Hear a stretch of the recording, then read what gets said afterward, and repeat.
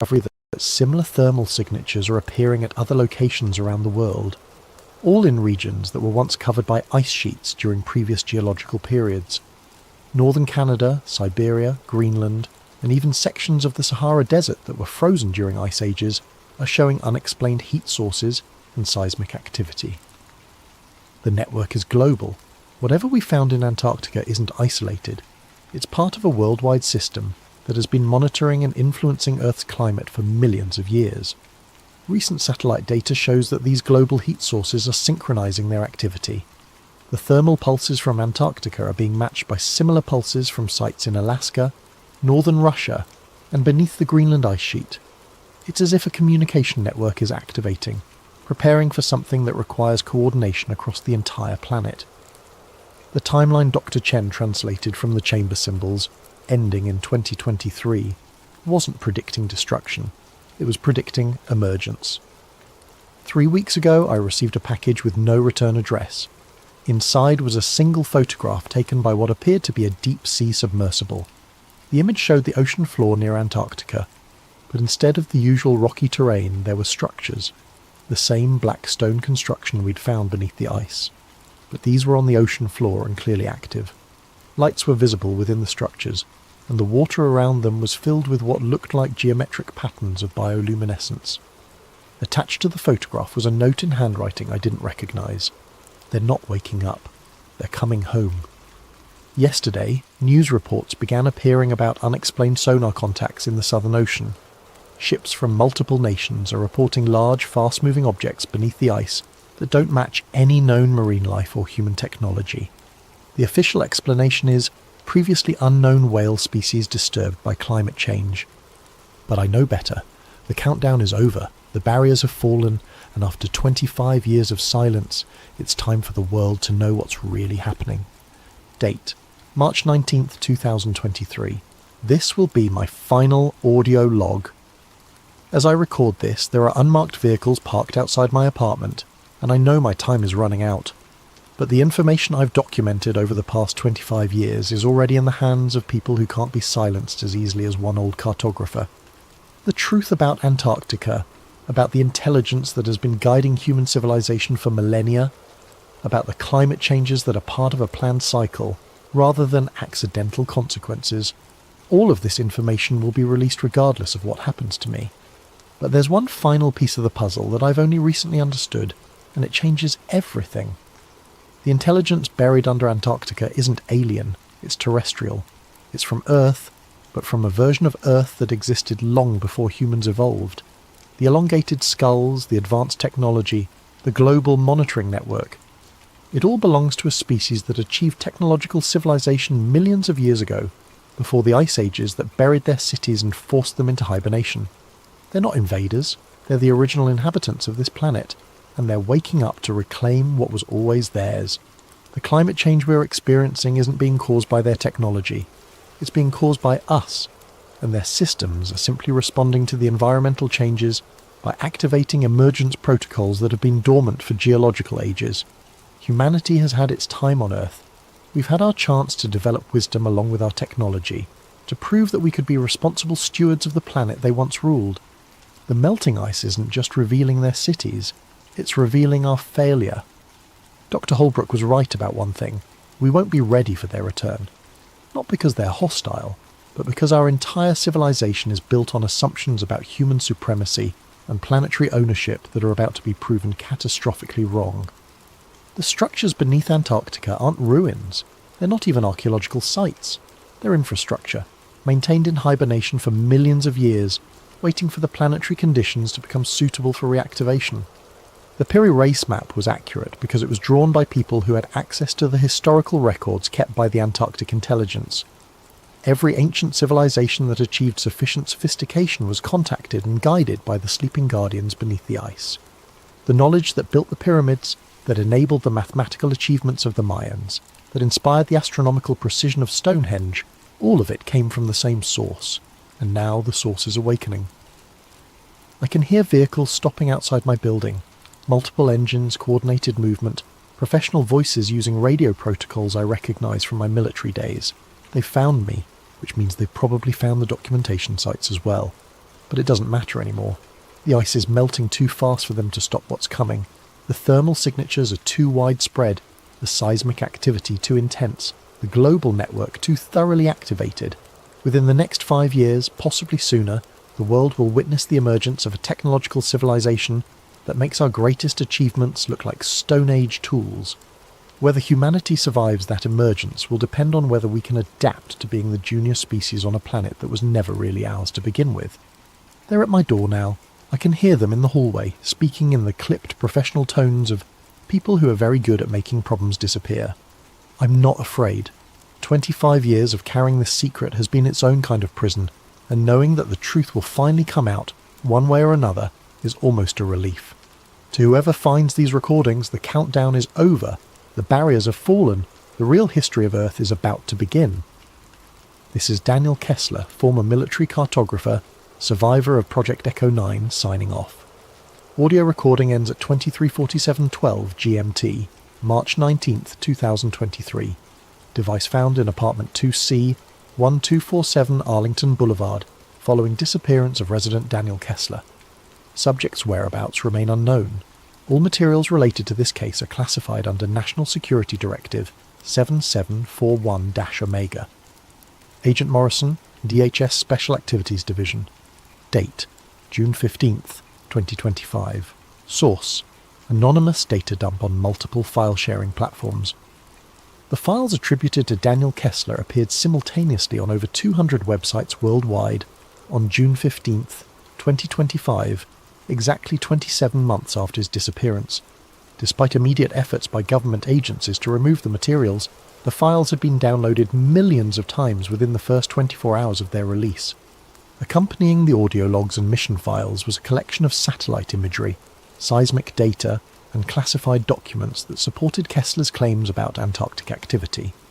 Independent verification of the satellite data confirmed massive thermal signatures beneath the Gamburtsev Mountains, as well as similar signatures at locations in Alaska, Siberia, and Greenland.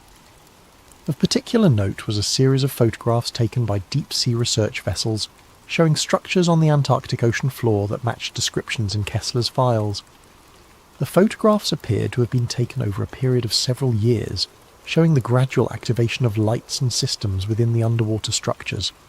Perhaps most disturbing was the final document in the data dump, a climate projection study showing accelerated ice melt rates that would expose significant portions of the Antarctic structures within the next 3 years. As of the publication of these files, 17 commercial pilots have reported encounters with unidentified objects emerging from the Southern Ocean. Marine biologists have documented the appearance of previously unknown species of deep-sea life, exhibiting bioluminescent patterns that match the geometric designs described in ancient texts. And seismic monitoring stations around the world have recorded synchronized vibrations originating from former Ice Age regions, as if a global network of some kind is becoming active after millions of years of dormancy. Government officials from multiple nations have declined to comment on the Kessler files, citing national security concerns. However, recently declassified documents from the 1940s and 1950s confirm that both Operation Highjump and subsequent Soviet expeditions did encounter anomalous phenomena in Antarctica that resulted in mission terminations and classified reports. Whether Daniel Kessler's account represents truth or elaborate fiction may become irrelevant in the coming years. The ice continues to melt at unprecedented rates, and the thermal signatures beneath Antarctica continue to intensify. As Kessler predicted in his final audio log, the countdown is over, the barriers are falling, and humanity may soon discover that we are not alone on this planet, and never have been. The real question is not whether the intelligence beneath the ice is awakening, but whether humanity is prepared for what comes next. Settle in as we explore what might be lurking beneath those peaceful cornfields. The radio transmitter hummed to life with a familiar electric wheeze, its vintage dials glowing amber in the dimness of the shed. Mattie Connors wiped dust from the frequency display, her fingers leaving clean trails across the aged panel.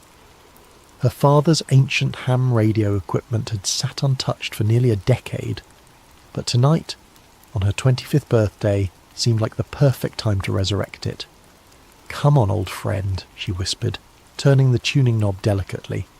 Let's see if you still work. Outside, beyond the weathered walls of the equipment shed, cornstalks whispered in the summer night. The Connors farm stretched for 40 acres in all directions, a modest plot by Iowa standards, but enough to keep her father in business after her mother passed. Enough to keep Mattie trapped in Granger when her engineering scholarship fell through. Enough empty space to broadcast music that no one would hear. The transmitter's needle jumped, finding power. Static hissed through the speakers.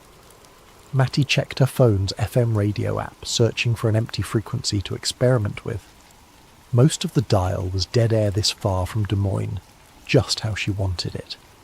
She settled on 88.1 FM, twisted the broadcast dial to match, and waited.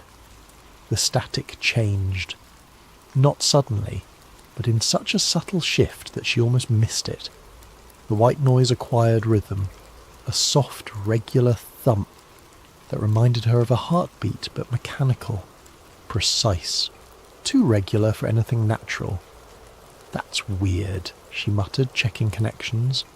The transmitter wasn't actually broadcasting yet. It was receiving. The rhythmic pulse continued, now joined by a faint high-pitched tone that danced above the lower beat. It reminded her of the harmonic pattern generators she'd built during her brief engineering stint at Iowa State. The sound was almost mathematical in its precision. Mattie glanced at her watch. 3:33 a.m. She grabbed her phone and started recording, holding the microphone close to the radio's speaker. After a full minute, the signal abruptly cut off, returning to pure static. Back in her bedroom, Mattie downloaded the audio file and opened her sound editing software. She hadn't used these programs since dropping out of college, but some skills never quite disappeared. She ran the signal through a spectrogram analysis, watching as the visual representation of the sound materialized on her screen. What she saw made her sit back in her chair. The patterns weren't random. The high-pitched overtones, when mapped visually, created distinct numerical sequences, first 7 prime numbers, then what appeared to be the beginning of a Fibonacci sequence. This wasn't terrestrial interference or random cosmic noise. This was structured, intelligent. "What the hell?" she whispered, running the analysis again. By sunrise, Mattie had created 3 different spectrograms and converted portions of the signal into numerical values. She'd spent hours on Reddit forums for audio engineers and amateur astronomers, eventually posting her findings with a simple question. Found weird signal on 88.1 FM in rural Iowa. Any ideas what this could be? She attached the audio file and her preliminary analysis before collapsing into bed, the morning chores temporarily forgotten. Her last conscious thought was that she should check the frequency again the following night. When she woke at noon, her post had been removed, not just downvoted or flagged, completely gone, as if it had never existed. Her browser history showed she'd visited the site, but the post itself had vanished. More disturbing still, the audio file she'd uploaded to her cloud drive was gone too. "Dad," she called, heading downstairs, "did you use my computer this morning?" Walter Connors sat at the kitchen table, his weathered hands wrapped around a coffee mug. At 63, he maintained the stoic demeanour of someone who had spent a lifetime watching seeds grow into crops, only to be harvested and planted again. Patience lived in the creases around his eyes. "Didn't touch it," he replied, not looking up from his newspaper. "Why?" "Some files went missing," Mattie said, pouring herself coffee. "Weird stuff I recorded last night on your old radio setup." Her father's hand stilled, coffee mug halfway to his lips. What frequency? The question struck her as odd. 88.1. Why? Walter carefully folded his newspaper, a deliberate movement that Mattie recognised as his way of buying time. That old transmitter picks up all kinds of interference, probably just noise from the power lines. Power line noise doesn't transmit prime number sequences, Dad. The kitchen fell silent except for the ticking of the ancient wall clock. Walter cleared his throat. "Sometimes it's better not to broadcast what you hear," he said finally, "especially around here." "What's that supposed to mean?" Mattie pressed. Walter stood, rinsing his mug at the sink. Just saying some signals aren't meant to be shared. He left for the fields before she could question him further, but his reaction only intensified her curiosity. What did her father know about a random radio frequency? Why would he care if she shared what she'd found? That afternoon, Mattie drove into town, laptop tucked under her arm. The Granger Public Library was small but offered free Wi-Fi that wasn't linked to her home network. She uploaded her recordings again, this time to a more obscure forum dedicated to unexplained radio phenomena. Within an hour she had 3 responses. Definitely artificial. Pattern repeats exactly every 42.7 seconds. Looks like SETI stuff.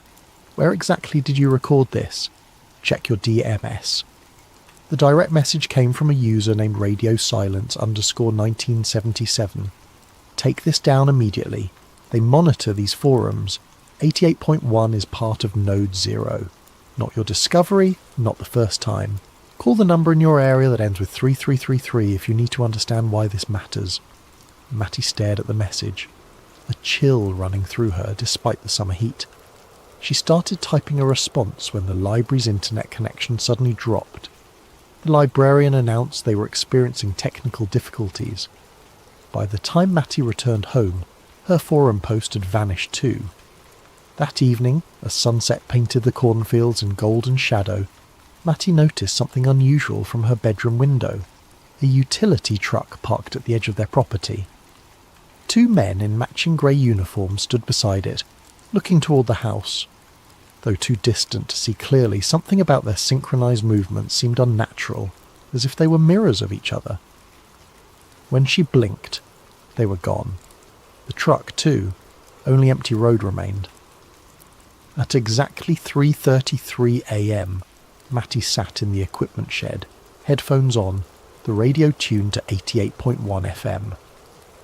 The signal returned, stronger tonight, its pulsing rhythm somehow more urgent. The mathematical sequences had evolved, growing more complex. In the distance, she could have sworn she heard the cornstalks rustling in perfect synchronization with the beat. Mattie woke to the sound of her computer rebooting, the distinctive startup chime jolting her from sleep. The clock on her nightstand read 3:33 a.m. She hadn't set an alarm. Rubbing sleep from her eyes, she watched as her screen flashed to life, opened a blank document, and displayed a single line of text. Not for you to hear. The cursor blinked rhythmically before the computer shut itself down. Mattie sat frozen, heart hammering in her chest. She hadn't touched the keyboard. She hadn't even been near the computer. Morning brought no clarity, only more questions. While checking the fence line after breakfast, she discovered a perfect circle in the cornfield, about 10 feet in diameter, where the stalks lay flat against the ground, spiralling inward toward a centre point. The corn wasn't broken or damaged, just uniformly bent as if pressed down by an invisible hand. "Dad!" she called out, finding Walter inspecting an irrigation pump nearby. "Come look at this." Her father approached slowly, his face unreadable as he surveyed the formation. "Wind damage," he said flatly. "Wind doesn't create perfect circles with mathematical precision," Mattie argued, "and it doesn't just happen to show up after I record that signal." Walter sighed heavily. "Leave it alone, Mattie. Please." "Why won't you tell me what you know about this?" She gestured toward the flattened corn. "This isn't normal, and you're acting like it's just another Tuesday." Her father removed his cap, running a hand through thinning grey hair.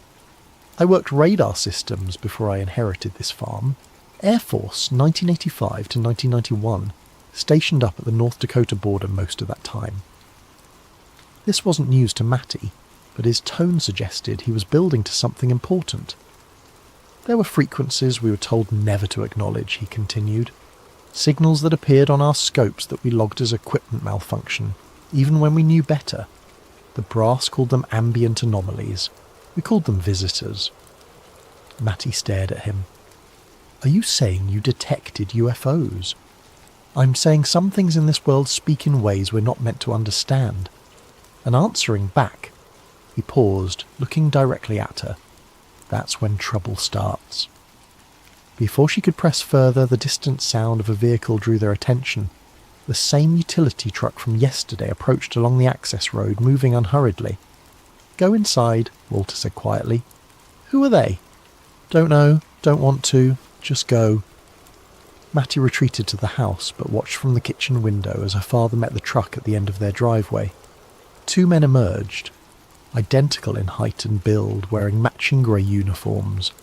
Even from this distance, their movements seemed eerily coordinated. They spoke briefly with Walter, who nodded several times. One of them handed him what appeared to be a business card. Then they departed, the truck disappearing down the dusty road. Walter returned to the house, his expression troubled. "Electric company," he said, before Mattie could ask. "Checking lines. In matching uniforms with synchronized walks? Come on, Dad." He placed the card on the counter. It was blank except for a phone number, one that ended in 3333. "Sometimes," Walter said carefully, "it's better to ask permission than forgiveness." That afternoon, while her father napped, Mattie drove to the Granger Historical Society, a glorified storage room attached to the town hall. The elderly volunteer seemed surprised to have a visitor. "Looking for information on any radio stations or transmission towers that might have operated around here," Mattie explained, "especially during the Cold War." The woman pursed her lips. "That'd be the old emergency broadcast station, I suppose. Closed down in 97 or thereabouts. Never did much broadcasting that I recall." "Where was it located?" "About 8 miles north of town. Nothing left now but the foundation." With directions in hand, Mattie found the site easily enough. A concrete slab obscured by weeds, with the rusted remains of a tower anchor still visible. What caught her attention, however, was what lay beneath. A sealed metal hatch, its surface weathered but intact, emblazoned with faded government markings. She photographed everything, particularly the designation stenciled on the hatch. ARCS Node 0. Back home, Mattie began researching ARCS and found sparse references to the Agricultural Region Communication System, ostensibly created to warn rural communities of nuclear threats. But one declassified document mentioned passive monitoring capabilities and anomalous frequency capture. She expanded her search to include other similar stations and discovered something remarkable. Satellite maps showed 6 former ARCS stations formed a perfect hexagon across Iowa, Nebraska, and South Dakota, with Granger precisely at its centre. That night, at 3:33 a.m., the signal returned, stronger, clearer. But this time, embedded within its mathematical pattern was something new. Her name, converted to binary code. The signal knew who was listening. As dawn broke, Mattie found a note slipped under the front door. "Do not transmit. It hers." Later that morning, while checking the cattle, she noticed they were huddled at the far end of the pasture, as far from the corn as possible.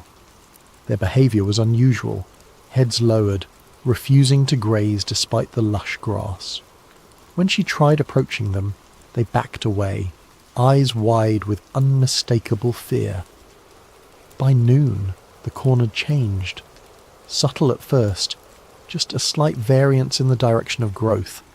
But as Mattie walked the rows, she realised entire sections were now growing in clockwise spirals rather than straight lines.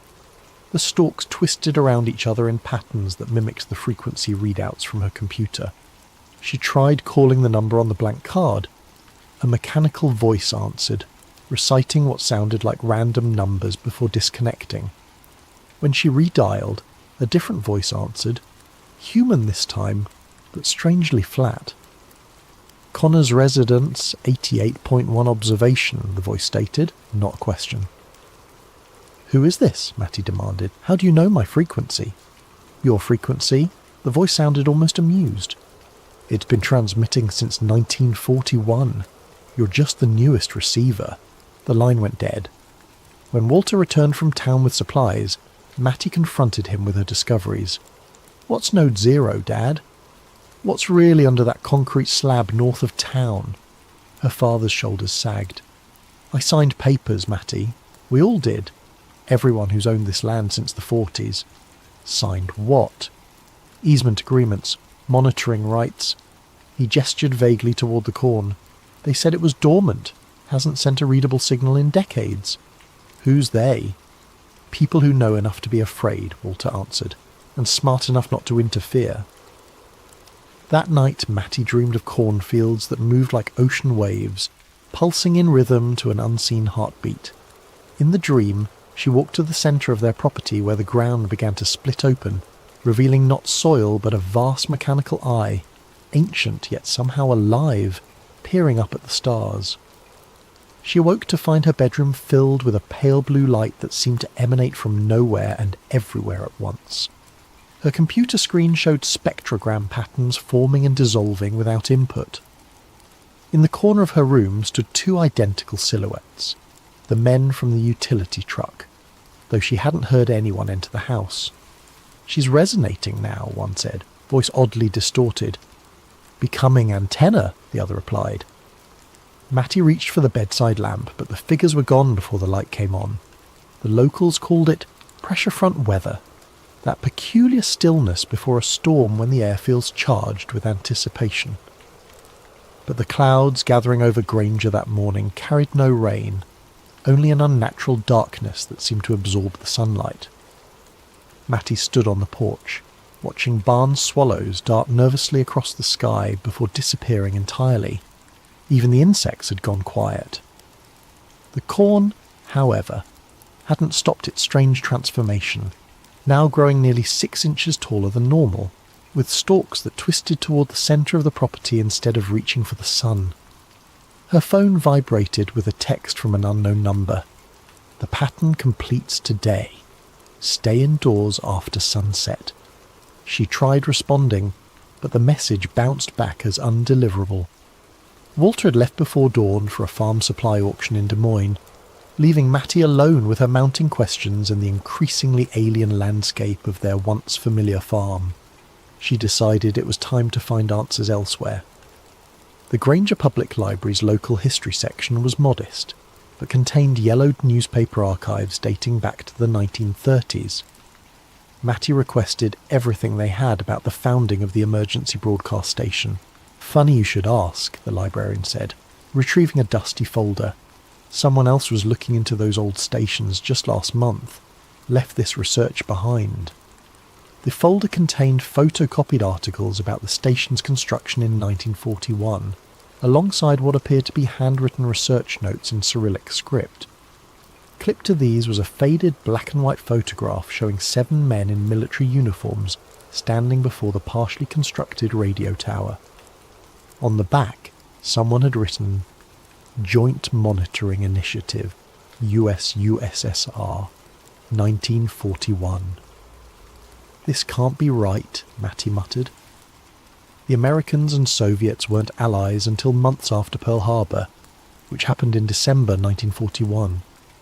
Yet this photo was dated April 1941, 8 months earlier. Stranger still was the diagram that fell from between the pages, a technical schematic labelled Receiving Configuration, Subterranean Frequency Capture. The drawing showed the radio tower's foundations extending far deeper than necessary, connecting to what appeared to be a pre-existing underground structure. As she photographed these documents with her phone, Matty noticed a sealed envelope tucked into the folder's pocket. Inside was a handwritten letter, the paper brittle with age. August 15th, 1982. To whoever finds this account, my name is Alexei Baranov, formerly captain of Soviet Air Defense Forces. I am what your government calls a defector, though I did not leave for politics or freedom. I left because both our nations lie about what sleeps beneath your American heartland.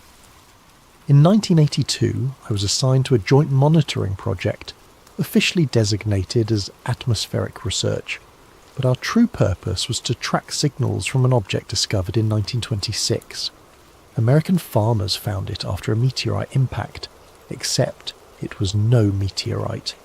The object was manufactured, ancient, and buried far deeper than any natural impact could explain. Neither government wished to acknowledge it publicly. Instead, they built a network of listening posts disguised as rural radio stations. 6 stations to triangulate, with Granger at the centre. For decades, the object remained dormant, emitting only faint pulses at regular intervals, like a heartbeat in hibernation. But something has changed. The mathematicians say the pattern is evolving, becoming more complex. The object is waking up. It sends signals outward now, not just to our stations, but to the stars. I write this because I believe people deserve warning. When the pattern completes, when it establishes the connection it seeks, I fear what might answer. If you are reading this, look to the fields. They will change first. A.B. Mattie's hands trembled as she folded the letter. The date, 1982, coincided with her father's early Air Force service. Had he known about this all along? Outside the library, the strange weather had intensified. The sky had darkened to a greenish copper hue that typically preceded tornadoes, yet the air remained perfectly still. Her phone showed no service, and the town seemed eerily deserted for a weekday afternoon. As she drove back toward the farm, Mattie noticed something impossible. The cornfields along the highway had changed direction since morning. Miles of crops that had previously grown in conventional rows now formed elaborate spiral patterns visible even from ground level. The effect was disorienting, creating optical illusions that made the landscape appear to breathe. The utility truck waited at her driveway, the identical men standing motionless beside it. This time Mattie didn't avoid them. She parked directly in front and got out. "Who are you really?" she demanded. "What's happening to our farm?" The men regarded her with identical blank expressions. Up close, their similarities were even more unsettling. Not just their builds and uniforms, but their faces shared the same flat affect, as if emotions were concepts they'd only recently encountered. "Resonance testing," one said. "Calibration complete," added the other. "That doesn't tell me anything," Mattie pressed. "What's underneath our farm? What's ARCS Node 0? The first man tilted his head. "Not what? Who?" "It was always listening," said the second. "Now it's answering." "Answering what?" The question it was sent to ask. They handed her another blank card, this one containing only geographic coordinates. Without another word, they returned to their truck and drove away. Mattie entered the coordinates into her phone's map application. They matched the exact centre of their property, a spot where the corn grew tallest, where the spiral patterns converged. By the time she reached the house, the sun had nearly set, casting long shadows through the twisted cornfields. The coordinates led to a section they rarely farmed, a slight depression that tended to flood during heavy rains. Her father had always avoided planting there, claiming the soil was poor. Now she understood why. The ground at the centre had changed, the soil darkening to an almost metallic sheen. As twilight deepened, the dirt began to emit a faint luminescence, pulsing with the same rhythm as the radio signal. Mattie's phone chimed with a text from her father. "Don't go near the centre field. Coming home now." Too late. She was already standing at the edge of the depression, watching as the ground continued its transformation. The dirt was shifting, revealing glimpses of something solid underneath, something with geometric patterns etched into its surface. Her phone rang. Unknown caller. "Matilda Connors," said a voice she recognised from her earlier call. "You need to leave immediately. The pattern completes at 3:33. "What happens then?" she asked.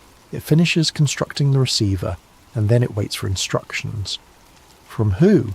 A pause. "We don't know. That's what scares us."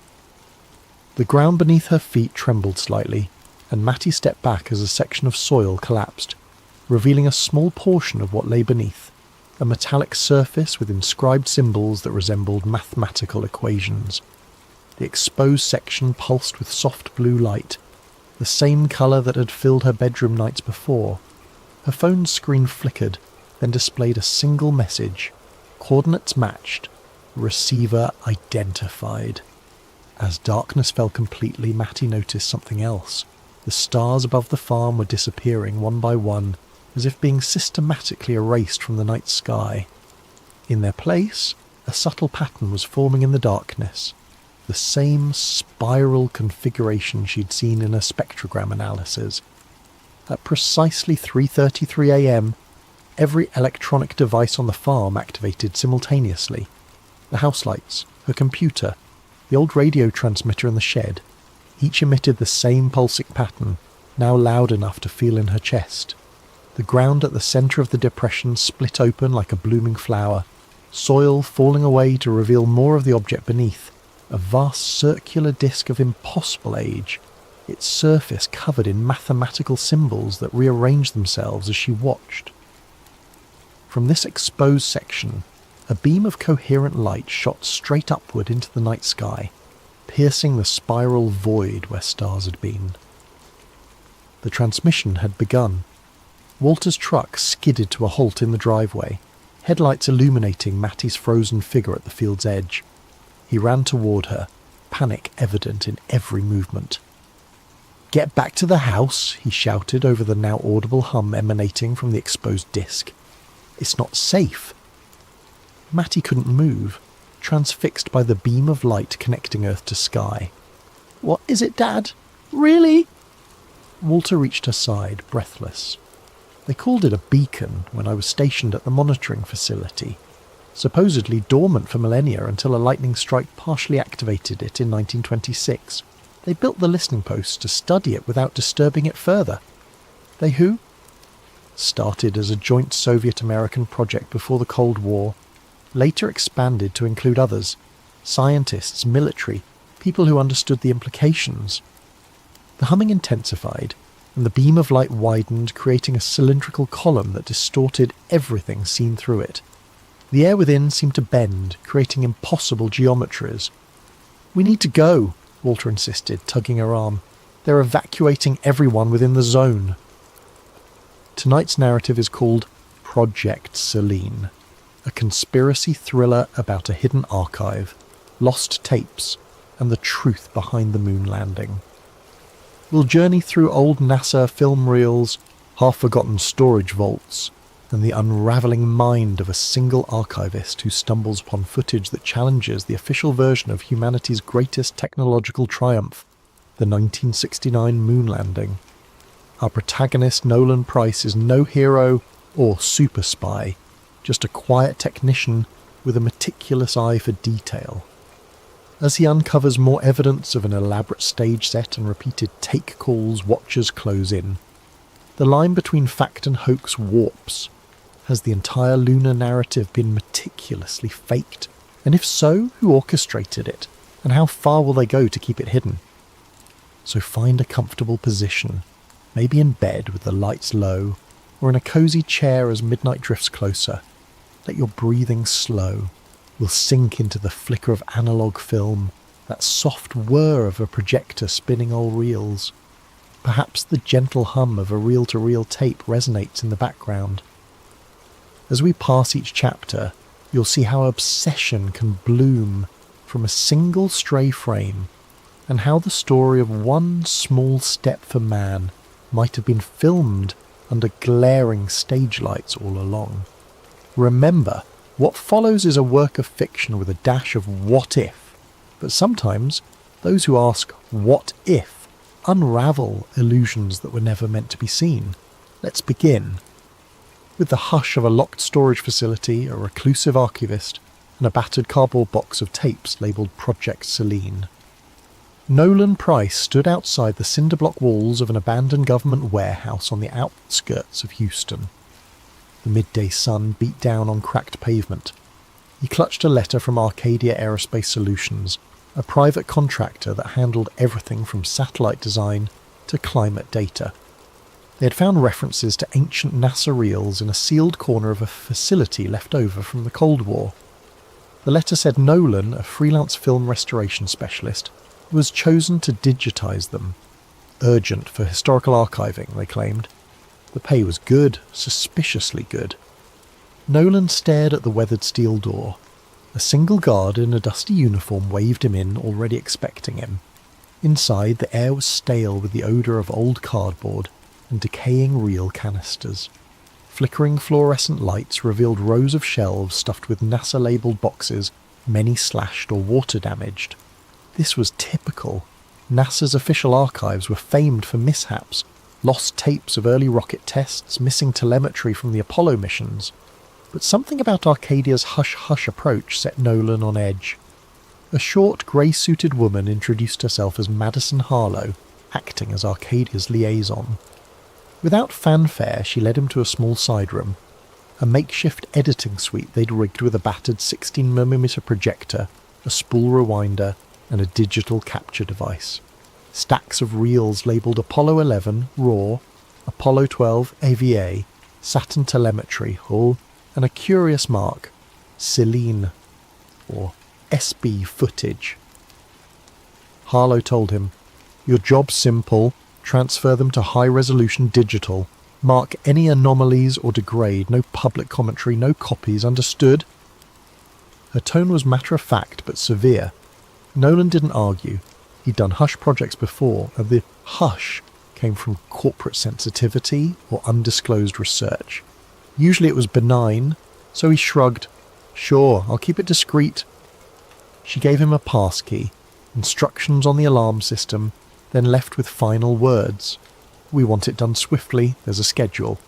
Over the next few days, Nolan methodically fed reels into the projector, capturing them via a specialised scanner. In the first wave, he found typical NASA mission logs, rocket staging, crew training, pre-launch interviews. The colour had faded, the audio scratchy but recognisable, ground control chatter, astronauts reciting checklists. He found it a bit mesmerising, the old swirl of a countdown, boosters roaring. A shame these tapes had gathered dust. On day 3, he encountered the first odd reel. A label read, Apollo 11 Stage B, Take 3. The word Take 3 was strange. NASA mission reels usually said T-plus timeline or mission day references, not take. He shrugged, loaded it. The footage flickered. A wide shot of what looked like a lunar surface mock-up. Astronaut suits in frame, then a voice off screen, "Positions and action!" The two suited figures hopped across the grey dust. One stumbled. A faint laugh was heard. Then another voice, "Cut, we'll reset. The reflection's too bright on the visor." Nolan's heart pounded. This was no standard rocket or EVA footage. It looked like a staged film set, complete with overhead lighting rigs. The black backdrop was a poor simulation of starless lunar sky. You could see wires in the corner. Shaken, Nolan reversed the reel to confirm. Indeed, there was an assistant carrying a boom mic half hidden behind an artificial crater. The date code on the reel said 7/19/1969, the day before the public broadcast of Apollo 11's first moonwalk. Could this be a training simulation? NASA did have partial staging for practice, as yet the clapper board reading Take 3 and the director's voice implying an actual production unsettled him. He digitised it, flagged it as anomaly, and moved on. Over the next few canisters, normal mission footage resumed, so he chalked it up to a weird test shoot. NASA might have used it for PR or promotional B-roll. But that night, lying in a cheap motel, Nolan replayed the snippet in his mind. Why such hush around these older reels? NASA training footage was typically labelled as such. The next morning he dug deeper. Opening a battered can labelled Seline B, he discovered a reel that started with a NASA colour bar pattern, then abruptly cut to a behind-the-scenes environment. Men in suits conferring around what looked like a partial lunar lander set. A man in a white shirt read from a script. "Lunar surface continuity, camera feed approach. We must ensure the horizon line matches the predicted lens angle." Another man wearing thick-rimmed glasses nodded. "We fake it right, or we fail. Understood?" Nolan's breath quickened. This was no trivial training. The group on tape specifically talked about fooling an audience. They discussed vantage angles to hide stage edges, how the overhead rig should mimic low gravity. One phrase jumped out. Public must see only the broadcast feed from the designated channel. He set the reel aside, heart pounding. This was conspiratorial gold. Actual evidence of a potential staged moon landing scenario. It defied everything taught in history. NASA had always faced accusations by conspiracy buffs about the MiG-9 moon landing being shot in a Hollywood set, referencing anomalies in flagged photos. But mainstream science easily refuted them. Yet these tapes, if real, it was the smoking gun. Then again, it could be a hoax, decades later staged footage. But the film stock was definitely vintage, and the audio matched 1960s analog characteristics. With sweaty palms, Nolan rummaged more, finding references to PSH Kubrick liaison. Could this be referencing famed director Stanley Kubrick? The name was never spelled out fully, but S. Kukub, the idea was insane. He'd heard rumours Kubrick was asked by NASA to film backup footage for crisis scenarios. The next reel's label read Moon Landing Studio Revan. The conspiracy was intensifying. That evening, a creeping sense of paranoia took hold. He locked the reels in a small closet. The quiet facility seemed ominous, as though someone was always behind the next aisle. Indeed, he glimpsed shadows near the corridor, possibly just the overhead lamp flicker. He decided to finish digitizing these suspicious reels quickly, keep copies, then reevaluate. Returning to the main workstation, he discovered his second shock. The tape labelled Apollo 11 Stage B Take 3 was missing. He'd left it on the spool an hour ago. Now it was gone. He checked the entire room, the desk, the case, nowhere. Another reel was in its place, labelled simply Seline E. Do Not Watch. This was no accident. Someone knew he'd found the suspicious content. They replaced it with a cryptic reel, possibly a warning or a booby trap. Heart-pounding, Nolan placed Seline E. in the projector through Hosty overriding caution. The film began with static, then an image of an empty crater. A whisper reversed. "This is not for you. Turn back." Flickers of random rocket footage, spliced with the face of an older man in a half-lit room, mouthing silent words. Then more static. End. Nolan realised he'd become entangled in something bigger. The label Project Seline likely referred to a top-secret operation controlling the lunar narrative. Could it be real? Or was it an elaborate mind game?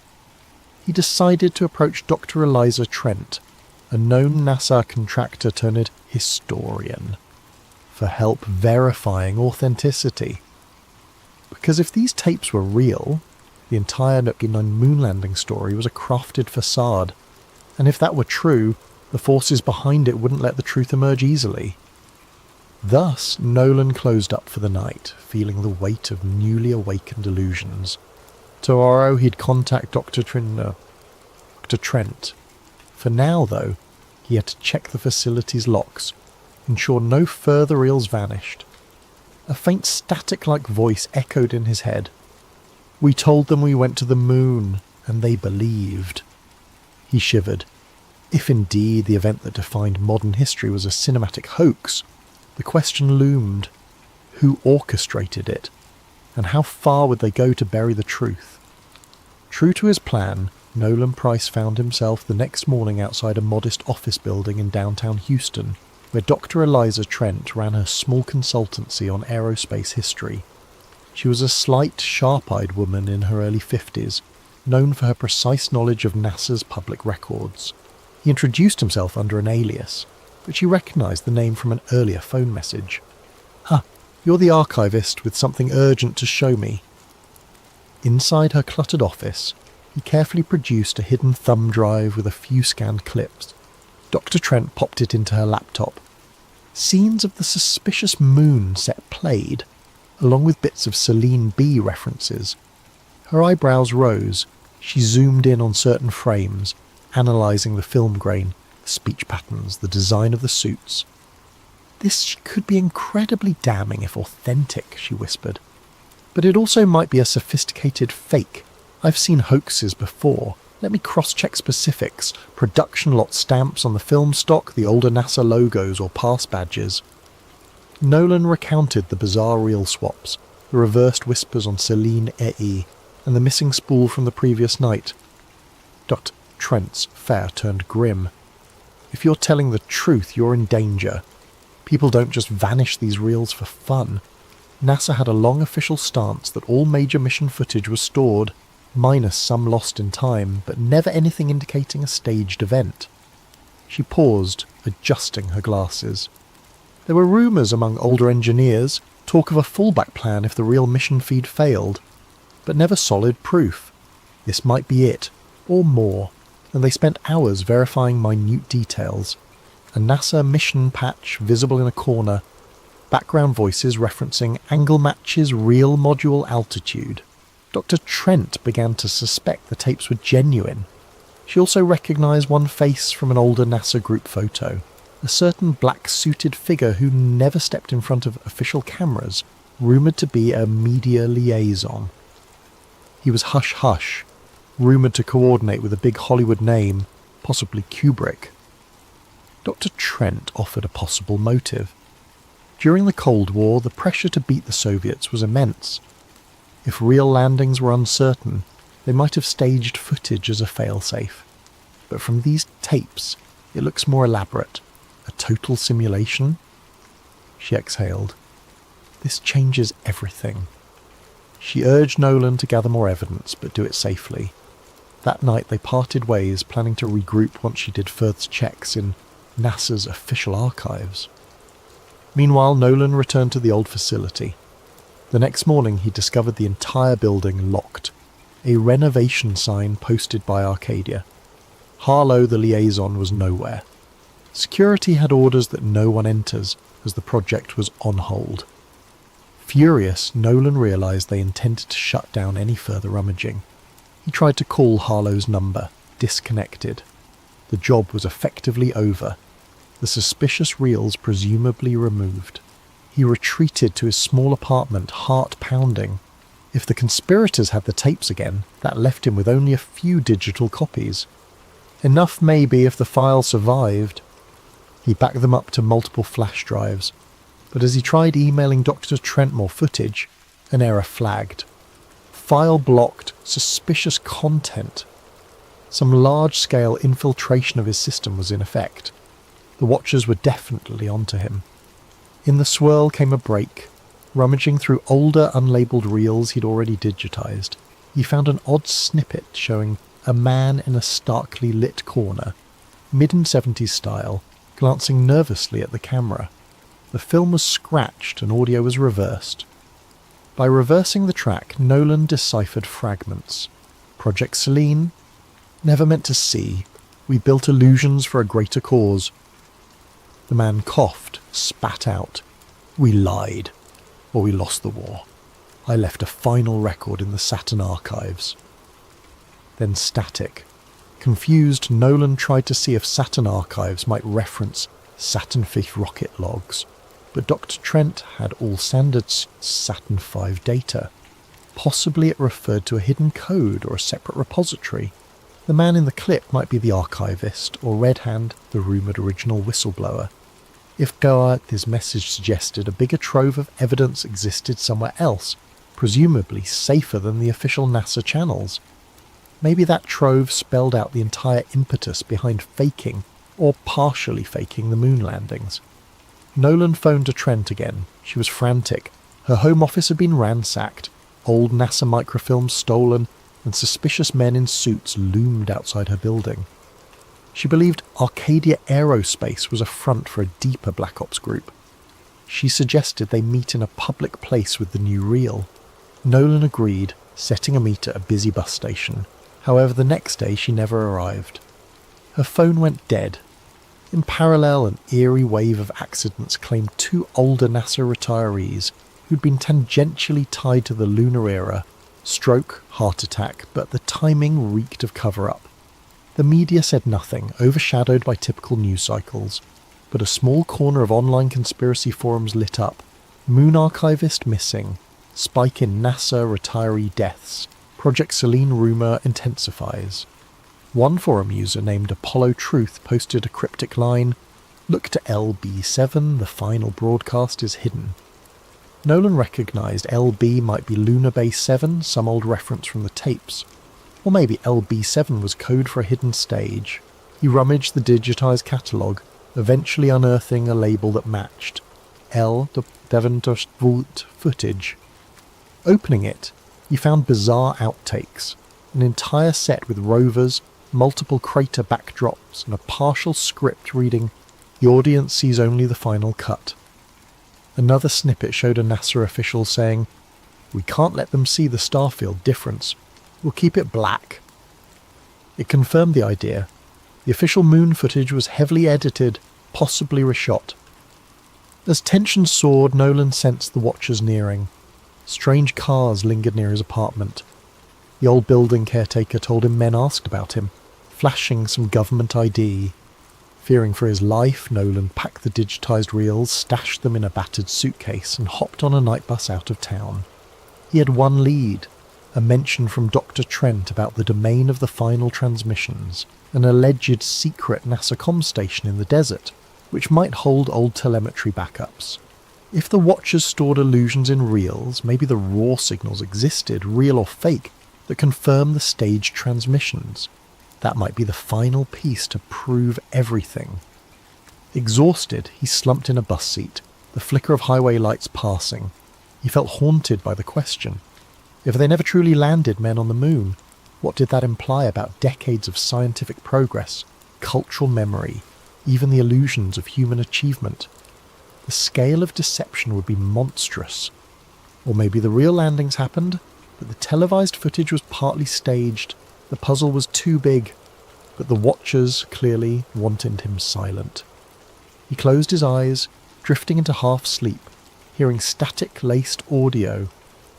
"We told them we were first. The Soviets believed. We soared," voice whispered. Project Seline was the key to winning hearts, no matter the cost. He jolted awake, heart pounding. Could the cost now be his life? Thus, we near the threshold of the final confrontation, a hidden station, possibly guarded by those preserving the illusions, and a desperate archivist determined to reveal the truth, no matter the personal toll. The watchers circle like wolves. Dr. Trent is missing, and the ghostly voice of the archivist from the 1970s beckons him onward to the final spool that might shatter the world's beloved myth. A dusty desert highway led Nolan Price to a sign half-rusted and unreadable. The day was scorching, reminiscent of a place NASA once tested rovers or illusions of them. Lacking a car, Nolan walked hours from the bus drop-off, carrying a battered duffel, loaded with the crucial reels and a battered laptop. He was guided only by a rumour of a closed NASA comm station, rumoured to have moon feed backups. If he could find that station, he might locate the original uncut transmissions, or a final log from the Watchers themselves, validating the entire hoax. The Watchers were not far behind. They had resources to track phone pings, credit usage, license plate scanners, but Nolan used none of those, moving off-grid. Still he sensed their presence, a drone overhead. He saw no sign, but the desert was wide, the sky empty of clues. Each day felt like an infiltration mission. At dusk on the second day, he stumbled upon a chain-link fence topped with barbed wire, leading to a small cluster of squat buildings. A sign read NASA Remote Telemetry Nummerbekämpfen Abandoned. But motion sensors beeped faintly. He clipped a corner of the fence, slid through. The main door was locked, but with a rusted handle. He pried it open with a crowbar borrowed from a shed. Inside the facility lay dark, stale air, thick with dust. A backup generator might still exist. With a flicker of old fluorescent lighting, he found a control room lined with defunct monitors, consoles labelled Apollo, Gemini, Deep Space TLM. A wave of awe overcame him. This was NASA's old telemetry link, possibly used for receiving or broadcasting signals. If the Watchers wanted illusions maintained, they'd keep some gear here. Indeed, a corner door had fresh locks. Summoning nerve, Nolan forced it open, Unwind, revealing a smaller side lab with modern hardware. This wasn't as abandoned as it seemed. He rummaged, discovering a functioning terminal with a note pinned, "Archive Seline, authorized access only." Bingo. He booted it, hooking up his laptop to the console. The system asked for credentials. He typed a guess. Seline. No luck. Another guess. Apollo 1969. Another fail.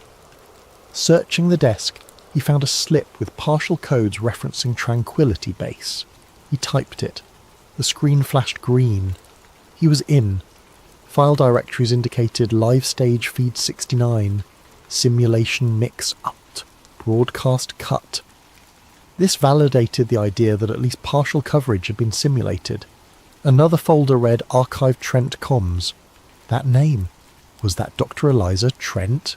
Possibly her attempt to gather data. He opened it, a partial video showing Dr. Trent forcibly questioned by men in suits. She pleaded, "We can't let them keep lying. People deserve..." Then the video ended. Nolan reeled with horror. She'd been captured. He had to act fast. The Watchers would realise the system was accessed. He found an old satellite uplink control ironically used in the 60s for deep space transmissions. If it still worked, he could broadcast a direct feed of these unedited files to multiple open frequencies, unstoppable by typical net censorship. A perfect final broadcast. He rummaged for cables, hooking everything up. The generator hummed. The old dish on the facility's roof squeaked into position. The console flickered with an option.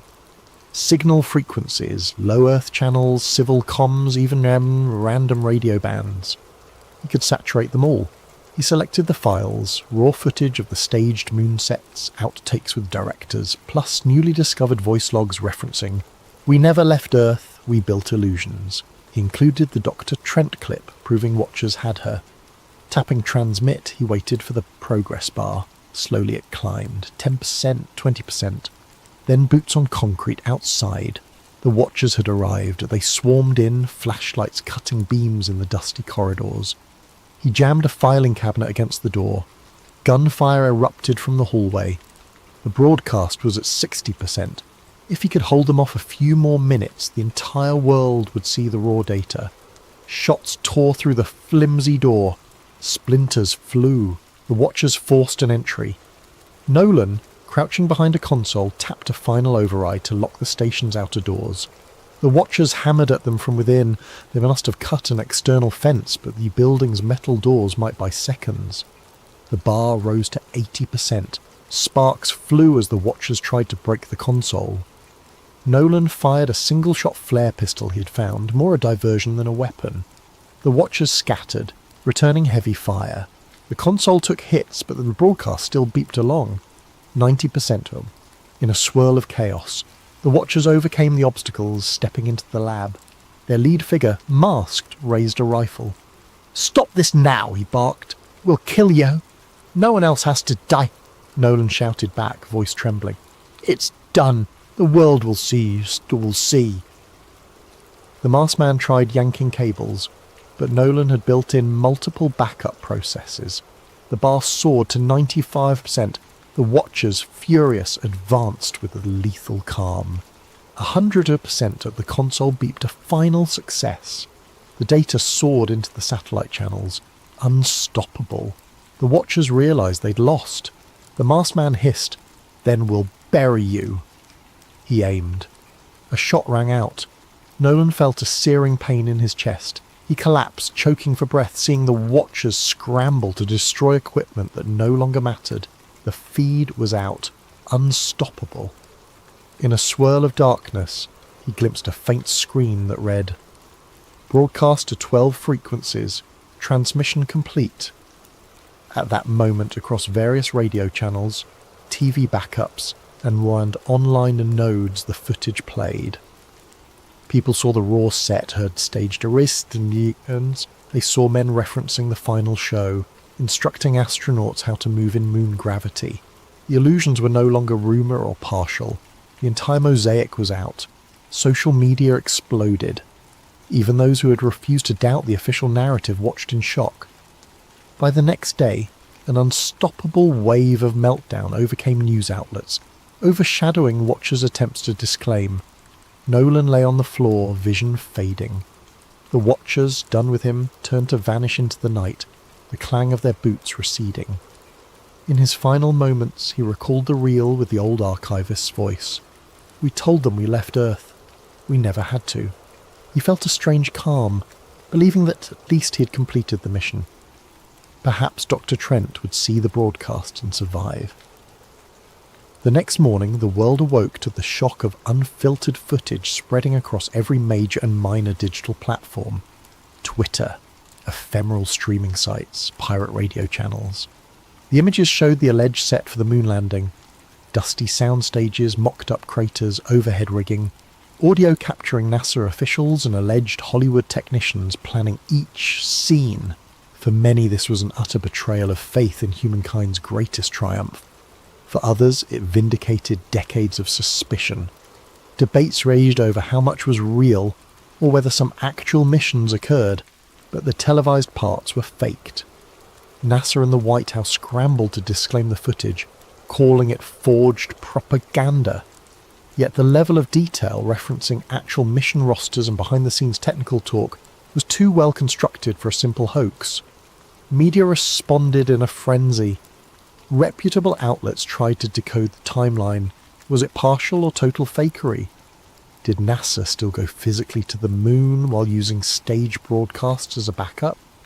The footage suggested a grand pre-arranged deception. A few ex-astronauts vehemently denied the claims, but curiously some had died or refused interviews. Conspiracy forums, ironically, now found themselves mainstream. Everyone had a stake in the truth.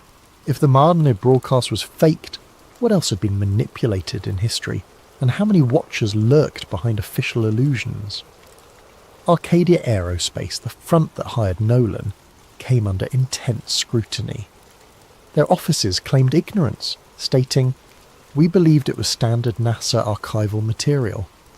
Their press statements were overshadowed by insider leaks that Arcadia was deeply connected to old intelligence circles. Government statements insisted an internal investigation was underway. All typical deflections. Meanwhile, the public demanded answers. Protests outside NASA centres soared. People carried signs reading, "We deserve the real truth." In the hush of those gatherings, tearful individuals who once admired Neil Armstrong's moonwalk felt gut-punched by the notion that they'd been shown a grand cinema piece. Sarah Voss re-emerged. Having fled watchers, she published a scathing editorial, Project Seline, the greatest story never told, detailing her collaboration with Nolan, the missing reels, and the final broadcast. She confirmed that Nolan likely perished after ensuring the transmissions went live. She praised him as a tragic hero. Reaction poured in from across the world, sorrow that his name would be tied to the Moonlight revelation, but gratitude for exposing it. Hashtags Project Seline and #MoonHoax soared. NASA's official line: "We categorically deny any mission staging. We continue to investigate maliciously edited footage." But cracks appeared among NASA retirees. Some older engineers told reporters about strange security around certain broadcast trucks in 1969. A caretaker from an old film studio stepped forward, claiming she once saw moon-set pieces. In short, the edifice of absolute certainty crumbled. In a hidden place, elders from the original Project Seline, if that was truly the operation's name, hunkered down. They'd spent decades ensuring the official story overshadowed any rumours. Now, with everything public, the question was whether to attempt a final push to disclaim or vanish.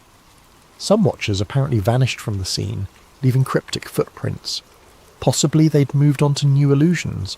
Possibly they recognised the unstoppable wave. Some found solace in the idea that humans still had the technology or impetus to land on the moon, but needed backup show. Others believed the entire Apollo program was a monstrous PR operation, that no real landing ever happened. A subset of the population refused to believe the footage at all, labelling it advanced deep fake.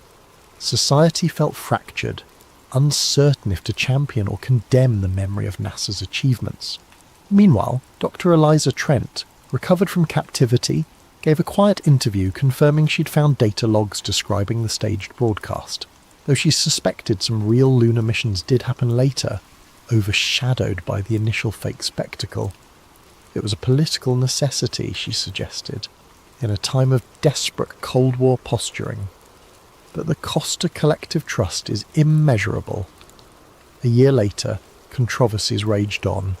New historians wrote The Seline Deception, exploring how the faked footage overshadowed a partial genuine mission.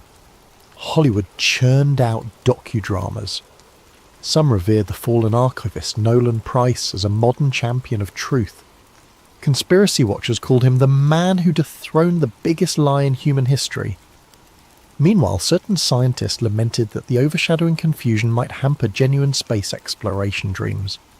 If the world concluded it was all illusions, interest in real missions might fade. In the dusty corners of a thrift store in rural Florida, a battered film can labelled Seline C Launch Rehearsal 5 sat unnoticed among old VHS tapes, possibly a leftover reel not confiscated by watchers. A curious shopper glimpsed it, recognised the NASA imprint, and thought it might be valuable. They purchased it for $1. The can sat in a living room shelf. If they ever played it, they'd see a single take that never made it into the final broadcast. An astronaut stumbling under bright stage lights, removing his helmet mid-moonwalk, complaining about the heat. The can's label was faint. For final illusions, keep locked. Another piece of the puzzle, lost to time, or maybe waiting for the next curious soul. As for Nolan, rumours swirled that he might have survived.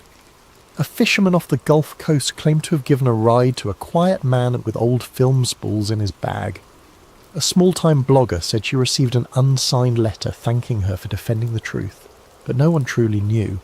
If he lived, it would be as an eternal wanderer, overshadowed by the legacy that Project Seline was no longer hush-hush. Illusions can define an era, forging national unity or stoking pride.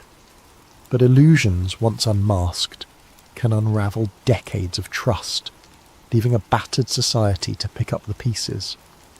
In the hush of each new night, we might look at the moon, that pale disk in the sky, wondering if humans truly touched its surface as claimed, or if the cosmic stage was an elaborate reflection of ambition and fear.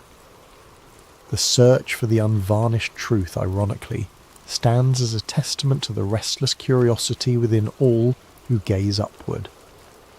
In the end, Project Seline remains the darkest footnote in the history of human aspiration, a conspiratorial reminder that ambition without honesty can produce a triumph with no foundation.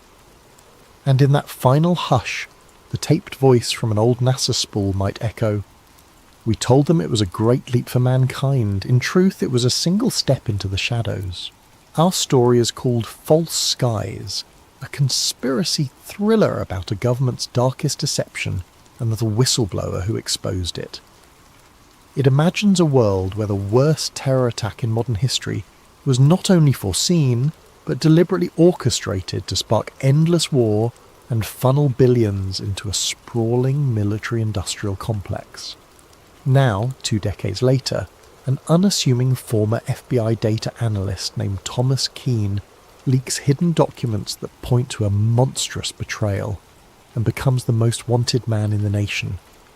Pursued by a shadowy agency determined to keep the official version sealed, Keane races to share the truth with a public reeling from revelations that might reshape the entire post-attack world order. If you find your eyes growing heavy at any point, that's okay. This story is meant to be richly detailed. Perhaps you'll drift to sleep while pondering how fear can become a profitable enterprise, or maybe you'll stay riveted till the final word, uncovering each layer with breathless suspense. Either way, I hope you come away with new insights into how power, once obtained, can cling fiercely to the shadows. Shall we begin? Then settle in, let your breathing slow, and imagine the flicker of old computer screens, top-secret binders, and a few missing pages that change the course of entire nations. This is False Skies, told in 5 parts, each revealing a deeper rung of the labyrinth. Listen closely. The greatest secrets often hide in the quiet corners of official stories. Thomas Keane didn't feel like a revolutionary when he first pressed send. He was simply a man weighed down by guilt, holding a flash drive stuffed with revelations that haunted him for years. The file name he'd chosen, of Black Dust, gave no hint to the explosive contents. A trove of classified FBI memos, shipping manifests and encrypted communications that, if authenticated, would confirm every darkest rumour about the worst terrorist attack in modern memory. The day of the leak dawned cloudy, ironically anticlimactic for a moment that might reshape history. Keane sat in a dingy motel room near a dusty highway, a battered laptop perched on a wobbly table. The place smelled of stale coffee and regret, but it had functioning Wi-Fi. He checked his secure connection one last time, heart thrumming. With trembling fingers, he uploaded Black Dust to an overseas whistleblower website known for releasing hidden archives. He paused, typed a short note, for the thousands who died and the millions misled. Then he pressed send. Within the hour, that file reached multiple journalists and a global news outlet with a reputation for defying government censors. The outlet's editorial board pored over it, verifying bits of data in a hush of excitement and alarm. By the end of the day, the first breaking story appeared online, overshadowed by disclaimers. Unverified documents claim to reveal inside plot behind 20-year-old attack. Skeptics rolled their eyes. Conspiracy theorists hailed it as the smoking gun they'd always wanted. Most mainstream media initially dismissed it, an editing glitch, a potential hoax, or AI-generated forgery, the official line insisted. Yet some found the content too consistent to be random fakes. A set of typed memos from high-level intelligence briefings dated months before the attack, discussing the necessity of a catalytic event to unify public support for indefinite overseas campaigns. Detailed logs showed insurance policy expansions on certain tower floors days prior. Even stand-down orders for certain war games suspiciously matched the real timeline. Keane watched from his motel room's flickering TV as a breathless anchor tried to explain the leak, disclaiming that the White House calls it foreign propaganda. He sighed. The official denial had begun. Next would come the manhunt for the leaker. He closed his laptop, stuffed it in a bag and left the motel. Time to vanish. He'd served in the FBI's data analytics wing for nearly a decade, compiling anomaly reports around that fateful day. Step by step, he realized too many coincidences tied private defense contractors, intelligence heads, and financial bigwigs, all who profited from the subsequent wars. He quietly copied reams of old files, awaiting the day he had the courage to blow the whistle. That day had come. Elsewhere, powerful wars mobilized. The intelligence community's upper echelons recognized the name Thomas Keane from previous security audits. They suspected him.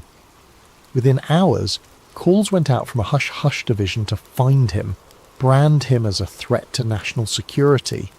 The director of an ultra-secret agency, Eldridge Shaw, personally oversaw the containment plan. He believed the official story must remain unchallenged, or the entire post-attack order might unravel. By midnight, bulletins labelled Keane suspected hacker and domestic threat. Agents started combing digital footprints, scouring camera feeds from near the FBI building.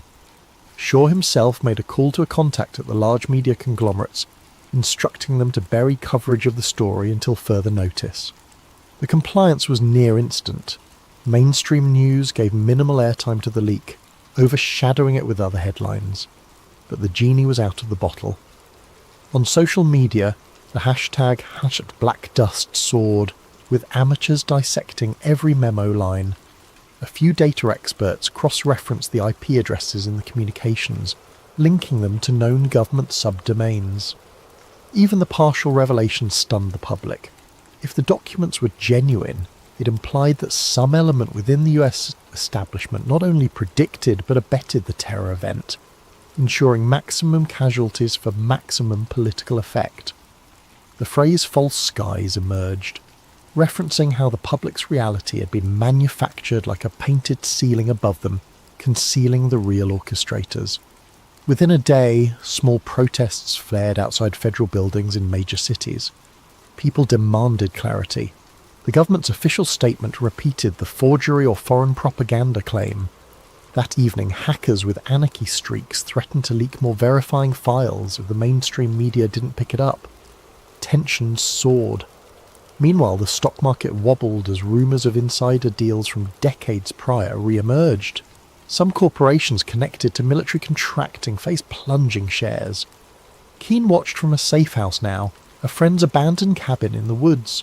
He had only the radio for news, and the swirl of distrust and fury filtered through the static.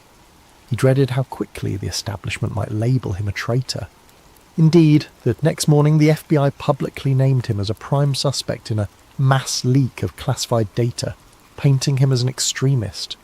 His old colleagues, uncertain, gave no comment.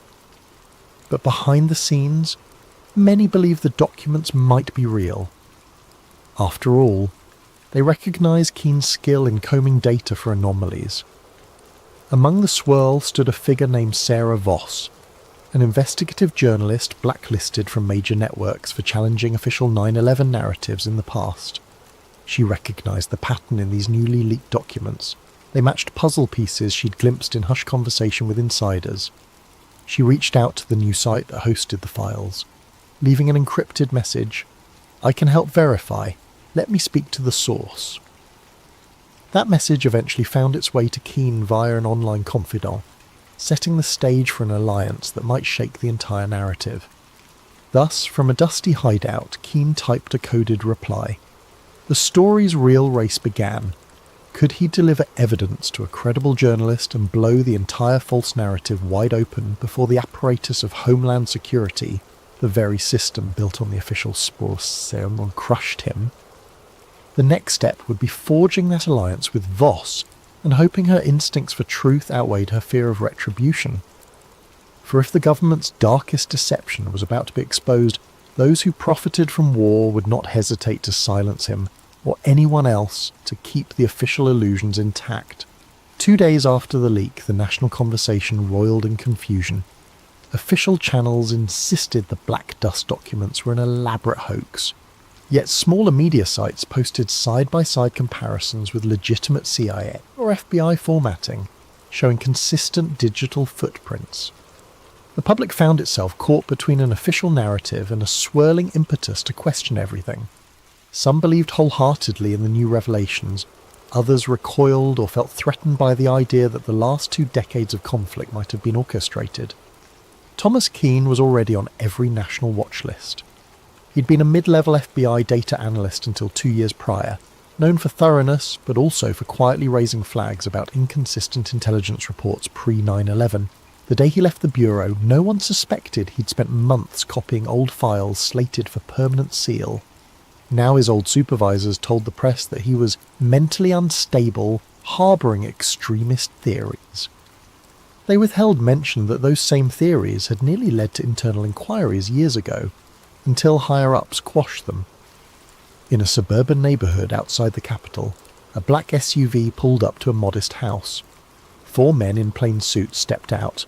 They were from a specialised domestic counter-intel unit, effectively an arm of the Black Archive, a covert group rumoured to be tied to intelligence and corporate interests. They forced the occupant, a middle-aged data engineer who once worked with Keane, to open his home computer. They rifled through his messages, seizing any mention of Thomas or black dust or files. This was repeated across multiple homes of ex-FBI colleagues, all without official warrants. The Watchers answered to a higher chain, operating in the shadows. Director Eldridge Shaw, head of a new consolidated intelligence agency formed after 9/11, presided over these manhunts from a sleek government tower. He remembered the day of the attacks vividly, the chaos that allowed the Patriot Act and massive expansions of surveillance. He'd advanced quickly by endorsing these expansions and forging alliances with top defence contractors. Now, seeing the leaked docks threaten that entire architecture, Shaw was determined to snuff out the source. Reeve, or Keane, whatever his name is, must be found, he told subordinates. We cannot let fantasies unravel 2 decades of progress. As the manhunt escalated, Keane lurked in the outskirts. He recognised the checkposts on highways, the routine scanning of licence plates. He switched vehicles, used an old identity pass, and avoided all major city centres. He survived on snack bars and occasional small store purchases with cash only. At night, he found a cheap motel, paying in a borrowed name. Every moment felt like it might bring a black SUV squealing into the lot. The tension weighed on him, gnawing at his nerves. Sarah Voss, the investigative reporter, finally established contact with him through a secure chat app. "We need to meet," she wrote. "I can help verify these files properly. People trust me to an extent in the alternative media sphere. We must do it soon. The window is closing." Keane hesitated, knowing any in-person meeting risked being traced. But if they never took that risk, the documents might remain in a swirl of unverified rumour, easy for the mainstream to dismiss. They arranged a rendezvous in a small coastal town's library after hours. The next day, as Keane approached the library, he spotted an unmarked sedan idling in the parking lot. Fear pricked him. Watchers might be tailing. To confirm, he looped around the block. The sedan didn't move, possibly just a random visitor. Summoning courage, he stepped inside. Voss, a tall woman with a worn leather jacket, recognised him from the scattered photos circulated in the media. They sat in a corner among dusty shelves. She offered a handshake, voice calm but urgent. "Thomas, I believe you. The official story has always had holes. Let's finalise the proof so we can break it wide open." Keane exhaled relief, sliding a small USB drive across the table. "This is a more complete set than what was posted. Contains direct memos about the stand-down orders, the deals with defence contractors, the flight path manipulations. Also internal emails referencing the hijackers as assets gone rogue." He paused, tears flickering in his eyes. They used the tragedy for indefinite war, Sarah.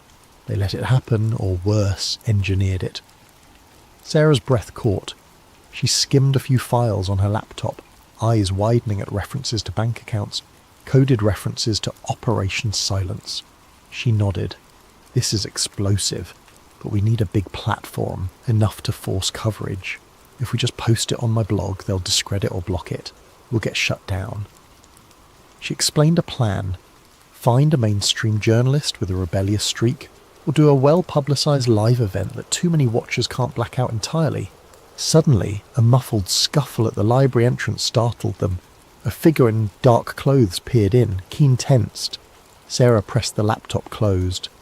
They ducked behind shelves as footsteps approached, but the library's old caretaker bumbled out, greeting them obliviously. The suspicious figure, glimpsed through the glass, retreated. Possibly a false alarm, possibly a watcher verifying the location. They parted ways quickly, agreeing to meet again in 48 hours near a major city, planning an infiltration of a local news station that might still allow an unfiltered broadcast. Danger soared. If watchers caught wind of their plan, they'd likely come down with lethal force. That evening, Keane received a frantic text from a friend who had once helped him interpret old FA logs. "One of our guys is dead. A boat accident. They're picking us off." The message cut short. Keane shuddered.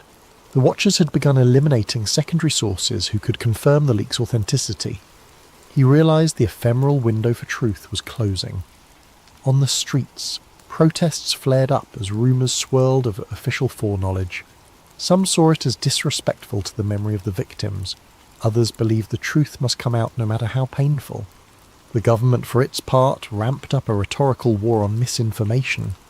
Director Shaw delivered a short, ominous address, vowing that domestic agitators spreading baseless conspiracies will be brought to justice. Among the swirling chaos, Sarah discovered partial references in the documents to a deeper archive. The Saturn files, an intelligence ledger tracking post-attack financial flows from official budgets to clandestine owners. If they found that ledger's location, they could show the money trail behind the war expansions. That might be the final nail in the coffin of the official story. They needed it, but time was short. Thus the manhunt overshadowed all. Helicopters roamed certain highways, random car searches increased, and the populace grew uneasy, sensing the government's fear that the leak might be real. Keane ducked from motel to motel, adopting new disguises. Soon, though, his luck would run out, or he'd have to risk a direct showdown, trusting the thunder of public outrage to keep him alive. Little did he realise, the Watchers were about to tighten the net, deploying a Black Ops team to ensure the leak never reached unstoppable momentum. If Keane couldn't outmaneuver them long enough to break the final evidence, the official illusions would remain intact. If he did, though, the entire structure of post-attack governance might collapse. The next moves would determine everything. The following week saw Thomas Keane evading Watchers by day and collaborating with Sarah Voss by night, each meeting more urgent than the last. They discovered references to the Saturn files scattered in older CIA memos. Allegedly, it was an encrypted database that meticulously traced the money funneling to defence contractors, oil conglomerates and political campaigns in the immediate weeks after the catastrophic event. If authentic, it would confirm the real motive behind the orchestrated false flag: indefinite war and profiteering. At a safe house borrowed from an old contact of Sarah's, they pored over these hints by lamplight. Among the digital shards was a location clue: a retired NSA facility on the outskirts of a southwestern desert, defunct but rumoured to store old backups. "We find that offline archive," Sarah said. "We can copy the Saturn files in raw form. That's the smoking gun." Keane nodded, though dread of infiltration weighed on him. Between them, they had minimal resources: a battered car, a few $1,000s in cash, and a handful of laptops. The Watchers, on the other hand, had near limitless means: drones, infiltration teams, access to every camera feed in the nation. But the Watchers didn't fully expect them to attempt a break-in at a presumably abandoned facility, so maybe the element of surprise worked in their favour. Director Eldridge Shaw ramped up the clampdown. The official narrative shaped the public mind. A rogue ex-FBI analyst has unleashed foreign-forged documents aimed at undermining national security.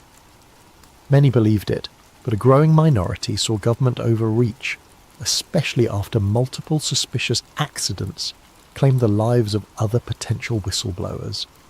People asked, if it's so false, why chase and kill so aggressively? In one instance, a known data archivist was found shot in his home, with the press labelling it a botched robbery, ignoring the data archivist's link to the leaked material. On social media, black dust soared. Some city squares erupted in protest, carrying signs that read "We deserve the truth" or "Stop killing our whistleblowers." The Watchers responded by intensifying arrests, calling them rioters. Keane tried to remain focused. He realised that if the Saturn files were real, it might show direct bank transfers from major corporate boards into the pockets of certain officials, all tied to legislation passing huge war budgets after the false flag. That would upend the entire post-attack establishment. "No wonder they're stopping at nothing," Sarah murmured. Securing fake IDs, they travelled cross-country by back roads. Each motel they used for a single night, paying cash. They dodged major highways, suspecting license plate readers. The Watchers likely guessed their aim was to expose more data, but might not know the exact target. Meanwhile, the tension between them soared. The climate was near police state. Newscasts repeated that the domestic terrorist Thomas Keane must be turned in. Civilians were promised big rewards for tips. Billboards with Keane's face popped up along highways. He wore a baseball cap and used tinted glasses, but each day was a dice roll. A near encounter. On a lonely stretch, a black SUV sped behind them. They recognised the pattern. Sarah swerved onto a side route, forging through a small farmland path. The Watchers gave chase. Shots rang out, blowing a tyre. The car careened into a ditch. They scrambled out, hid among tall corn. The watchers searched but eventually gave up, presumably to avoid a big scene. This brush with violent capture left them rattled, but also more resolved. "We're obviously on the right track if they're that desperate," Sarah said, breath shaky. Finally, after days, they reached the deserted perimeter of the old NSA outpost. It was ringed by a crumbling fence, a few rusted signposts. By the look of the cracked asphalt and weed-choked yard, it had been abandoned for over a decade. Perfect place to bury secrets. Under twilight, they found a corner of the fence cut open by looters. They slipped inside quietly. The main building rose in silhouette, windows boarded up. A stray coyote howled in the distance, wind carrying a faint metallic whistling from open vents. Inside, dust-coated floors. Old cubicles sat in disarray. They used flashlights to navigate. Eventually they located a sub-basement with battered computer racks. A few beeped faintly with emergency power. "There's power? That's suspicious," Keane muttered. Indeed, it suggested the watchers might still be pulling some data from here. They approached a locked door labelled Server Vault Archive 6. With Sarah's phone, they scanned a partial code from the documents, generating a bypass sequence that might override older system locks. After multiple tries, a green light flickered. The vault door clunked open. Inside the vault, rows of drives and reels lined metal shelves. Dusty but humming with minimal climate control. They sifted through labels: Operation Cast Peak, Post-K-War Roster, Saturn. That was it. A battered cluster of servers with the word Saturn FSV. They carefully powered one terminal, hooking it to a laptop. Sarah typed a root command. The screen glowed. Restricted. Saturn 1, 2, 3. Enter pass. They tried typical keywords from the docs. On the third attempt, a beep. Access. They were in, files scrolled, each referencing massive funding authorizations, building demolitions, insider trading, logs dated within days of the big attack. The scope was monstrous. It implicated high-level bureaucrats, big banks, and even a few journalists. They orchestrated the tragedy to galvanize fear, pass endless war budgets, feed the arms economy, Sarah whispered, stunned. All hidden under national security drapery. Some lines suggested hijackers were known assets used as a controlled ignition. The betrayal was staggering. In that hush, footsteps upstairs. The watchers had arrived, no doubt detecting the power usage. "We must copy this now," Keane said, launching a data transfer to multiple external drives. Meanwhile, Sarah prepared to kill lights and hide, but the watchers rushed down, flashlights slicing through gloom. Gunfire echoed. Bullets pinged off server racks. Sarah huddled behind a console, returning fire with a small pistol she carried. Keane initiated an upload, hooking the server to a secure satellite link via a portable router. The watchers advanced. He typed frantically, the progress bar inching along, transmission at 10%. Then Director Shaw himself stepped in. "Stop!" he roared, voice reverberating in the metal corridor. "Keane, you have no idea what you're unleashing. The stability of entire alliances depends on burying that day's complexities." Shots resumed. Sarah took a graze to her shoulder, but kept the watchers pinned. The bar reached 50%. Shaw barked an order to lob a small explosive. They tossed a flashbang. The ear-shattering pop disoriented them. The watchers closed in, tackling Sarah. Another pinned Keane. The laptop screen cracked under a boot. The upload froze at 80%. In the struggle, Keane twisted free, smashing a guard's face with the laptop, which ironically forced the laptop back to life. The watchers tried to pull cables. Meanwhile, a stray bullet hit a server coolant line. Steam hissed. The infiltration team realized this was too risky. The entire place might go up. Shaw advanced on Keane, gun raised. "You can die here with your illusions, or you can vanish quietly. The truth will never see daylight." Suddenly an explosion from the coolant line triggered a chain reaction in the old power system. Fire licked the corners, sending watchers scrambling. Sarah crawled to safety. Keane, battered, saw the upload bar at 98%. He roared in defiance, pressing a final keystroke to confirm. The system beeped success. The watchers realized the data had been sent out, unstoppable now. Furious, one aimed at Keen's chest. A final shot rang out. Darkness overcame him. The watchers yanked the cable, but it was too late. The Saturn files had presumably reached a safe node on the open web. Alarms beeped. The facility's meltdown forced a hurried retreat. In the swirling smoke, Sarah was dragged away by an explosion's concussive wave. The watchers grabbed shore, retreating. The entire sub-basement collapsed in flame and dust. For all they knew, Keen perished under the rubble. But the watchers had lost the bigger war. The Saturn files were free. Within hours, a torrent of new evidence, the Saturn files, flooded the internet. Anonymous activists, archivists, and journalists worldwide mirrored the data. Even as official agencies tried to block or discredit it, the story soared across social media, overshadowing government censorship efforts. Original documents codenamed Operation White Door, some Project Switchboard, Commission for Filter some Rorsi, provided stark details. Insider collusion with extremist groups, advanced planning to ensure that attacks triggered panic and indefinite war mobilization, international reaction. Allies demanded urgent clarifications from Washington. Rival nations called for an emergency UN session. The general public, seeing internal memos where top officials weighed acceptable civilian losses for strategic advantage, reeled in fury. Large-scale protests ignited in multiple capitals. People demanded resignations. The entire intelligence apparatus faced the biggest crisis of legitimacy since the day it was formed. Meanwhile, the White House insisted the documents were tampered forgeries, but the mass of cross-corroboration was overwhelming.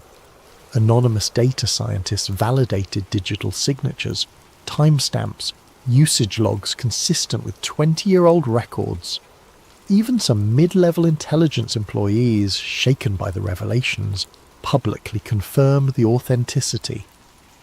Back home, in the US, the meltdown was immediate. Rallies erupted outside major government buildings, calling for arrests of those named in the files. Corporate board members from arms manufacturing companies faced lawsuits.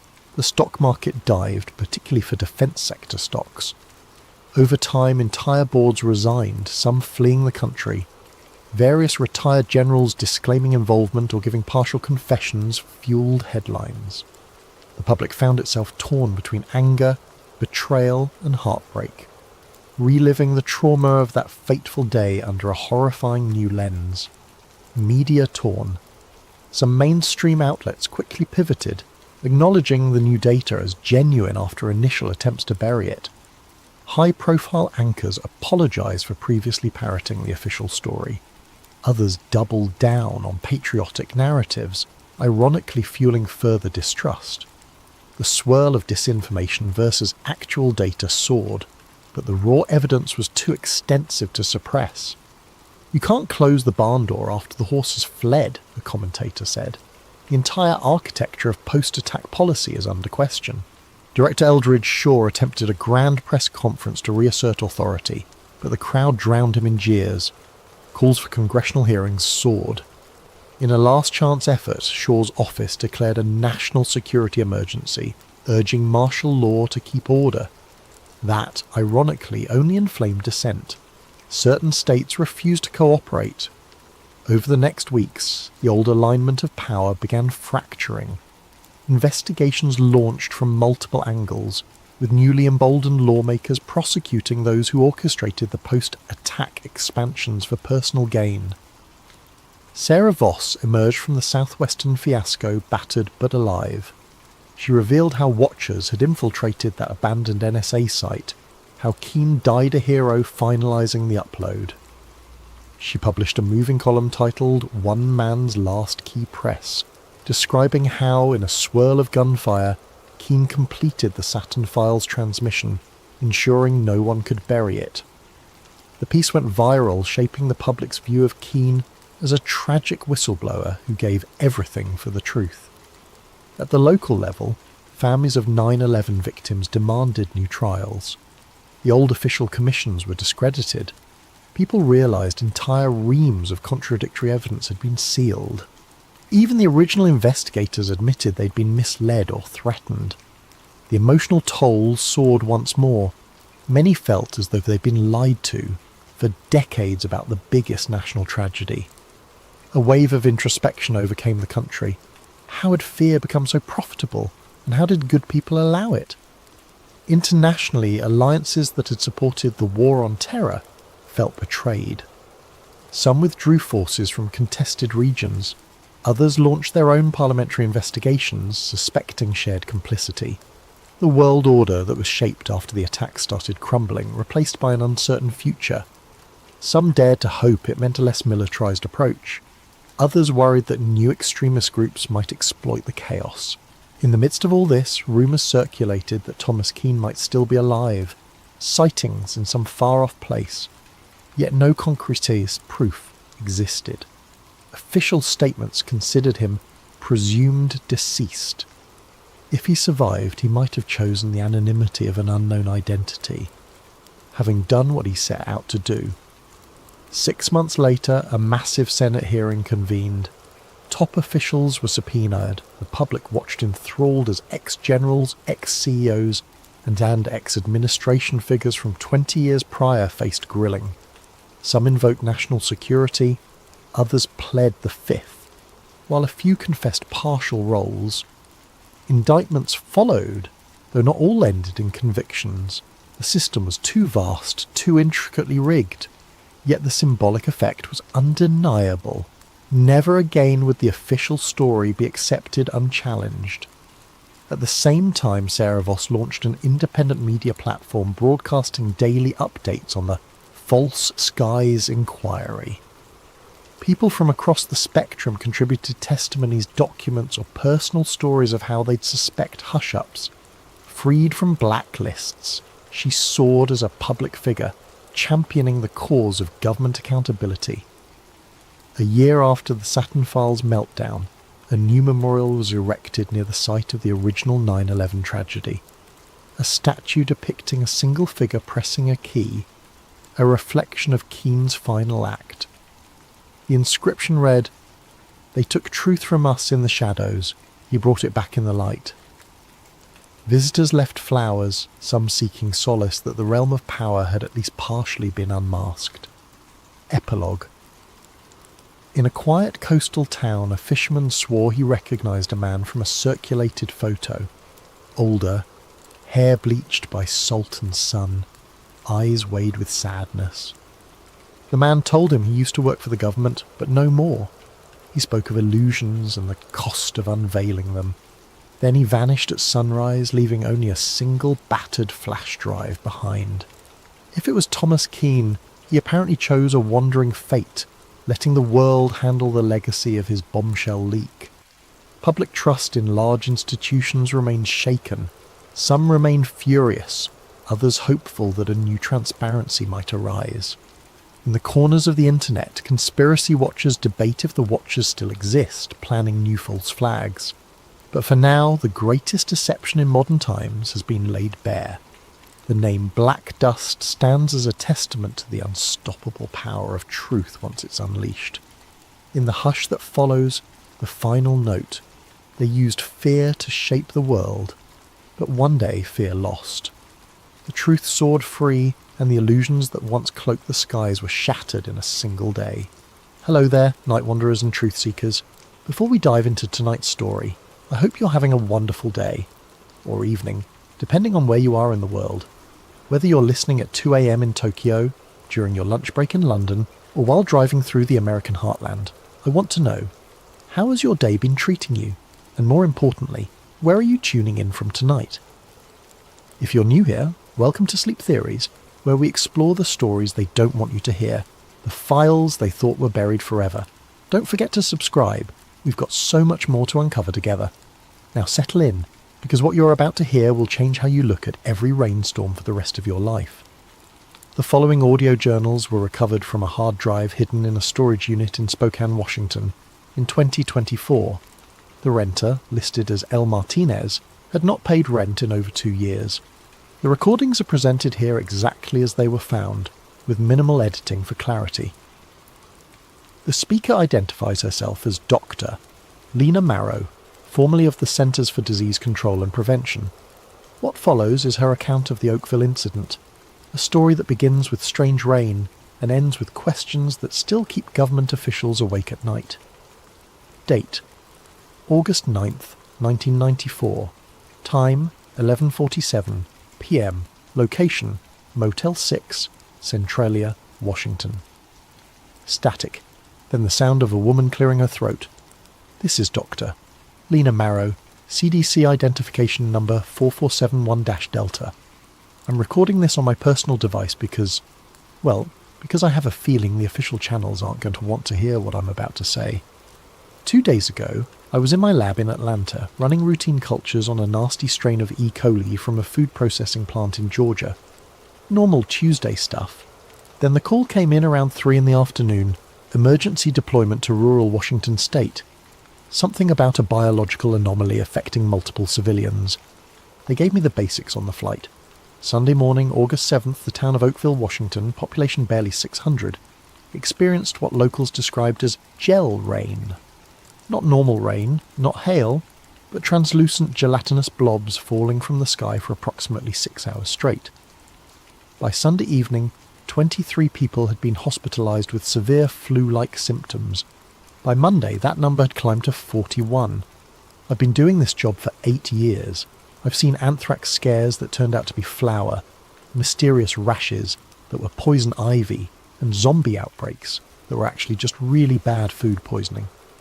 But something about this one felt different from the moment I stepped off the plane in Seattle. For starters, they didn't send me alone.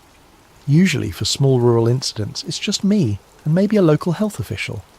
This time, I had a full team. Dr.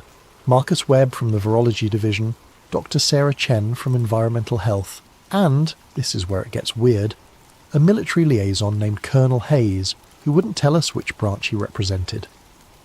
"Just think of me as your government escort," he said when I asked. Real friendly guy. The kind of friendly that makes your skin crawl. We drove down to Oakville in a convoy of black SUVs. Not exactly subtle for a sleepy logging town. The whole drive, Colonel Hayes kept making phone calls in some kind of code. Package secure? Phase 3 confirmed, that sort of thing. When I asked what Phase 3 meant, he just smiled and said, "Medical terminology, Doctor. Above your clearance level." Above my clearance level, I have level 4 biosafety clearance. I've worked with hemorrhagic fever viruses that could kill half of Atlanta if mishandled. What exactly was above my clearance level? We got to Oakville around 4 in the afternoon. Picture a town that time forgot. One main street, a few shops, houses scattered around like someone threw them from a plane and left them where they landed. But what struck me immediately was how quiet it was.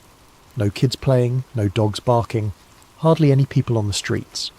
Those who were out moved slowly, like they were walking through invisible molasses. The local sheriff, a guy named Don Murphy, met us at what passed for the town hall. Big man, probably 60, with the kind of weathered face you get from 30 years of dealing with drunk loggers and domestic disputes. But his hands were shaking when he handed me the incident report. "Never seen anything like it, Doc," he said. "One minute it's a normal Sunday morning, next minute it's raining. I don't even know what to call it. Jelly? Slime?" My wife got a piece of it on her hand when she went to get the mail, said it felt warm, like it was alive. I asked him where the samples were. He led us to the back of the building where they'd set up a makeshift containment area. Really just a card table with some Tupperware containers. Amateur hour, but I've seen worse from small-town officials. The samples were unlike anything I'd encountered before. Translucent, gelatinous, roughly the size and consistency of jellyfish, but without any discernible structure. No cell walls that I could see with the naked eye, no obvious organisation, just blobs. Some were clear, others had a slightly yellowish tint. They didn't smell like anything, which was almost more disturbing than if they'd reeked. Dr. Webb poked one with a sterile probe. It jiggled like jello, but then, and I swear this happened, it seemed to recoil slightly from the probe, like it was trying to get away. "Did you see that?" I asked him. "See what?" But his face told me he'd seen it too. Colonel Hayes was taking pictures with some kind of specialised camera, muttering measurements into a recording device. When I asked if we could get some samples back to a proper lab for analysis, he said the Army had already arranged for field testing equipment. "Field testing for what?" Dr. Chen asked. Standard biological warfare protocols, Hayes replied, like he was discussing the weather. Biological warfare protocols for rain gel in rural Washington. That night, back at the motel, I couldn't sleep. I kept thinking about that moment when the sample seemed to move away from the probe. Gelatinous masses don't have nervous systems. They don't have survival instincts. They don't recoil, unless they're not what they appear to be. Long pause, sound of papers rustling. I'm going to try to get some sleep. Tomorrow we start the real analysis, but I have a feeling we're not going to like what we find. End of entry number 1. Date, August 10th, 1994. Time, 6:23 a.m. Location, Oakville Community Centre, converted field lab. Sound of equipment humming, distant voices. Good morning, if you can call it good. I didn't sleep much last night, and from the looks of my team neither did they. Dr. Webb had bags under his eyes that could carry groceries, and Dr. Chen kept checking and rechecking her equipment like she was afraid it might betray her. Colonel Hayes, on the other hand, looked like he'd had a full 8 hours and a continental breakfast. He'd somehow managed to have a complete mobile laboratory set up in the Oakville Community Centre overnight. I'm talking electron microscopes, DNA sequencing equipment, atmospheric analysis tools, stuff that usually takes weeks to requisition and ship. When I asked how he'd managed it, he just said the Army keeps emergency research assets stationed throughout the Pacific Northwest. Emergency research assets for biological incidents in towns with populations smaller than my high school graduating class. We started the analysis around 7 this morning. The first thing we did was basic microscopy on the gel samples. What we found... Christ, I don't even know how to describe it properly. The samples contained human white blood cells. Not similar to human white blood cells, actual human white blood cells, complete with the proper cellular structure and protein markers. But they were embedded in this matrix of something else. Something that definitely wasn't human. Dr. Chen ran the environmental analysis first. She found traces of aircraft fuel compounds in the gel, specifically JP-8 fuel used by military aircraft. When she mentioned this to Colonel Hayes, he suddenly became very interested in her methodology. Could be contamination from atmospheric particulates, he suggested. Lots of air traffic over Washington state. But Chen had already thought of that.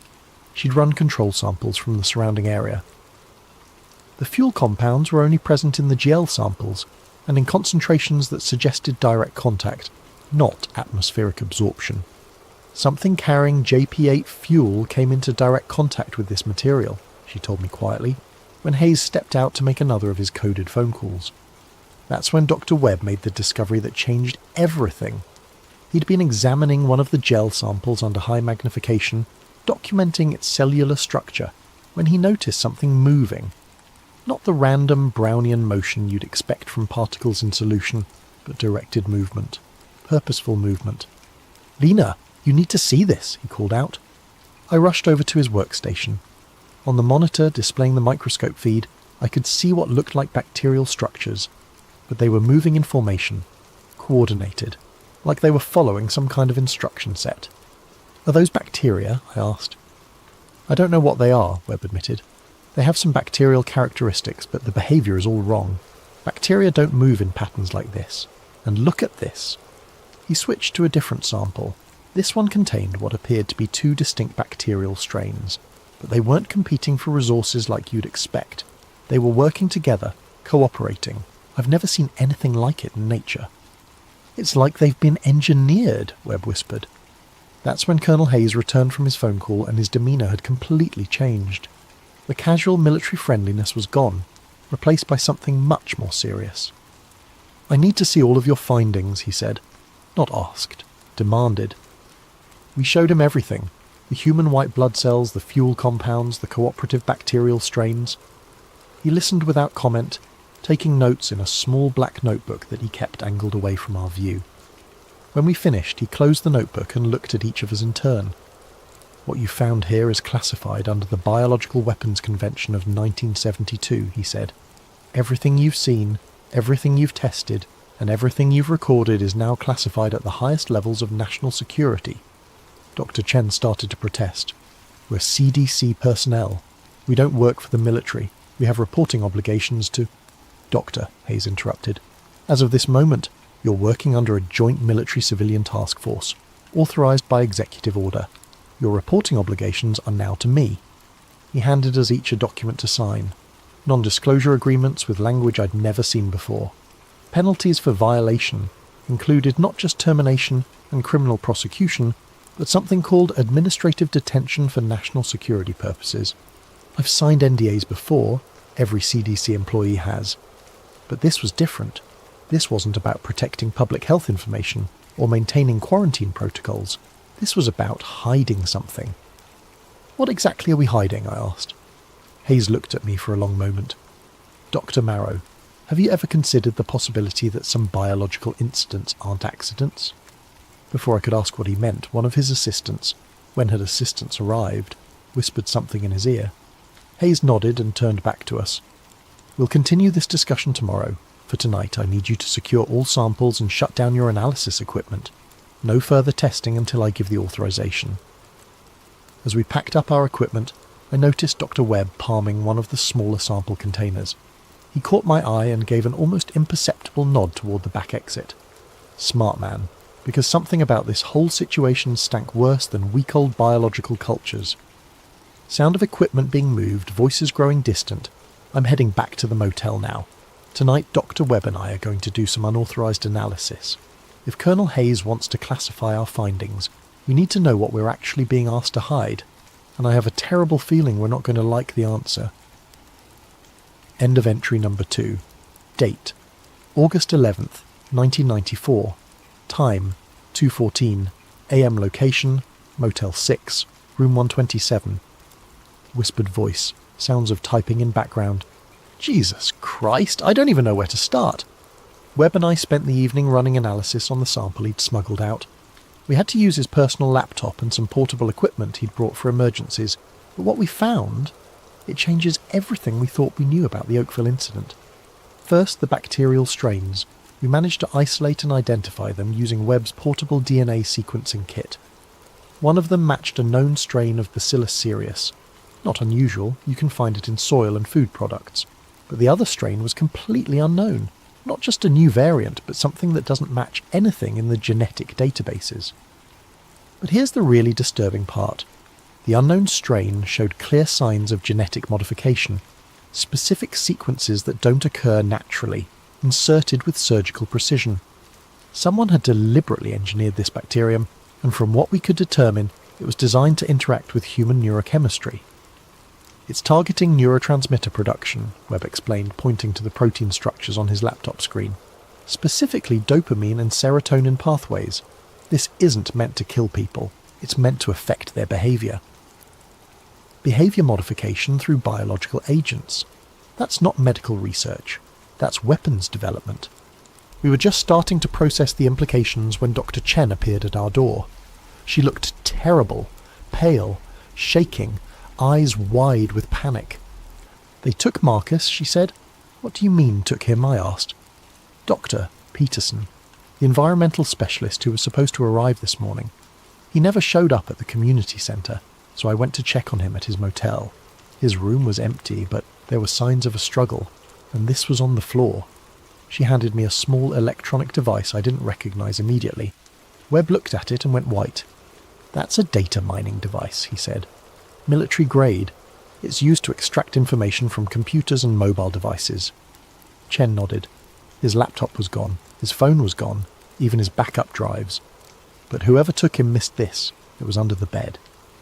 She opened her own laptop and inserted the device. After a few minutes of technical wizardry that was way above my pay grade, she managed to access its stored data. Oh my God, she whispered. On the screen was a document marked Classified Project Rainveil Phase 3 Operational Summary. I'll try to reproduce the key sections here, though my hands are shaking as I type this.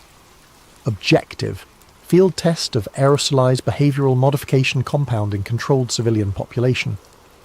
Delivery method: KC-135. Stratotanker equipped with weather modification dispersal system. Target area: Oakville, Washington. Population 598. Isolated minimal media attention probability. Compound composition: synthetic gel matrix containing engineered bacterial agents, B7, mood suppression, and B12, compliance enhancement, plus human leukocytes for immune system camouflage. Expected results. 72-hour onset period. Symptoms include mild fever, cognitive fog, reduced anxiety response, increased suggestion susceptibility. Monitoring protocol. Embedded CDC team to document civilian response while maintaining cover story of natural phenomenon investigation. Escalation authority. Colonel J. Hayes, Project Rainveil Operations Command. There were more details. Technical specifications, dosage calculations, even psychological assessment protocols for measuring compliance enhancement in the affected population. But what made my blood run cold was the final section. Phase 4. Authorization. Upon successful completion of Phase 3 field test, recommend expansion to larger population centres. Proposed targets include rural communities in Oregon, Idaho and Montana, with eventual metropolitan deployment pending Senate Armed Services Committee approval. They weren't studying a natural phenomenon. They weren't even studying an accidental release of biological material. They had deliberately rained biological weapons on American citizens as a test run for larger operations. How many people know about this? I asked Chen. Peterson and I were the only ones with clearance to access the environmental data. But Peterson suspected something was wrong with the whole operation. He'd been asking questions about the military involvement, the secrecy protocols, why we needed level 5 containment procedures for what was supposed to be an algae bloom. That's why they took him, Webb said quietly. We spent the next 2 hours copying everything we could from the device onto multiple backup drives. The full scope of Project Rainveil was even more disturbing than the initial document had suggested. This wasn't some rogue military operation. It was part of a larger program dating back to the 1960s, designed to test the feasibility of using biological agents for population control. Not population reduction, population control, making people more compliant, less likely to resist government authority, more susceptible to media manipulation. The Oakville incident was just the latest in a series of tests conducted on unwitting American communities over the past 30 years. There were references to similar operations in small towns across the Midwest and Southwest, all documented with the same clinical detachment you'd expect from a pharmaceutical trial. But they weren't testing medicine, they were testing methods for controlling human behaviour on a mass scale. Long pause, sound of someone taking deep breaths. We've hidden copies of the data in 3 different locations. If something happens to us, at least there will be a record of what really happened here.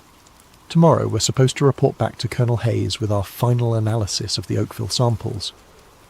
He expects us to conclude that the incident was caused by natural atmospheric phenomena, algae blooms, bacterial contamination, nothing that can't be explained by meteorology and bad luck.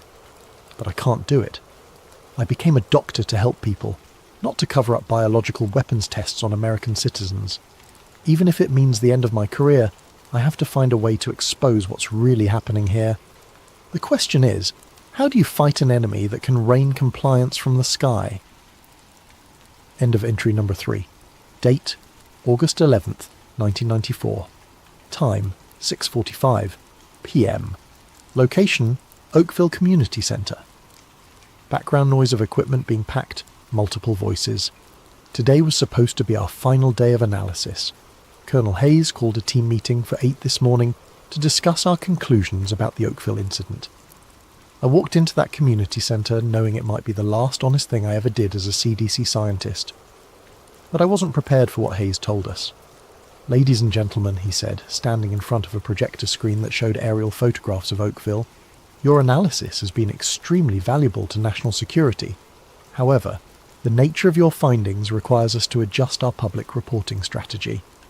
He clicked to the next slide, a draft report concluding that the Oakville incident was caused by atmospheric algae blooms, combined with unusual weather patterns and trace bacterial contamination from agricultural runoff. This is the report that will be filed with the CDC, the Washington State Department of Health, and local authorities, Hayes continued. It explains the symptoms observed in local residents and provides recommendations for preventing similar incidents in the future. Dr. Chen raised her hand. "Colonel, this report doesn't mention the human white blood cells we found in the samples, or the engineered bacterial strains, or the aircraft fuel compounds." Hayes smiled, but it didn't reach his eyes. "Dr. Chen, I'm afraid there may have been some contamination in your testing procedures. When we ran independent analysis on the same samples, we found no evidence of the anomalies you described. He clicked to another slide showing laboratory results that looked exactly like ours, except all the anomalous findings had been replaced with standard bacterial cultures you'd expect from environmental contamination. I don't understand, Webb said. We have documented evidence of... Dr. Webb, Hayes interrupted. You have documented evidence of testing errors caused by inadequate field laboratory conditions. It's not uncommon for researchers working in improvised settings to introduce contamination that produces false positive results. I realised what was happening. They weren't just covering up the biological weapons test. They were gaslighting us into believing our own findings were mistakes. What about Dr. Peterson? I asked. Where is he? Hayes consulted his notebook. Dr. Peterson was recalled to Atlanta yesterday afternoon due to a family emergency. He sends his regrets for leaving without saying goodbye. The lies were so smooth, so practiced, that for a moment I almost believed them myself. If I hadn't seen the Project Rainveil documents with my own eyes, if I hadn't made copies of all our real findings, I might have convinced myself that we'd somehow contaminated our samples or misread our equipment. But I knew the truth, and from the looks on Webb's and Chen's faces they knew it too. Now, Hayes continued, I need each of you to sign this amended report confirming these corrected findings. Your signatures indicate that you stand behind the scientific accuracy of this document. Chen was the first to crack. I can't sign something I know isn't true. Hayes looked at her with what might have been sympathy. Dr. Chen, I understand your concern for scientific integrity, but sometimes the greater good requires us to accept that our individual perspectives might be limited. The greater good? I couldn't keep quiet any longer. Colonel, we found evidence of biological weapons testing on American civilians. How is covering that up serving the greater good? The temperature in the room seemed to drop 10 degrees. Hayes closed his notebook and looked directly at me. Dr. Marrow, I think you may be suffering from the stress of extended field work. It's not uncommon for researchers to develop paranoid interpretations of routine data when working under pressure. Paranoid interpretations, there it was, the classic discredit and marginalised strategy. However, Hayes continued, I'm prepared to be understanding about the psychological effects of this assignment. If you sign the corrected report, we can arrange for you to take some administrative leave. Time to recover from what has obviously been a traumatic experience. The threat was clear. Sign the false report and disappear quietly, or be labelled mentally unstable and discredited professionally. Webb and Chen both signed. I watched them do it, their hands shaking as they wrote their names on documents they knew were lies. I don't blame them. They have families, mortgages, careers to protect. The system is designed to make resistance too costly for ordinary people. But I didn't sign. I need more time to review the data, I told Hayes. He nodded like he'd expected this. Of course. Take all the time you need. Just remember, Doctor, sometimes the most patriotic thing a scientist can do is know when to stop asking questions. Sound of chairs scraping, people leaving. Everyone else has gone home. I'm alone in the community centre now, supposedly packing up the last of our equipment. But really, I'm trying to figure out what to do next. I've spent my entire career believing that science serves truth, and truth serves the public good. But what happens when the truth is so dangerous that revealing it might be worse than hiding it? What if they're right? What if there are threats to national security that justify testing biological weapons on unwitting civilians? What if the greater good really does require some people to suffer in ignorance so that others can be protected? Long pause. Number, I can't accept that. The moment we start justifying weapons tests on our own people, we've lost everything worth protecting. I'm going to find a way to expose Project Rainveil. I don't know how yet, but I'm going to make sure the world knows what happened in Oakville, even if it destroys me. End of entry number 4. Date, August 13th, 1994. Time, 11:30. PM. Location, undisclosed. Voice much more subdued. Sounds of traffic in background. I can't tell you where I am right now. It's not safe. Yesterday, after I refused to sign Hayes' fabricated report, things moved very quickly. I went back to my motel room to find 2 men in suits waiting for me in the parking lot. They identified themselves as federal agents, but when I asked to see their credentials, they just smiled and suggested we have a conversation. The conversation took place in the back of a black sedan with tinted windows. They didn't threaten me directly. They didn't need to. Instead, they told me about other CDC researchers who'd developed psychological problems after stressful field assignments. Researchers who'd been quietly moved to desk jobs or taken extended medical leave, or simply transferred to positions where their paranoid tendencies wouldn't be a problem. "Dr. Marrow," one of them said, "we understand you've been under a lot of pressure lately. Working in field conditions, dealing with unusual biological samples, the stress of trying to protect public health, it's enough to make anyone start seeing conspiracies where there are only coincidences." They offered me a choice: accept a transfer to a nice, quiet position in the CDC's Historical Archives Division, or continue to insist on my misinterpretation of the Oakville data and face the consequences of being labelled psychologically unfit for fieldwork. I told them I needed time to think about it. That was a mistake. This morning I got a call from my supervisor in Atlanta. Apparently there had been concerns raised about my mental state during the Washington assignment. I was being placed on immediate administrative leave pending a psychological evaluation. When I tried to access my CDC email account, my password had been changed. When I called the IT department, they told me my account had been suspended for security reasons. My CDC credit cards were cancelled, my official phone was remotely wiped. In less than 24 hours, they'd completely severed my connection to the agency I'd worked for 8 years. But they made one mistake. They assumed I'd kept all my evidence in official channels. Before leaving Oakville, I'd mailed copies of our real findings to 3 different addresses: a journalist I knew from graduate school, a professor at Johns Hopkins who specialised in biological weapons research, and my own personal storage unit in Atlanta. I'd also uploaded encrypted copies to a private bulletin board system that a friend of mine ran for sharing research data. If they wanted to silence me, they'd have to find and destroy all of those copies, and I wasn't going to make it easy for them. Sound of papers rustling. I've been doing my own research over the past 2 days, using public records and Freedom of Information Act requests to trace the history of Project Rainveil. What I've found is terrifying in its scope. The Oakville incident wasn't isolated. Over the past 30 years, there have been at least 24 similar events in small communities across the United States. Strange weather phenomena followed by unexplained illnesses, always in rural areas with populations under 1,000, always with minimal media attention. 1967, Eureka, Utah. Residents reported snow that wouldn't melt, followed by a flu outbreak that left most of the town bedridden for weeks. 1973, Millfield, Ohio. A chemical spill from a passing truck caused respiratory problems and severe lethargy in local residents. 1981, Hanksville, Utah. Military aircraft conducting weather research preceded an outbreak of what doctors called desert fever.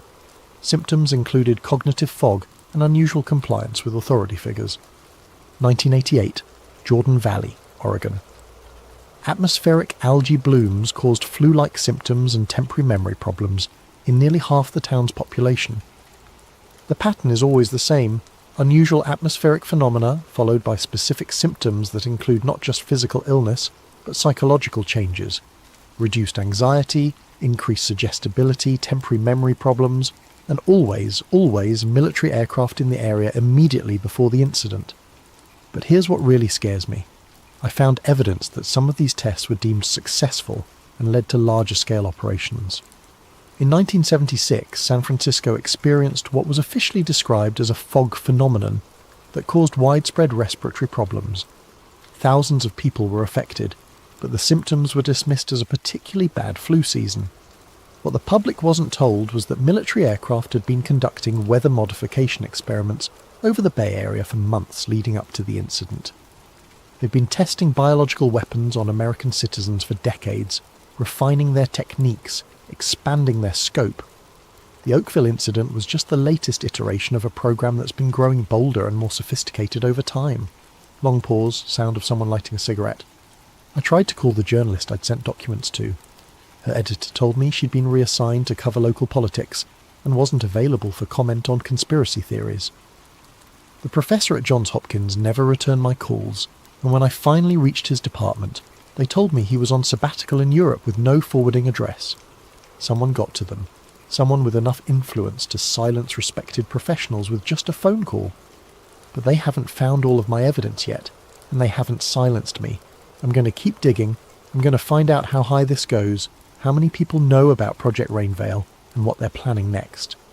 Because I have a terrible feeling that Oakville was just a small-scale test for something much bigger. The question isn't whether they're going to do this again. The question is where, when, and how many people will be affected next time. End of entry number 5. Date: August 20th, 1994. Time: 3:17. AM location: unknown. Voice tired, stressed, sounds of typing. It's been a week since my last recording and everything has gone to hell. I thought I was being careful. I thought I was covering my tracks. But they've been watching me since the moment I left Oakville, and they're very, very good at what they do. 3 days ago, I was staying in a small motel outside Portland, trying to piece together more information about Project Rainveil using public records and online databases. I'd managed to identify what I thought was the command structure for the program, a joint task force involving elements from the Army, the Air Force, and something called the Biological Defense Research Command that doesn't officially exist. I was making good progress, connecting the dots between various military installations, research facilities, and the locations of suspected biological weapons tests. I'd even found what looked like budget allocations for atmospheric delivery systems buried in Defense Department spending reports. That's when they found me. I woke up around 2 in the morning to the sound of someone trying to pick the lock on my motel room door. I'd been paranoid enough to wedge a chair under the handle and set up some improvised early warning systems, glasses balanced on the doorknob, that sort of thing. When I heard the glasses fall, I knew I had maybe 30 seconds before they got in. I grabbed my laptop and the backup drives, threw them in a bag and went out the bathroom window. It was a 2-story drop and I'm pretty sure I sprained my ankle when I landed, but it was better than waiting around to see what they had planned for me. From the parking lot I could see 3 men in my room searching through everything I'd left behind. They were thorough, checking inside the toilet tank, ripping apart the mattress, even removing electrical outlet covers to look for hidden storage. These weren't amateur government agents. These were professionals who'd done this kind of thing many times before. I limped to my rental car and drove until dawn, changing direction randomly, paying cash for everything, trying to stay ahead of whatever tracking systems they might be using to find me. But they found me anyway. Yesterday, I stopped at a library in a small town whose name I won't record here, trying to use their computers to continue my research. After about an hour of digging through military contractor databases, every computer in the library suddenly lost internet access. The librarian said it was probably a problem with their service provider. But when I went outside, I saw a van parked across the street with sophisticated communications equipment visible through the back windows. Someone had jammed the library's internet connection to stop me from accessing information they didn't want me to see. That's when I realised the full scope of what I was up against. This isn't just a cover-up of one biological weapons test. This is a coordinated campaign involving multiple agencies, military units, and intelligence services. They have the resources to monitor internet traffic, jam communications, and track individuals across multiple states in real time. But they've also made a mistake. They've shown me how scared they are. If Project Rainveil was just a minor research program that got out of hand, they wouldn't need this level of resources to contain the story. The fact that they're throwing this much manpower and technology at stopping one CDC researcher means the program is much bigger and much more important than I initially thought. Sound of papers rustling, typing. I've managed to piece together more of the picture using cached web pages and archived documents I downloaded before they started actively interfering with my research. What I've found suggests that Project Rainveil isn't just about testing biological weapons, it's about implementing them. The psychological effects we documented in Oakville, increased compliance, reduced anxiety, temporary memory problems, aren't side effects of biological contamination. They're the intended results of a sophisticated behaviour modification program. Think about it. What if you could make entire populations more accepting of government authority? What if you could reduce civil unrest, decrease crime rates, and increase social stability by adjusting the neurochemistry of millions of people simultaneously? That's what Project Rainveil is really about. Not killing people, but controlling them. Making them easier to govern, less likely to resist, more willing to accept whatever they're told by authority figures. And from what I can determine, they've been testing and refining these techniques for 30 years, gradually expanding the scope of their operations. Oakville wasn't an isolated incident. It was a field test for nationwide deployment. Long pause. I found something else in the archived documents.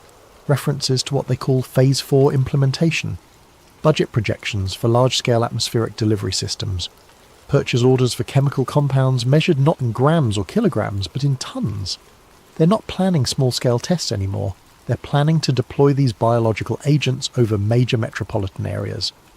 And based on the timeline in the documents I've seen, Phase 4 is supposed to begin sometime in the next 2 years. I have to find a way to stop this, but I'm running out of options and they're getting closer. End of entry number 6. Date: August 25th, 1994. Time: 7:42. PM. Location: redacted. Voice noticeably more strained, background sounds of wind. This is probably going to be my last recording for a while, maybe my last recording ever. 5 days ago I thought I'd found the break I needed.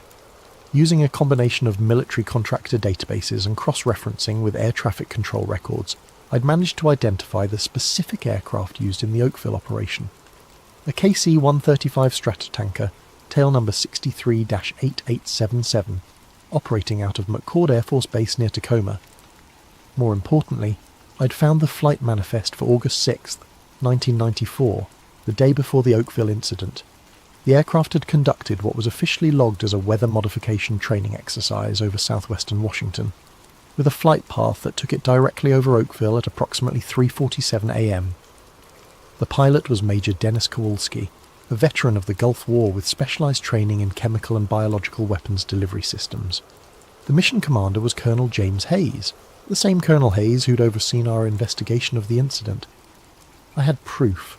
Direct, undeniable evidence that the Oakville incident was a deliberate military operation using biological weapons against American civilians.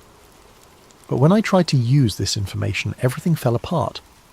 I contacted an investigative journalist at the Washington Post, thinking that a major newspaper would have the resources and credibility to break this story.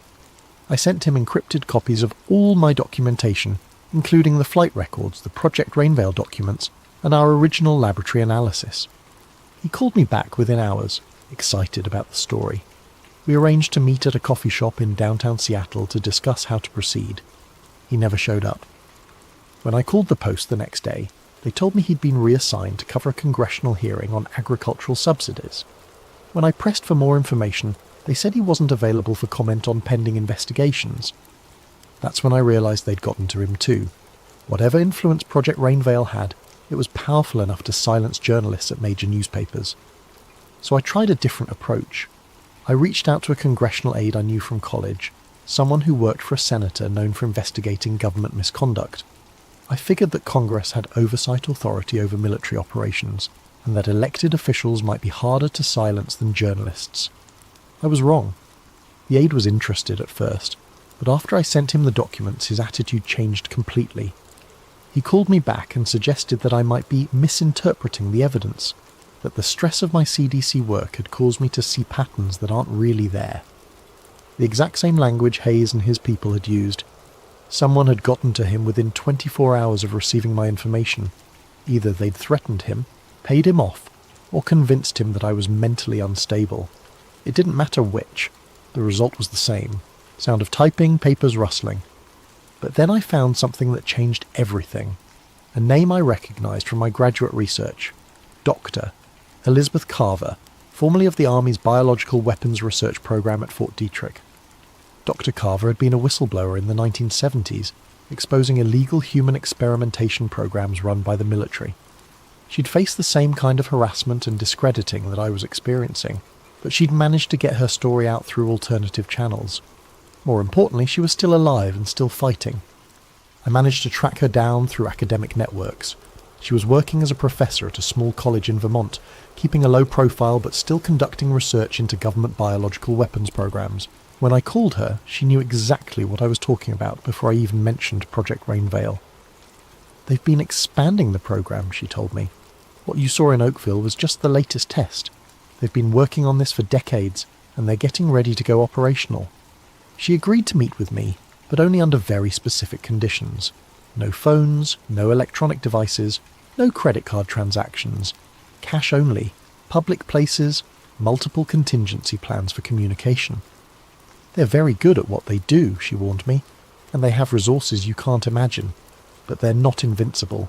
There are ways to fight back. We met 3 days ago in a small diner in rural Montana. Dr. Carver was in her 60s, grey-haired and unassuming, but when she spoke about the biological weapons program, her voice carried the authority of someone who'd spent decades studying the subject. The Oakville incident follows the same pattern as dozens of other tests, she explained. They select isolated communities, deploy biological agents designed to affect behaviour and cognition, then monitor the results while maintaining plausible deniability. She showed me documents I'd never seen before, classified reports dating back to the 1960s describing similar operations, not just in the United States, but in allied countries whose governments had agreed to let American forces conduct defensive research on their soil. The ultimate goal, she said, is population-scale behaviour modification. They want to be able to adjust the psychological state of entire regions, making people more compliant, less likely to resist government authority, more susceptible to propaganda and social manipulation. The scope of what she was describing was staggering. Not just occasional weapons tests, but a systematic program to develop the capability for mass psychological control. But why? I asked. What's the point of having a compliant population if you have to drug them to achieve it? Dr. Carver smiled grimly. Because the people who run these programs believe that democracy is inherently unstable. They think that giving people too much freedom leads to chaos, rebellion, and social collapse. In their view, a little bit of chemical compliance is a small price to pay for social stability. She explained that Project Rainveil was part of a larger strategic initiative called Cognitive Stability Operations, designed to give the government tools for managing what they called democratic volatility. The idea was that by subtly adjusting the neurochemistry of target populations, they could prevent civil unrest, reduce crime rates, and maintain social order without the need for overt authoritarian measures. They see it as a more humane alternative to military occupation, or police-state tactics, she said. Instead of oppressing people directly, they just make people less inclined to resist oppression. Long pause, sound of wind getting stronger. Dr. Carver gave me more than just information. She gave me hope. There are others, she told me. Scientists, journalists, government officials who know what's happening and are working to expose it. We have to be careful. We have to be smart, but we're not alone. She put me in touch with a network of researchers and activists who've been tracking government biological weapons programs for years. They have resources, connections, and most importantly, they have a plan for getting this information to the public in a way that can't be suppressed or discredited.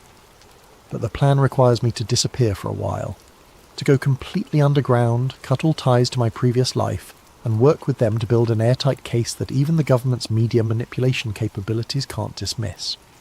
The moment you surface again, Dr. Carver warned me, they'll do everything they can to destroy your credibility. They'll say you're mentally ill. They'll fabricate evidence of erratic behaviour. They'll turn your friends and family against you. You have to be prepared for that. I am prepared, or at least I think I am. Sound of car doors slamming, engine starting. They found me. I can see headlights approaching from both directions on the highway. I don't know how they tracked me here, but I'm out of time. If you're hearing this recording, it means I managed to upload it to the dead drop Dr. Carver set up before they caught me. It means the network of researchers and activists she told me about is real, and they're continuing the work. But more importantly, it means that somewhere in the world, people are still fighting for the truth. Project Rainveil is real. The biological weapons tests on American civilians are real. The plan to deploy behaviour modification agents over major population centres is real. And if we don't stop them, if we don't expose what they're doing, then the next time it rains you might want to ask yourself, is this water falling from the sky, or is it something else entirely? Sound of vehicles approaching, voices shouting. Remember Oakville. Remember what they did to those people. And remember that the price of freedom is... Recording cuts off abruptly. Date, March 15th, 2024. Source, anonymous upload to secure drop. Different voice, younger male. My name is Dr. James Mitchell, and I'm a microbiologist with the Nebraska Department of Health. 3 weeks ago, the town of Hartington, Nebraska, experienced what local officials are calling an unusual weather event. On February 23, 2024, gelatinous material fell from the sky over a 6-hour period. Within 48 hours, over 100 residents had been hospitalised with flu-like symptoms, cognitive fog, and what doctors are describing as temporary behavioural changes. The CDC has classified the incident as a natural phenomenon caused by atmospheric algae blooms. The military has denied any aircraft operations in the area. But I've run my own analysis on samples of the material, and what I've found matches exactly what Dr. Lena Marrow documented in her recordings from the Oakville incident 30 years ago. Human white blood cells embedded in an unknown matrix, engineered bacterial strains designed to affect neurochemistry, aircraft fuel compounds indicating direct military involvement. They're still doing it. They're still testing biological weapons on American civilians.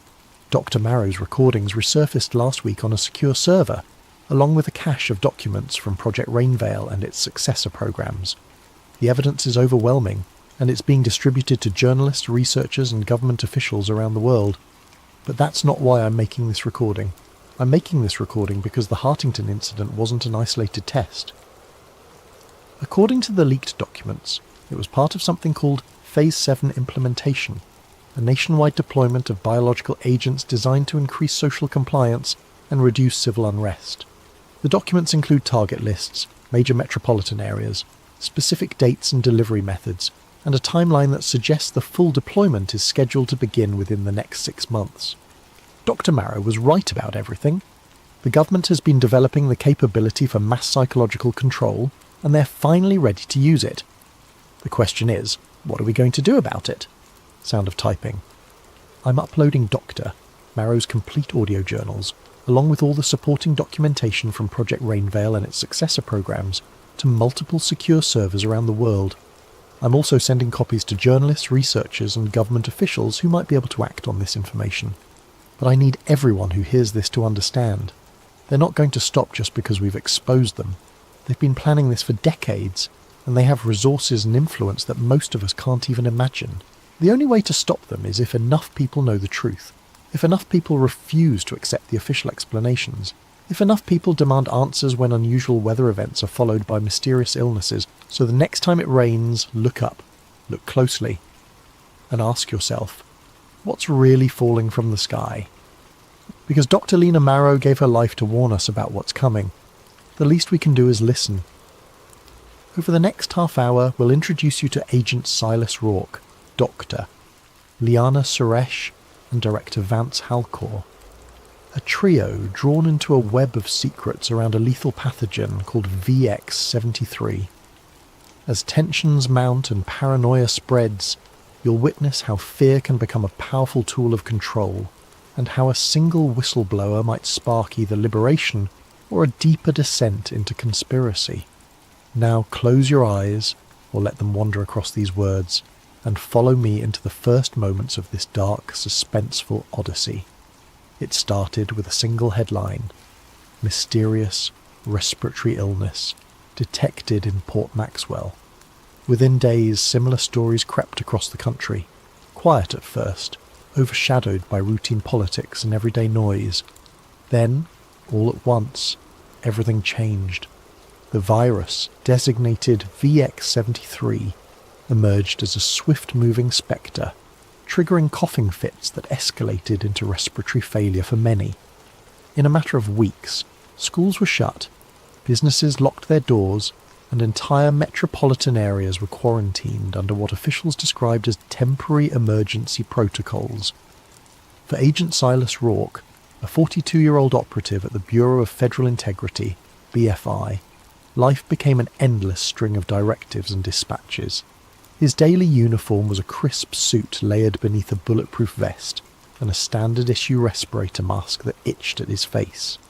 He'd spent over a decade tackling threats deemed subversive to national security, from financial sabotage to espionage.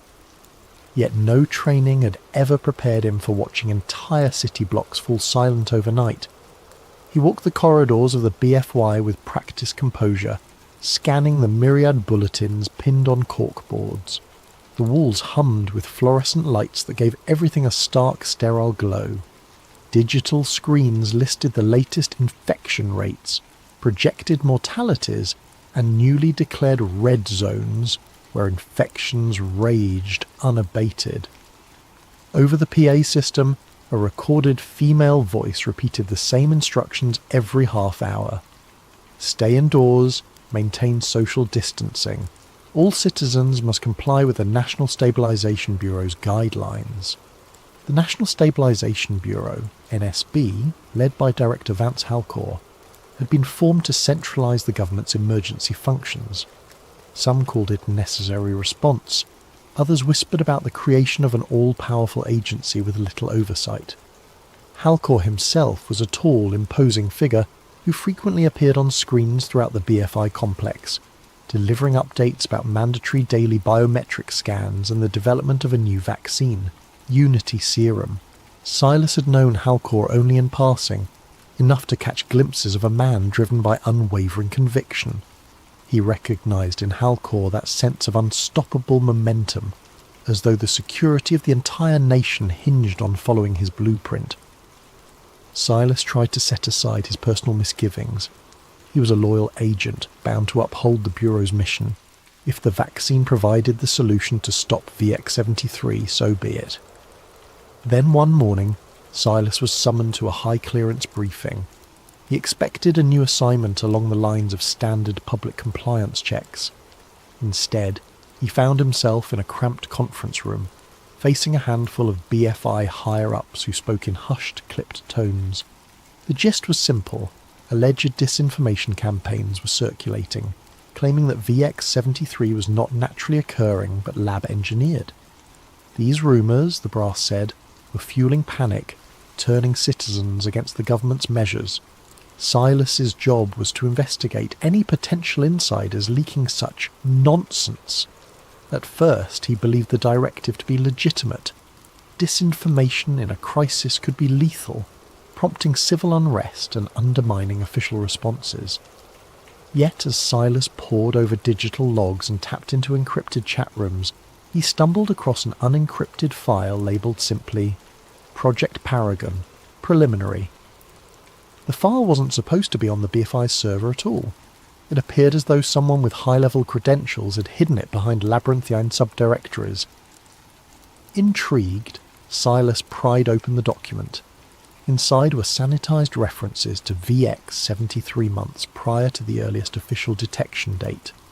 The language read, "Field tests planned in controlled sectors, monitor subject compliance and social response." A chill rippled through Silas. The deeper he delved, the more he found that pointed to a private biotech lab with direct ties to the Department of Defense.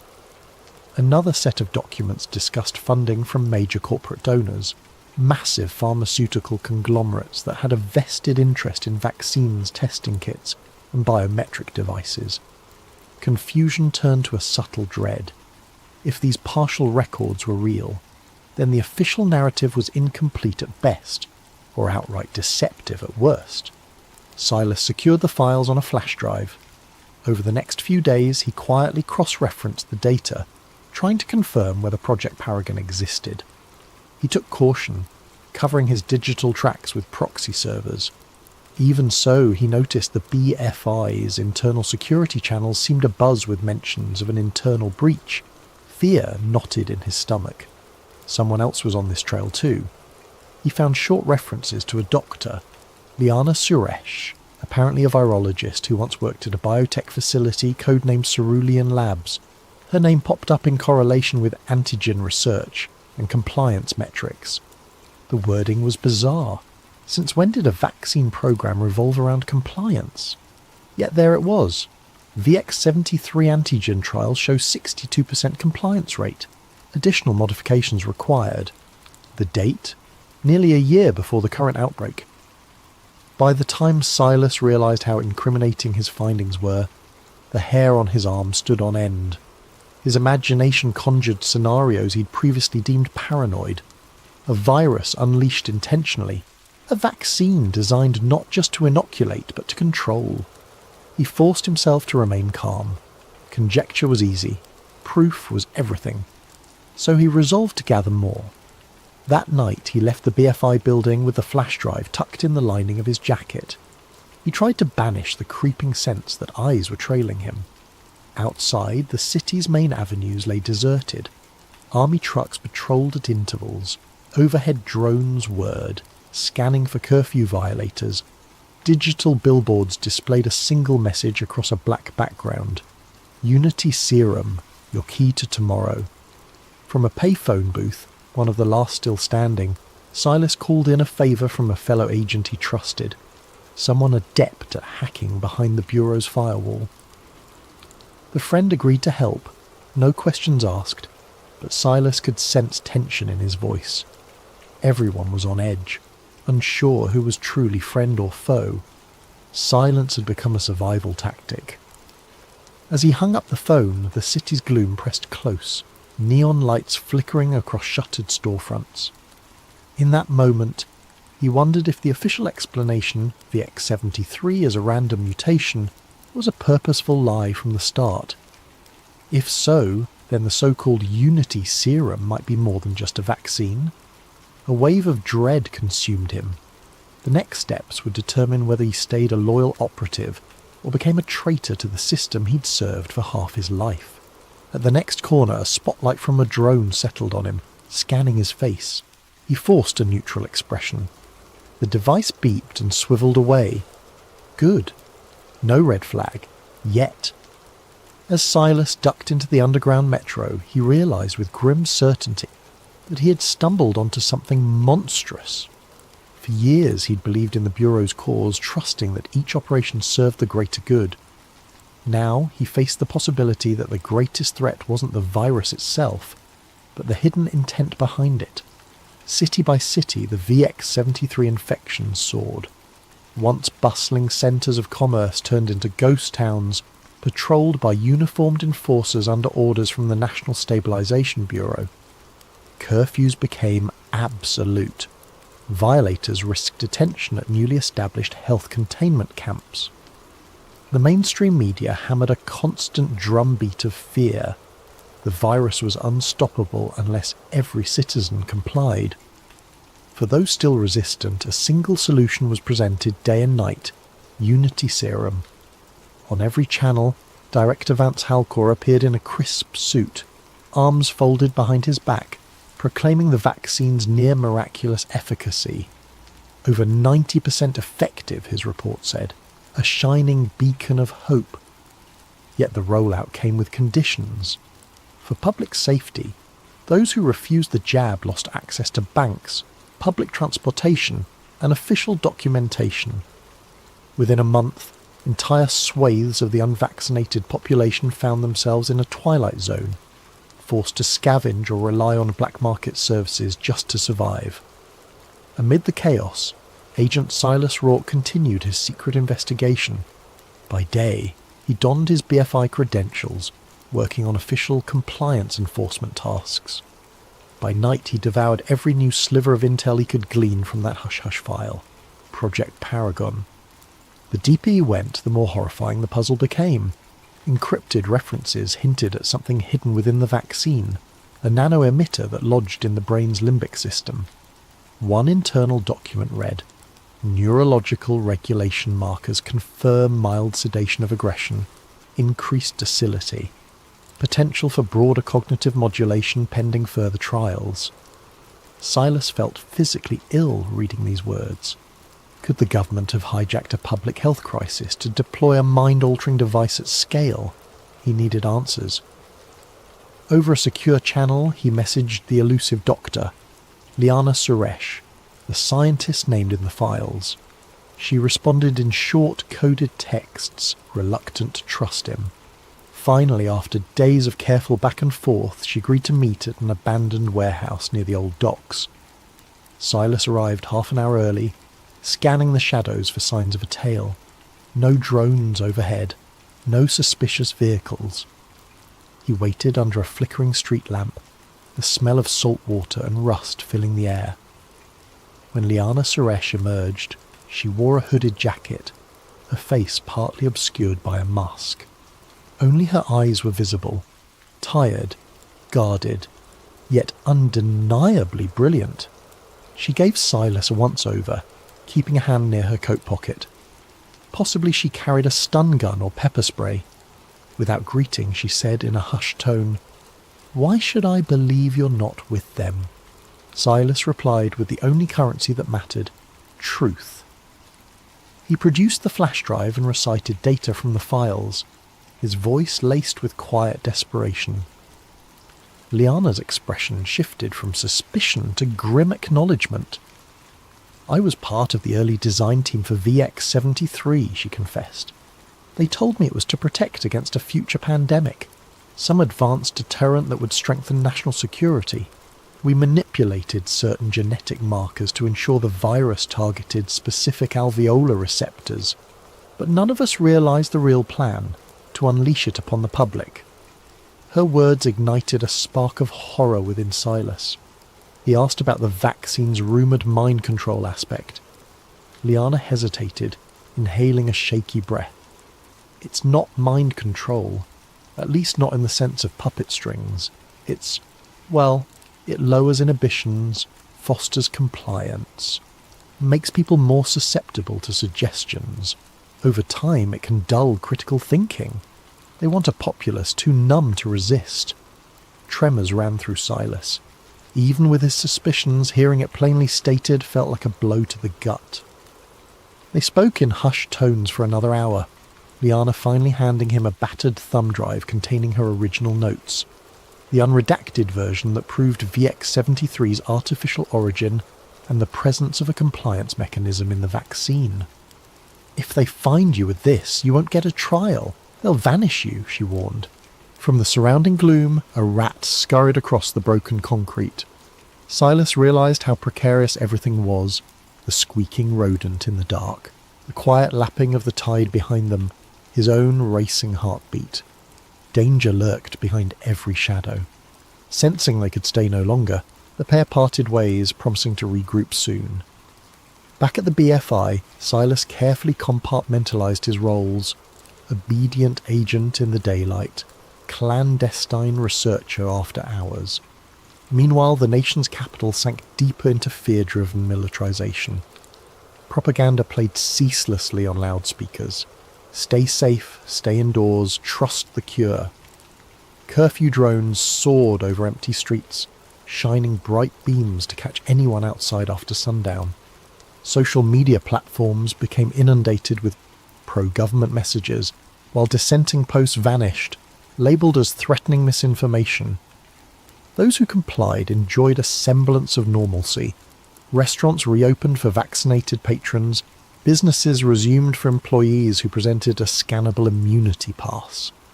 Yet they all seemed more subdued, less likely to ask questions about privacy intrusions or the ever-increasing powers of the NSB. It was as though a hush had fallen over society, as if curiosity had been collectively tranquilized.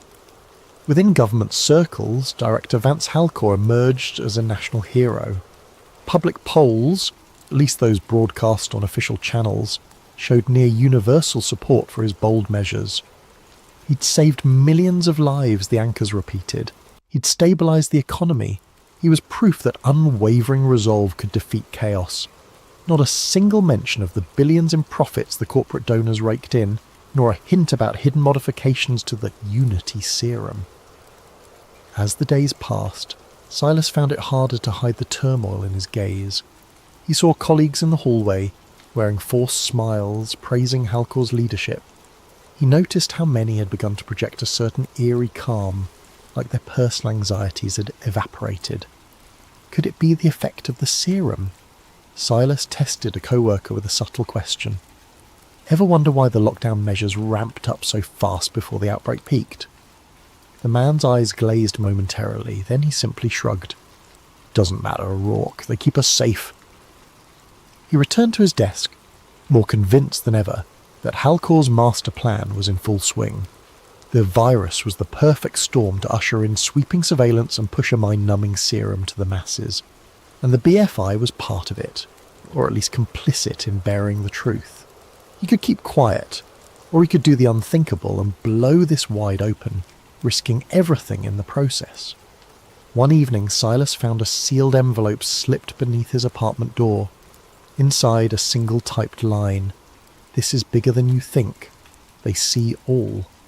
The bottom edge was marked with an obscure symbol, a circle with a diagonal slash, like a stylized zero.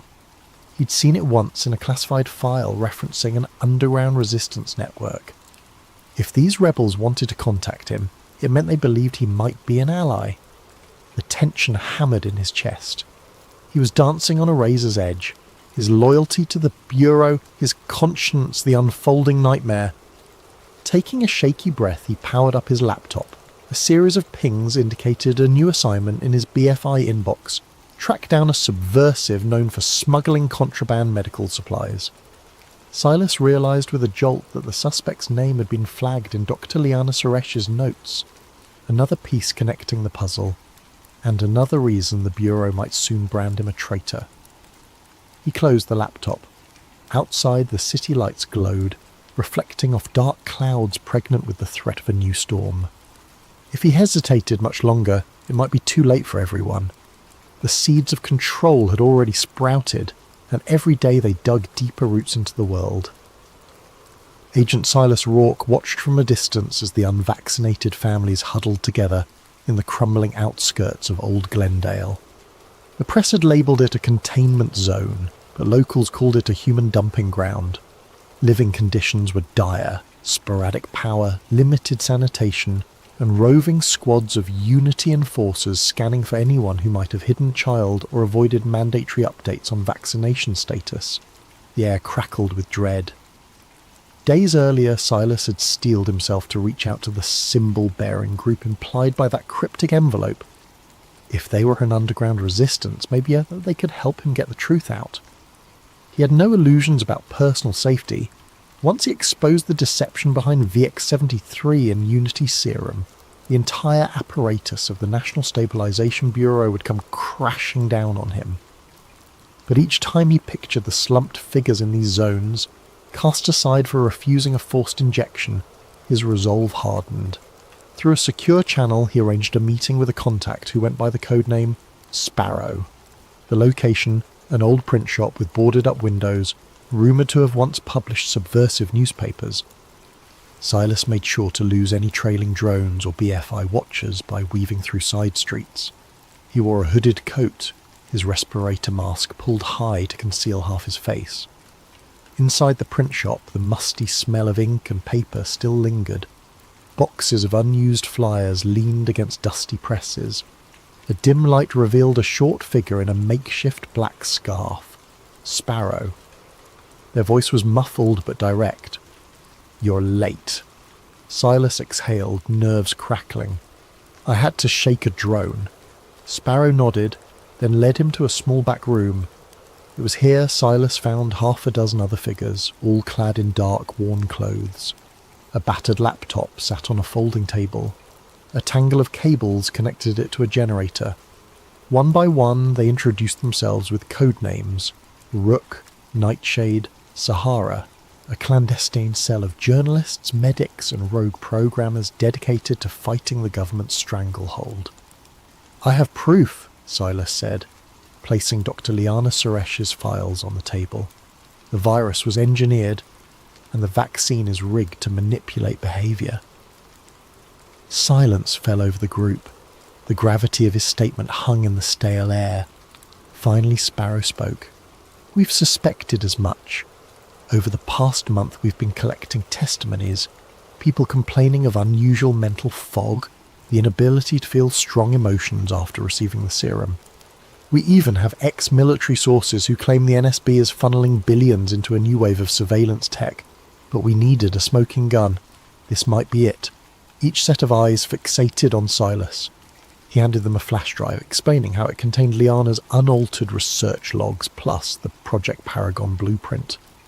The group quickly scanned the data, verifying its authenticity. The sense of tension and excitement in the room was palpable. "We'll need to broadcast this globally," said Rook, a thin man with wire-rimmed glasses. "Not just post." Tension rises as strange warnings appear. Suspicious accidents claim the lives of those close to him, and the unstoppable juggernaut of a conspiracy that crosses generations threatens to silence him forever.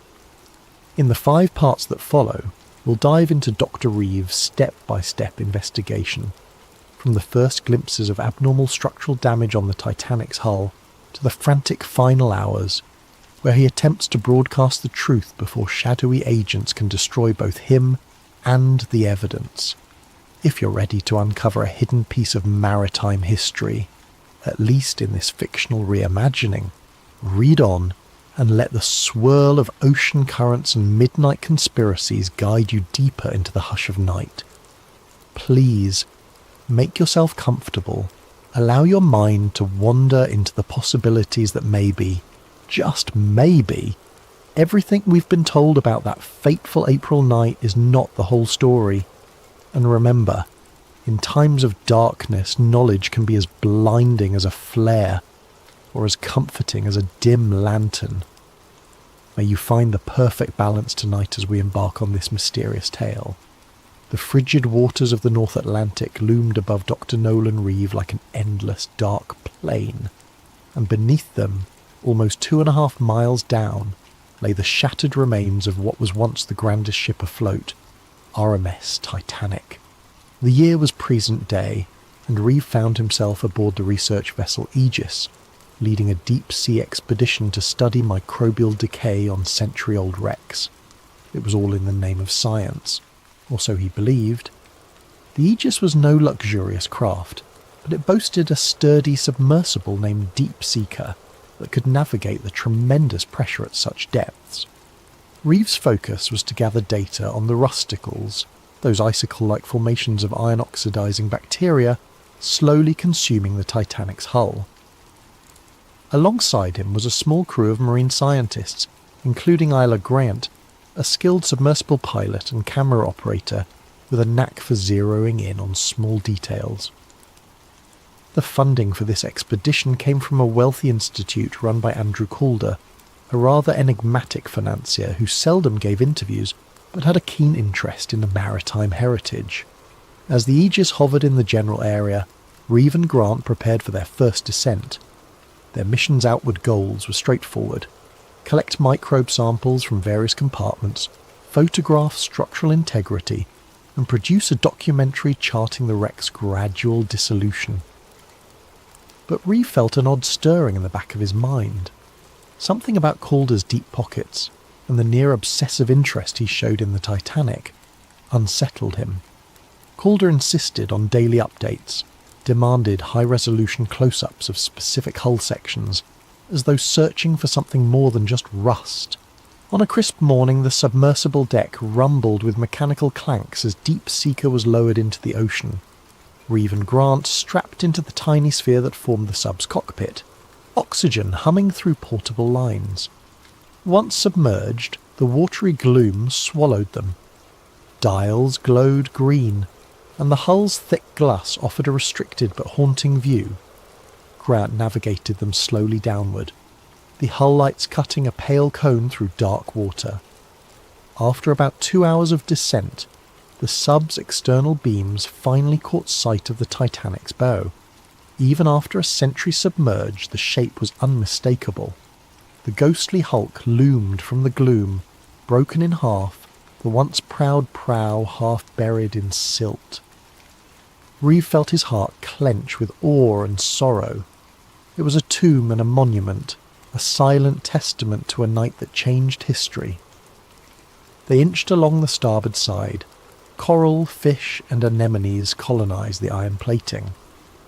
Grant guided the sub's manipulator arm to gather small fragments of rusticles. Reeve carefully stored them in sample tubes.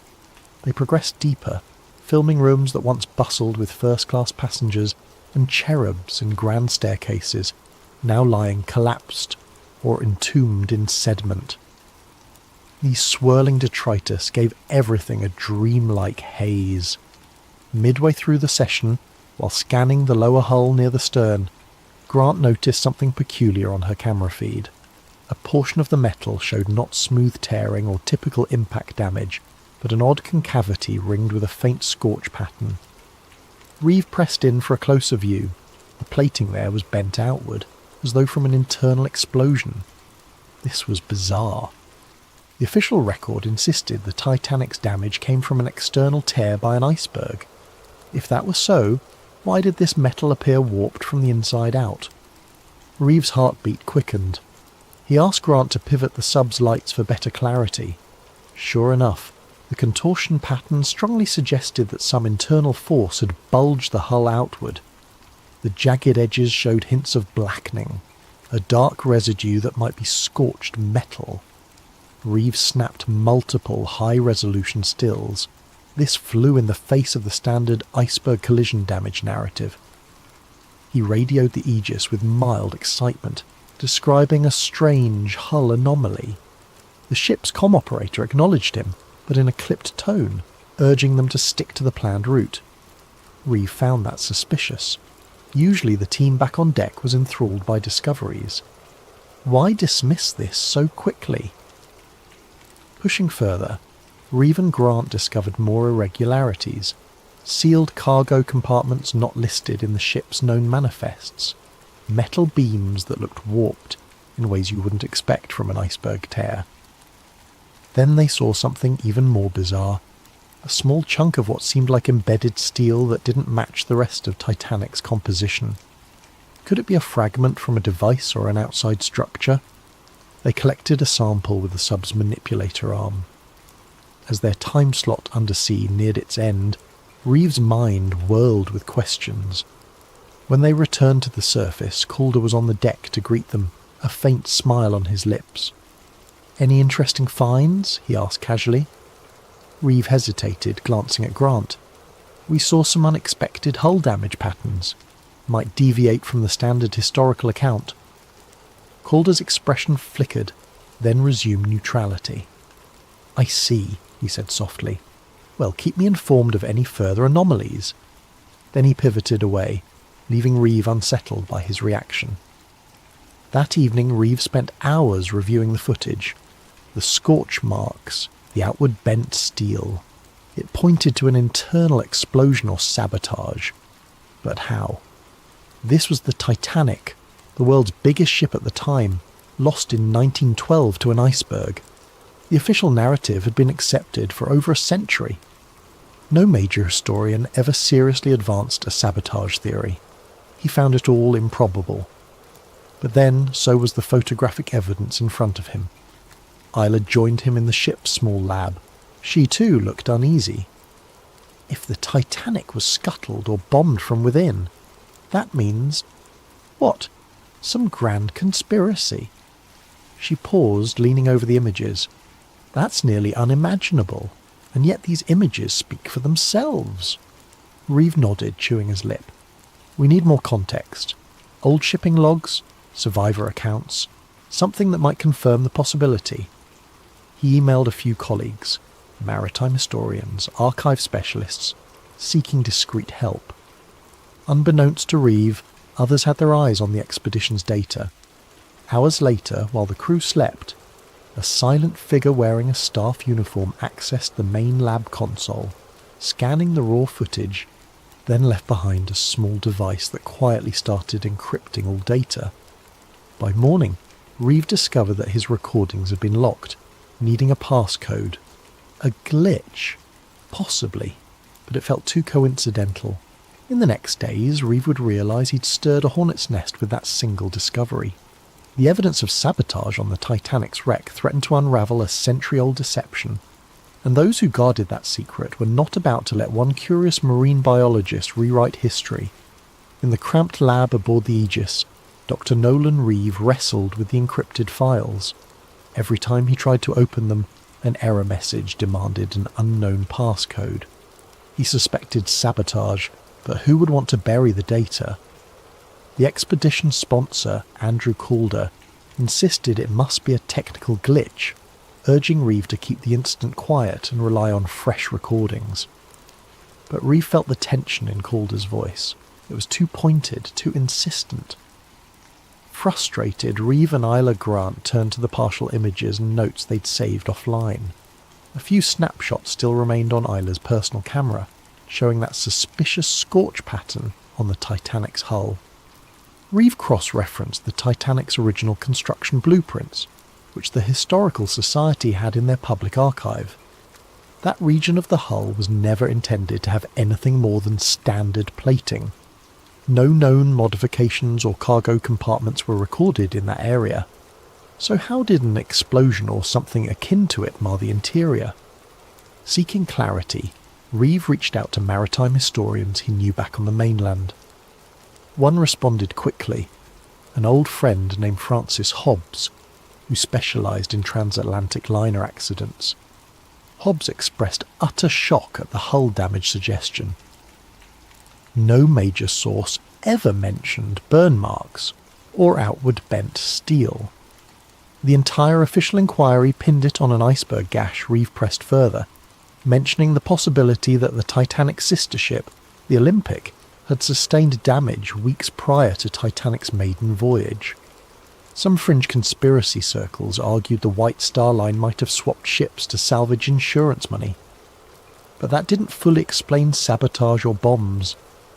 As the days went on, Reeve discovered more digital meddling.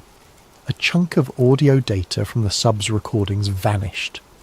The expedition's official logs were being updated to downplay the hull anomalies as corrosion patterns. Meanwhile, Calder announced an abrupt shift in the research plan. They were to focus on the ship's upper decks, ignoring the stern or deeper compartments. Reeve confronted Calder in the corridor, voice tight with anger. "We came for a thorough study of microbial decay, remember? We're not done with the lower hull." Calder just patted Reeve's shoulder. "This expedition is under my sponsorship, Doctor. We have all we need. Let's not waste resources on rabbit holes." Suspicion soared. Yella quietly confided in Reeve that she'd seen an unknown staffer rummaging through the lab's computers late at night. Something bigger was at play. They hatched a plan. On the next dive, they'd pretend to follow orders but actually gather clandestine footage of the suspicious hull region again, storing it on a separate device. They hoped to smuggle that out. The next day, they executed the plan. Isla took an alternate camera hidden in the sub's toolkit, capturing fresh angles of the scorch marks. But near the end of the dive, the sub's thrusters failed, plunging them into darkness momentarily. A near-fatal scenario if Isla's backup system hadn't restarted the motors. The official post-dive report pegged it as a mechanical glitch, but Reeve and Isla suspected sabotage, an attempt to end them mid-ocean. Back on the surface, they realised they needed more historical context. They discovered, from old survivor memoirs, mention of loud booms below deck some hours before the iceberg collision. In official statements, these were dismissed as boiler explosions due to flooding. Another survivor wrote that wealthy industrialist John Astor had confided to a friend about shadowy deals for or against a central banking system. Then one cryptic line from a steward's note surfaced. "We were told not to speak of the cargo in hold number 3, told it was hush-hush for the men with suits."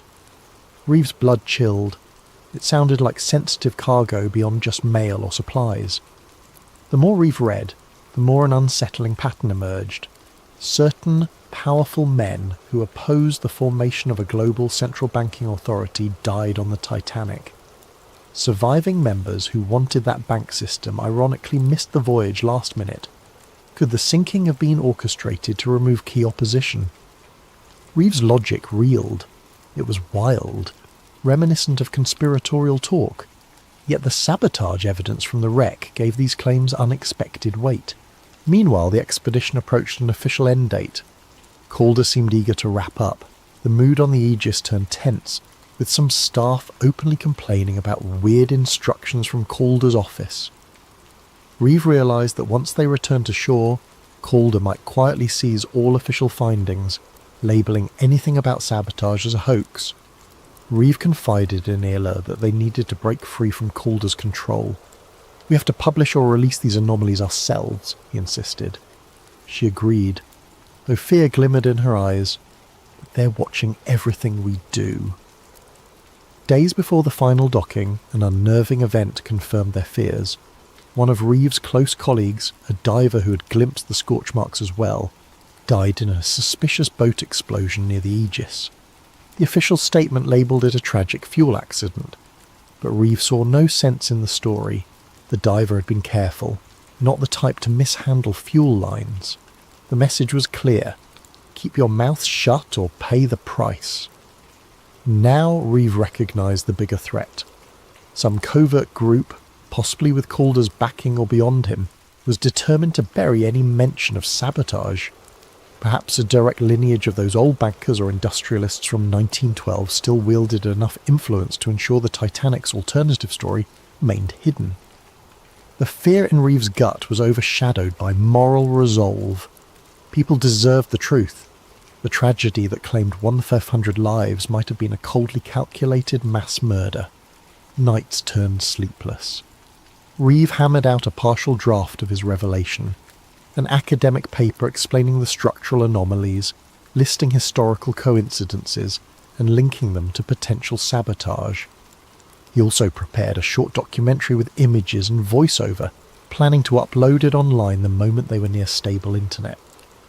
Isla assisted, editing in hush hours. They stored backups on hidden flash drives, but unbeknownst to them, an unknown figure in the staff was already alerting superiors about their secret activities. The black-suited watchers who answered to a shadowy black archive were preparing a final move. Reeve received a cryptic email from an unnamed address. "Stop, we see you. Let the Titanic rest, or you'll join its fate in deep silence." Sickness clenched Reeve's stomach. This was no empty threat, but he pressed on, determined. The Titanic's dead deserved no less than the truth. As the expedition's final day dawned, the Aegis began returning to port. Calder circled the decks, ensuring all official data was locked. Reeve and Isla, with their clandestine files, awaited the perfect moment to slip away or go public. Tension crackled through the sea air. Both felt that soon the conspirators would strike. Reeve thought of the thousands who died that night in 1912, possibly sacrificed for a hidden agenda. He vowed not to let them remain pawns in some century-old cover-up. He could only hope that in the hours ahead he'd find a way to broadcast the shocking truth before the Watchers enforced their deep silence, just as they had, apparently, for the diver who died, and for countless others who might have glimpsed the Titanic's real story over the decades. On the morning the Aegis neared the harbour, Dr. Nolan Reeve stood on the stern deck, scanning the shoreline for any sign of abnormal presence. The coastal city's skyline shimmered under the rising sun. People going about their daily routine had no idea that a conspiracy over 100 years old was about to surface, if Reeve and Isla Grant could manage to reveal it. The tension inside Reeve coiled tighter with each minute. The Watchers might be waiting at port, planning to intercept him or destroy the evidence. At breakfast, Andrew Calder made an announcement. Once they docked, all expedition materials, logs, footage, collected data, were to be handed over to the sponsoring institute for analysis and archiving. He claimed it was standard procedure, but Reeve caught the triumphant glint in Calder's eyes. This was clearly the final step in burying the sabotage findings. Reeve pretended compliance, casually finishing his toast while his pulse hammered. Isla, seated nearby, gave him a subtle nod. They understood each other. They had to act quickly. Below decks, Reeve and Isla retrieved their hidden flash drives from a safe compartment in the sub's tool storage. On these drives lay the photographic proof of the Titanic's hull damage, the partial interviews with experts who had uncovered old shipping conspiracies, plus the half-finished documentary. They sealed them inside a watertight case small enough to slip into Isla's personal bag.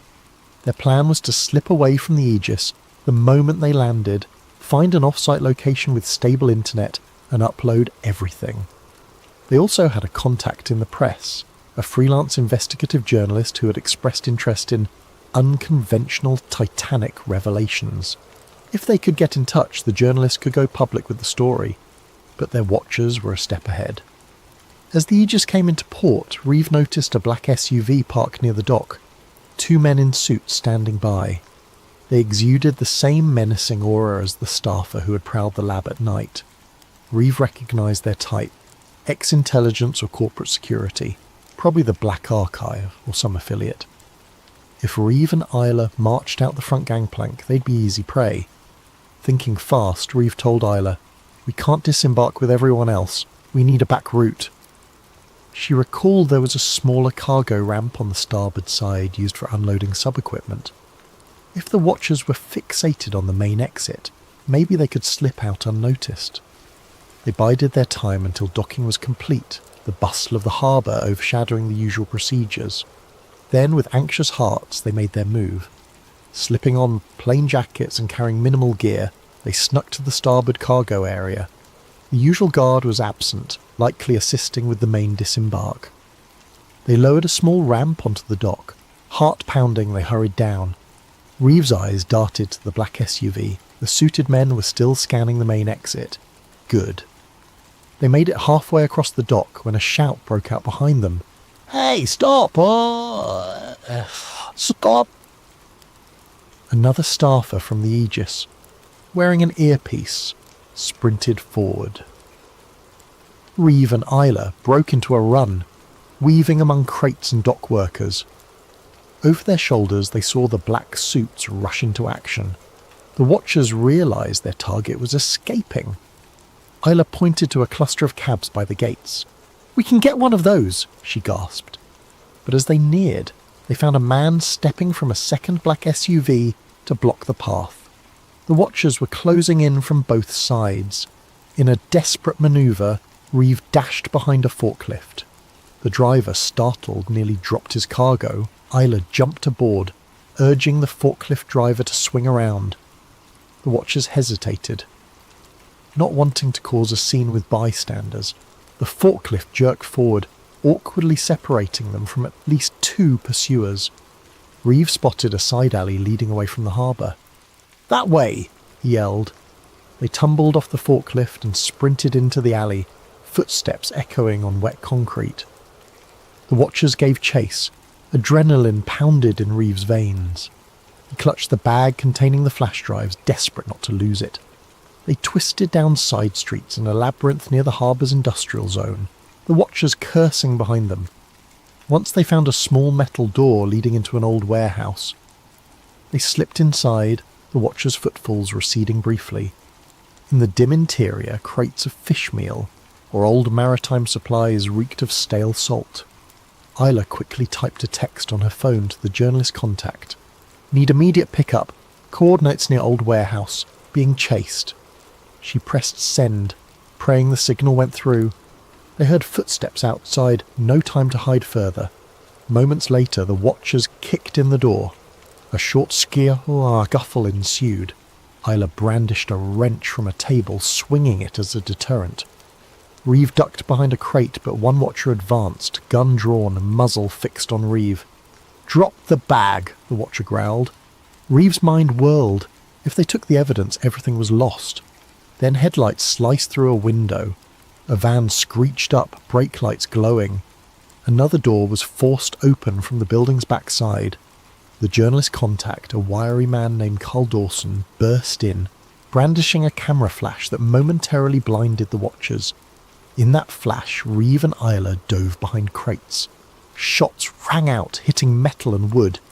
Carl roared, "This way!" They fled through the hole in the back wall. The watchers tried to close in, but the trio scrambled into Carl's van. Tyres squealed as the van sped off. Another bullet shattered the wheel. Some say it's based on classified information that was never meant to reach public ears. Tonight we explore the darkest corners of government experimentation and the thin membrane between dimensions. Daniel Cross bolted upright in his bed, sweat-drenched sheets twisted around his legs like restraints. The dream had returned, more vivid this time. Underground tunnels bathed in pulsing blue light, the cold metal chair, the leather straps on his wrists, and the voices, always the voices, echoing through concrete chambers. Subject 17 demonstrates exceptional receptivity. Increased neural amplitude by 30%. His bedroom television flickered with static, though he was certain he'd turned it off before going to sleep. From within the dancing grey pixels came a familiar hum, a sequence of tones just below normal hearing threshold. Something about it pulled at the corners of his mind, like fingers trying to pry open a locked door. Daniel stumbled out of bed and approached the screen, mesmerised. Within the chaos of white noise, patterns emerged, geometric formations that shouldn't exist in random static. His reflection in the screen looked foreign, almost like another person watching him from behind the glass. Delta Protocol 17, he whispered, the words rising unbidden from some hidden chamber of memory. Initiate phase bend. The static intensified, the hum growing to an electric whine that made his fillings ache. Then, as suddenly as it had begun, the television went black. Daniel stood there, trembling in the dark, wondering why tears were streaming down his face. In the morning, he convinced himself it had been nothing but a particularly vivid nightmare.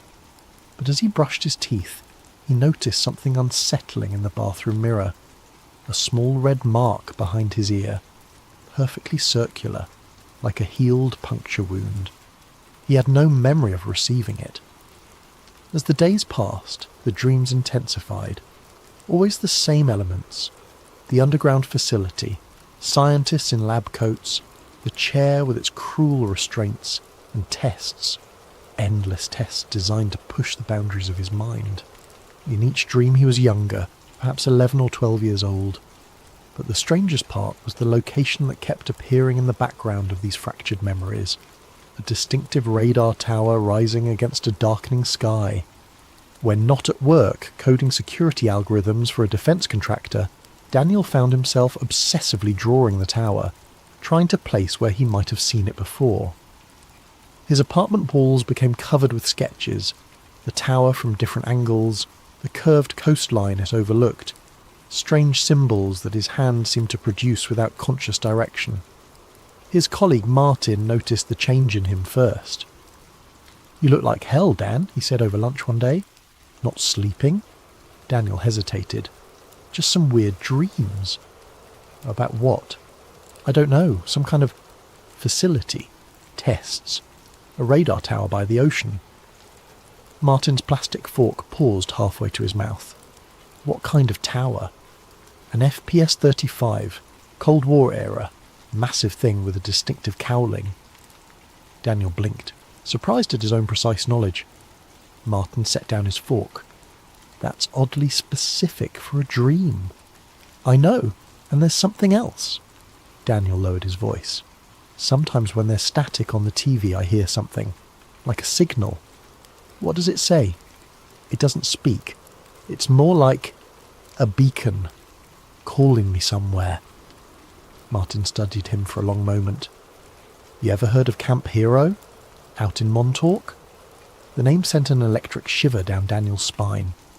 His coffee cup slipped from suddenly numb fingers, shattering on the floor.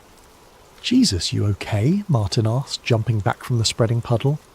"I need to go there," Daniel whispered, staring at nothing. "Montalk."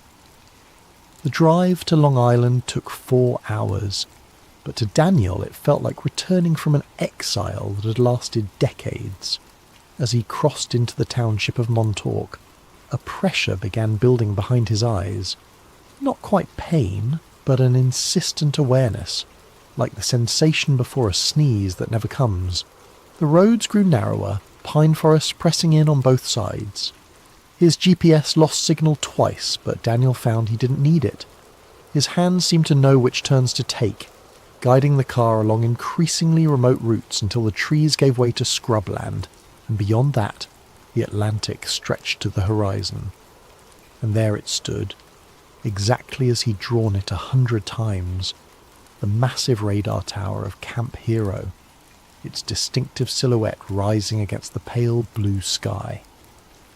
The abandoned Air Force base sprawled beneath it, a collection of bunker-like buildings and concrete structures designed to withstand Soviet bombs that never fell. According to the weathered sign at the entrance, Camp Hero was now a state park, its military function long obsolete. But something about the perimeter fence looked too new, the security cameras too well maintained for a simple historic site. Daniel parked in the nearly empty lot and approached the visitor centre, a converted military building with peeling green paint. Inside, a bored park ranger glanced up from her crossword puzzle. "Closing in an hour," she said without preamble. "I was wondering what you could tell me about the history of this place," Daniel asked, trying to keep his voice casual despite the hammering of his heart. "Standard Cold War radar station, decommissioned in the early 70s. She pushed a pamphlet across the counter. Self-guided tour maps there. Stick to the marked trails. What about the underground sections? The ranger's crossword pencil stopped mid-letter. Her eyes flicked up to study him more carefully. There aren't any underground sections open to the public, but they exist. Look, mister, this is just an old radar station, if you're one of those conspiracy nuts. I've been here before, Daniel interrupted, surprising himself. When I was a child, not possible. This place was sealed military property until 92. Daniel leaned forward. What about the Montalk project? The temperature in the room seemed to drop. The ranger's face hardened as she set down her pencil and reached for the phone. Park's closing early today. You need to leave. I just have a few questions. Now, she said, her finger hovering over the keypad. Or I call security. Daniel retreated to his car, the pamphlet clutched in his hand. As he pulled out of the parking lot, he noticed a black SUV with government plates turning in. The man in the passenger seat photographed his license plate as they passed. Instead of leaving, Daniel drove to the public beach adjacent to the former base. From there, he followed a trail that hugged the dramatic bluffs overlooking the Atlantic. The radar tower remained visible above the tree line, seeming to watch him as he walked. When he reached a chain-link fence marking the base's boundary, Daniel felt a strange duality, his conscious mind seeing it for the first time, while something deeper recognized every rust spot and bent link. He knew, without understanding how, that 20 yards to the left, the fence had been repaired where someone had once cut through it. Sure enough, when he checked, there was a section of newer fencing exactly where he'd expected. As the sun began its descent toward the horizon, Daniel found a secluded spot where the bluff had partially collapsed, creating a natural path down to a narrow strip of beach. The base's concrete seawall extended here, covered in graffiti and eroded by decades of salt spray. He ran his hand along the rough surface until his fingers caught on something, a small recess containing what appeared to be a rusted electrical box. Without hesitation, Daniel entered a sequence of numbers, 8-1-3-5. Nothing happened. He tried again with 8315, and then finally 8153. A deep mechanical groan emanated from within the wall. A section of concrete, expertly disguised as part of the seawall, shifted inward by several inches. Daniel pushed, and it swung open on hidden hinges to reveal a dark passage leading into the earth. The smell that wafted out was a complex mixture of mildew, ozone, and something chemical that triggered an intense wave of déjà vu. Daniel switched on his phone's flashlight and stepped inside. The passage sloped downward, concrete walls giving way to rough-hewn stone that glistened with moisture. Daniel moved cautiously, guided more by buried memory than by sight. After about 50 yards, the tunnel opened into a larger space, what appeared to be an abandoned maintenance room filled with rusted equipment and collapsed shelving. But Daniel knew this wasn't its original purpose. He directed his light toward the far wall, where a heavy metal door hung partially ajar. Beyond it lay darkness so absolute it seemed to swallow his flashlight beam. As he approached the threshold, a wave of dizziness overcame him. Fractured images flashed through his mind. Children in hospital gowns, scientists with clipboards, a massive chair surrounded by electronic equipment, and always, the tests. Focus on the light, Daniel. Tell us what you see through the gateway. His phone slipped from suddenly nerveless fingers, clattering to the floor as Daniel collapsed. The last thing he saw before consciousness fled was a symbol scratched into the metal door, a triangle intersecting with a perfect circle. When he awoke, Daniel was lying on the beach, waves lapping at his feet. The sun had set, and stars glittered in the darkening sky. His clothes were soaked with seawater, though he had no memory of entering the ocean. His phone was gone. And most disturbing of all, the entrance in the seawall had vanished, not just closed, but seemingly never there at all. Daniel stumbled to his feet, disoriented. His watch showed it was just past 9 p.m. but the date displayed was wrong. According to his watch, he had lost nearly 3 days. The drive back to his apartment in Connecticut was a blur, a dreamlike passage through darkness punctuated by the hypnotic sweep of headlights. Daniel's mind churned with fragments of memory that couldn't possibly be his, yet felt more authentic than his recollections of college or his first job. He remembered the chair, the Montalk chair they'd called it, a monstrous assemblage of technology salvaged from alien craft and enhanced with Tesla-inspired circuitry. He remembered the sensation when they activated it with him strapped inside, like his consciousness was being pulled through the top of his skull and stretched across dimensions. And he remembered what they made him do with it. Back in his apartment, Daniel paced until dawn, scribbling everything he could recall into a notebook.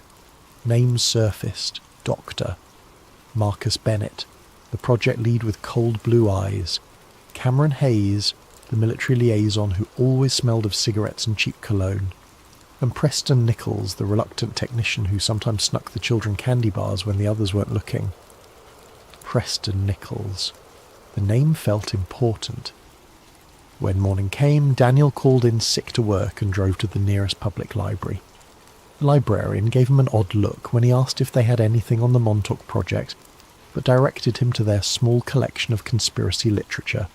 There, sandwiched between books on Roswell and MK Ultra, was a worn paperback. The Montalk Project, Experiments in Time, by Preston B. Nichols and Peter Moon. Daniel's hands trembled as he flipped through pages describing exactly what he'd been remembering.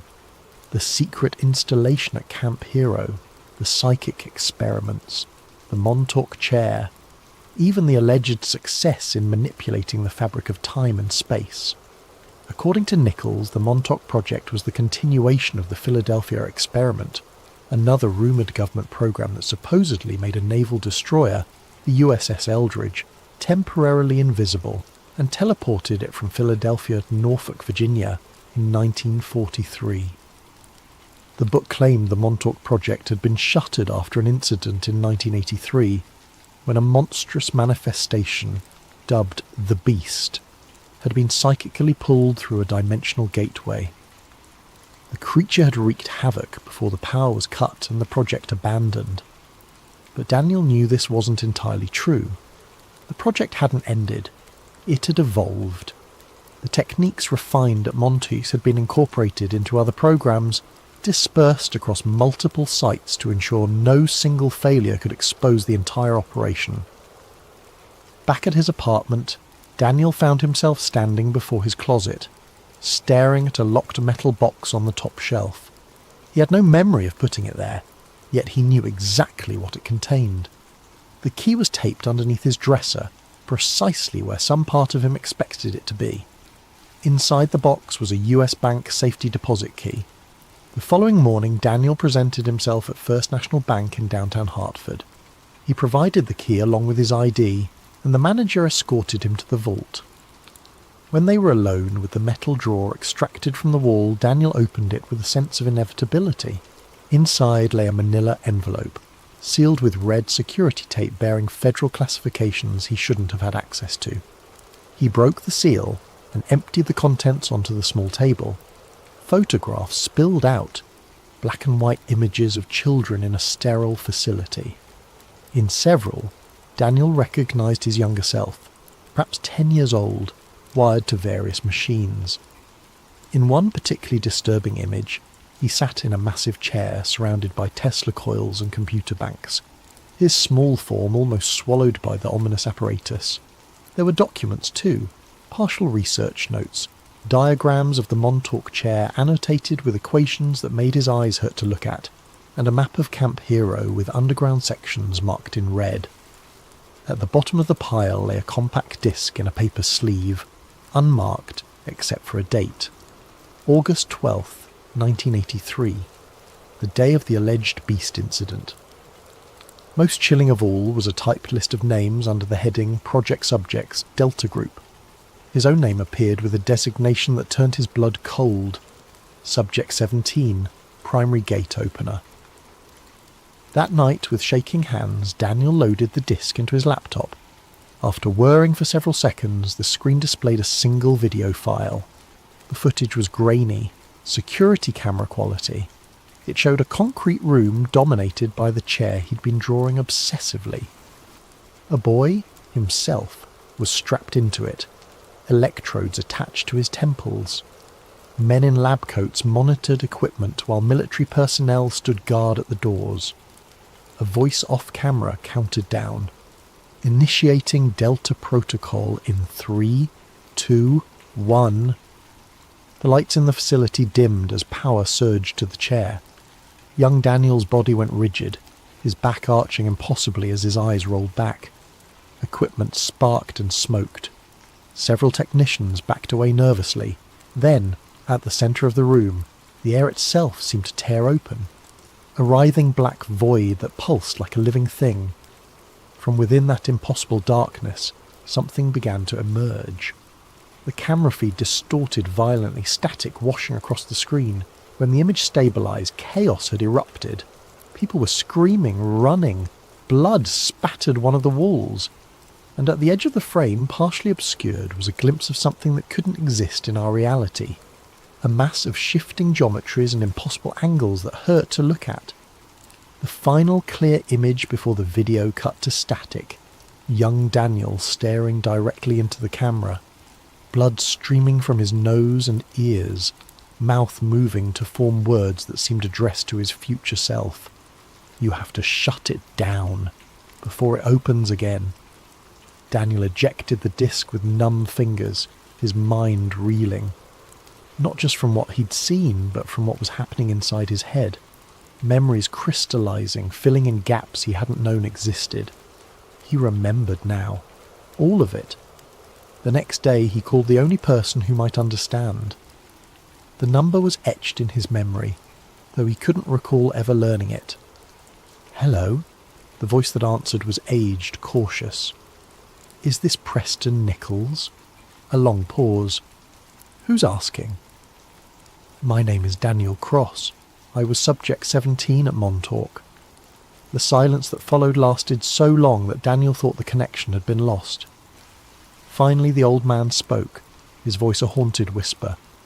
"God help you, boy. They're still watching. I need answers. Not over the phone. They're always listening." Another pause. "The lighthouse. Tomorrow. Noon." The line went dead. Daniel arrived at the Montalk Point Lighthouse an hour early. Parking his rental car, he'd abandoned his own vehicle, suddenly paranoid about tracking devices, in the tourist lot. The historic lighthouse stood tall against a sky heavy with approaching storm clouds, its red and white stripes a cheerful contrast to the grim purpose of his visit. He spotted Nichols immediately, a heavy-set older man in a worn fisherman's jacket sitting alone on a bench overlooking the Atlantic.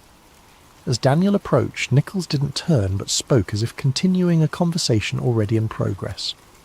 "They told us we were serving our country," he said, eyes fixed on the churning waves below. "Advancing human potential. Opening frontiers.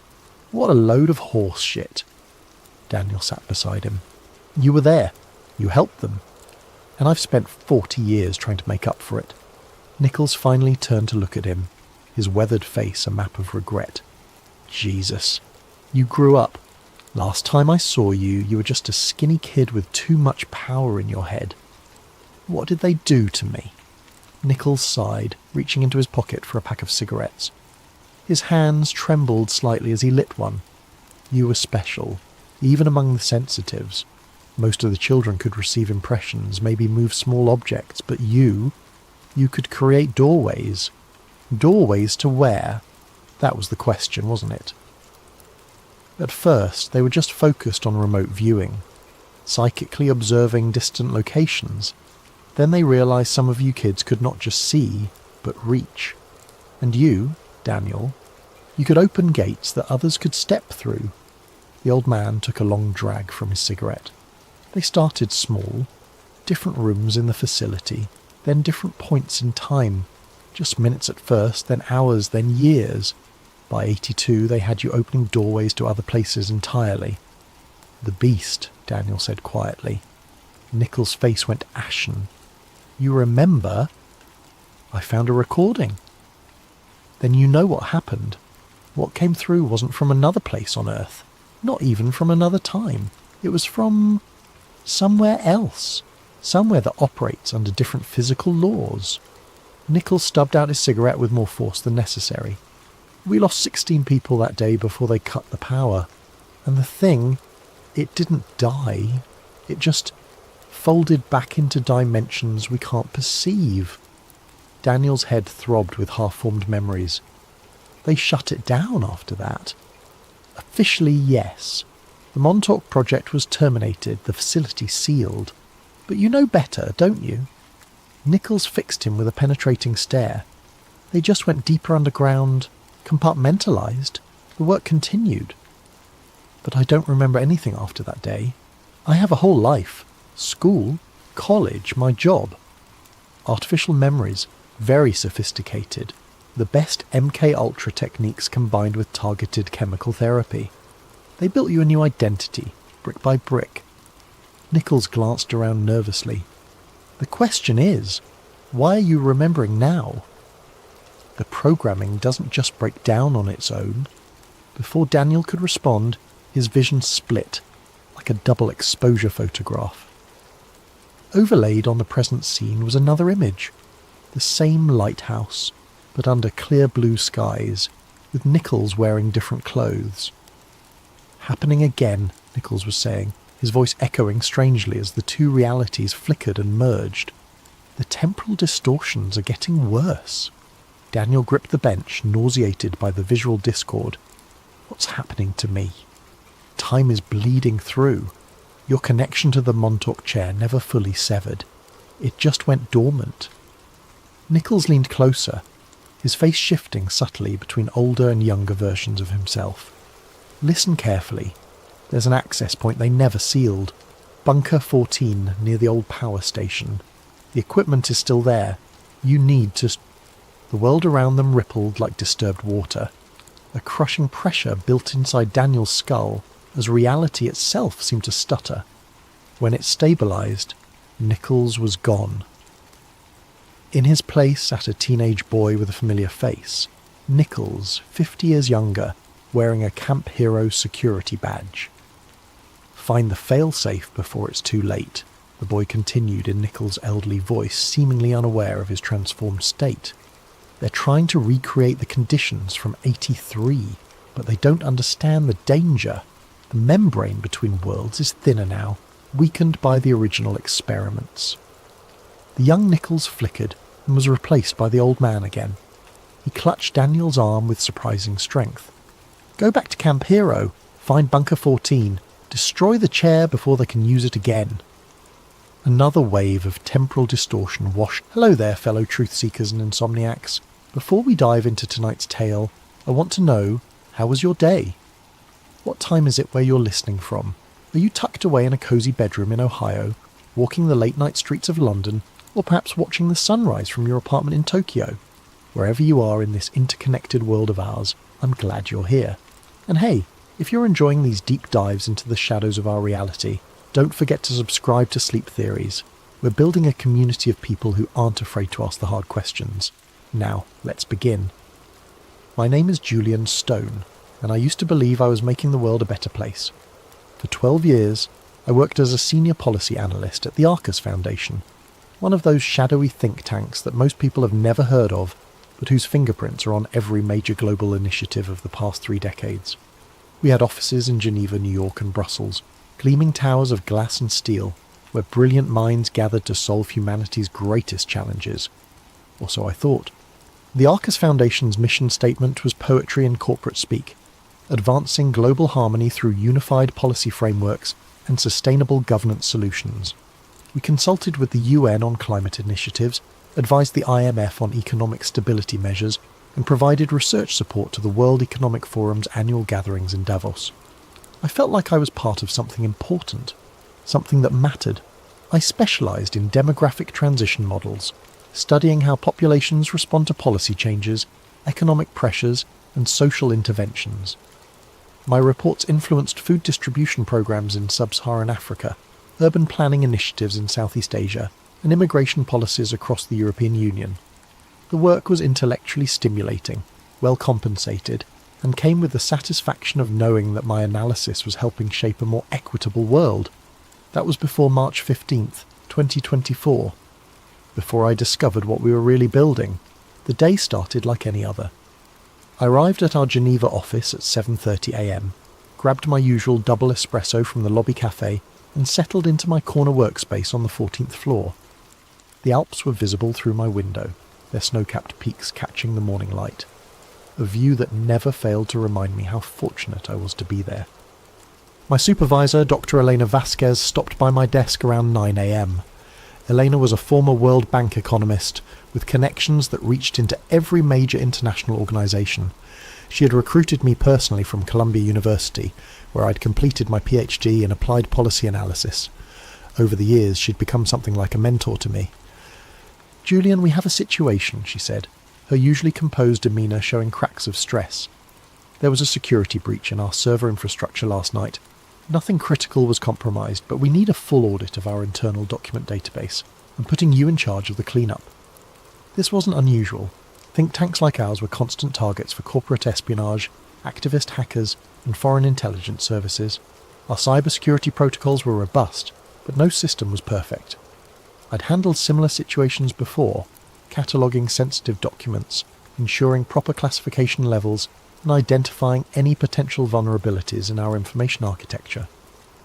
"What kind of breach are we talking about?" I asked, already pulling up our security monitoring dashboard. "Attempted penetration of our archived research database. The intrusion was blocked, but it triggered an automatic review protocol. Legal wants everything above classification level 7 to be personally verified by senior staff." Elena handed me a secure tablet loaded with administrative credentials. "Start with the Governance Innovation Archive. That's where our most sensitive collaborative research is stored." The Governance Innovation Archive. I'd heard references to it in high-level meetings, but had never had clearance to access it directly. My excitement at finally getting a peek behind the curtain was tempered by the tedious nature of the task ahead. Archive reviews were notoriously time-consuming. Thousands of documents to be sorted, verified, and reclassified. I spent the morning working through routine policy papers, demographic studies, and economic forecasting models. Most of it was familiar territory, research I'd either contributed to or referenced in my own work. The sun traced its arc across the sky as I methodically processed file after file. It was around 2:30 p.m. when I found it. The document was buried deep in a subfolder labelled Historical Research Initiatives, nestled between a 1997 study on European monetary integration and a 2001 analysis of post-Soviet economic transitions. The file name was innocuous: GI Archive Reset Framework version 7.pdf. But when I opened it, the blood in my veins turned to ice water. Project RESET Comprehensive Societal Restructuring Protocol. Classification level, Obsidian. Distribution, Council authorization only. Date, August 12th, 1998. The document was 247 pages long. What I read in those pages would shatter everything I thought I knew about the world, about my work, and about the true nature of the organisations I'd devoted my career to serving. The executive summary was clinical in its brutality. The transition to harmonised global governance requires systematic deconstruction of existing national sovereignty frameworks, followed by controlled reconstruction under unified administrative protocols. Project RESET outlines a 5-phase implementation strategy designed to achieve this transition while maintaining public compliance and minimising resistance vectors. 5 phases. 5 stages of what could only be described as the methodical dismantling of human freedom, disguised as progressive policy initiatives. Phase 1. Digital Identity Infrastructure. The first phase called for the establishment of universal digital identification systems, ostensibly for improved service delivery and security. Every human being would be assigned a unique digital profile containing biometric data, financial information, health records, travel history, and behavioural analytics. The document described this as creating comprehensive individual mapping for optimised resource allocation and risk assessment. But buried in the technical specifications, the true purpose became clear. The digital ID system wasn't just about identification, it was about control, real-time tracking, automatic compliance monitoring, and the ability to instantly restrict access to banking, travel, employment, and even food distribution for anyone deemed non-compliant with social directives. Phase 2. AI-managed resource distribution. The second phase involved transitioning all essential resources, food, water, energy, housing, to centralized AI management systems. The justification was environmental sustainability and equitable distribution. The reality was something far more sinister. The document outlined algorithms that would determine individual resource allocations based on social contribution scores, behavioral compliance metrics, and demographic optimization parameters. In plain English, the system would decide who got to eat, who could access clean water, and who deserved shelter based on their usefulness to the new order and their willingness to comply with its directives. There were detailed flowcharts showing how resource restrictions could be used to modify behavior at both individual and population levels.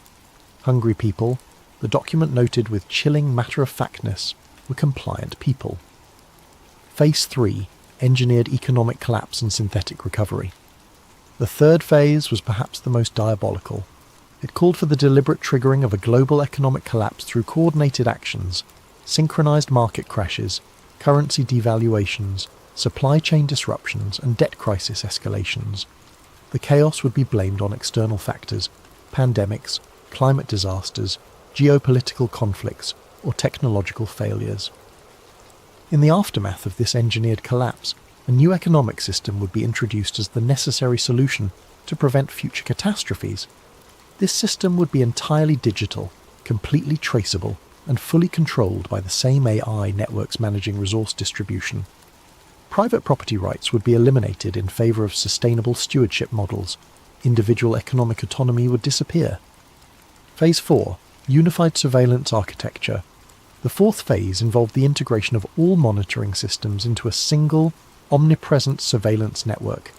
Every device, every sensor, every camera would feed into a central intelligence system capable of tracking and analysing human behaviour in real time.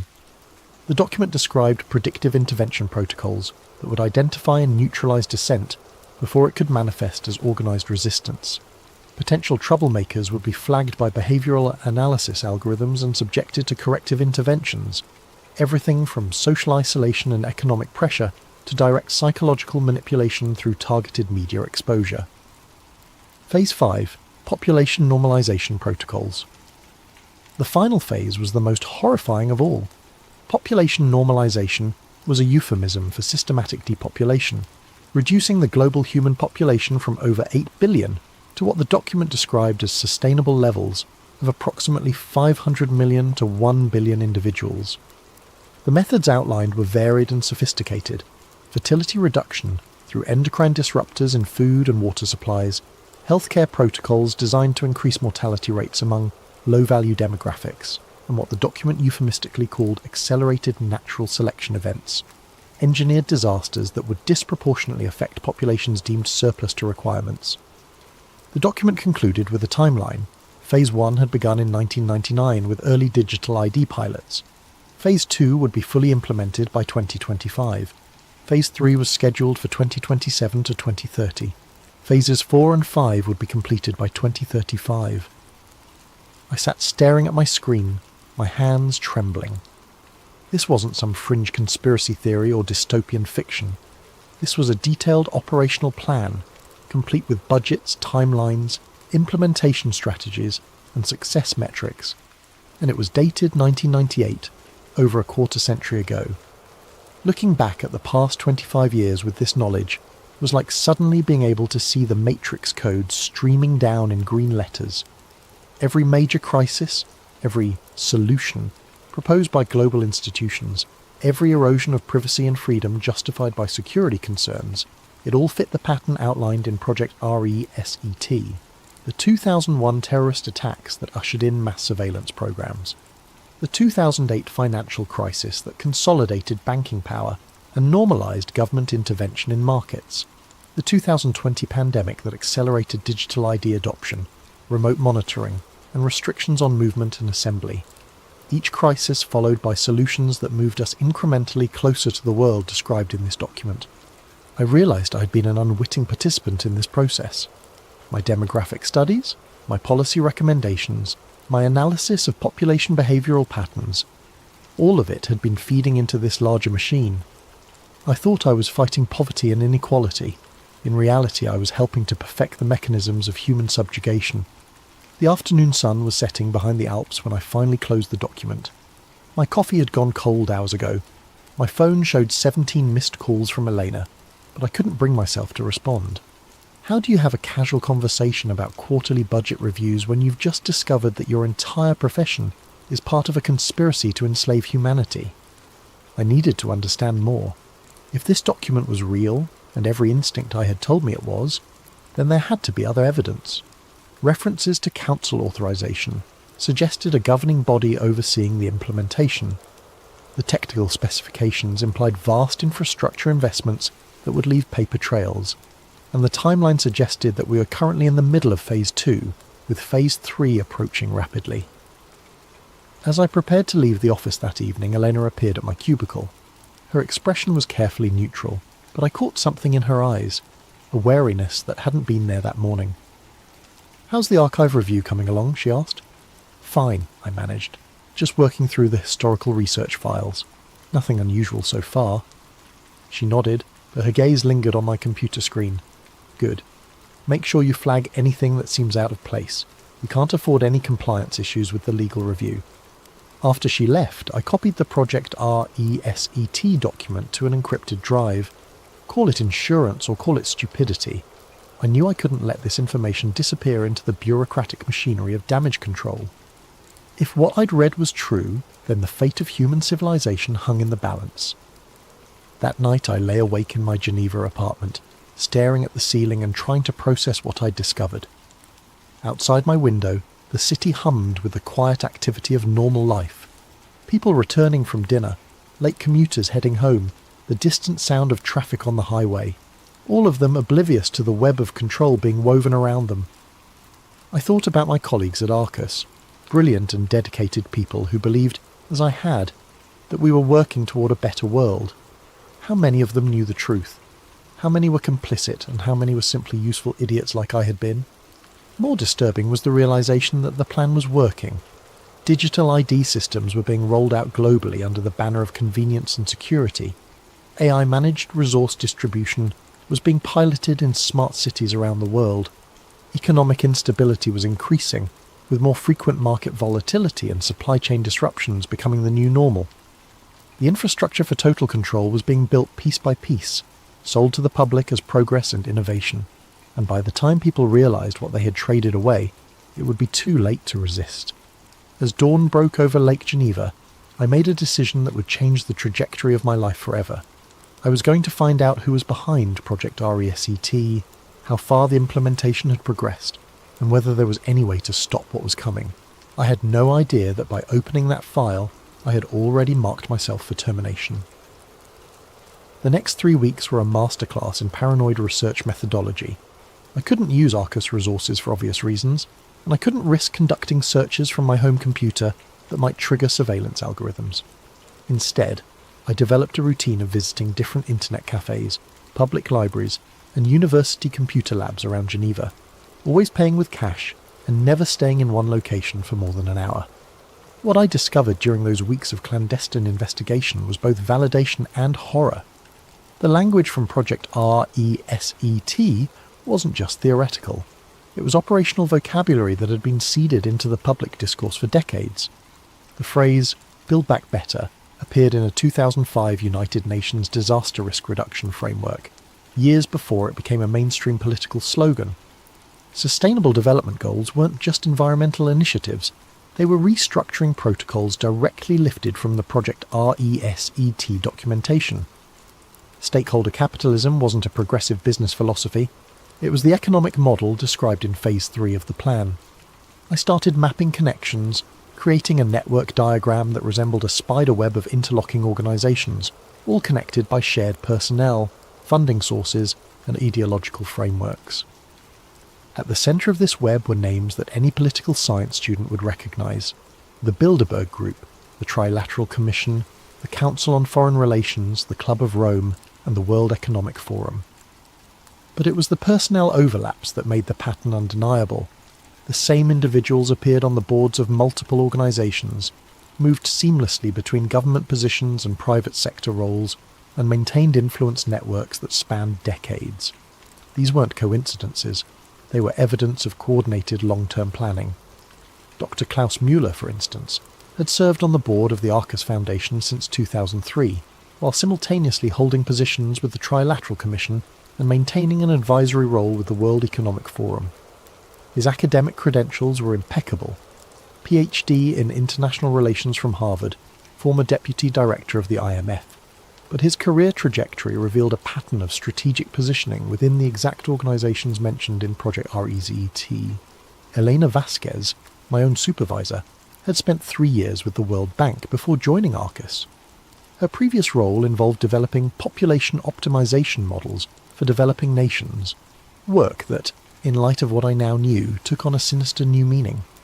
The more I dug, the more I realised that the world of international policy wasn't the collegial academic environment I had believed it to be. It was a carefully orchestrated theatre, with different organisations playing complementary roles in advancing the same underlying agenda. The Bilderberg Group provided high-level strategic coordination, bringing together political leaders, corporate executives, and academic experts for closed-door discussions that never appeared in public records. The World Economic Forum served as the public face of the agenda, packaging radical social restructuring as progressive innovation and corporate responsibility.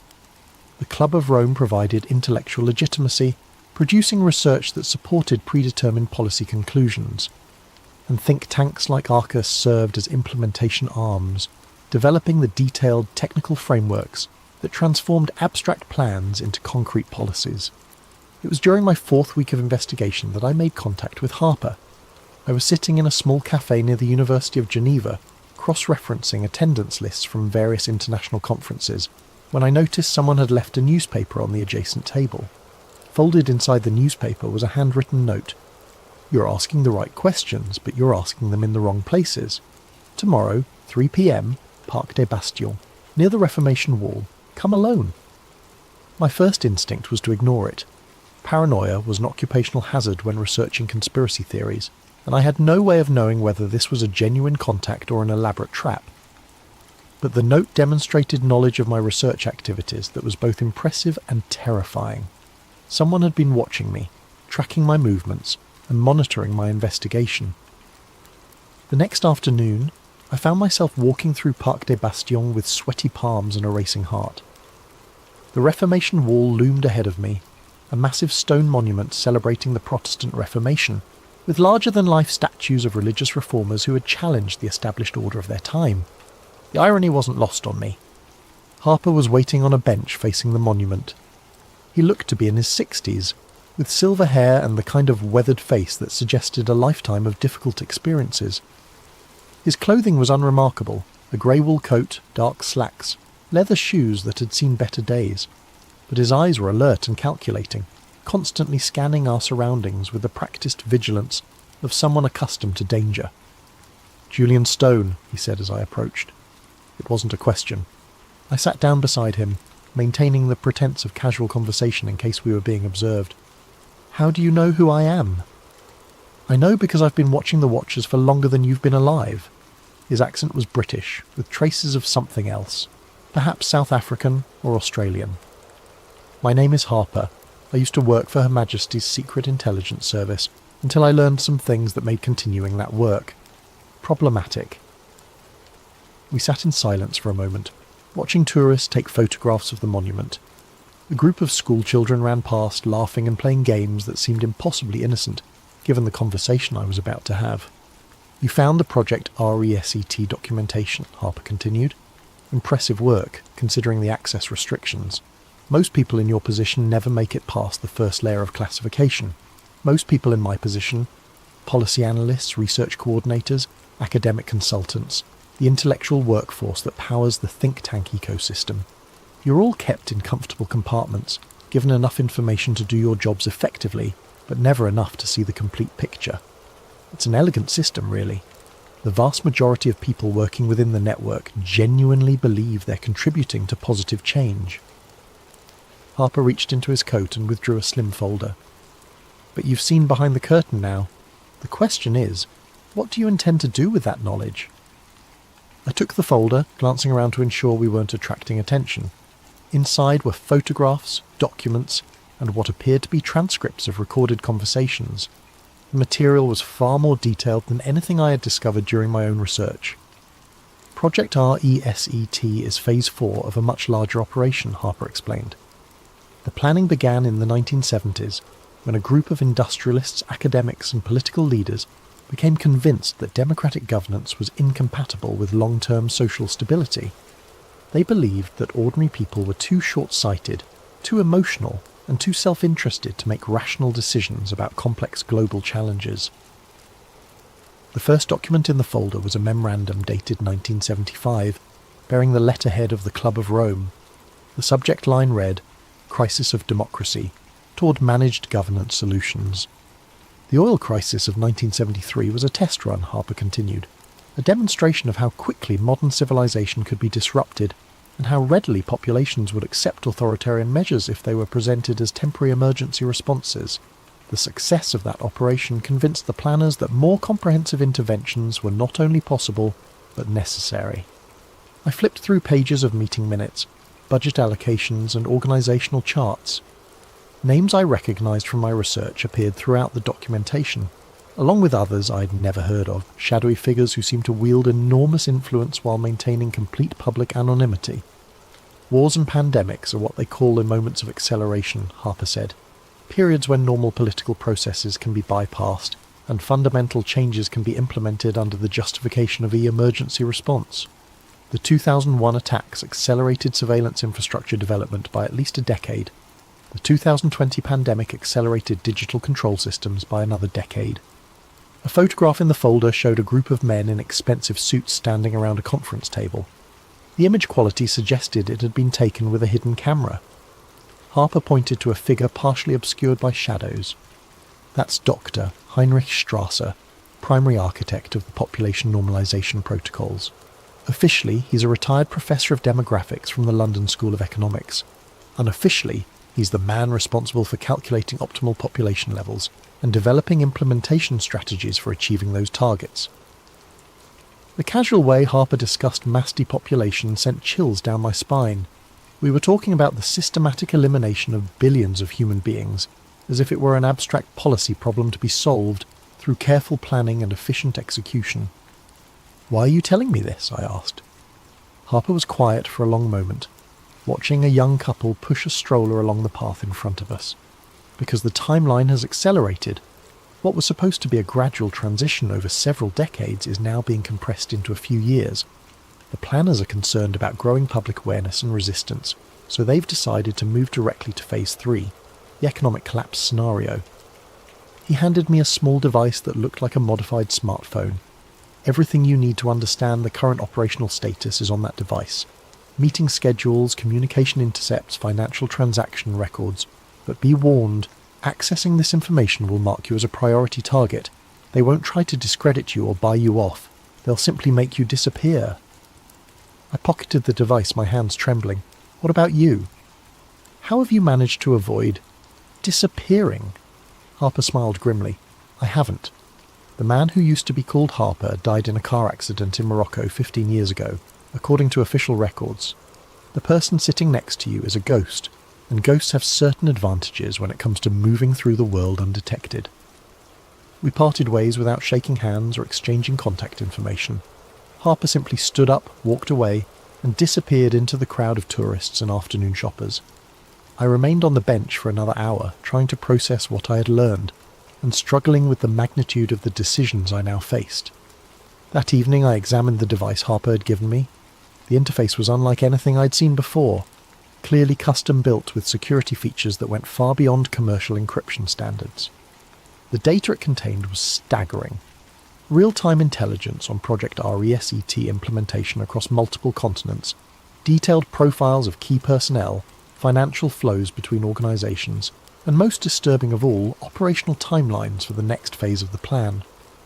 According to the intelligence Harper had provided, Phase 3, the engineered economic collapse, was scheduled to begin within 18 months. The trigger would be a coordinated cyber attack on critical financial infrastructure, blamed on state-sponsored hackers but actually orchestrated by the same network that had been planning global restructuring for decades.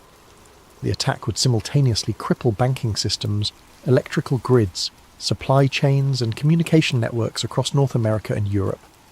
In the chaos that followed, emergency powers would be invoked, constitutional protections would be suspended, and the new digital control systems would be implemented as temporary security measures. Within 6 months of the collapse, the new economic system would be fully operational. Physical currency would be eliminated in favour of digital transactions that could be monitored, controlled, and restricted in real time. Universal basic income would be introduced, but payment would be conditional on compliance with behavioural modification programs. Private property rights would be suspended in favour of collective stewardship models managed by AI allocation algorithms. Anyone who resisted the transition would find themselves cut off from the economic system entirely, unable to buy food, unable to access shelter, unable to travel or communicate. Social pressure and biological necessity would force compliance within weeks. The plan was brilliant in its simplicity and horrifying in its implications. By engineering a crisis and positioning themselves as the solution, the architects of Project RECT could implement total social control while maintaining the illusion of democratic legitimacy. The public would beg for the very chains that enslaved them. As I sat in my apartment that night, surrounded by the evidence of humanity's impending subjugation, I made a decision that would define the rest of my life. I couldn't stop what was coming. The machinery was too vast, too well coordinated, and too far advanced. But I could expose it. I could ensure that when the collapse came, at least some people would understand what was really happening and why. The real governments weren't in the Capitol buildings where tourists took photographs and school children learned about democracy. They were in conference rooms with no cameras, making decisions that would reshape human civilization according to their vision of optimal management and control. But first, I needed to learn more about the Council of Nine, the shadowy governing body that Harper had mentioned only in passing, but that seemed to represent the apex of the power structure I was investigating. What I would discover about the Council would make everything I had learned so far seem like a preparation course for the real horror show. Harper contacted me again 3 days later, this time through a more sophisticated method that demonstrated the depth of his surveillance capabilities. When I returned home from work, I found that someone had been in my apartment. Nothing was missing, nothing was damaged, but subtle signs indicated professional intrusion. A book moved slightly on my desk, a coffee cup repositioned by a few inches, the angle of my computer monitor adjusted just enough to be noticeable. On my kitchen table was a single playing card, the 9 of spades, with a time and location written on the back in precise handwriting. Thursday, 9 p.m, Jet d'eau viewing platform. The Jet d'eau was Geneva's famous water fountain, a towering spray of lake water that had become the city's unofficial symbol. The viewing platform offered panoramic views of Lake Geneva and was typically crowded with tourists during the day, but at 9 p.m. on a Thursday in early spring it would be largely deserted. I arrived 15 minutes early, using the time to scan for potential surveillance or security threats. Harper's warnings about being marked as a priority target had left me hyper-vigilant, seeing potential enemies in every passerby and possible monitoring devices in every street camera. Harper materialized from the shadows near the platform's eastern edge, moving with the silent efficiency of someone trained in covert operations. He wore different clothes than during our first meeting, but the same calculating alertness animated his features. "You've been researching the Council of Nine," he said without preamble. "I can tell because your digital footprint shows specific query patterns that correlate with Council-related information architecture." I hadn't mentioned the Council during our previous conversation, which meant Harper had been monitoring my online activities despite my precautions. The realization was both impressive and unsettling. "How do you know what I've been researching?" "Because I built some of the monitoring systems that track research patterns related to sensitive topics. Before I became a ghost, I spent 12 years developing psychological analysis algorithms for MI6. We called it cognitive fingerprinting, the ability to identify individual researchers based on their information-seeking behaviours." Harper handed me a waterproof envelope sealed with what appeared to be tamper-evident tape. The Council of Nine represents the operational command structure for Project RESET. They're not the architects. Those individuals died decades ago, but they're the executors responsible for implementing the final phases. The envelope contained photographs that had obviously been taken with sophisticated surveillance equipment. The images showed a conference room that looked like something from a high-end corporate retreat. Polished mahogany table, leather chairs, floor-to-ceiling windows offering views of what appeared to be a mountain landscape. But it was the occupants of the room that made my blood run cold. 9 individuals sat around the table, their faces partially obscured by shadows that seemed strategically positioned to prevent clear identification. Despite the lighting conditions, I could make out enough detail to recognise several figures from my research. Dr. Klaus Müller from the Arcus Foundation, a woman who appeared to be Dr. Margaret Thornfield from the World Economic Forum's Executive Board, and others whose faces seemed familiar but whose identities I couldn't immediately place. These photographs were taken during a C9 emergency protocol meeting 6 months ago, Harper explained. The audio quality from that particular session wasn't optimal, but we managed to capture enough to understand the current operational parameters.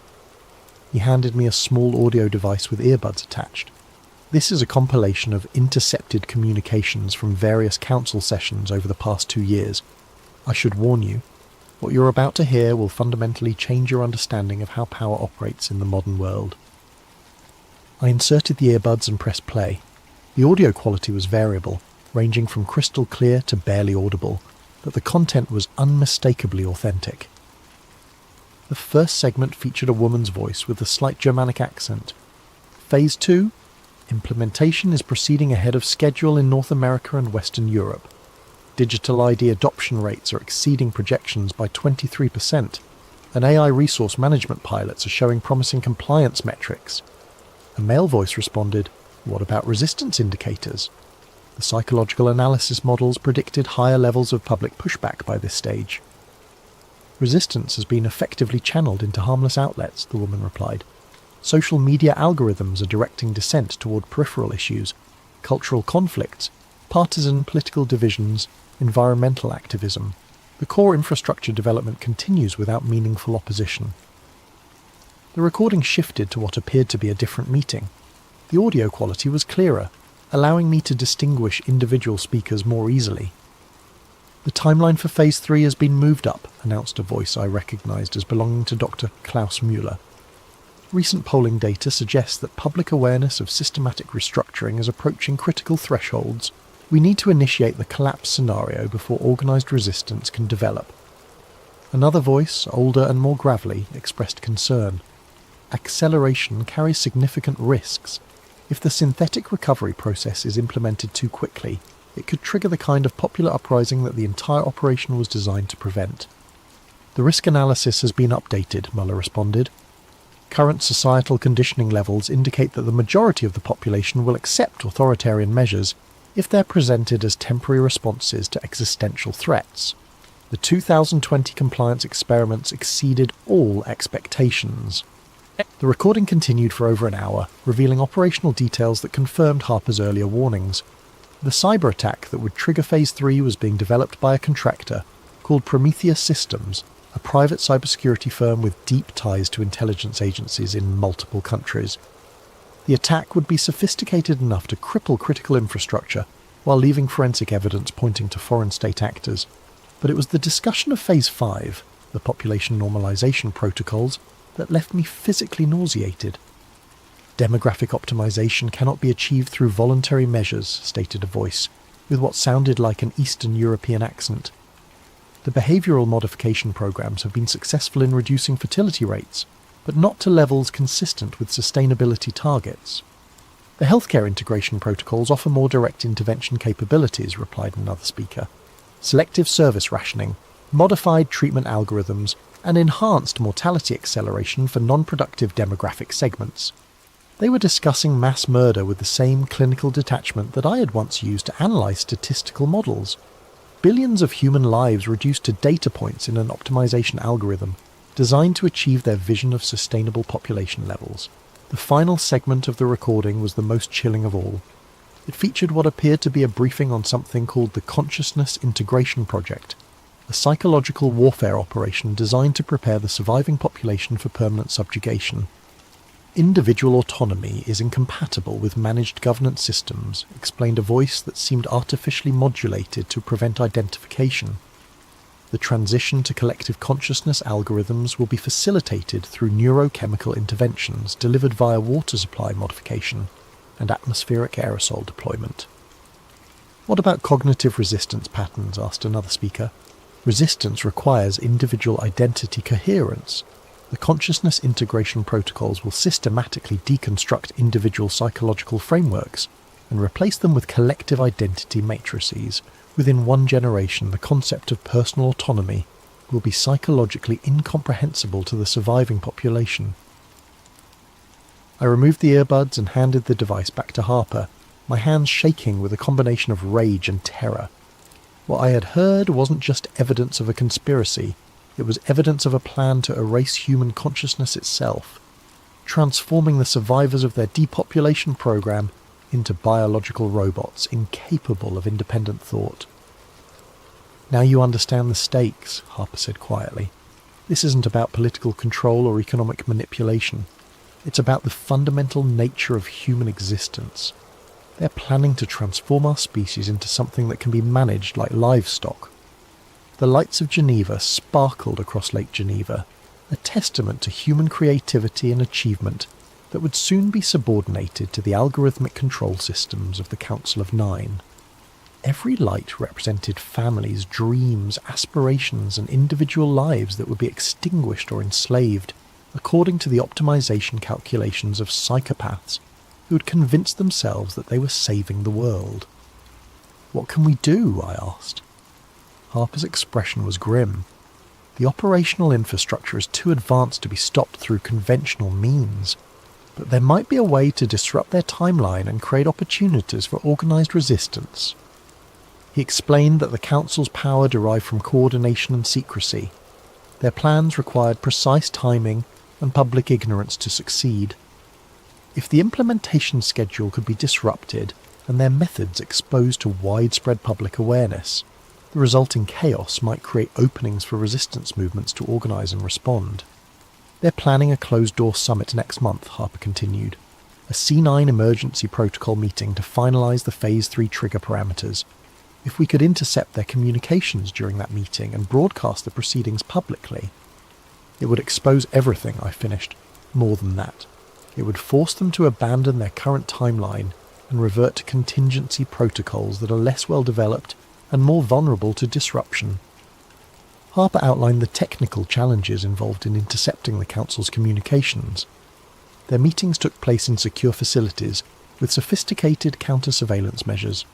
The participants used encrypted communication devices that were regularly updated with new security protocols, and any interception attempt would almost certainly be detected, triggering immediate countermeasures against anyone involved in the operation. "I need you to understand," Harper emphasized, "that this is likely a one-way mission. Even if we succeed in exposing their operation, we won't survive the aftermath. The Council has resources and capabilities that extend far beyond anything a conventional government could deploy." I stared out at the lake, watching the gentle waves lap against the shore. 3 weeks ago, my biggest concern had been meeting quarterly research deadlines.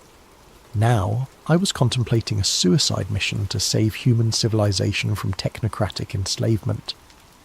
"When is this summit?" I asked. "April 15th. Location is still being determined, but intelligence suggests it will be at the Château de Bossé, about 20 kilometers outside Geneva.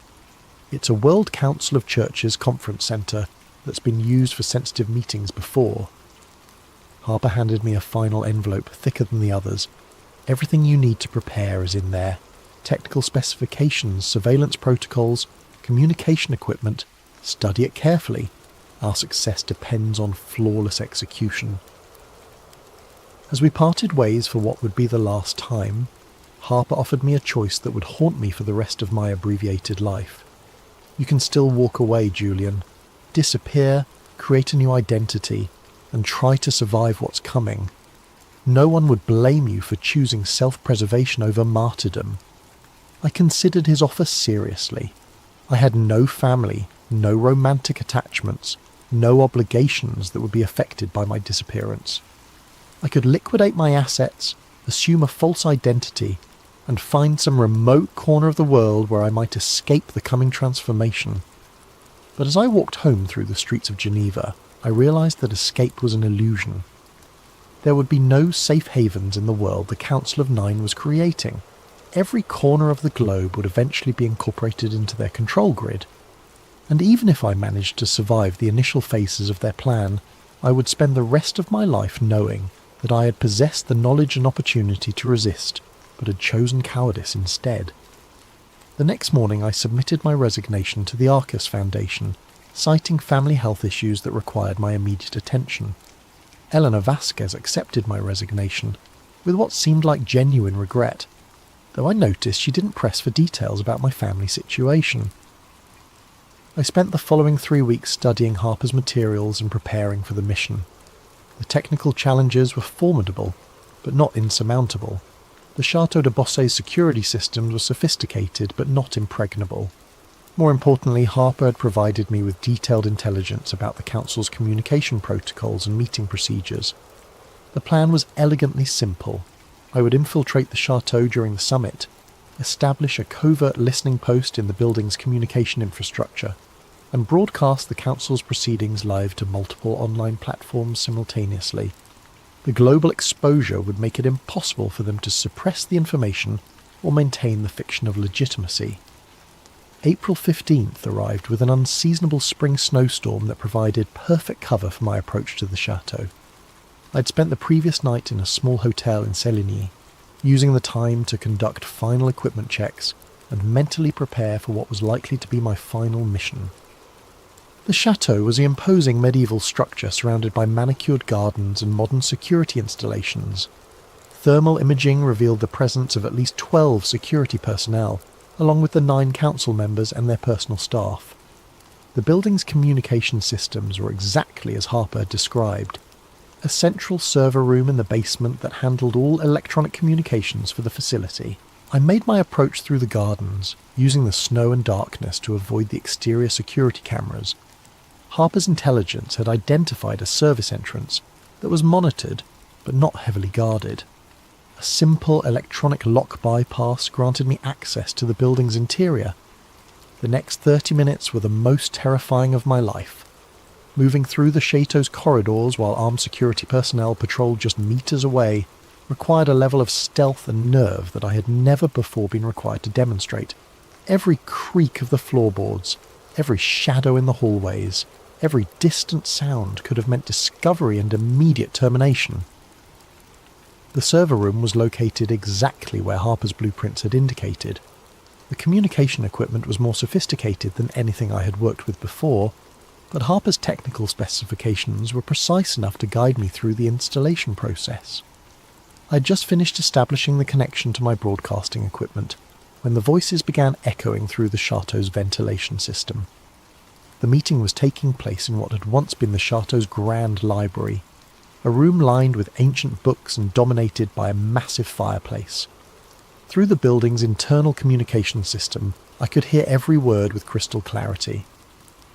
Phase 3 implementation begins in 72 hours, announced a voice I recognised from Harper's recordings, Dr. Klaus Müller. Prometheus Systems has confirmed that the cyber attack vectors are fully operational and undetectable. Critical infrastructure across North America and Western Europe will be compromised simultaneously. The casual way he discussed the orchestrated collapse of civilization sent chills down my spine. These weren't desperate revolutionaries fighting against an oppressive system. They were the architects of oppression itself, calmly discussing the implementation of totalitarian control with the same tone I had once used to discuss quarterly budget projections. What about contingency protocols if the public response exceeds manageable parameters? Asked a woman's voice with a slight accent that could have been Scandinavian. Public response has been extensively modelled, replied another speaker. Current psychological conditioning levels indicate that 73% of the population will comply with emergency directives within the first week. An additional 19% will require moderate coercion, restriction of services, economic pressure, social isolation. Only 8% are projected to offer sustained resistance. My hands trembled as I adjusted the recording equipment. They were discussing the subjugation of billions of human beings as if they were managing a corporate restructuring project. The clinical precision of their planning made their intentions even more horrifying. The 8% resistance demographic will be addressed through Phase 4 acceleration, continued Muller. Enhanced surveillance protocols and predictive intervention algorithms will identify resistance cells before they can organise effectively. Those individuals will be transferred to controlled population centres for behavioural modification. And if behavioural modification proves insufficient, asked another voice. There was a pause before Muller responded. Then they will be reclassified as surplus population and processed according to Phase 5 protocols. Processed? They were talking about mass murder using the sanitised language of industrial efficiency. The conversation shifted to technical implementation details that were even more disturbing than the broad strategic discussion. They had developed sophisticated psychological manipulation techniques designed to make people grateful for their own enslavement. The economic collapse would be followed by a recovery program that would gradually introduce the new control systems as benevolent solutions to the problems they had created. The consciousness integration protocols show remarkable promise, reported a speaker, whose voice seemed artificially modulated. Test populations in controlled environments demonstrate complete behavioural compliance within 18 months of implementation. Individual identity dissolution proceeds according to projections, with subjects reporting increased satisfaction and social harmony. They had been experimenting on human populations. Somewhere in the world, there were communities that had already been transformed into the kind of managed livestock that the Council envisioned for all of humanity. What about the intellectual infrastructure? Asked another voice. Scientific research, technological development, creative production. These activities require some level of individual cognitive autonomy. Managed creativity protocols have been successfully implemented, came the response. Intellectual production can be optimized through selective cognitive enhancement of designated individuals while maintaining overall population compliance. The creative class will be a managed resource, like any other essential service. Even human creativity would be subordinated to their control systems. Artists, writers, scientists, and inventors would be reduced to biological machines producing innovations according to centrally planned directives. But it was the next part of their conversation that made me realise the true scope of their ambitions. The interplanetary expansion protocols require careful coordination with Phase 5 implementation, announced a voice I hadn't heard before. Optimal population levels for Earth-based operations must be maintained while developing sustainable colonies for the management class. They weren't just planning to control Earth, they were planning to expand their control system to other planets.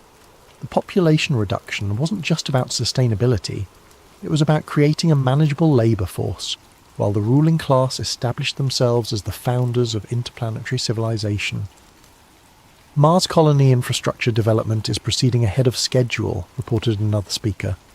The first management class settlement can be established within 15 years, with full operational capability within 30. Earth-based population levels can be reduced to maintenance requirements, while interplanetary expansion continues. The vision was breathtaking in its scope and horrifying in its implications. Earth would become a managed preserve populated by enslaved humans whose consciousness had been technologically altered to ensure compliance. Meanwhile, the architects of this system would establish themselves as the lords of a new cosmic empire, free from the limitations and messy complications of democratic governance.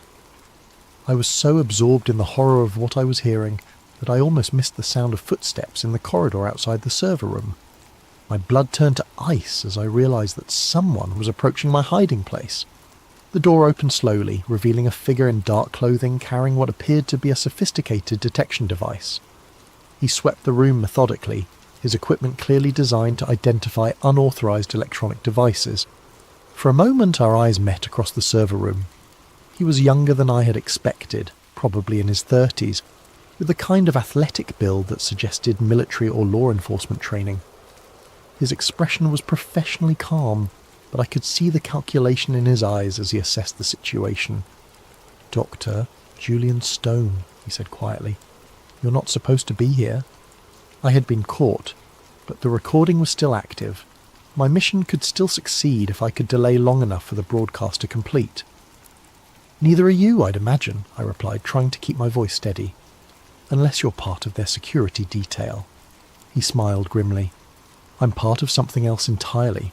Someone who shares your concerns about what's happening in that room upstairs." The revelation that I wasn't alone in my resistance lifted a weight from my shoulders that I hadn't realised I was carrying. How many others are there? More than they know. Fewer than we need. He moved closer, keeping his voice low. "The broadcast is working. The signal is getting through to multiple platforms simultaneously, but they're going to detect the transmission within minutes, and when they do, we're both dead," I finished. "Probably, but the information will be out there. People will know the truth." From upstairs, we could hear the council's discussion continuing. They were moving into operational details for the immediate aftermath of the cyber attack. Emergency broadcast scripts, military deployment protocols, procedures for implementing martial law while maintaining the illusion of democratic legitimacy. "The public messaging framework is critical," Mueller was saying.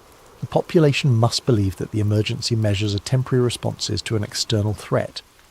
Constitutional rights can be suspended indefinitely as long as the suspension is framed as protective rather than punitive." My companion, he had never given me his name, was monitoring the broadcast signal on a handheld device. "Upload is at 67% completion," he whispered, "but they're starting to scan for unauthorized transmissions." The voices from upstairs were becoming more animated, suggesting that someone had noticed the security breach. "We have a problem," announced a voice I hadn't heard before. "Our communication systems are showing signs of external access. Someone is intercepting our proceedings." The response was immediate and chilling. "Lock down the facility, search every room, find the source of the breach and eliminate it." 78% complete, my companion reported. "Just need a few more minutes." But we didn't have a few more minutes. The sound of heavy footsteps was echoing through the corridors as security personnel began a systematic search of the building. It was only a matter of time before they reached the server room.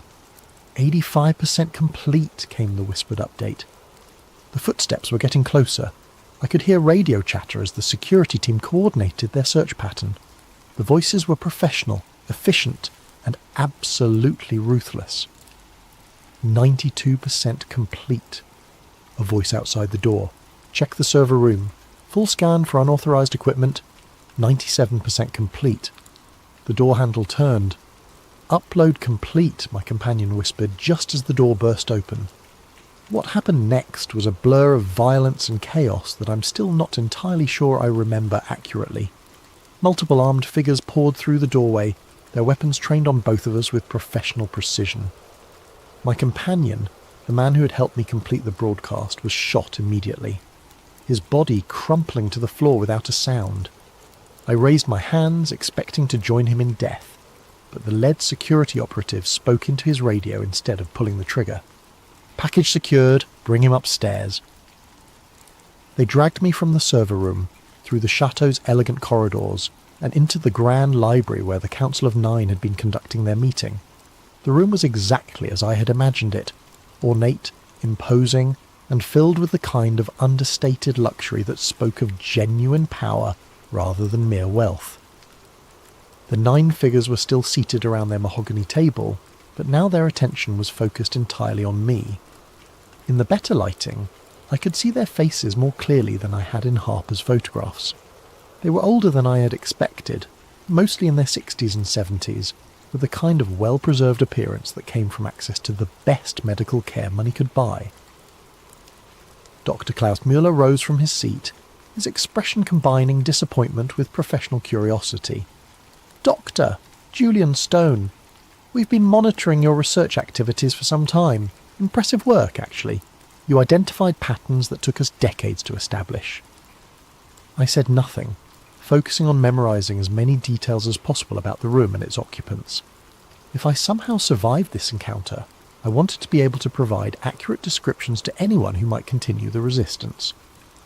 "The broadcast has been successfully contained," reported one of the security operatives. "All major platforms have been contacted, and the uploaded content is being systematically removed." Estimated public exposure was minimal, fewer than 10,000 views before suppression protocols were implemented. 10,000 people. It wasn't much, but it was something. Somewhere in the world, 10,000 individuals now knew the truth about Project RESET and the Council of Nine. Unfortunately, Muller continued, your interference has created complications that require immediate resolution. The Phase 3 timeline cannot be adjusted, which means we need to implement enhanced security protocols to prevent further breaches. A woman at the far end of the table spoke for the first time. Her voice was cultured, with the kind of accent that suggested expensive education and international travel. The Harper problem has been persistent for too long. This incident demonstrates that we can no longer afford to ignore opposition elements, regardless of how marginal they appear to be. Harper. My heart sank as I realised that my mentor in resistance had probably been captured or killed. The network of opposition that I had hoped might grow from our exposure had been compromised before it could develop. Harper was terminated 6 hours ago, confirmed one of the security operatives, along with 12 associated individuals identified through communication analysis. The resistance network has been effectively neutralised. The casual way they discussed murder was perhaps the most chilling aspect of the entire encounter. These weren't monsters or fanatics. They were bureaucrats implementing policy decisions with the same detached professionalism that I had once applied to demographic analysis. Which brings us to the question of what to do with Dr. Stone, Muller said, returning his attention to me. His knowledge of our operations is comprehensive, and his analytical capabilities are impressive. There might be value in incorporating him into our planning apparatus rather than simply eliminating him. The suggestion sent a chill down my spine that was worse than the threat of death. They were offering me the chance to become complicit in their plan, to use my skills to perfect the mechanisms of human enslavement. The offer is genuine, Muller continued, apparently reading my expression. Your research background makes you uniquely qualified to contribute to population management optimization. You could help us minimize the suffering associated with the transition process. Minimize the suffering of genocide, you mean? I replied, speaking for the first time since being brought into the room. Genocide is an emotionally charged term that doesn't accurately describe our objectives, responded the woman who had spoken earlier. We're implementing a comprehensive restructuring program designed to ensure long-term human survival. The current population levels are unsustainable, and democratic governance systems have proven incapable of addressing existential challenges. They genuinely believed they were saving humanity. The realization was somehow more terrifying than simple malice would have been. These weren't evil people. They were intelligent, educated individuals who had convinced themselves that totalitarian control and mass murder were necessary for the greater good. The current global population of 8 billion will be reduced to approximately 1 billion within 30 years, Muller explained with the same tone he might have used to discuss quarterly earnings projections. The selection process will be optimized to preserve genetic diversity, intellectual capacity, and cultural heritage while eliminating redundant demographic segments. Redundant demographic segments. They were talking about 7 billion human lives as if they were excess inventory to be disposed of for efficiency purposes. The survivors will live in a managed environment free from war, poverty, environmental degradation, and social conflict, continued the woman. Individual autonomy will be replaced by collective optimization, ensuring that every person contributes to overall societal welfare according to their capabilities. And what about human dignity? I asked. What about the right to make your own choices, to pursue your own goals, to live your own life? Individual autonomy is a luxury that our species can no longer afford, replied Muller. The evidence is overwhelming. Democratic societies are incapable of making rational long-term decisions. Personal freedom inevitably leads to collective catastrophe.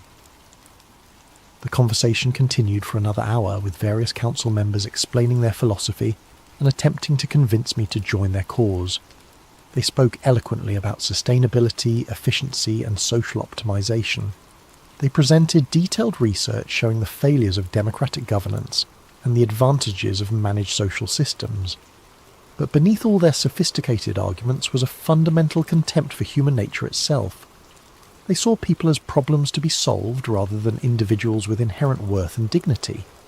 Their vision of the future was a world where every aspect of human existence would be optimized according to algorithmic calculations designed by individuals who considered themselves superior to the rest of our species. As the meeting concluded, Muller made his final offer. Join us willingly, and you'll be part of the management class that guides humanity through the transition. Your expertise will be valued, your contributions will be meaningful, and your survival will be assured. Refuse, added the woman, and you'll be processed according to Phase 5 protocols. Your knowledge makes you too dangerous to be allowed to live as a private citizen, but not valuable enough to preserve against your will. The choice was clear, collaboration or death. But there was a third option that they hadn't considered. I need time to think about it, I said. Muller nodded. You have until tomorrow evening, but understand that this is the only offer you'll receive. Choose wisely. They returned me to a secure holding room in the chateau's lower level, a comfortable but windowless space that was clearly designed for temporary detention. The door was locked from the outside, and I could hear the subtle hum of electronic surveillance equipment monitoring my activities. But they had made a crucial mistake. In their arrogance, they had assumed that I would either join them or passively await execution. They hadn't considered the possibility that I might have prepared contingency plans for exactly this situation. Hidden in the lining of my jacket was a small device that Harper had given me during our final meeting. A dead man's switch connected to a comprehensive data package containing everything I had learned about Project RESET and the Council of Nine. If I failed to check in with the automated system every 24 hours, the information would be distributed to thousands of recipients worldwide, including journalists, government officials, and activist organizations. The Council's suppression of my live broadcast had been successful, but it wouldn't be enough to contain the firestorm that would erupt when Harper's complete intelligence archive was released.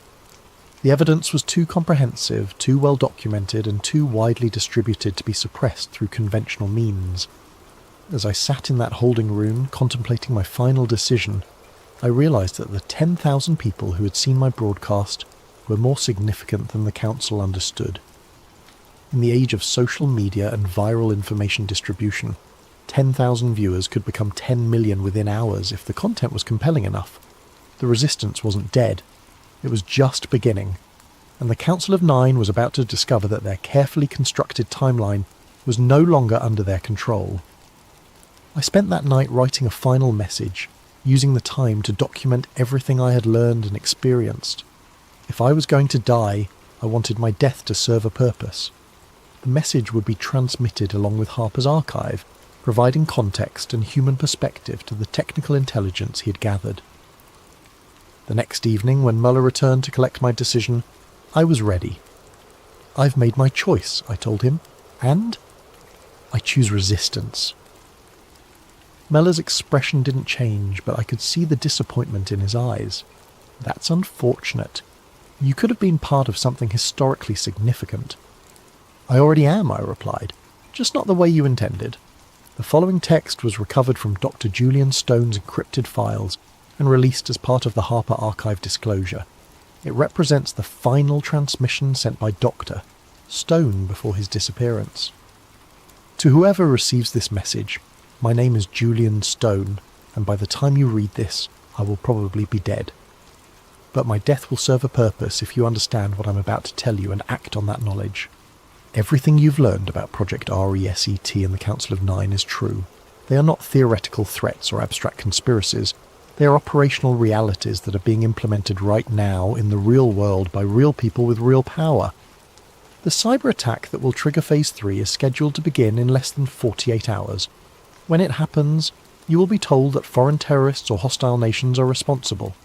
You will be told that emergency measures are necessary to protect your safety and security. You will be told that the restrictions on your freedom are temporary responses to an unprecedented crisis. All of it will be lies. The attack will be orchestrated by the same people who will offer to save you from it. The emergency measures will be permanent features of a new system of control. The restrictions on your freedom will never be lifted because they were never intended to be temporary. But you have a choice. You can choose to believe the lies and accept the chains they offer you, or you can choose to resist and fight for the future of human dignity and freedom. If you choose resistance, you need to understand what you're fighting against. This is not a political movement that can be defeated through elections or legal challenges. This is a coordinated assault on human consciousness itself, implemented by people who have resources and capabilities that exceed anything most people can imagine. They control the media that shapes public opinion. They control the financial systems that determine economic stability. They control the technology platforms that facilitate communication and organisation.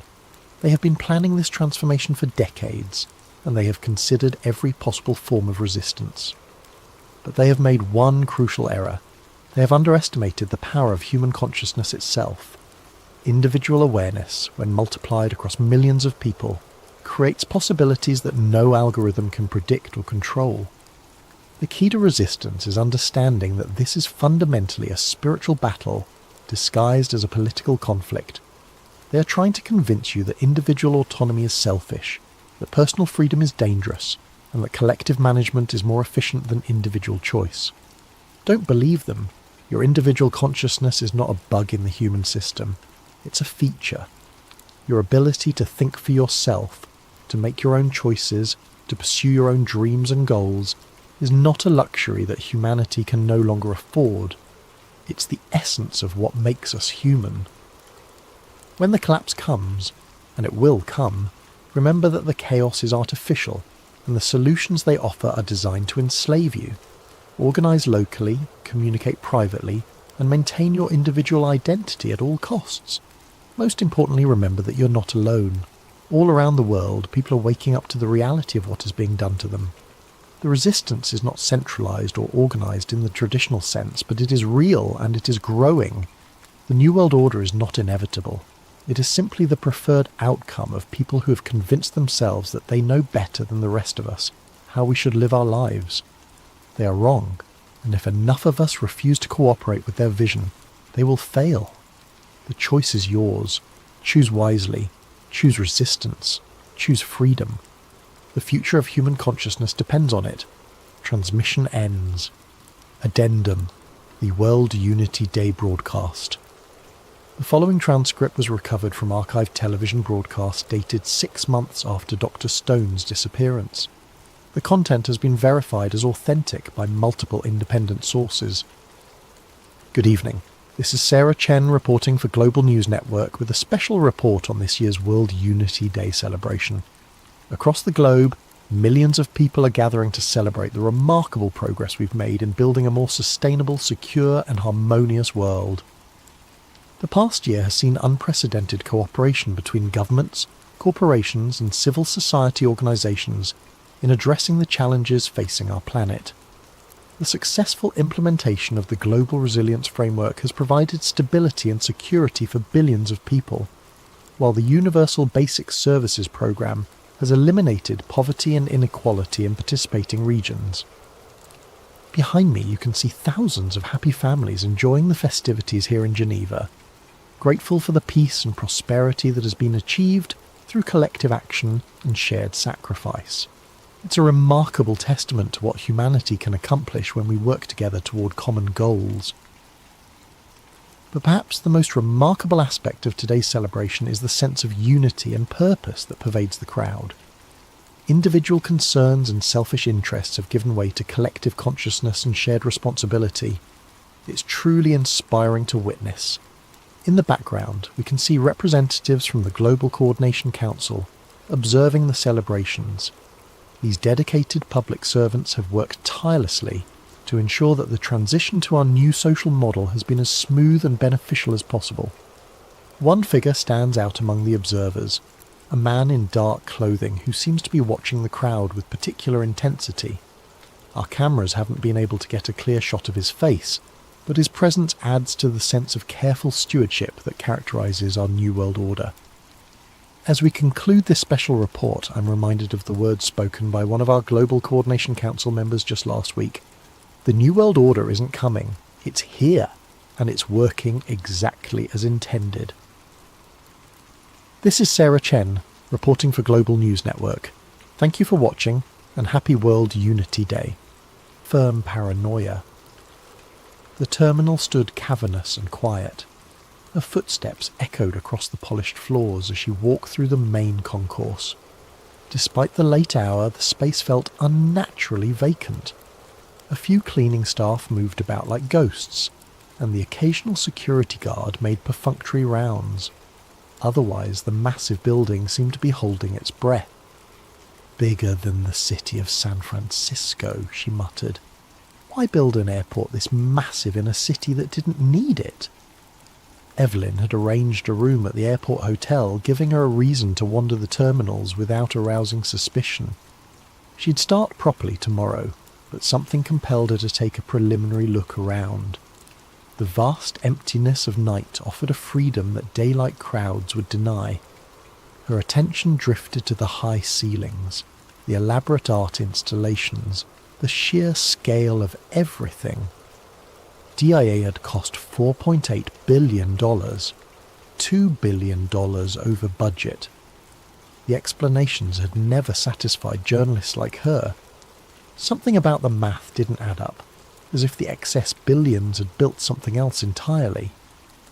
Near the south end of the terminal, she paused before the dedication capstone, a polished granite marker set into the floor. The Masonic square and compass symbol was prominently displayed, along with the date of dedication and, most curiously, reference to something called the New World Airport Commission. Evelyn knelt down, pretending to tie her shoe while snapping a photo with her pendant camera. The New World Airport Commission didn't exist, at least not officially. She'd checked every possible record. No such organisation had ever been registered anywhere in the United States. "Hiding in plain sight," she whispered, tracing the Masonic symbol with her finger. The marker mentioned the airport being built for the people of New World. Not Denver, not Colorado, not even America. Just New World. As she stood, a security guard appeared nearby, watching her with unusual intensity. Evelyn smiled casually and moved on, but she could feel his eyes following her. Was she being paranoid, or had she already been marked as someone to watch? Moving toward the hotel, she passed the infamous murals that had spawned countless conspiracy theories. Even at this hour, their vivid imagery was disturbing. Children lying in coffins, a gas-masked figure wielding a scimitar, extinct animals, indigenous people weeping over destruction. The artist claimed they represented peace following environmental apocalypse, but to Evelyn, they looked more like plans than warnings. At the hotel check-in, the night clerk barely acknowledged her, sliding her keycard across the counter without meeting her eyes. "Enjoy your stay at DIA," he said mechanically. "I'm sure I will," Evelyn replied. "It's quite an impressive facility." "Larger than most people realise," the clerk said, finally looking up at her with an unnerving intensity. "Most of it you'll never see." The comment hung in the air between them. Had it been a casual observation or something more? Evelyn nodded politely and walked to the elevator. In her room, she unpacked her equipment and spread the printouts of the encrypted emails across the bed. Each contained fragments of maps, maintenance schedules, strange symbols, and cryptic references to underground levels not shown on any official blueprint. One phrase appeared in every message: Level Subnormal 3. She arranged the pieces, trying to make sense of the puzzle. Through the window, the massive blue Mustang glowed in the distance, its red eyes like beacons in the Colorado night. Beyond it, planes took off and landed on runways designed in a formation that, from above, resembled a swastika. Another coincidence that conspiracy theorists love to mention. Evelyn checked her watch. 3:42 a.m. She should sleep, but her mind raced with questions. Who had sent the emails? Why choose her? And most importantly, what really lay beneath the sterile, controlled environment of Denver International Airport? She took out her recorder pen and spoke softly. Day 0 at DIA. Tomorrow I begin mapping the visible to find the invisible. If the emails are correct, this isn't just an airport. It's the entrance to something much bigger and much darker. As she set down the pen, the lights in her room flickered briefly. Just an electrical hiccup, surely. But in that moment of darkness, Evelyn could have sworn she heard something humming beneath the floor.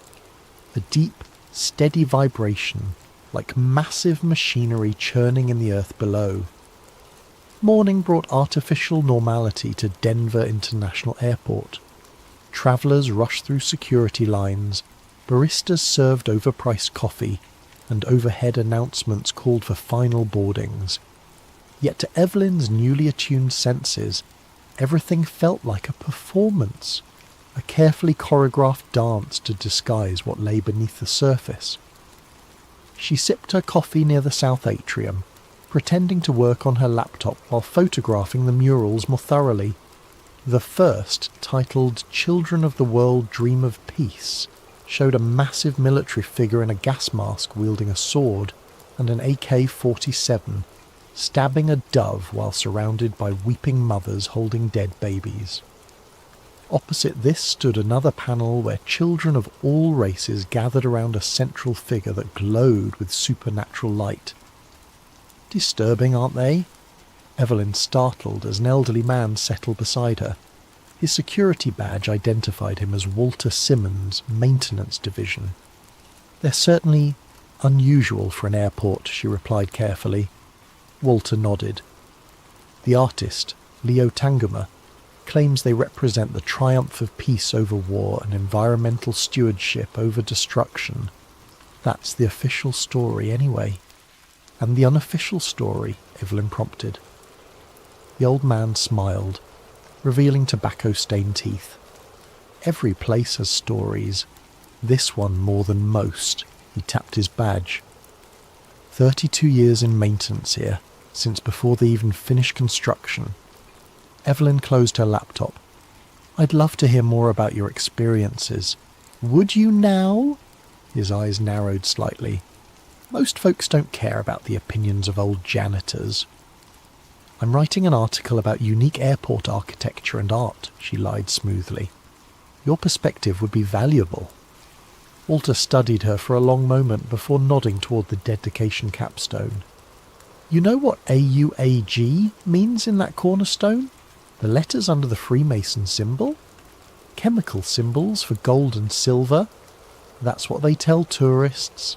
Walter leaned closer. In ancient alchemy, they represent the foundation of transformation, breaking down to build anew. Before Evelyn could respond, Walter stood abruptly. Meet me at closing time.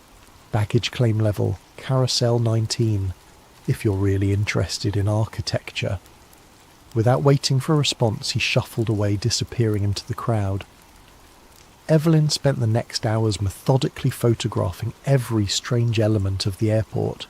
The gargoyles emerging from suitcases, the floor tiles with Navajo symbols arranged in patterns that resembled circuitry, and most notably, the time capsule marble inscribed with New World Airport Commission.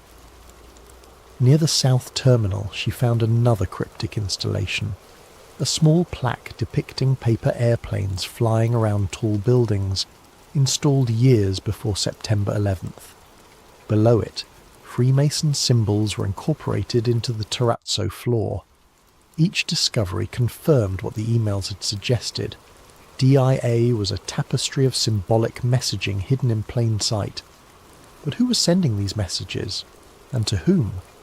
By late afternoon, Evelyn had mapped the entire public area, cross-referencing it with the fragmented information from her anonymous source. Something didn't add up. The airport's underground baggage system, famously dysfunctional, had cost hundreds of millions before being abandoned. Yet construction had continued below ground for years afterward. Equipment logs showed massive tunnel boring machines operating long after the official completion date. At 9:45 p.m, Evelyn made her way to baggage claim, finding Carousel 19 shut down for the night. Walter stood nearby, pretending to mop an already clean floor. "You actually came," he said, sounding surprised. "Follow me. Don't speak." He led her through a service door marked authorised personnel only, down a maintenance corridor lined with pipes and electrical conduits. After several turns, Walter used his badge to access another door labelled Tunnel System Grid B. "Why are you showing me this?" Evelyn whispered, as they entered a long concrete tunnel large enough to drive trucks through. "Because I'm retiring next month," Walter replied. 32 years keeping my mouth shut. Maybe it's time somebody knew." The tunnel stretched ahead for what seemed like miles, curving gently downward. Evelyn's GPS on her phone showed them moving beyond the official airport boundaries, yet the concrete passageway continued. 5 subterranean levels, Walter said as they walked. That's what they put in the original plans, but we built 8. The deepest 3 don't officially exist. "Who's they?" Evelyn asked. Walter laughed bitterly. "I've asked myself that for decades. The construction teams were compartmentalised. Different contractors for different sections. Nobody seeing the whole picture. But whoever designed this place, they weren't thinking about luggage." They passed massive air handling systems, water purification equipment and power generators far larger than an airport would require. Self-sufficient, Walter noted, following her gaze. Complete power generation, water purification, air filtration.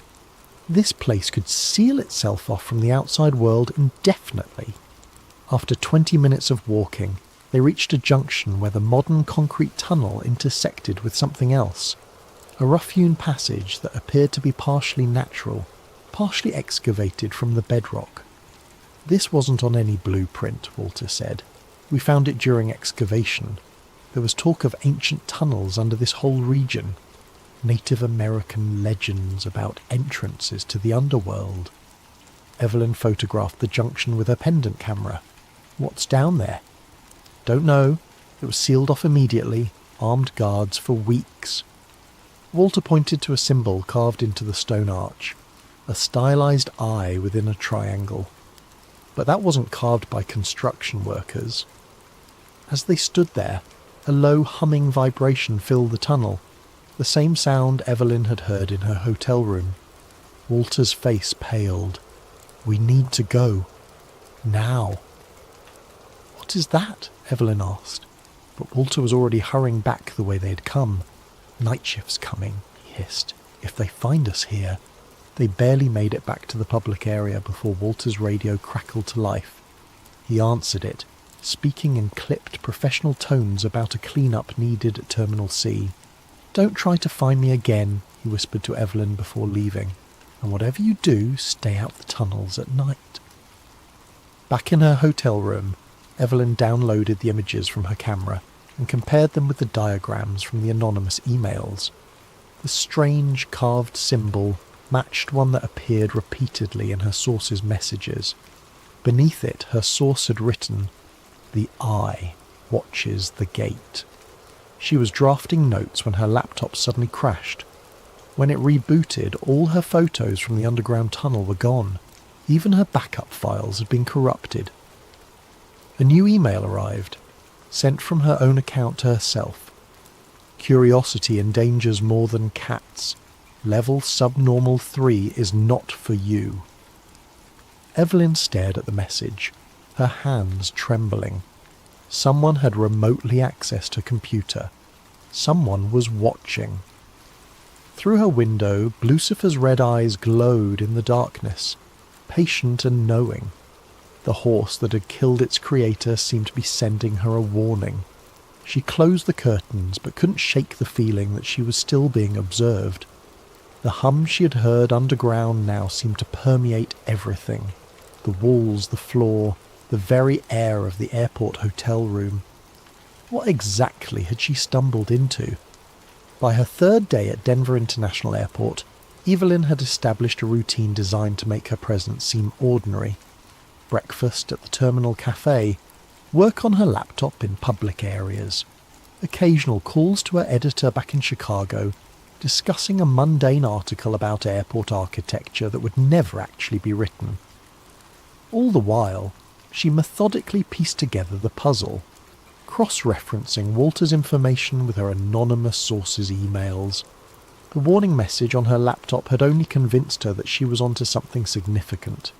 Someone with access to sophisticated hacking tools didn't want her digging deeper, which meant she absolutely had to. The key came in an unexpected form.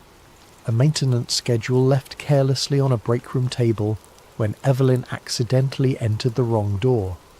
A quick photograph with her pendant camera captured what she needed. Access codes for the lower service levels, and most importantly, shift change times when the tunnels would be momentarily unmonitored. At 2:47 a.m., dressed in a custodial uniform stolen from a supply closet, Evelyn swiped a copied maintenance badge at a service elevator near the East Terminal. The badge wouldn't pass close inspection, but might work for automated systems. Her heart pounded as the reader flashed green and the doors slid open. Inside, instead of the usual floor buttons, there was a keypad. Evelyn entered the code from the maintenance schedule, 794503. The elevator began to descend. 1 floor, 2 floors, 3. It continued past the standard basement levels into depths that shouldn't exist according to official blueprints. When it finally stopped, the display read simply S3, subnormal 3. The doors opened onto a dimly lit corridor unlike anything in the upper airport. The walls were bare concrete, lined with thick pipes and bundled cables. The air felt different, cooler with a faint metallic taste. And there was that hum again, stronger now, vibrating through the soles of her shoes. Evelyn stepped out cautiously, her pendant camera recording. The corridor stretched ahead, branching into multiple paths. Ventilation ducts large enough for a person to crawl through ran along the ceiling. Every 50 feet, red emergency lights cast an ominous glow. She followed the main passage, noting that unlike service areas meant for maintenance, these corridors were designed for regular foot traffic. The floors were finished with resilient industrial coating. Directional signs pointed to areas labelled with codes rather than names. QB7, processing long-term containment. After several minutes of walking, the corridor widened into a large circular hub with multiple doorways. In the centre stood a scale model of the airport, but not as it currently existed. This version showed DIA with 6 runways instead of 5, additional terminals, and expansive underground structures depicted in cutaway view. Evelyn photographed it from every angle. According to the model's date stamp, this was Denver International, as it would exist in 2030. An expansion already planned but not publicly announced. A doorway labelled Observation drew her attention. Through its small window she could see a darkened room with control panels and screens. Evelyn tried her badge, and to her surprise the door unlocked. Inside, monitors displayed camera feeds from all over the airport. Public areas, service tunnels, even the surrounding airfield. But other screens showed locations she couldn't identify. Underground chambers filled with rows of empty bunks, warehouses stocked with supplies, what appeared to be hydroponic gardens under artificial light. One monitor showed a massive circular room with a strange black structure in its centre, a monolith of some kind, at least 20 feet tall, with a polished obsidian surface. Around it, technicians in white coats took measurements with specialised equipment. Evelyn stared at the scene, transfixed. This was unlike anything she had expected to find beneath an airport. A logbook lay open on the control desk. Recent entries referenced resonance testing and frequency calibration. One notation particularly caught her eye. Portal stability at 87%. Requires additional anchoring before Phase 2. Portal? A sound in the corridor snapped her attention back to her surroundings. Voices approaching. Evelyn quickly turned off her pendant camera and slipped behind a server rack just as the door opened. 2 men in dark uniforms entered, continuing a conversation already in progress. Third shipment this week. That's more than the previous 6 months combined. Orders from above. Accelerated timeline. Because of the seismic activity? Partially. Intelligence suggests we may have competitors accessing the network. Shanghai facility reported unusual readings. They moved to the control panels, their backs to Evelyn's hiding place. What about the upper levels? Security protocols. Remain in place. Limited access. Need-to-know basis. And the journalist? Evelyn's blood ran cold. Being handled. Her breach of the service tunnels was expected. Walter played his role perfectly. He doesn't know he's an asset. Of course not. Carefully cultivated over decades. Retirement package includes memory modification. The men fell silent as they focused on the monitors. One adjusted settings while the other took notes. Evelyn remained frozen behind the server rack, barely breathing. After what seemed like an eternity, they finished their work and moved toward the door. Shift change in 20 minutes. Make sure the containment teams are ready. What about tonight's arrivals? Processing as usual. The VIPs go directly to level S5. After they left, Evelyn waited 5 full minutes before emerging from her hiding place. Her mind raced with questions. Walter had been used to feed her information. But why? What was this facility really for? And most disturbingly, they had expected her to find the tunnels. Her investigation wasn't exposing their secret. It was somehow part of their plan. She needed to see more before escaping.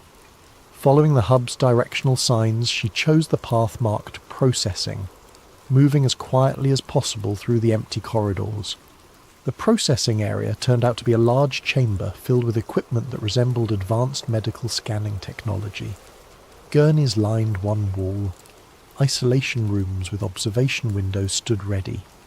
Everything was immaculately clean and appeared to be regularly used. Beyond this area, Evelyn found something even more disturbing. A massive room filled with empty containment units. Hundreds of transparent chambers large enough to hold adult humans, connected to life support systems and monitoring equipment. These weren't designed for medical care. They were designed for storage. In an adjacent laboratory, refrigeration units held rows of vials labelled with alphanumeric codes. Research documents scattered on desks referenced extended biostasis and consciousness mapping. This went far beyond any government black site or military installation. Whatever was happening beneath Denver International Airport involved technologies and purposes Evelyn could barely comprehend. As she documented everything with her camera, the ambient hum that permeated the facility suddenly intensified. The lights flickered. An announcement echoed through hidden speakers. Attention all personnel. Harmonic stabilization sequence initiating. Secure all sensitive materials and proceed to designated safe zones. Resonance testing commencing in 5 minutes. Evelyn knew she needed to leave immediately. She retraced her steps toward the hub, planning to return to the service elevator. But as she rounded a corner, she came face to face with the security team in black tactical gear. They didn't seem surprised to see her. "Evelyn Hart," the leader said calmly. "Your tour ends here." The security team didn't restrain Evelyn. They didn't confiscate her equipment or even search her. Instead, they escorted her through corridors she hadn't yet explored, descending even deeper beneath the airport. "Where are you taking me?" she demanded, trying to maintain some illusion of control. "To what you came to find," the leader replied simply. They arrived at massive double doors emblazoned with the now familiar symbol, the eye within the triangle. 2 guards stood at attention outside, wearing black suits with subtle lapel pins, the square and compass of the Freemasons. The leader of Evelyn's escort team stepped forward, placing his palm on a biometric scanner. "Witness Hart as scheduled," he announced. Scheduled? The door swung open silently, revealing a vast underground chamber unlike anything Evelyn could have imagined. The ceiling arched at least 60 feet above a circular floor the size of a football field. The walls were a strange material that seemed to absorb light rather than reflect it, and at the centre stood the black monolith she had glimpsed on the security monitors. A perfect obsidian rectangle, its surface rippling occasionally as if it weren't completely solid. Around the chamber's perimeter, tiered seating accommodated what appeared to be viewing galleries. Men and women in formal attire occupied these areas, observing both the monolith and Evelyn's entrance with equal interest. Their faces were partially obscured by the chamber's unusual lighting, but she recognised certain features associated with wealth and power: the confident postures, the expensive watches, the security details hovering nearby. "Council is in session," her escort explained, directing her to a small podium facing the gathered assembly. "You will observe and report." "Report what?" Evelyn asked, bewildered. "The truth. That's what you came for, isn't it?" Before she could respond, the lights dimmed further and a resonant tone filled the chamber. The black monolith pulsed in rhythm with the sound, its surface becoming increasingly fluid. The assembled observers fell silent. A figure in elaborate ceremonial robes stepped onto a platform near the monolith. Though his face was shadowed by a hood, his voice carried effortlessly through the chamber. "The convergence approaches. Phase alignment has reached optimal parameters. The gateway prepares to receive." Digital displays materialized around the chamber, hovering in mid-air. They showed real-time data on geological activity, atmospheric conditions, and various measurements Evelyn couldn't interpret. One screen displayed a global map with pulsing points of light at specific locations. Denver was one, but she also noted similar spots in Antarctica, Siberia, the Gobi Desert, and beneath the Atlantic Ocean. "Our facilities report ready status," the robed figure continued. "The network is synchronized. When the moment arrives, transition will commence according to protocol." Another figure rose from the assembly, this one dressed in a modern business suit. "The controlled destabilization proceeds as designed. Economic indicators confirm system stress points have reached critical thresholds. Social fragmentation indexes are at predicted levels." "And the narrative control?" asked a woman's voice from another section. "Operational through all channels. Contradictory information continues to neutralize truth seekers. Those who approach genuine discovery are redirected through our asset network." With sudden clarity, Evelyn understood her role. She wasn't exposing a conspiracy, she was being used to shape the narrative around it. Whatever was happening here, they wanted it partially revealed, through her, in a way they could control. The robed figure gestured toward her. "The witness has arrived as arranged. Her presence completes the documentation requirement." All eyes turned to Evelyn. She felt exposed, manipulated, yet strangely empowered by her new... Tonight's story is called Storm Protocol, and it explores a scenario both startlingly plausible and deeply unsettling. The possibility that the weather, the very skies we depend upon for life, could be manipulated for power.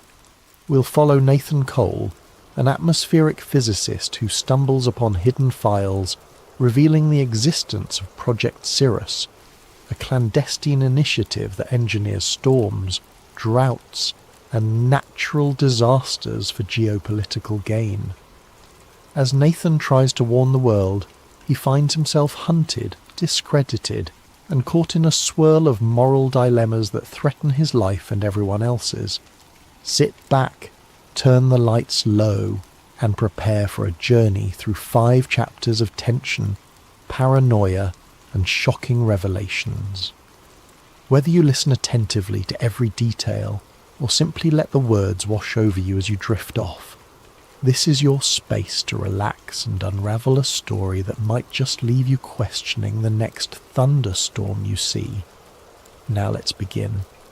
May you find both rest and wonder in this tale about secrets hidden behind towering clouds. in a world where not all storms are as natural as they seem. Nathan Cole had never considered himself a whistleblower. At 36, he was a meticulous scientist with a passion for analysing cloud formations and weather systems, working for a government-funded climate agency in a mid-sized city. He spent his days among swirling data sets and satellite imagery, focusing on how storms evolve and how the atmosphere changes across the globe. He believed wholeheartedly in the agency's mission, understanding climate shifts to protect communities from environmental disasters. It was Tuesday morning like any other when the first crack in his reality appeared. Nathan was poring over satellite data from the North Atlantic, a swirling mass of clouds that was intensifying into what meteorologists expected to be a mild tropical storm. Yet, in an older, theoretical predictive model, stored on an internal server, Nathan saw something odd, an exact projection of the storm's path that deviated significantly from the official forecast.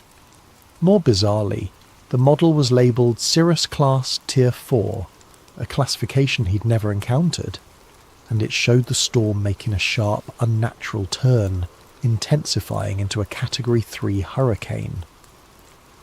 Curiosity piqued, Nathan cross-referenced live data. The real-time satellite feed indeed showed a suspicious shift in the storm's trajectory that aligned perfectly with the model's predictions that no one was publicly citing.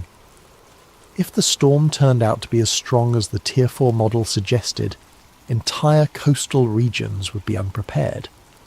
He tried to mention it to a senior colleague that afternoon, a data specialist named Ingrid. She gave him a polite smile, then stiffened when she saw the model's label. "Where did you get that file?" she asked quietly, her tone suddenly guarded. "It was in the archived server folders," Nathan replied. "But I've never seen references to Cirrus Class in our usual forecasting. We should alert the Hazard Management Department if this is accurate." Her face grew pale. "Nathan, I suggest you delete that file and forget about it. Sometimes old simulations are just mislabeled or inaccurate. If you talk about it publicly, you'll cause a panic." Something in her eyes told him she was terrified. He nodded numbly, though the numbers in that model were too precise to be accidental. As Ingrid walked away, he felt a chill creeping up his spine. Later that evening, still uneasy, Nathan delved into the server again. He found an entire folder labelled Project Cirrus, restricted behind multiple passwords. He managed to bypass some security protocols, partly out of curiosity, partly out of mounting concern. Inside were numerous references to stratospheric aerosol injections, ionospheric heating, and artificial precipitation triggers.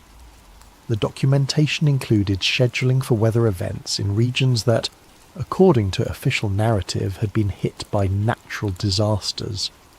These logs dated back years, some referencing wildfires, others referencing drought patterns in farmland-rich nations. All of it implied a deliberate hand in steering or intensifying these phenomena. His heart pounded. This couldn't be real, could it? The possibility that the government or some clandestine branch was actively engineering weather events for undisclosed purposes defied everything he believed in. The sense of moral betrayal was overwhelming. He scanned more files, discovering reference after reference to manipulations that matched major storms of the past decade. Could it be a hoax or a conspiracy hidden inside official channels? But the data was too consistent, the language too methodical. Each major unpredictable storm, each bizarre drought anomaly, correlated with logs describing successful atmospheric seeding. He realised with dawning horror that he might be looking at evidence of the government's capacity to weaponize the weather. Struggling with the magnitude of it all, he decided to approach his immediate superior the next morning. That was Dr. Malcolm Ashcroft, the director of the Climate Research Division. Ashcroft was a disciplined, no-nonsense official with top-tier security clearance. If anyone could confirm or deny these findings, it would be him. Nathan scheduled a private meeting in Ashcroft's corner office, heart in his throat. The next day, upon entering the office, he felt the tension. The blinds were closed, giving the space a claustrophobic feel. Ashcroft listened to Nathan's account, flipping through the printed examples of the data, his face expressionless. When Nathan finished, Ashcroft leaned back, eyes cold. Coal? We're a climate agency, not a secret weather manipulation outfit, Ashcroft said with practised calm. Those files must be mislabeled or part of some out-of-date project that never got off the ground. I'll have them archived properly. In the meantime, I suggest you focus on your assigned tasks. The words were benign, but a subtle threat underlined them. Nathan insisted, but these references to aerosol injections match the storms from the last year. This can't just be a leftover project. Ashcroft's gaze hardened. You're reading too much into it. Let it go. Dismissed from the office, Nathan left with a sinking feeling that he'd stepped into a hornet's nest.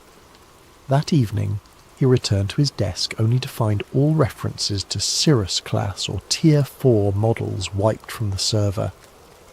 Ingrid avoided his gaze, looking frantic and pale. He attempted to log in with his clearance, only to find it revoked. A terse email labelled him for administrative leave pending a departmental audit. The message's subtext was clear. Keep quiet. As the day ended, Nathan exited the building under a darkening sky. A storm front loomed on the horizon, thunder rumbling ominously. It felt symbolic. His world was about to shift, perhaps irreversibly. Searching the online world from home that night, he discovered countless conspiracy theories about weather control, but none that matched the systematic detail of Project Cirrus. Some articles mentioned HAARP or cloud seeding, but all were dismissive. Yet Nathan knew the truth might be hidden in plain sight. The real question was, how far would the perpetrators go to keep it hidden? And could he, an ordinary scientist, find the courage to expose it? 2 days of enforced idleness left Nathan Cole in an anxious whirl. Officially on leave, he was barred from the climate agency's premises. He spent his time combing through personal backups, notes, old research proposals, weather anomaly charts.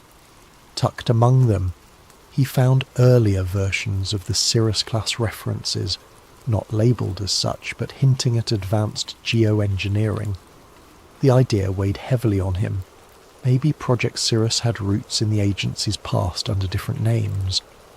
Huddled in his small apartment with a mug of coffee gone cold, he typed weather manipulation into countless search engines. The results were mostly sensationalist. Wild claims of chemtrails, HAARP conspiracies, or microwave weapons used by shadowy groups. He had always dismissed such theories as fringe paranoia. Now he suspected they might contain grains of truth. He opened a new email with an attached data set, wrote a short message, and addressed it to Jade Ramirez, an underground investigative journalist he'd read about. Jade was known for exposing corporate cover-ups, mainly big pharma or environmental disasters. She had a reputation for chasing suppressed stories, ignoring official denials. But contacting her carried risks.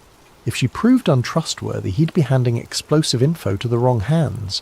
If she was legit, she might become his only lifeline. An hour later, to his surprise, Jade replied with a terse, "Meet me. District 7 coffee shop. 3 p.m, bring your evidence." The directness made his pulse quicken. It was happening. Someone was taking him seriously, or maybe it was a trap. Fear gnawed at him. He arrived at the coffee shop, a nondescript spot with battered wooden tables and flickering lights.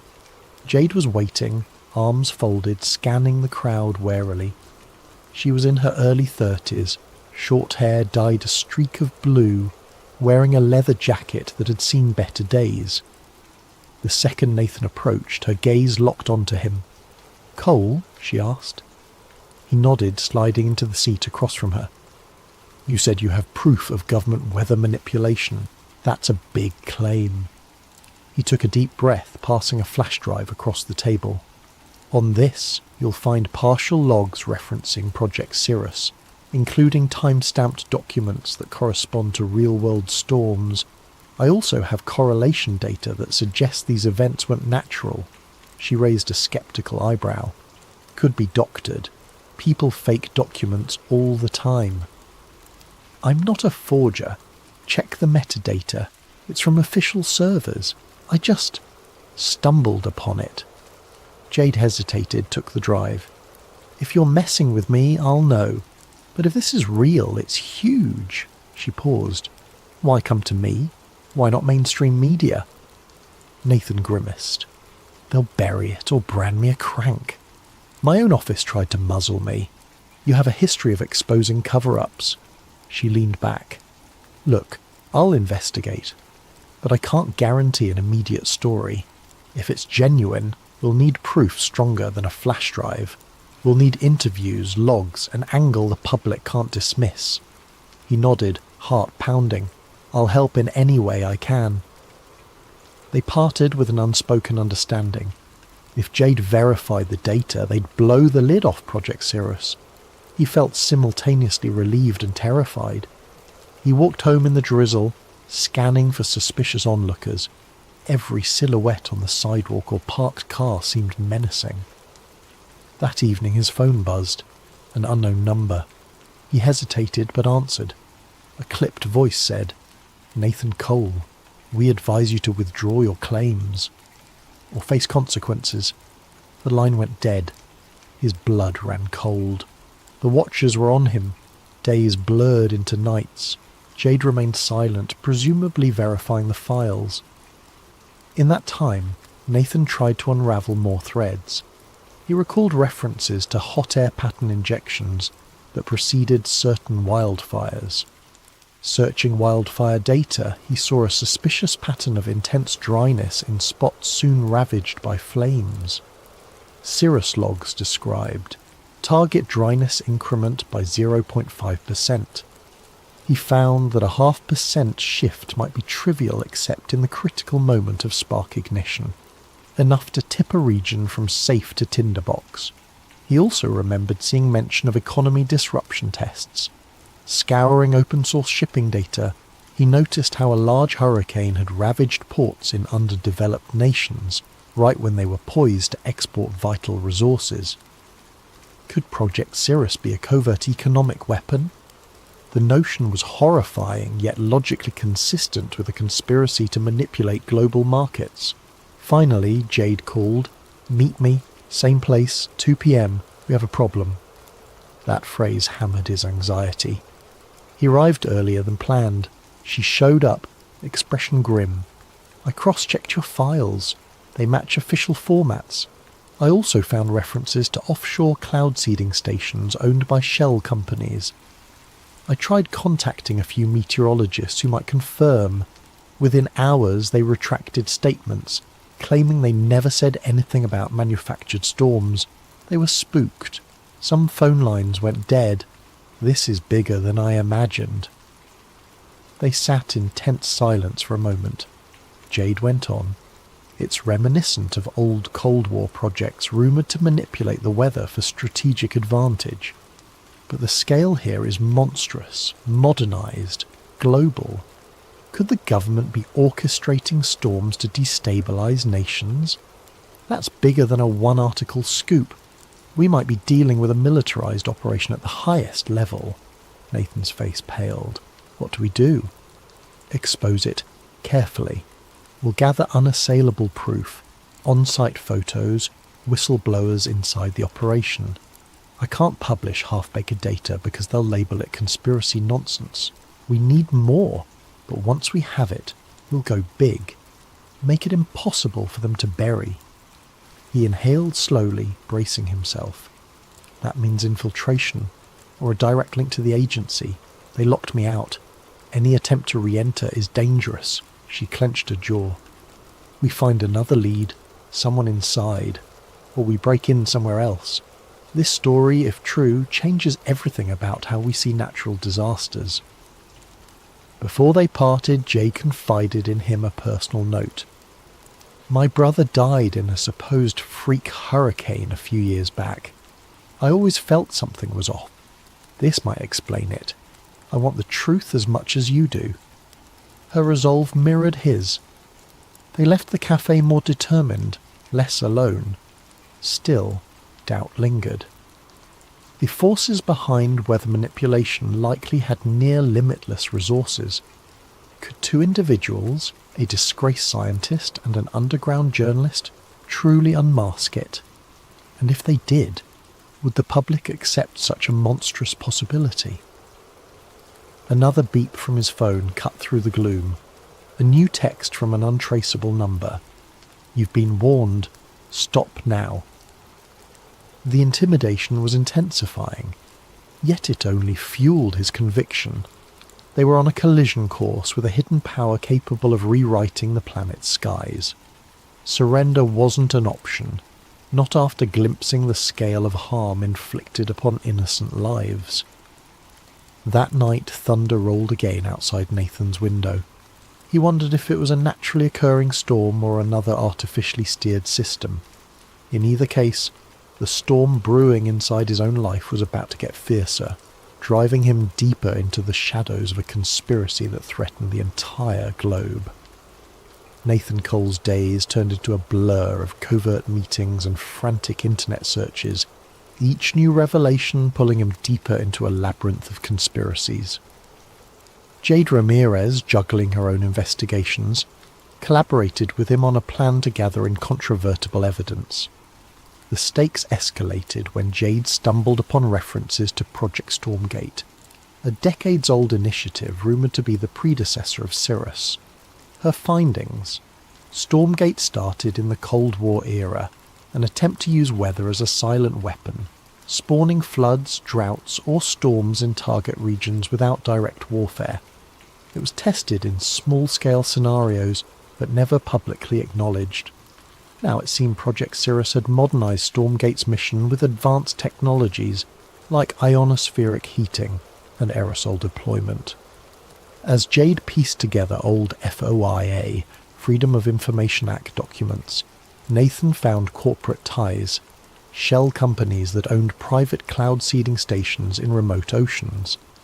The trail led to a nondescript facility near the coast. Eyewitness accounts from local fishermen described unmarked planes releasing chemicals into the sky at night. Jade's eyes glinted. That might be our key, vantage point to capture them in the act. Their plan was risky. Slip onto the restricted coastline, photograph or record the planes, and cross-reference flight data. Jade had the gear. A high-zoom camera, a drone for overhead shots. If they caught a plane in action, it could corroborate the logs describing ChemLab 7 deploying aerosol injections. But infiltration carried the risk of immediate arrest or worse, especially if armed guards patrolled. Yet neither Nathan nor Jade hesitated. The storm battered the region, ironically providing them with a cover of gloom and thunder. One drizzly night, they navigated the coastline by a battered off-road vehicle, headlights off. Each minute that passed felt like an eternity. Rain battered the windshield. Jade skillfully drove, guided by the GPS coordinates from local rumours. Eventually they reached a chain-link fence topped with barbed wire. Beyond it lay a row of hangars and a short runway. Faint lights glowed from within. Jade parked behind a natural dune, pulling out a pair of binoculars. We see if anything moves. If a plane takes off, we record. This is the only runway for miles. If they're launching secret ops, it's gotta be here. Nathan's nerves were raw. Hours ticked by in the humid darkness, hearts pounding with each new lightning flash. At around 2 a.m. they spotted activity. Hangar doors slid open, revealing a cargo plane with no visible markings. Workers wearing hooded raincoats hustled about. Through the binoculars, Jade glimpsed canisters being loaded into the plane's cargo hold. She snapped pictures, leaning forward with hushed excitement.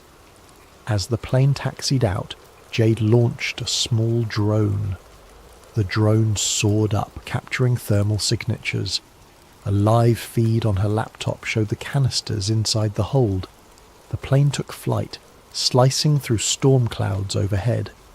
Jade followed with the drone as best she could, capturing aerial footage of suspicious aerosol jets spraying from the plane's underside. The night vision feed revealed a chemical trail dispersing into the storm. They had proof that matched the Cirrus documentation referencing mid-storm aerosol seeding. Suddenly, warning lights blared on the drone's interface, some kind of jamming signal. The drone feed cut out, the device spiralling. Jade cursed as the laptop screen flickered to static, but they'd already recorded a few minutes of incriminating footage. Gritting her teeth, she saved the partial data to multiple drives. Then came the wail of sirens. Spotlights erupted across the runway, scanning the perimeter. "Time to go," Jade muttered. Nathan nodded, adrenaline surging. They retreated, hearts pounding, water splashing underfoot. They reached the off-road vehicle and sped away. The swirling storm overhead a testament to the operation they'd just witnessed. In the rearview mirror, flashing lights and distant shouts indicated the facility was on high alert. But for now, they were free, with precious evidence in hand. Hours later, they reconvened in Jade's makeshift safe house, a dingy apartment she used for sensitive investigations. She meticulously backed up the footage on encrypted servers. "We have them in the act," she said, breath trembling with excitement. "No official markings, but definitely a plane deploying chemicals into a storm system. The question is, how do we tie it to a government directive?" Nathan rummaged in his bag, pulling out a snippet of log referencing a night ops flight from Hangar 15. The date matched that night.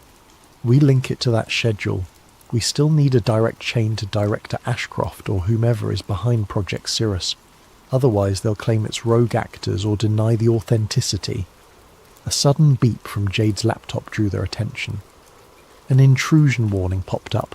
A hacking attempt. Jade hastily scrambled to cut internet access. "They're trying to track us down," she hissed.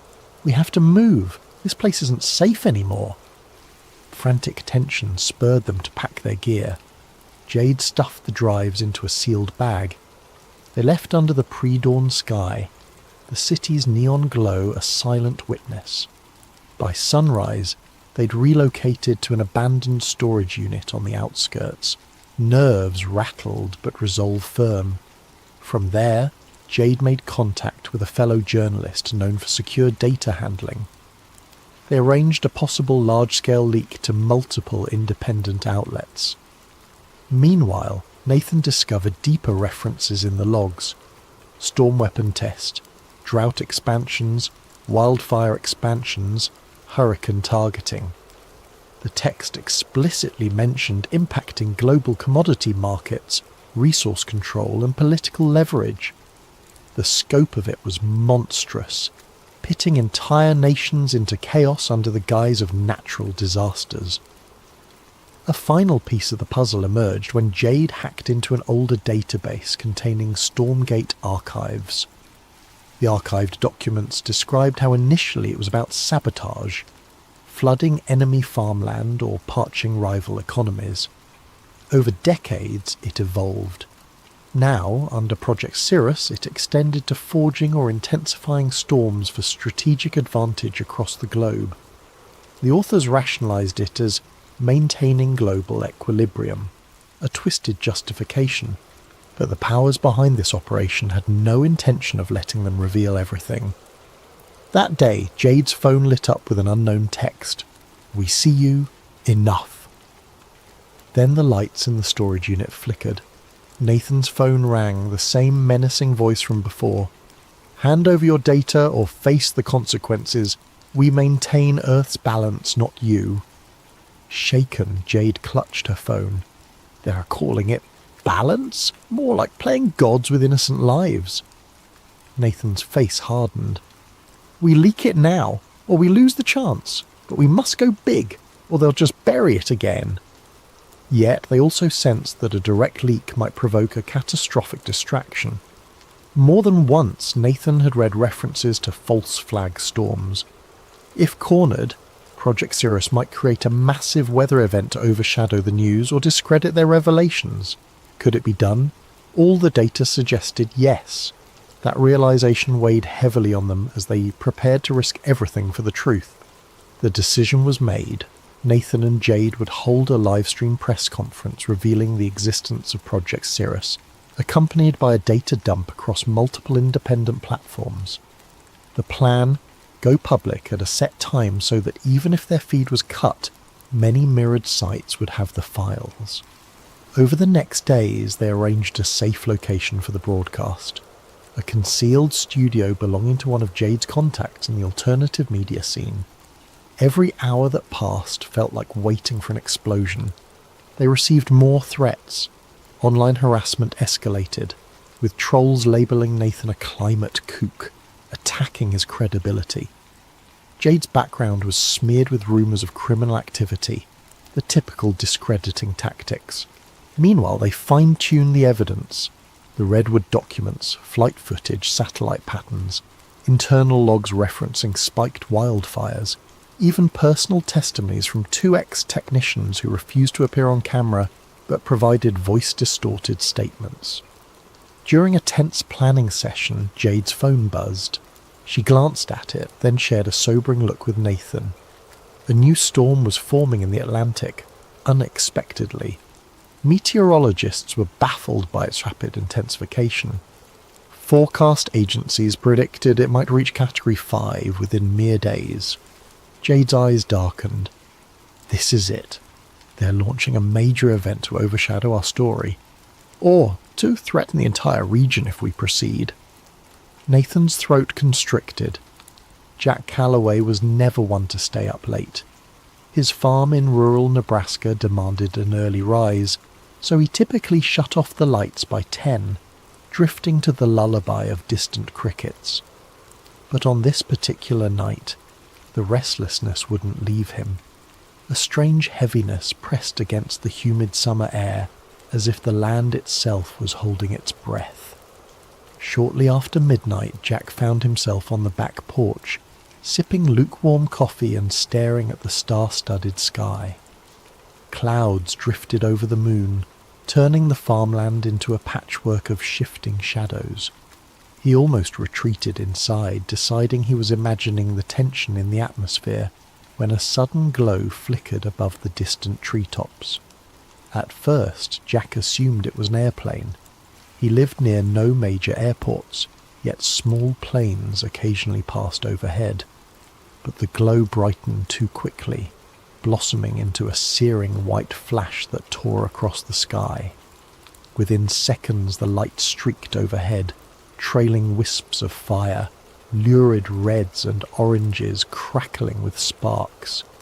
A shockwave rattled the windows strong enough to make the porch rails tremble. Jack's heart pounded. That can't be normal. Grabbing his phone, he sprinted off the porch and into the cornfields. Fear coursed through him. Fear of what might be falling from the heavens, and fear for the crops he'd nurtured all season. The farmland's rows felt endless as he ran, phone light dancing across towering cornstalks. Above, the once starry sky was obscured by swirling smoke. Just when it felt like his lungs would burst, Jack reached the far edge of the field. Beyond it was a wide clearing he used for storage, tyres, rusted equipment. Something had crash-landed there, slicing a ragged trench through the earth. Sparks popped and fizzled along twisted shards of a silvery metal half buried in the ground. The craft was about the size of a large truck, shaped in a way that defied immediate description. It wasn't a plane, helicopter, or any design Jack recognised. Part of it glowed with an eerie internal light, bright enough to illuminate the orchard in flickering pulses. Jack's first instinct was to film. He raised his phone, pressing record. The footage captured the craft's warped hull, the shimmering heat waves pouring off it. He tried to speak, narrating that something had crashed, that it wasn't an airplane, but his voice shook so badly the words jumbled. Then, from within the shattered metal, a sliver of movement caught his eye. He inched closer, phone at arm's length. Steam hissed. An acrid smell like scorched wires choked the air. Something was definitely inside, a shape contorting behind the half-melted panels. Jack's heart hammered so loud he thought his chest might explode. Still, he crept forward, bracing himself for any sign of life. A sudden jolt of electricity arced across the debris, snapping him to a halt. He didn't want to risk stepping into a live current. Instead, he circled around, capturing angles of the crash from every side. The phone screen displayed a perfect shot of the wreck. Chunks of metal that glowed white-hot, unearthly symbols etched along the edges. In the distance, a twisted piece of plating flared with colour, like a neon hue that shimmered between purples and blues. Jack whispered to himself, "No one's going to believe this." But he had the footage, and that alone sparked hope that the truth might come to light. Suddenly the craft's lights dimmed. The field fell silent, except for crackling flames. The shape inside retreated deeper into the wreckage. Unsure what else to do, Jack took a few steps forward, balancing caution with curiosity. Then an unexpected surge of static flared from his phone, the screen going haywire. He cursed, stepping back as the phone beeped in protest. He managed to steady the device just as the screen returned to normal. Thank God, he thought. He hit stop on the recording, preparing to call 911, but the phone read, "No service." Jack wasn't surprised. His farmland sometimes struggled for signals. He jogged back through the corn rows, returning to the house. Once inside, he used the landline. It rang once, then cut off. He tried again. Same thing, a dead line. Tapping at his smartphone, he noticed the Wi-Fi icon flicker, then vanish. Confusion twisted in his gut. The night was calm, no storms. Was the crash interfering with signals? Possibly. He rummaged for his laptop, fired it up and attempted to connect. Nothing. Even the router's usual blinking lights were locked in a static glow. A pit of dread sank in his stomach.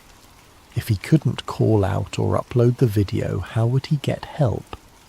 He decided to drive into town. Maybe from there he could call authorities. But as he stepped onto the front porch, headlights appeared at the far end of his dirt driveway. 2 black SUVs rolling up with their beams off. They advanced silently, an ominous presence cutting through the dark. Jack's pulse raced. Normally, unannounced visitors after midnight might be drunks or lost travellers, but these vehicles looked official. Tinted windows, standard government plates. He took a step back, adrenaline spiking. The feeling of being trapped rose in his chest. The SUVs stopped, engines humming. Doors opened and figures in dark suits spilled out. They carried flashlights that cut across the yard. One man, tall with a military-like bearing, stepped forward. "Mr. Calloway," he called, voice calm but unnervingly authoritative. Jack didn't answer. He realized they might want his phone, the precious footage. Even if they were from the government, something about their arrival felt sinister. He slipped inside, locked the door and sprinted to the kitchen.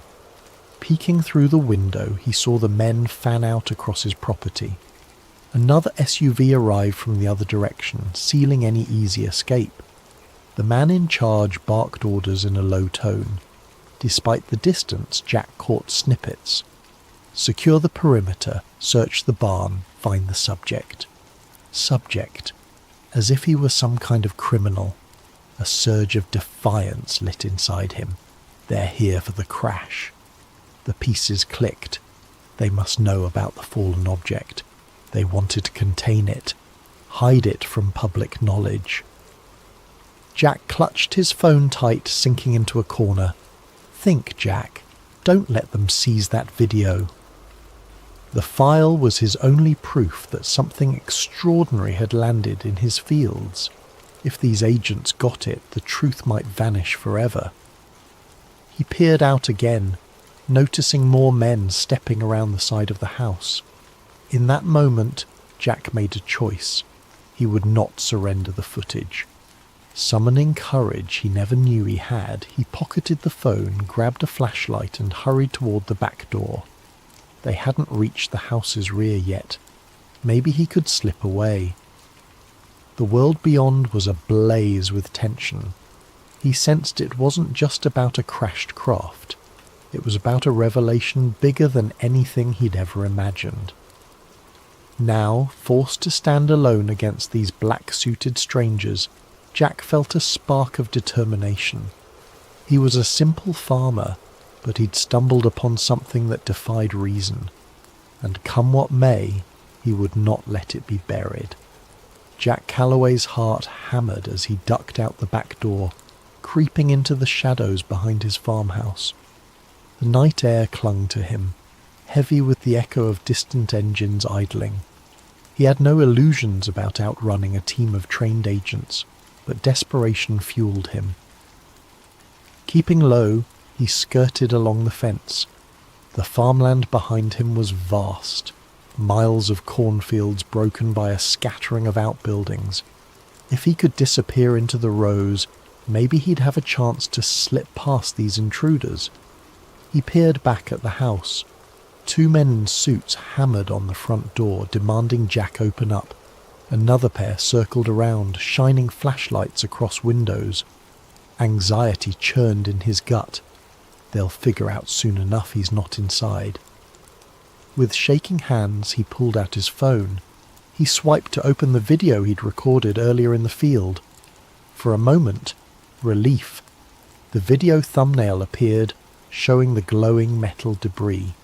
He tapped play. The screen flickered, a swirl of static. Then an error message. File corrupted. No, Jack muttered, panic rising. He tried again, but the same glitch repeated. Next, he attempted to upload it to a social media site, forgetting that his signal was gone. The upload bar stuck at 0. Offline. He closed his eyes, fighting the wave of helplessness. The only thing that gave him hope in this impossible situation was the video, now apparently worthless. But maybe the file could still be salvaged. He retreated deeper into the farmland, aiming for the rickety old barn he used for storing equipment. Inside the barn, dust motes drifted in the faint glow of his flashlight. Jack rummaged for an old laptop he sometimes used for tractor diagnostics. It was battered, but it had a functioning USB port. If he could move the footage off his phone, maybe he could fix it. The laptop booted up with a grinding whir, making Jack cringe at how loud it seemed. Every second counted. In the barn's gloom, the beams overhead creaked, and outside he caught the faint silhouettes of flashlights sweeping across the property. The agents were close. At last the laptop loaded. He plugged the phone in, frantically clicking to access the video file. The software recognized the phone, but the video thumbnail displayed a warning icon. Corrupt file. Even the laptop spat out an error. Jack cursed. Trying a half-dozen times, the footage refused to open. He sat back, trembling. So that's why they're so confident. Something about the crash or the craft's energy had garbled the data. For all he knew, it might be salvageable, but he didn't have the technical know-how. I need an expert. Remembering the commotion outside, Jack eased a peek through a gap in the barn wall. The black SUVs sat near the farmhouse, headlights illuminating part of the yard. Agents combed the area, scanning with thermal gear. Fear pinched his chest. If they had advanced tech, he'd be as visible as a heat signature behind these wooden walls. Quietly, he powered down the laptop and stuffed it into a battered tool bag. He had to get out of here. He grabbed an old hunting rifle from a rack just in case and made for a side exit. The moment he stepped outside, he heard footsteps crunching on gravel. Instinct kicked in. He darted behind the barn. A voice, low and commanding, called out, "Hold! Show yourself!" Jack froze, pressing himself to the barn's rough wooden planks. He recognized that voice from the man who had called his name earlier. Footsteps drew closer. Jack's mind raced. If he surrendered, they'd likely confiscate everything. He'd be black-bagged or simply vanish. No one would ever see that footage. Not that it was playable right now. He forced himself to move, slipping between the barn and an old tractor with rusted wheels. The flashlight beams swept over the ground. One agent hissed, "He was here." Thermal picked him up. Another responded, "He can't be far, spread out." Jack waited for a break in their pattern, then bolted into the cornfield. The tall stalks enveloped him, rustling as he stumbled between rows. He cursed each time his shoes snapped a twig or crunched dried leaves. Any sound could give him away. The overhead clouds parted, letting a faint moonlight highlight his path. Behind him, the agents' voices grew more distant. They were branching out, but the field was vast, and Jack knew its layout intimately. He used that knowledge to navigate a diagonal path, eventually emerging by a narrow dirt road at the far edge of his property. Breathing in ragged gasps, he paused behind a tree. The phone in his pocket remained lifeless. No signal. The laptop in his bag was all but useless if he couldn't fix the corrupted video. He needed someone with hacking or data recovery skills, someone who understood digital forensics. But who? A memory surfaced. During a county fair last year, Jack overheard a rumour about a reclusive tech wizard who lived 2 towns over, a woman named Olivia Carter, though folks called her Liv. She had once worked for the government in cybersecurity, then left under murky circumstances. Maybe she could salvage the footage. Deciding that was his only shot, Jack took the dirt road leading away from the farm. He hopped into his old pickup truck, which he'd parked out near the tree line for hauling feed earlier. The keys were still in the ignition. Country living had made him lax about locks. The engine sputtered, then roared to life. As he drove, he risked a glance back at his property. The headlights from the agent's SUVs glowed, and faint figures moved across the farmland. A pang of loss hit him. This farm was his home, his life. Now, it was seized by faceless men in black suits, but he refused to let them bury the truth. Hunched over the steering wheel, he pressed the gas, determined. If Liv Carter existed, if she truly had a gift for hacking, maybe she could fix the file. Jack allowed himself the faintest glimmer of hope. He had no illusions about outrunning the government forever, but he'd at least put up a fight. The truck rattled along the back roads, dust kicking up behind. He spotted no immediate pursuit, which unsettled him more than comforted him. The entire fiasco felt unreal. Aliens in his field, men in black SUVs. His phone's footage turned useless, yet the memory of that smouldering, unearthly craft lingered. As he turned onto the highway, Jack thought about the object's occupant. Something inside that craft had moved. Was it alive, injured, already contained by those agents? The questions multiplied in his mind. He clenched the steering wheel, jaw set. One thing at a time, he told himself. If the video was truly salvageable, it might blow open everything, if they didn't get to him first. Dawn broke over a lonely gas station on the outskirts of a neighbouring county, where Jack Calloway huddled by a payphone. The overhead fluorescent lights buzzed, half of them flickering. a battered vending machine spat out stale snacks. Exhaustion weighed on Jack's eyes, but he forced himself to remain alert. He used the payphone's directory to find a listing for Olivia Carter. The number rang endlessly until a groggy voice answered. "Who is this?" it demanded. Clearing his throat, Jack identified himself, explaining that he got her name through local rumour, that he needed urgent help with a corrupted video. A pause followed, then the voice turned suspicious. "You got the wrong line, buddy," it said, starting to hang up. Jack insisted. "I have proof. Something that crashed. I caught it on camera. The government's after me. I was told you used to do NSA-level security or something." Another stretch of silence, then a half-laugh. "So you're the kind of paranoid who calls a random woman with a UFO story. I'm not that gullible." Desperation clawed at Jack. He quickly described the craft, the men in black suits, how his phone's file was corrupted after the crash. He added details about the signal jamming around his farm. The voice on the other end grew quiet.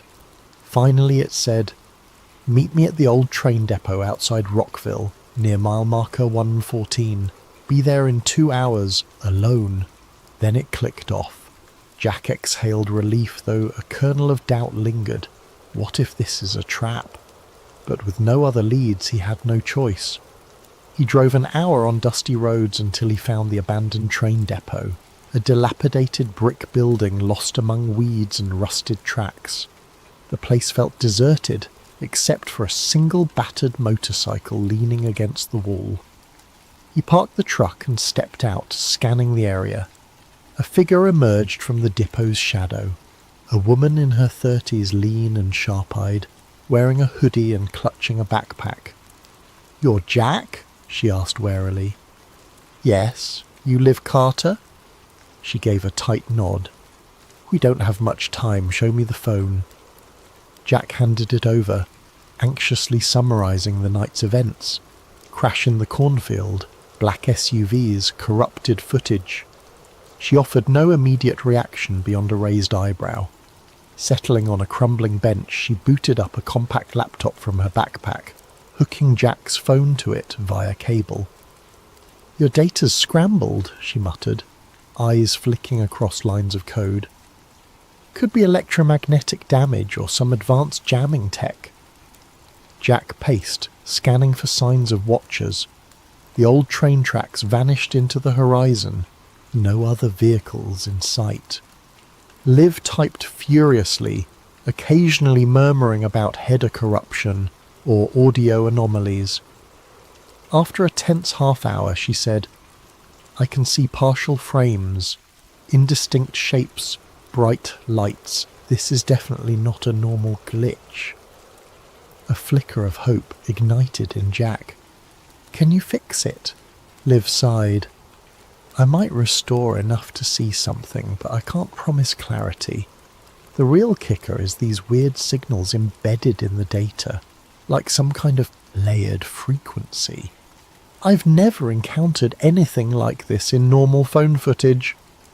Jack's stomach tightened. Something about the crash evidently messed with electronics. Before he could respond, the roar of engines drew their attention. Down the deserted highway, a convoy of black SUVs approached, just like the ones at his farm. Liv snapped her laptop shut, eyes widening. "Who the hell are they?" Jack's pulse surged. "FBI, CIA, I don't know," he said. "But they're after Moore." Liv snatched her gear. "We have to move." The two sprinted to their vehicles. Jack scrambled into his pickup. Liv revved her motorcycle. As the SUVs closed in, they sped off from opposite sides of the depot. The agents split, some pursuing Liv, others tailing Jack. Gravel sprayed beneath Jack's tyres as he lurched onto the highway. He glimpsed Liv in his mirror, weaving her motorcycle off-road in a cloud of dust, outmanoeuvring the black SUVs behind her. Jack's own pursuers kept tight, lights flashing. Suddenly a siren whooped, and a different set of lights flared in the distance, local county sheriff vehicles. They blocked the road, forcing Jack to swerve. He recognized the lead patrol car's driver, Sheriff Wade Mitchell. The older man stepped out, arms raised in a calm down gesture. One of the black-suited agents hopped from his SUV, flashing a badge at Mitchell. Though Jack couldn't hear their exchange, it was clear the agent demanded Mitchell to stand aside. Mitchell frowned, glancing at Jack's truck. He motioned for Jack to pull over. Faced with no immediate path to escape, Jack braked, wheels skidding on cracked asphalt. The agent approached, dark sunglasses masking any expression. "Jack Calloway, we'd like you to come with us. There's been an incident on your property. Official business." Mitchell cast a confused look at Jack. The sheriff had known Jack for years. "Jack, what's going on? Why are these men chasing you?" Jack, chest heaving, answered, "They raided my farm. They want my phone. They're covering up something that fell from the sky." The agent tensed. "That's nonsense, Sheriff. We're investigating a possible meteor strike, no threat to the public. Mr. Calloway is interfering with our operation. Please, step aside." Mitchell's gaze flicked to Jack. He saw the fear, the sincerity in the farmer's eyes. Something about the agent's calm, clipped tone felt off. "I'd like to hear more from Jack," the sheriff said, folding his arms. The agent's jaw tightened. "This is a federal matter. You're out of your jurisdiction." Jack took the moment's distraction to speak quickly, explaining the crash, the craft, the suits. He insisted he had footage, though corrupted. Mitchell's face paled, but he stood firm, telling the agent, "Federally or not, in my county, I want to see a proper warrant." The agent stared coldly, then motioned to the SUVs. 2 more men joined, brandishing official documents. "Here's your warrant, Sheriff. Satisfy your procedures." He smirked, as if expecting compliance. Mitchell studied the pages, then gave Jack a grave look. "Let me see your phone," he murmured. "I trust you, Jack, but I got to see something." Jack hesitated, but he fished out the phone. Mitchell scrolled the corrupted file, gleaning only flickers of static and partial frames of a bright object. Even that snippet was enough to rattle him. He glared at the agent. "I want an explanation for this. Doesn't look like a meteor to me." The agent stepped forward, face stony. "Sheriff, you're obstructing an active federal operation. If you continue, we will have to place you under arrest as well." Mitchell stiffened, mind clearly torn. He faced Jack, voice hushed. "I can't protect you if you fight them here." Then more audibly he said, "I won't let you arrest my citizen without just cause. But if Jack chooses to leave, I won't stop him." Silence stretched. The agent's eyes narrowed behind tinted lenses. In that heartbeat, Jack understood the sheriff was giving him a window, a fleeting chance to flee. Not wanting to waste it, he gunned the truck's engine. The agent barked an order, but Mitchell positioned himself in the agent's path, forcing him to sidestep. Jack roared past the police cruiser, rubber squealing. The black SUVs swarmed, but Mitchell's deputies manoeuvred to block them, even if just for a few seconds. Those precious moments let Jack speed onto the open road. In his rearview mirror, he saw the convoy eventually break free, resuming pursuit. His chest pounded with gratitude. Elias Finch could taste both as he walked the muddy streets, notebook tucked securely in his inside pocket. At 36, his once youthful face had hardened into angular planes beneath a journalist's keen eyes that missed little. War had taught him that truth was the first casualty in times of conflict, and peace often buried it deeper still. The boarding house on F Street, where he rented a sparse room, was unremarkable by design.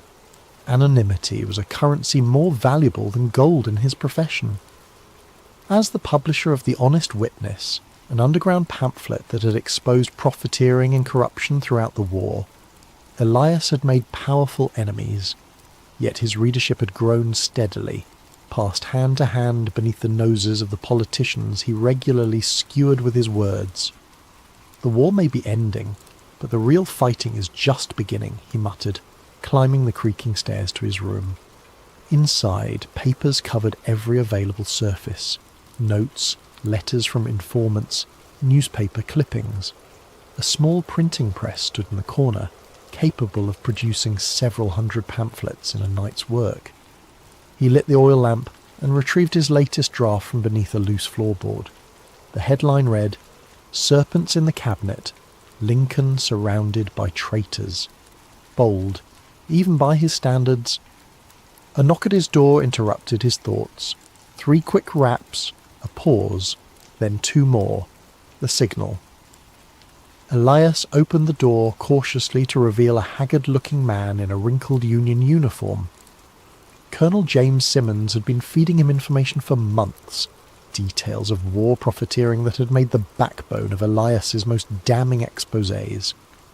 "You shouldn't be here," Elias said, quickly ushering him inside. "We agreed to meet at Harper's tomorrow." Simmons removed his cap, revealing prematurely grey hair. His hands trembled slightly. "Tomorrow might be too late. Something's happening, Finch. Something big." "Another contract scandal? More missing supplies?" Simmons shook his head, accepting the whiskey Elias offered. "This goes deeper than money. It's about power. Who'll hold it now that the fighting's done?" He drained the glass in one swallow. "Lincoln's making enemies faster than he can count them." "Not exactly news," Elias replied, though something in the colonel's demeanour made him uneasy. "The South wants him dead. Half his generals think he's too soft, and the radicals in his own party find him insufferable." "It's worse than that," Simmons lowered his voice. "There have been meetings, important men, military, cabinet members, banking interests. They speak of necessary transition and securing the victory. Names, Colonel. I need names." "That's just it. I don't have them all. But I've seen strange insignias, not official military. A phoenix rising from flames." Simmons glanced nervously at the window. "And Secretary Stanton. He's at the centre somehow." "Edwin Stanton? Lincoln's own Secretary of War?" Elias scribbled furiously in his notebook. "Watch the Treasury building tomorrow night. Midnight. Back entrance. You'll see for yourself who comes and goes." Simmons rose to leave. "Be careful who you trust, Finch." The war created new alliances, not all of them in the open. After Simmons departed, Elias couldn't settle. He paced his small room, mind racing. Edwin Stanton had always struck him as brutally efficient but loyal to the Union cause. Yet the colonel had seemed genuinely frightened. As darkness fell, Elias took to the streets. Washington, after sundown, transformed into a different city, one where power moved in whispers and shadows. He made his way toward the White House, keeping to side streets. The spring air carried voices from open windows, celebrations, arguments, the raw emotions of a nation still processing its wounds. Near Lafayette Square, a convoy of unmarked carriages caught his attention, black lacquered with no insignia, windows covered with thick curtains. They moved with military precision toward the executive mansion. As they passed a street lamp, Elias glimpsed something on the door of the lead carriage, a small emblem of what appeared to be a bird with outstretched wings. Following at a distance, he watched the carriages disappear through a side entrance of the White House grounds. A figure emerged briefly to greet them, tall, bearded, with the unmistakable profile of Secretary Stanton. Elias made a note of the time, 11:17 p.m. The following day brought news that General Lee had formally surrendered at Appomattox Courthouse. Washington erupted in celebration. Impromptu parades formed on Pennsylvania Avenue. Bottles of champagne appeared from nowhere. Soldiers embraced in the streets. The long nightmare of war was officially over. But beneath the revelry, Elias sensed something else.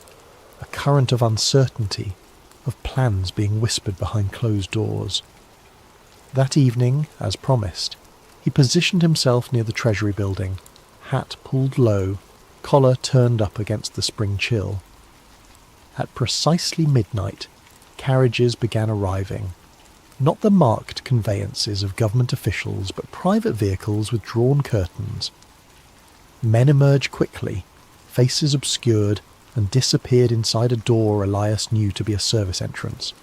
He counted 12 in total, recognising a few profiles despite their attempts at anonymity. A Supreme Court Justice, 2 generals, what appeared to be Vice President Johnson himself. Last to arrive was a smaller carriage. When its occupant stepped out, Elias had to stifle a gasp. Senator Lafayette Baker, head of the National Detective Police, Lincoln's own spy master, was unmistakable even in the dim gaslight. Before entering, Baker paused, scanning the darkness as if sensing Elias's presence. On his lapel glinted a small pin, a phoenix rising from flames. For 3 hours Elias waited in the shadows, fighting the cold and his own growing dread. When the men finally emerged, their expressions were solemn, purposeful. Something had been decided in that room, something that would never appear in any official record. Back in his lodgings, Elias worked feverishly until dawn, connecting threads, forming theories. His hands shook as he sketched out the emblem he'd seen, the Phoenix insignia. Below it he wrote, "The Order of the Phoenix, secret society or military faction." As morning light crept through his window, Elias heard newsboys already crying the headlines. Victory complete. Lincoln to attend Ford's Theatre tomorrow night. An odd chill ran through him as he recalled Simmons's warning. Something big is about to happen. He glanced at his notes, the mysterious meetings, the Phoenix emblem, Stanton's involvement, the timing of it all. A terrible suspicion began to form in his mind, one he dared not even write down. But one thing was certain. He needed to be at Ford's Theatre tomorrow night. April 14th dawned bright and clear, a Good Friday that seemed to herald the nation's rebirth after its long crucible of war. Flags hung from every building on Pennsylvania Avenue. Church bells rang throughout the day, not in mourning as they had for 4 years, but in celebration. Elias spent the morning visiting contacts, trading information in the back rooms of taverns and print shops. The name, Order of the Phoenix, drew blank stares, or nervous glances. No one would speak of it directly, but their silence told him enough. The name carried weight, inspired fear. By mid-afternoon, he had secured a ticket to Ford's Theatre. Our American cousin was not his idea of quality entertainment, but the president's attendance made it the centre of Washington that night. If his suspicions had any merit, he needed to be there. As dusk settled, Elias dressed with unusual care. His customary rumpled journalist attire was replaced by a respectable suit and cravat, nondescript enough to blend with the theatre crowd, but fine enough not to attract unwanted attention. He slipped his notebook into an inner pocket, along with a small revolver, a precaution he'd never needed before, but tonight felt different. Ford's Theatre blazed with light as he approached. The 3-story brick building on 10th Street had become the centre of Washington society since its renovation 2 years earlier. Tonight it seemed all of official Washington had turned out, a celebration of victory personified by the attendance of the president himself. Elias noted the security, surprisingly light for such an occasion. A few metropolitan police officers milled about, but there was none of the military presence one might expect given the recent end of hostilities. He studied the faces of those entering. Politicians, military officers, social climbers of every variety.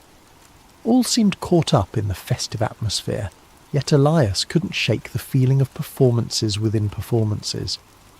In the crowded lobby he spotted a face he recognised. John Parker, a notoriously unreliable presidential bodyguard known more for his drinking than his vigilance. Parker seemed distracted, already glancing toward the bar across the street. Elias made a mental note. Taking his seat in the dress circle, one level below the presidential box, Elias had a clear view of both the stage and the entrance to Lincoln's box. The theatre hummed with anticipation. Ladies in silk gowns fanned themselves. Gentlemen exchanged handshakes and political whispers. At precisely 8:30, a stir near the entrance announced the presidential party's arrival. The orchestra struck up "Hail to the Chief" as Lincoln entered, tall and gaunt in his black suit, accompanied by his wife Mary, Major Henry Rathbone, and his fiancée Clara Harris. The audience rose in thunderous applause. Lincoln bowed slightly, his weary face breaking into that familiar melancholy smile. As the play began, Elias divided his attention between the stage and the movements around the theatre. 20 minutes into the performance, he noticed a man in a dark coat slip into the dress circle, moving with the confident ease of someone who knew the building well. Even from profile, the actor John Wilkes Booth was unmistakable, his handsome features and theatrical bearing marking him as clearly as a signature. What caught Elias's attention, however, was not Booth himself, but the man who briefly intercepted him near the back wall, a Union officer whose insignia identified him as a staff colonel. The two exchanged what appeared to be a few terse words. The officer pressed something into Booth's hand, a small object that disappeared instantly into the actor's pocket. Their interaction lasted perhaps 10 seconds before they separated, the officer retreating toward the stairwell. Elias's journalistic instincts flared. He rose quietly, intending to follow the officer when he noticed something else, a flash of metal on the man's collar. Even from a distance the shape was familiar, a small phoenix emblem, identical to the one he'd seen on Senator Baker's lapel. Before Elias could process this, Booth had already moved toward the president's box. With growing alarm, Elias watched the actor pause outside the entrance. The expected guard, Parker, was nowhere to be seen. Booth seemed to check the corridor before slipping inside. What happened next would forever burn itself into the nation's consciousness. The sharp crack of a pistol, Mary Lincoln's piercing scream, Booth leaping from the box to the stage, catching his spur in a Treasury Guard flag, landing awkwardly but still managing to brandish his knife and shout words that would echo through history. "Sic semper tyrannis!" The theatre erupted into chaos. Women fainted, men shouted. Someone screamed, "The president is shot!" From his position, Elias could see into the presidential box where Lincoln slumped in his rocking chair, a dark stain spreading across his collar. As pandemonium engulfed the theatre, Elias's trained eye caught details others missed. The surprising ease with which Booth escaped through the rear door, where a horse conveniently waited, the momentary hesitation of guards who should have moved more quickly, and most disturbing of all, the Union colonel with the phoenix insignia, calmly observing from the shadows before slipping out a side exit, not in pursuit of Booth, but in the opposite direction. Elias fought his way through the panicked crowd toward that exit. By the time he reached the alley, the colonel had vanished. Nearby, a stagehand was babbling hysterically to anyone who would listen. "Booth!" It was John Wilkes Booth. "The man who spoke to Booth," Elias demanded, grabbing the stagehand's shoulder. "The officer. Did you see where he went?" The stagehand stared blankly. "What officer?" "The Union colonel. He was right here, not a minute ago." "Mister, there weren't no officers back here. Just that crazy Booth running out like the devil himself was after him." Elias pushed past, scanning the alley. Nothing. It was as if the man had evaporated into the night air. Behind him, the sounds of chaos poured from the theatre. Someone was shouting for a doctor. Someone else was calling for soldiers. As military personnel began arriving, Elias melted into the crowd gathering on 10th Street. His mind raced, attempting to process what he had witnessed. Lincoln shot, Booth as the trigger man. But that exchange, the missing guard, the convenient horse, the colonel with the phoenix emblem who'd spoken to Booth moments before. None of it felt like the act of a lone madman. By midnight, the city had transformed. Troops patrolled every street. Crowds gathered outside the Peterson house across from the theatre, where doctors fought to save the president's life. Rumours flew like startled birds. The vice president had also been attacked. Secretary Seward had been stabbed in his bed. Confederate sympathisers were storming the city. Elias worked his way through the crowd, gathering fragments of conversation, watching which officials came and went. Shortly before 1 o'clock, he spotted Secretary Stanton arriving, his face a mask of controlled fury. As Stanton pushed through toward the house where Lincoln lay dying, Elias caught a glimpse of who accompanied him.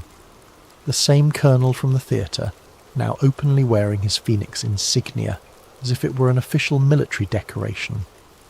Their eyes met briefly across the chaotic street. The colonel's gaze was cold, evaluating, and unmistakably warning. Then he disappeared inside behind Stanton, where the fate of the nation was being decided while its leader slipped away. By dawn, when Lincoln finally surrendered to his wound, Elias had filled his notebook with observations that contradicted the narrative already forming in official circles. As the bells of Washington began to toll, he slipped away from the crowds, certain of only one thing. What he had witnessed at Ford's Theatre was not the impulsive act of a Southern sympathiser, but the opening move in a much larger game. The city awoke to church bells and black crape. By noon on April 15th, Washington had transformed into a city of mourning. Black fabric draped from windows and balconies. Women wept openly in the streets. Men stood in stunned silence outside newspaper offices, reading the bulletins posted every hour. Elias moved through this landscape of grief like a ghost, his journalist's mind cataloguing the discrepancies that were already appearing between what he had witnessed and what was being reported. The papers called Booth a Southern fanatic acting alone. No mention of the officer who had spoken with him, no questions about the convenient absence of the president's guard, no curiosity about how easily the assassin had accessed the box. Most telling was how quickly the official narrative formed. Before Lincoln's body was cold, before any real investigation could begin, the story had already solidified. A vengeful actor, driven by Confederate sympathies, had struck a final blow for the lost Southern cause. Elias made his way to a small printing shop off E Street owned by a German immigrant named Müller, who had printed The Honest Witness throughout the war. The old man's face was grave as Elias entered. "I cannot print for you any more, Herr Finch," Müller said before Elias could speak. "Men came this morning. Government men." "What men? What do they want?" Müller's hands trembled as he rearranged already perfectly ordered type. "They asked about you, about your pamphlet. They took my customer ledger," he lowered his voice. "They had that look, Finch, the look of men who break things that cannot be fixed. Did they threaten you directly? They didn't need to." Müller glanced nervously at the window. One of them said, "The country needs unity now, not troublemakers." Then he put his hand on my printing press and said, "Beautiful machine. Would be a shame if something happened to it, or to your immigration papers." Elias felt a familiar anger rising. "I need to print what I saw last night, Heinrich. The truth about what happened at Ford's." "Not here you won't." Müller pressed a key into Elias's palm. "Back room of Kennedy's tobacco shop. My brother's old press is there. It's yours if you need it. But, Finch," his eyes were pleading, "be careful. These are dangerous times to question powerful men." By late afternoon, Elias had established himself at Kennedy's. The small press was outdated but functional. As he arranged his notes, preparing to write, a knock came at the door. His hand moved instinctively to the revolver in his pocket. A woman's voice called softly, "Mr. Finch? Adelaide Booker. I was at Ford's last night." Elias opened the door carefully. Adelaide Booker was in her 40s, a seamstress who had worked at the theatre for years. They had spoken several times when Elias was researching a piece on wartime entertainment. "I saw you following that officer," she said without preamble once inside. "The one with the strange pin." Elias's pulse quickened. "Tell me exactly what you saw." "I was mending a curtain backstage when Mr. Booth arrived. He seemed anxious, checking his pocket watch. Then that officer came in the stage door, which was unusual itself. They spoke briefly. The officer gave him something small, metallic."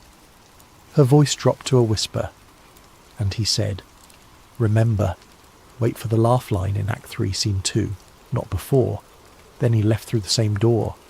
"Would you recognise this officer again?" Adelaide nodded. "Colonel Atticus Wade. He's been to the theatre before, always asking about who sits where, studying the layout." She clutched her shawl tighter. "I shouldn't be here. My sister says men have been asking questions about everyone who worked last night." After Adelaide left, Elias worked furiously into the evening, writing an account of what he'd witnessed, including the seamstress's testimony. He titled it simply, "Questions about Ford's Theatre." By midnight he had printed 200 copies ready for distribution. As he stepped out into the alley behind Kennedy's, a shape detached itself from the shadows. Elias reached for his revolver, but a familiar voice stopped him. "I wouldn't, Finch. There are 3 rifles trained on you right now." Colonel Simmons stepped into the dim light of the gas lamp, his uniform immaculate, his expression unreadable. "You said something big was coming," Elias said. "You knew?" "I suspected. There's a difference." Simmons glanced at the bundle of pamphlets under Elias's arm. "Those won't see daylight. The city's locked down. Every street corner has a soldier or a detective. Since when do you care about suppressing the truth? Since Secretary Stanton declared martial law an hour ago." Simmons sighed heavily. "The official story is that Booth acted with Confederate conspirators. Anyone suggesting otherwise is undermining national security in a time of crisis." Elias stared at him.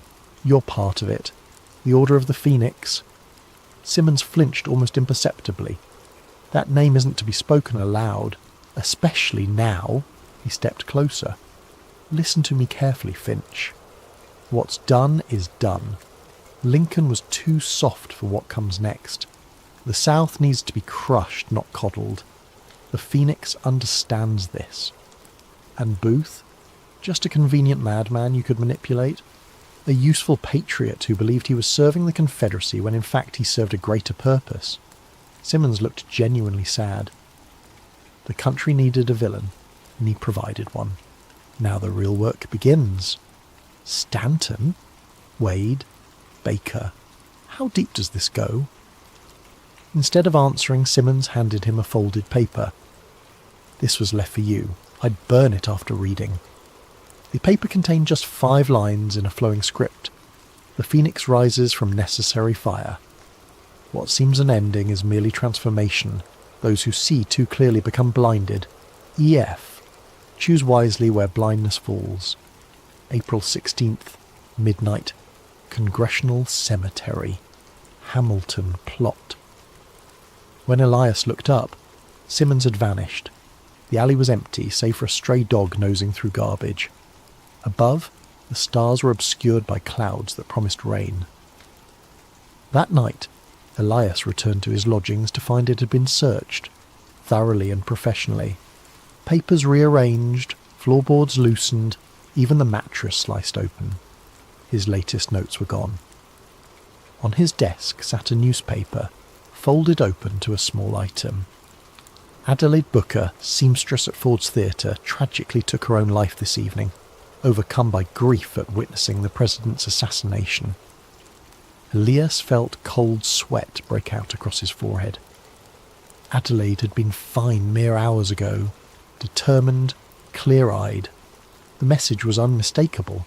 Witnesses could be erased as easily as words on paper. For the next 24 hours, Elias moved cautiously through a city transformed. Military checkpoints had sprung up overnight.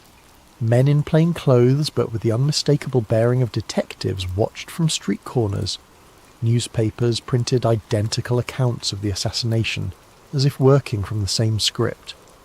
Booth was now the most hunted man in America, but Elias noticed the search seemed strangely performative. Lots of visible activity, little actual progress. On the evening of April 16th, as the first drops of rain began to fall, Elias made his way to Congressional Cemetery. The Hamilton plot was easy to find, a grand marble obelisk marking the resting place of a forgotten congressman.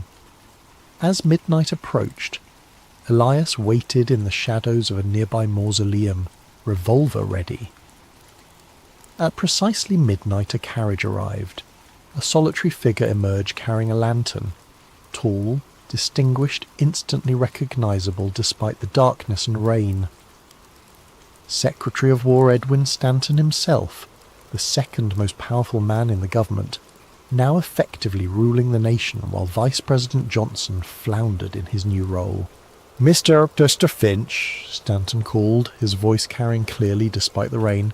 I know you're here. Let's dispense with theatrics. If I wanted you dead, you would be. Elias stepped cautiously from his hiding place. Like Adelaide Booker? Stanton's expression didn't change. Regrettable, but necessary.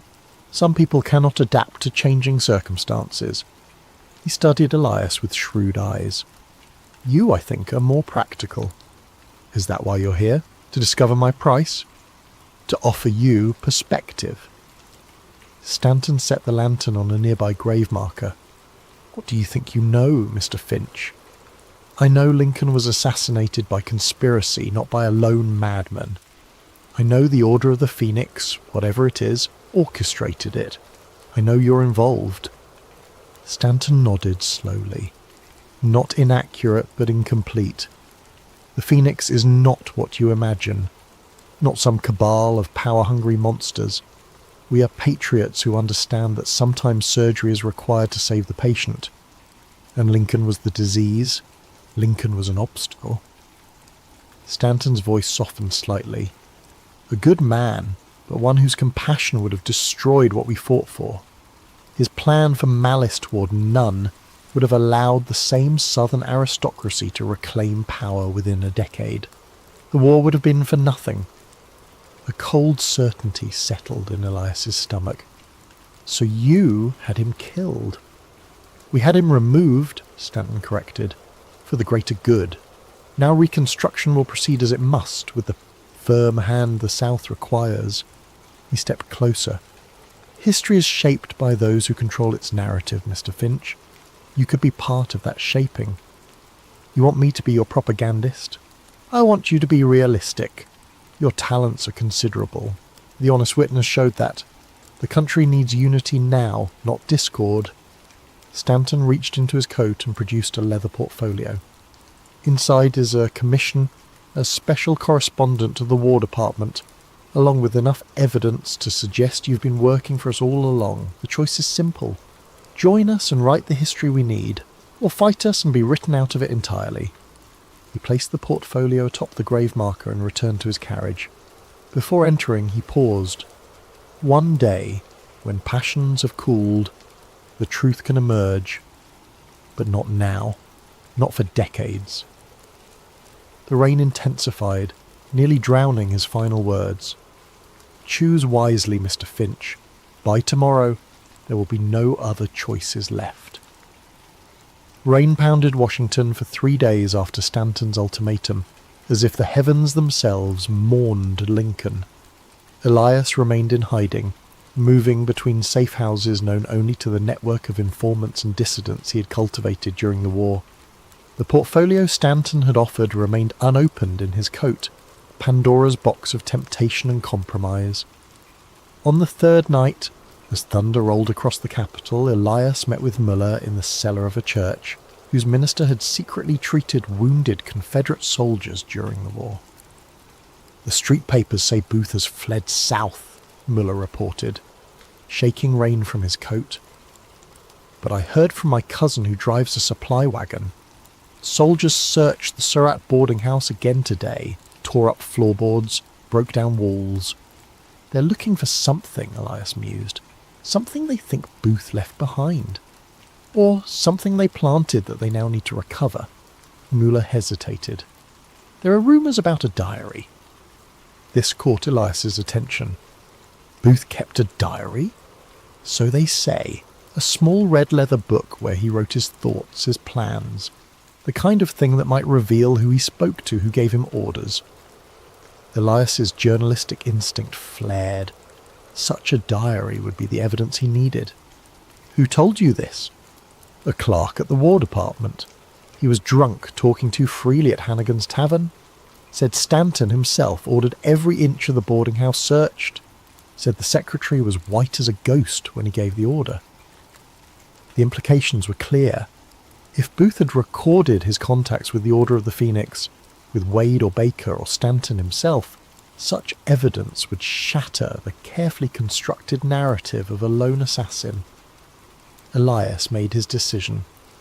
I need to get into Surratt's boarding house. Impossible, Mueller protested. It's guarded day and night. Nothing is impossible, Elias countered. Merely inconvenient. He had not spent years cultivating informants and mapping the hidden geography of Washington without learning a few tricks. Are the old tunnel entrances still accessible? Mueller's eyes widened. The smuggling tunnels? Some perhaps, but they haven't been used since the early days of the war. Washington's geography held secrets unknown to most citizens. Beneath certain buildings, particularly near the Navy Yard and along the riverfront, a network of tunnels had been used early in the war to move supplies, information, and occasionally people. Most had been sealed or forgotten, but Elias had mapped them meticulously for a story he had never published. That night, guided by nothing but memory and a crude map drawn in his notebook, Elias descended into Washington's underground labyrinth. The entrance, a rusted door behind a false wall in the cellar of an abandoned warehouse, creaked ominously as he forced it open. The tunnel beyond was damp, the air heavy with mould and decay. His lantern cast grotesque shadows as he navigated the narrow passage, counting intersections, measuring distances by paces. After nearly an hour of careful progress, he reached what his calculations suggested should be directly beneath H Street and the Surratt boarding house. A metal ladder bolted to the wall led upward into darkness. Elias extinguished his lantern and climbed, emerging into what appeared to be a small storage cellar. Dust covered everything, undisturbed save for a single set of boot prints that stopped near the far wall. Elias examined the wall carefully, noting a slight discoloration in the mortar between several bricks. Using his pocket knife, he scraped away the newer mortar, revealing a loose brick. When he removed it, his fingers touched something soft inside the cavity. Leather. With trembling hands, he extracted a small red book, its cover unmarked. Opening it revealed pages filled with an elegant theatrical hand. Booth's diary, hidden where he thought it would be safe. Or perhaps where someone had instructed him to conceal it. Elias tucked the diary into his coat and retraced his steps through the tunnel. Back in the relative safety of the church cellar, he finally examined his prize by lamplight. The diary was not what he had expected. Rather than a detailed account of the conspiracy, it contained the rambling justifications of a man convinced of his own historical importance. Booth compared himself to Brutus, writing of striking down the tyrant to avenge the South. Yet scattered among these self-aggrandizing passages were troubling inconsistencies. One entry from March read, "Met with W again. He assures me that once it is done I will be hailed as a hero throughout the South. Arrangements have been made for my escape. I am to follow the route exactly as planned, making contact at each designated safe house until I reach safety in Virginia."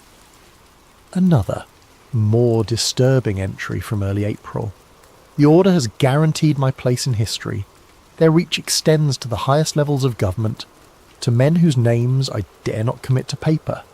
They speak of a reborn nation, purified by fire, where true patriots will guide America to its rightful destiny.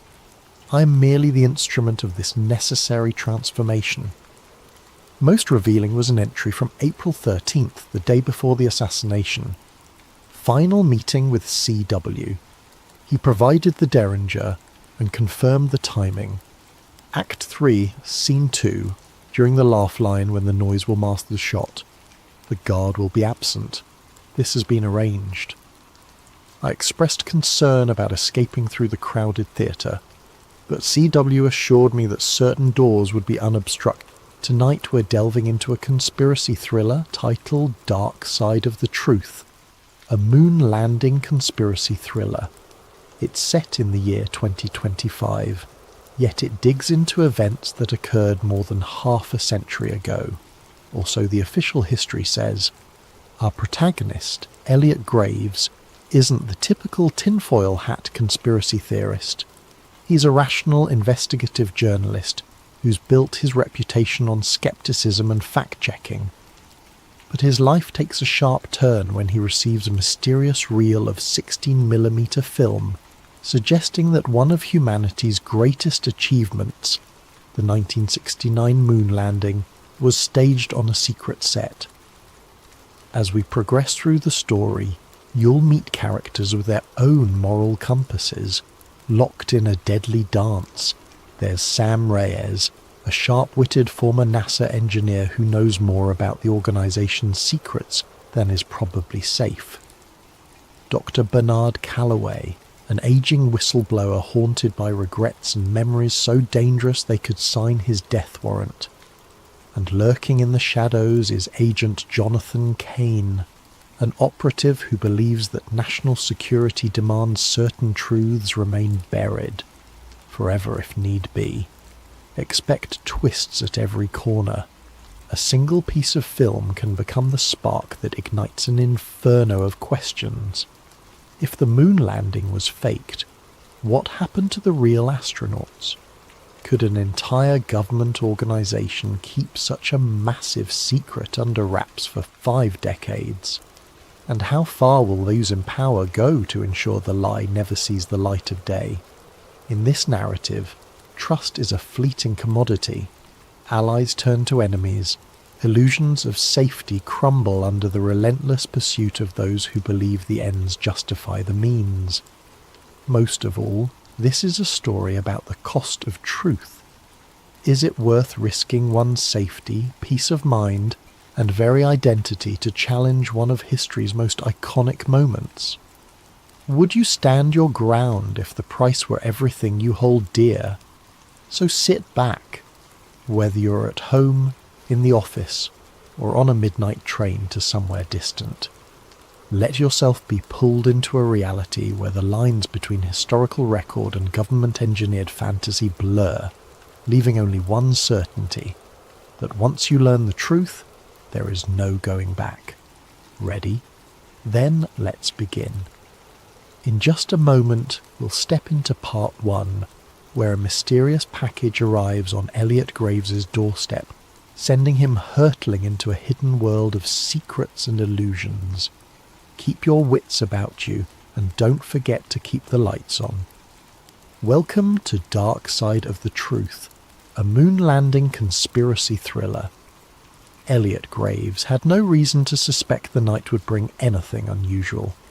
He sat in his small book-lined apartment in downtown Philadelphia, finishing an article on local corruption, a typical piece for his modest but dedicated readership. A coffee mug stood half empty beside him, thick smudges of ink marking the final edits on his notes. It was the kind of moment he usually relished, quiet, focused, and free of the outside world's chaos. Then came the knock, 3 sharp raps, unannounced and oddly urgent. Elliot glanced at the clock. 10:47 p.m. He wasn't expecting anyone. The hallway light flickered as he opened the door, finding nothing but a single battered cardboard box at his feet. No note, no name, just his address scrawled in black marker. It could have been a source dropping a tip, though most of his informants were digital ghosts, rarely venturing into the physical realm. Curiosity piqued, Elliot brought the box inside. It weighed more than he expected. Taped across the top, a plain sheet of paper read, "Watch immediately." The handwriting was jagged, as if penned in a hurry or under duress. Carefully he cut the tape, half expecting a bomb or a rig device. Instead, inside lay a vintage 16mm film reel in a metal canister, the label partially peeled off. He gently tilted it back and forth, hearing the soft shift of film spooled inside. Elliot felt a jolt of excitement. He'd handled old film reels before, but never one that found him in the dead of night. An archaic machine in his study closet, passed down by his grandfather, might be the only way to view it. He rarely used the projector, but he was determined to see what was on this reel, if only to figure out who had gone to so much trouble to send it. Setting up the projector took nearly half an hour. Dust motes swirled in the beam of a single lamp as he threaded the film carefully. As the flickering images began, Elliot's anticipation turned to pure disbelief. The footage was in black and white, shaky in places, but unmistakably capturing a large, elaborate set. A moon-like surface crafted on what looked to be a soundstage. Stage lights hung overhead, cables snaking across the floor. He squinted, recognizing the shape of a NASA lunar module prop, like something out of a historical documentary. But it wasn't a documentary. He saw men wearing astronaut suits, one of them bearing an uncanny resemblance to Neil Armstrong. Off to the side, a group of technicians hovered, adjusting cameras that weren't from 1969. They looked older, yes, but not quite from the era. A man stepped into view, clapping a film slate. On it was scribbled, Apollo 11, Take 3. The adrenaline spiked through Elliot's veins. This reel showed the moon landing being filmed on a set. His rational mind scrambled for explanations. Could this be a Hollywood recreation or some kind of promotional footage? But the detail was too raw, too disorganized for a typical behind-the-scenes doc. There were sections where the astronauts removed their helmets, revealing sweaty faces. The lander and flag props looked hastily put together. One of the men off-screen shouted, "Watch the reflection, we can't show the lights," as if aware of how a real moon environment should look, no visible reflections of rigging in an astronaut's visor. By the time the reel ended, Elliot's hands trembled. He remembered hearing about the moon landing conspiracy theories, wild claims of stage sets and Kubrick involvement, but he'd always dismissed them. He prided himself on debunking such nonsense. Yet here was tangible evidence, or the best fake he'd ever seen. A single question throbbed in his mind. Who would send this to me, and why now? He reached for his phone, intending to call a trusted colleague, only to find the screen black. No power. He was sure it was charged. Strange. He tried to boot up his computer to search for any reference to lost Apollo footage, but the internet connection was dead. He felt his chest tighten in a wave of paranoia. Was he imagining things, or was this more than a coincidence? Deciding to do a quick external check, Elliot gathered the reel, locked up his apartment, and headed for the elevator. As he stepped out onto the street, a hint of movement caught his eye. A black SUV parked at the curb, lights off. Its windows were tinted, impossible to see in. The hair on his arms rose. Philadelphia had plenty of SUVs, but why did this one feel like it was there for him? He took a breath, telling himself not to jump to conclusions. Still, his heart hammered as he walked 2 blocks to an all-night coffee shop known for its reliable Wi-Fi. Inside, the smell of espresso and donuts steadied him a bit. He found a corner table connected to the cafe's network and tried searching for any references to moon landing staged film reel. Thousands of hits, mostly conspiracy websites. Nothing verifiable. Minutes later, he typed a cautious email to a colleague, attaching a single grainy screenshot from the reel. He pressed send. An error message blinked back. Message undeliverable. He tried again. Same result. He wondered if his phone or laptop had been compromised or if there was a bigger net around him. The idea of being watched in real time chilled him.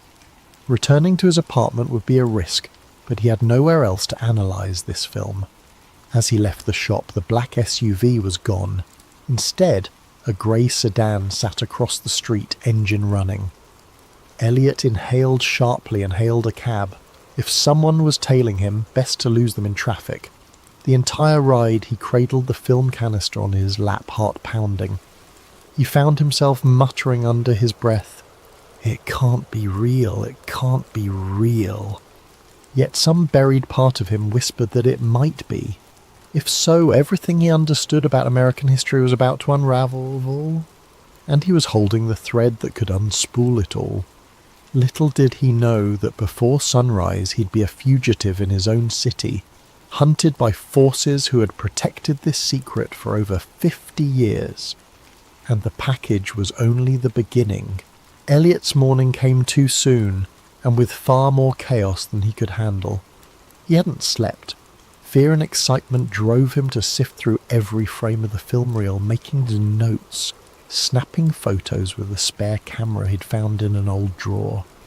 Perhaps he could create a digital copy, but his attempts to digitize the reel via his laptop repeatedly failed. Some hidden glitch kept corrupting the files. He cursed under his breath. Was it sabotage or just outdated hardware? At first light, he ventured to his usual contact for obscure intel, a quiet archivist named Harriet, who worked at the local historical society. He hoped she might authenticate the film's physical materials. Harriet was meticulous with details, and if anyone could confirm the reel's age, it would be her. The society's building was a grand relic, all marble floors and dusty exhibits. Elliot found Harriet in a back office, squinting through a magnifying glass at a centuries-old map. She looked up, alarmed by his frantic posture. Without preamble, he passed her the film canister. "I need to know if this is genuinely from 1969, he whispered, glancing around as if the walls had ears. Harriet frowned at his secrecy but began her inspection. She murmured something about the film's brand markings, the chemical composition of older film stock, and how certain colour-coded edges could pin down the manufacturing date. Within half an hour she had her verdict. "This reel does appear to be from the late 1960s. "Where'd you get it?" Elliot let out a breath he hadn't realised he was holding. "Somebody sent it to me last night." He hesitated, debating how much to reveal. Before he could continue, Harriet's phone rang. She picked it up, and her expression clouded as she listened. Yes, he's here," she said, a tremor in her voice. He backed away, panic flaring. Was Harriet being told to stall him? He mouthed, "Hang up," but Harriet just stared at him wide-eyed. Elliot snatched the phone from her hand. "Hello," he said into the receiver. An unfamiliar voice. "Elliot Graves. Step outside, we just want to talk." He froze. A second later the line went dead. "Who was that?" Harriet whispered, her complexion pale. Elliot shook his head, realizing he'd dragged her into danger. "I have to go." He grabbed the film, thanked her in a rush, and bolted out a side entrance. Immediately he spotted two men in dark suits stepping out of a black sedan. They scanned the area, eyes sharp and purposeful. Elliot ducked behind a parked delivery truck. He rummaged for his phone. It still wouldn't connect to a network. He couldn't call for help. Glancing around, he saw a narrow alley. He sprinted for it, ignoring startled pedestrians. The men noticed and gave chase. Footsteps echoed behind him as he weaved through the maze of back streets. He didn't stop until he was sure he'd lost them. Leaning against a graffiti-stained wall, he gulped the cool morning air. The reality sank in. I'm being hunted. His mind raced. Who had the power to track him within hours? Some fraction of NASA, the FBI, or an even more clandestine outlet? He remembered Harriet's stunned face and felt a pang of guilt. Was she safe? With his phone compromised, Elliot needed a secure communication line. That's when he remembered Sam Reyes, a former NASA engineer turned freelance tech wizard. They'd crossed paths a year ago when Sam leaked documents exposing flawed satellite software. She'd proven resourceful and cautious, someone who operated in the grey areas of government secrecy. He rummaged through his wallet for her old business card, typed the number into a borrowed flip phone he'd bought for emergencies. 2 rings, then Sam answered with a wary, "Who is this?" "Elliot Graves," he said quietly, trying to steady his voice. "I need your help. It's urgent." Sam let out a short laugh. "You're the reporter who debunked that UFO fiasco. Are you calling to do another piece?" He glanced around to make sure no one was listening. "This is bigger than UFOs. I have an old NASA film that suggests the moon landing was not what we think." Silence on the line. Then Sam hissed, "Don't say another word. There are ears everywhere. Meet me at the Redwood Garage, level 3, in an hour." She hung up. He had no time to question her abruptness. He made his way to Redwood Garage, a concrete structure on the outskirts of the city. Ducking beneath security cameras, he took the stairs to level 3. Only a few cars were parked, the area echoing with the hum of overhead fluorescent lights. He found Sam leaning against a pillar, arms folded. She was petite, with sharp eyes and a laptop bag slung over her shoulder.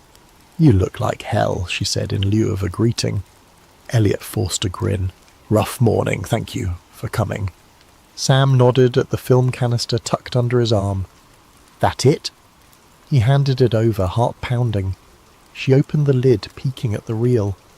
"I'll need my gear to analyze this properly. But tell me, any chance this is a hoax?" Elliot explained Harriet's findings, the chase and the phone sabotage. Sam's eyes narrowed with concern. This kind of move typically points to a deep-pocketed agency. NASA has muscle, but not to this extent. We might be dealing with something else. She motioned for him to follow her to a beat-up SUV. Inside, the back seat was cluttered with laptops, cables, and specialized scanning equipment. Sam popped the reel into a portable film viewer. A small screen flickered with the black and white images. She skimmed through it, face grim. "If this is real, holy..." He gave a humorless chuckle. "I'm not sure I want it to be real, but it's looking that way." Sam started flipping through camera angles. "We'll cross-check the images with NASA archive logs, see if any set pieces match. Also, there's metadata in older film that might help pinpoint the exact date and location. But if whoever's hunting you has the resources to block your phone and track you so fast..." "Yeah," Elliot said, swallowing hard. "I'm in trouble, aren't I?" Sam gave him a look that said, "You have no idea." "Look, I can set up a secure server to store digital copies once I manage to scan the reel. But it'll take me a day or 2. In the meantime, you need to vanish. They'll come for both of us once they realize I'm involved." As if on cue, a bullet shattered the SUV's rear window. Elliot and Sam ducked, hearts hammering. Tires screeched on the level below. "We have to move," Sam hissed, starting the engine. Elliot curled into the passenger seat, pressing the canister tight against his chest.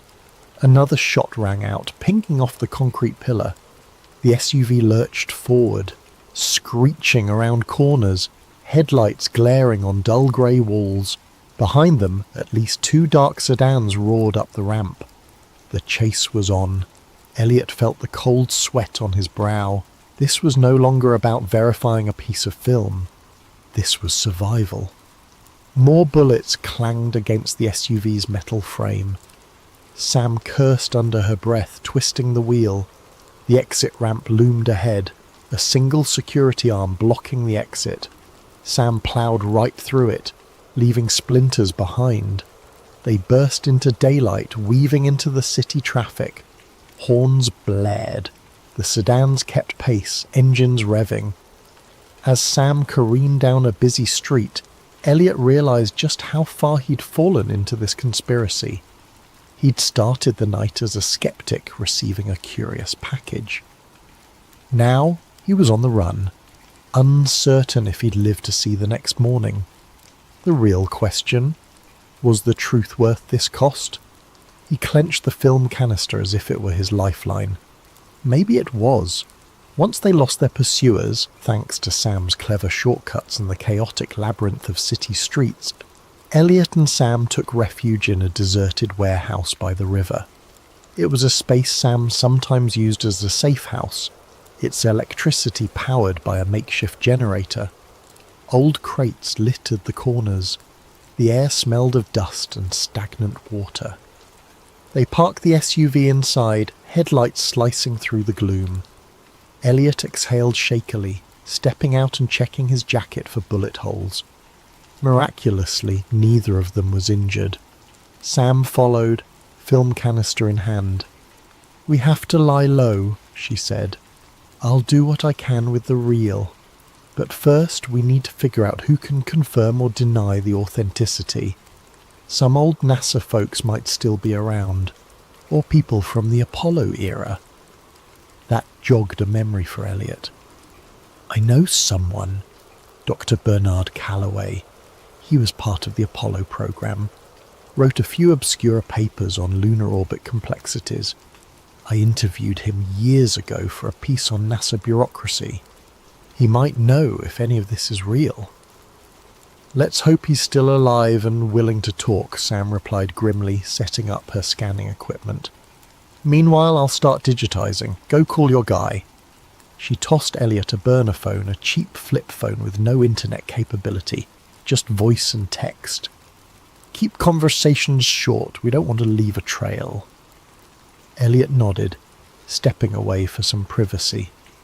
He dialed a number he hadn't used in years. The call rang on, and just when he thought it would go to voicemail, a gravelly voice answered. "Yes? Who is this?" "Dr. Calloway, it's Elliot Graves. Remember me?" A tense pause. "Graves? The journalist? Why are you calling me?" Elliot cut straight to the point. "I have a film reel suggesting the Apollo 11 landing was staged. I need your perspective." He expected outrage or disbelief, but Calloway only muttered a soft curse. "Damn it, you kids never learn. Where are you?"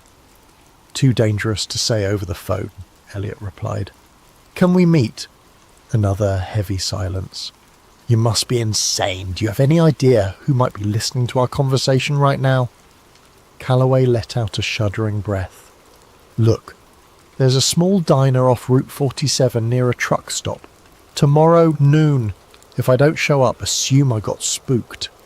Elliot thanked him and hung up, anxiety coiling in his stomach. The man's reaction was more dread than disbelief. That alone spoke volumes. He returned to Sam's makeshift workstation, where the reel was half-fed through a specialized scanner. The process was laborious, each frame captured in high resolution. "How's it looking, Elliot asked. Sam frowned, studying the images on her laptop screen.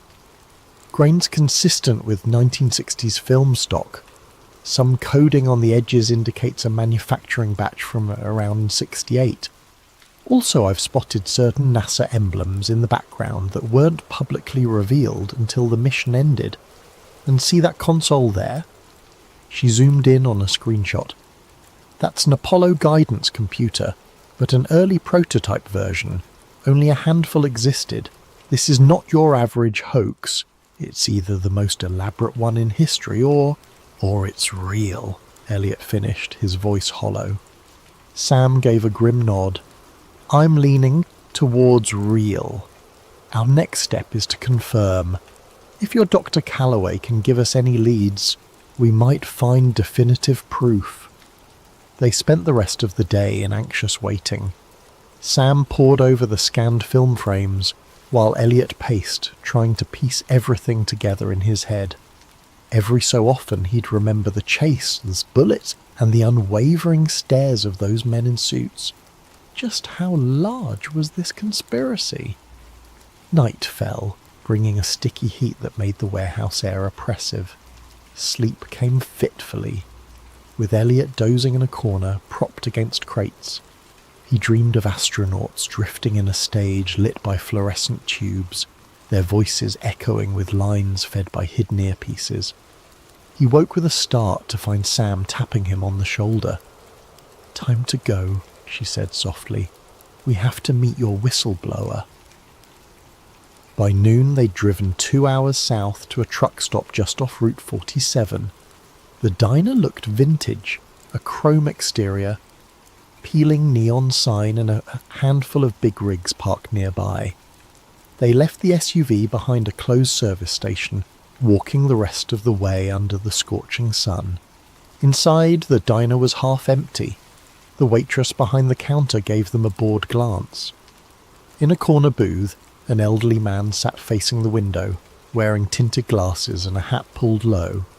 Elliot recognized him, Dr. Bernard Calloway.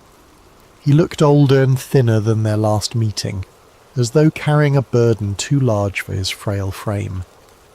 "Dol Calloway, Elliot said, quietly, sliding into the booth. Sam took the seat beside him. Calloway's gaze flicked to them, fear etched in the lines around his mouth. "You brought someone else. I told you to come alone." "This is Sam Reyes. She's helping me verify the film." "Film?"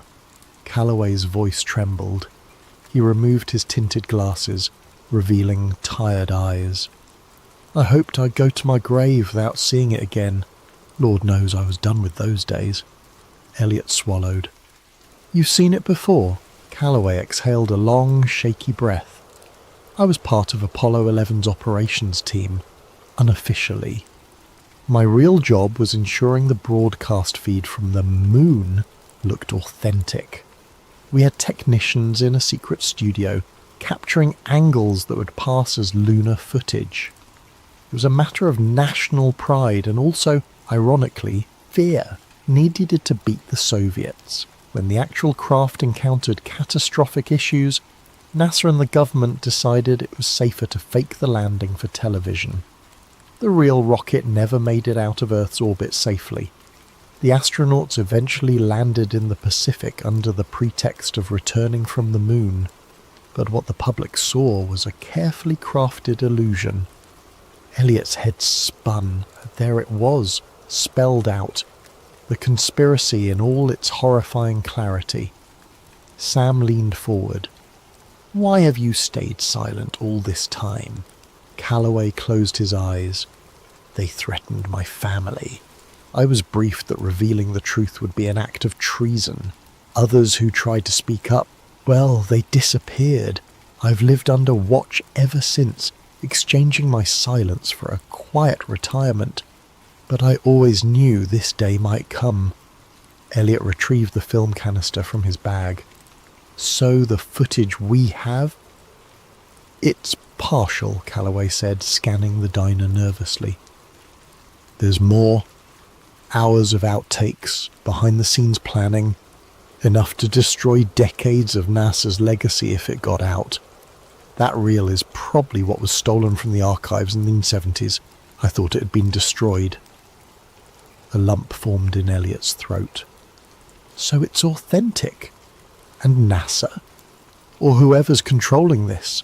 They're hunting us to bury it again." Calloway nodded. "They'll kill you, no question. They've killed for less." He glanced around, lowering his voice. "I can direct you to someone else who was there. A colleague named Walter Pierce. He escaped overseas, but you might track him down. He has a copy of the mission logs." Sam and Elliot exchanged looks. Every new piece of evidence upped the stakes.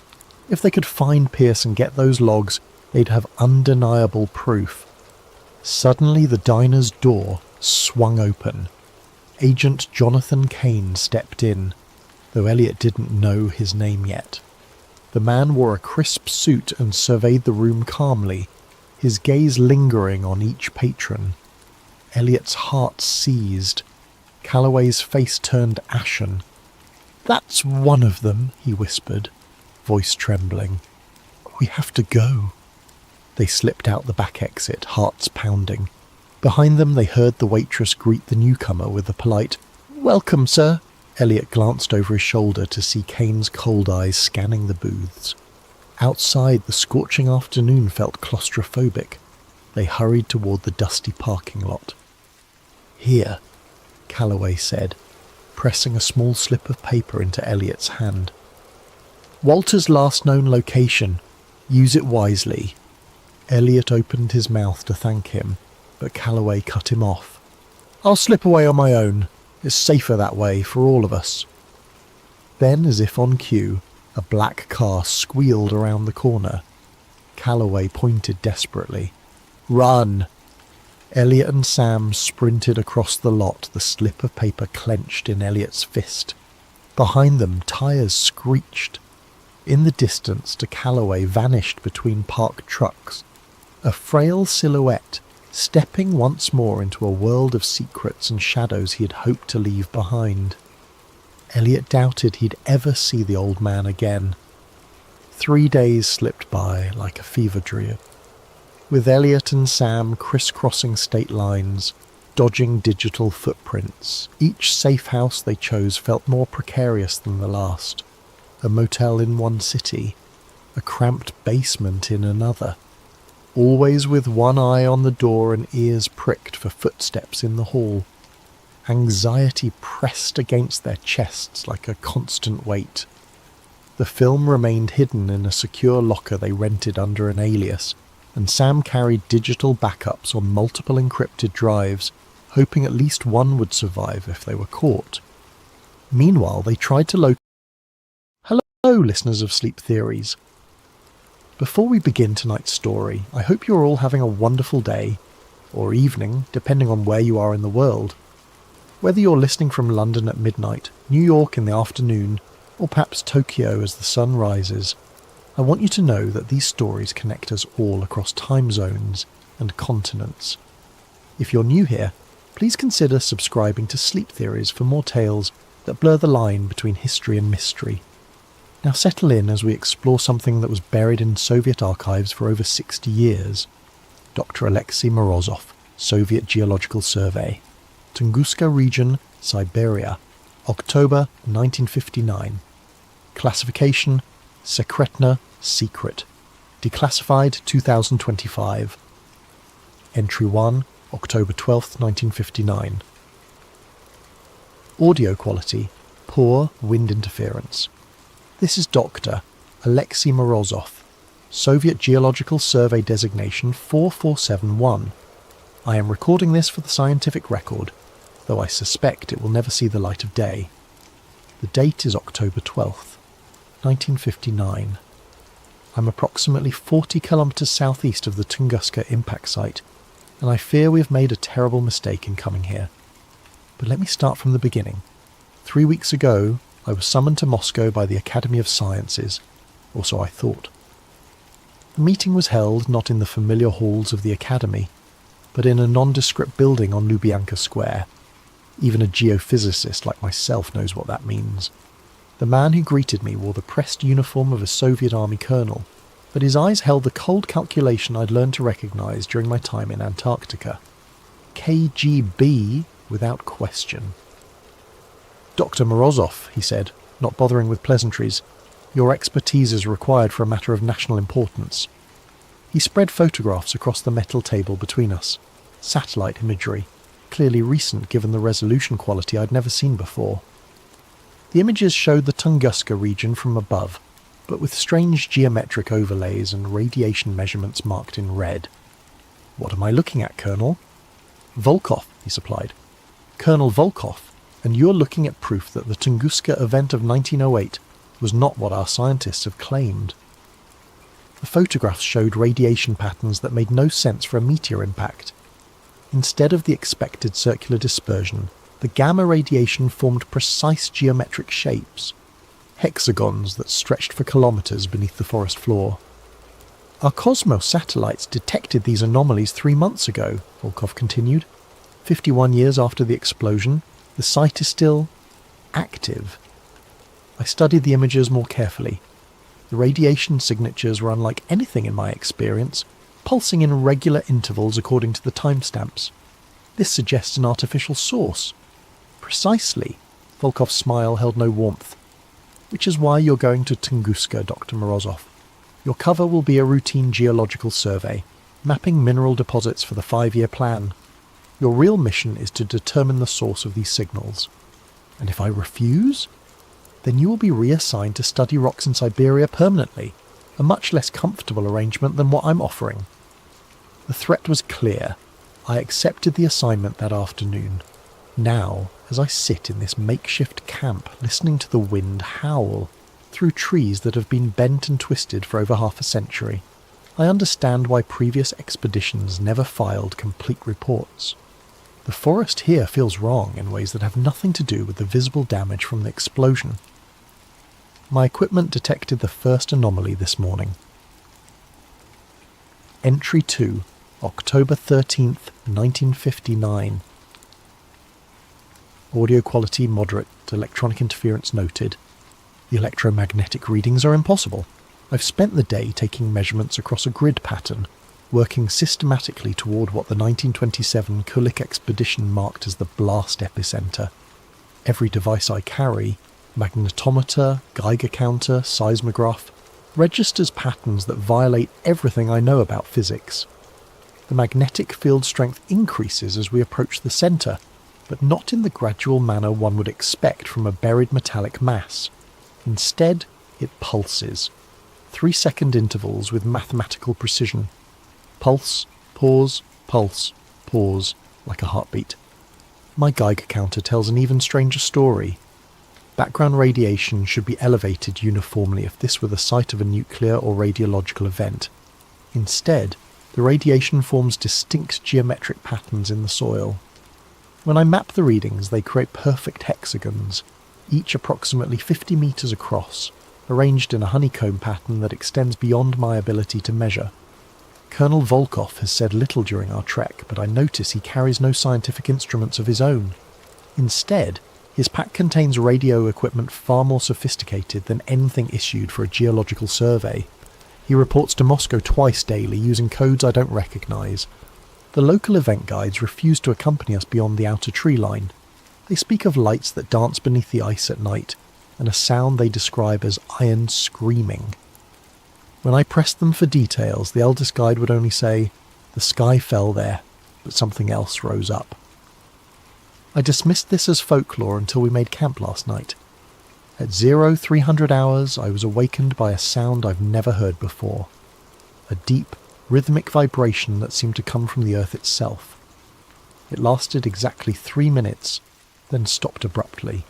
Volkov was already awake, standing at the edge of our camp with his radio in hand. "Did you record that?" he asked. I had not thought to record it, which now strikes me as a significant oversight for someone trained in scientific observation. The sound was so alien that my mind initially rejected it as impossible. "What was it?" I asked. Volkov's expression in the moonlight was unreadable. "The reason we're here, Doctor. This morning I discovered that several of my instruments had malfunctioned during the night. Not broken, malfunctioned in very specific ways. The magnetometer now reads magnetic north as pointing directly toward the blast epicenter, regardless of our actual position. The seismograph recorded seismic activity every 3 seconds throughout the night, perfect sine waves that should be impossible in stable geological conditions. Something is calling from beneath the permafrost. Entry 3, October 15th, 1959. Audio quality, poor, severe electronic interference. We have reached the epicenter. I understand now why Kulik's expeditions found no crater. This was not an impact. It was an emergence. The blast zone stretches for kilometers in every direction. trees flattened in the perfect radial pattern that has puzzled scientists for decades. But at the precise centre, in a circle roughly 100 metres in diameter, the forest is untouched. Ancient pines tower above us, their bark scarred but their structure intact, as if the explosion flowed around them rather than through them. The soil here tells a different story than any meteor impact. My equipment detects metallic fragments, but when I analyse their composition, the results are disturbing. The isotopic ratios are wrong. Not just unusual, impossible. These metals contain isotopes that shouldn't exist in nature, arranged in configurations that suggest artificial manipulation. While taking samples this morning, my spade struck something hard beneath the permafrost. After an hour of careful excavation, I uncovered a shard of metal unlike anything I've encountered in 20 years of geological work. The fragment is approximately 15 centimetres long, smooth as glass, and perfectly black. It reflects no light, creating an absence in my vision that strains the eye to look upon. Most unsettling of all, it vibrates. A constant, barely perceptible vibration at exactly 3 Hz. The same interval as the magnetic pulses I've been recording. When I showed the fragment to Volkov, his reaction confirmed my growing suspicions about this expedition. "Where exactly did you find this?" he demanded, snatching the metal from my hands with gloved fingers. "Buried approximately 2 meters down, directly. You will note its location precisely and excavate no further in that area." He sealed the fragment in a lead-lined container I hadn't known he carried. "Your orders are to survey and report, not to collect specimens." "Colonel, this could be the key to understanding Dr. Morozov." His voice carried the quiet authority of a man accustomed to unquestioned obedience. "The last scientist who asked too many questions about what we found here is now buried under 2 meters of ice. I trust you understand my meaning." The threat was delivered so casually that it took a moment to register. Previous expeditions, previous scientists. How many teams had been sent to this place? That evening, while Volkov was occupied with his radio communications, I managed to take additional readings from the area where I'd found the fragment. The results make no sense according to any geological model I know. The metallic object appears to be part of a much larger structure buried beneath us. Ground-penetrating radar reveals a vast geometric form extending deep into the earth. Not randomly distributed metal deposits, but organised architecture. Hexagonal chambers connected by corridors, stretching down beyond the range of my equipment. Whatever lies beneath the Tunguska site is not natural. It's not human. And according to my radiocarbon dating of the surrounding soil samples, it's been here far longer than the 1908 explosion. The explosion didn't bring something to this place. It revealed something that was already here. Entry 4, October 17th, 1959. Audio quality, moderate, background humming noted. I have accessed Colonel Volkov's classified files. I know this was a breach of protocol that could cost me my life, but scientific curiosity has always been my weakness. While Volkov was conducting his evening radio check, I managed to photograph several documents from his secure case. What I discovered has rewritten my understanding of both this expedition and the Tunguska event itself. The files contain correspondence dating back to 1908, including telegrams between the American inventor Nikola Tesla and Arctic explorer Robert Peary. The telegrams discuss Tesla's experiments with wireless energy transmission from his Wardenclyffe facility on Long Island. According to the documents, Tesla was testing a revolutionary new technology, the ability to transmit electrical energy through the Earth's atmosphere to any point on the globe. His target for the initial test was the Arctic region, where Peary was conducting his polar expeditions. The most revealing telegram is dated June 28, 1908, 2 days before the Tunguska explosion. R. Peary, final test scheduled 0214 GMT June 30th. Expect atmospheric disturbance Arctic region. Exercise extreme caution. Energy disbursement may exceed calculations. Nikola Tesla. Peary's response dated July 2nd. Tesla. Your test successful beyond measure. Sky over Siberia lit like day, effect visible from Greenland. Indigenous populations report ground shaking 800 miles from target zone. Whatever you activated, it responded. Recommend immediate cessation of experiments as R-Peary. But the most disturbing document is Tesla's private journal entry, included in the KGB files through means I cannot determine. The transmission was successful, but not in the manner intended. We have awakened something that was not meant to wake. The energy beam penetrated not just the atmosphere, but the ancient ice. What we interpreted as successful power transmission was in fact a response signal. We are not the first to wield such power. We are merely the first to do so blindly. Tesla's Wardenclyffe facility was shut down and demolished just days after the Tunguska event. Official records claim financial difficulties, but the classified Soviet documents suggest otherwise. Tesla himself wrote to a colleague, "Some discoveries are too dangerous for the world as it exists." The KGB files contain additional evidence that Soviet authorities have known the truth about Tunguska for decades. Geological surveys in the 1930s detected the same anomalous structures I've been mapping, but the research was classified and the scientists involved were reassigned to other projects, or, as Colonel Volkov implied, disposed of entirely. According to the files, at least 3 previous expeditions have been sent to investigate the Tunguska site since 1945. None filed complete reports. 2 teams vanished entirely. The 3rd team's leader, Dr. Yuri Petrov, was found frozen to death in his tent, his final notes describing hexagonal chambers that extend beyond measurement, and a sound like the Earth itself breathing. The current expedition was authorized after satellite imagery revealed increased activity at the site.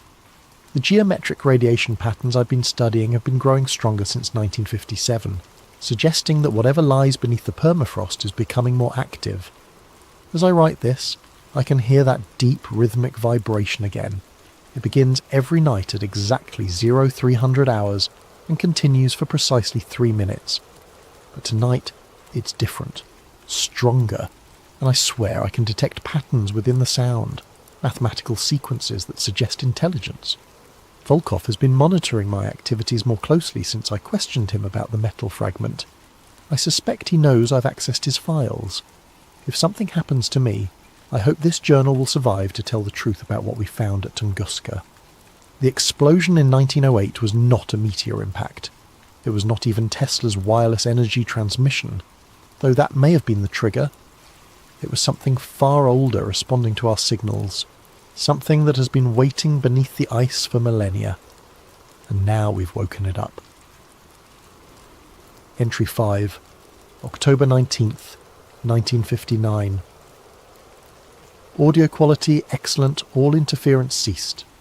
The silence is worse than the sounds.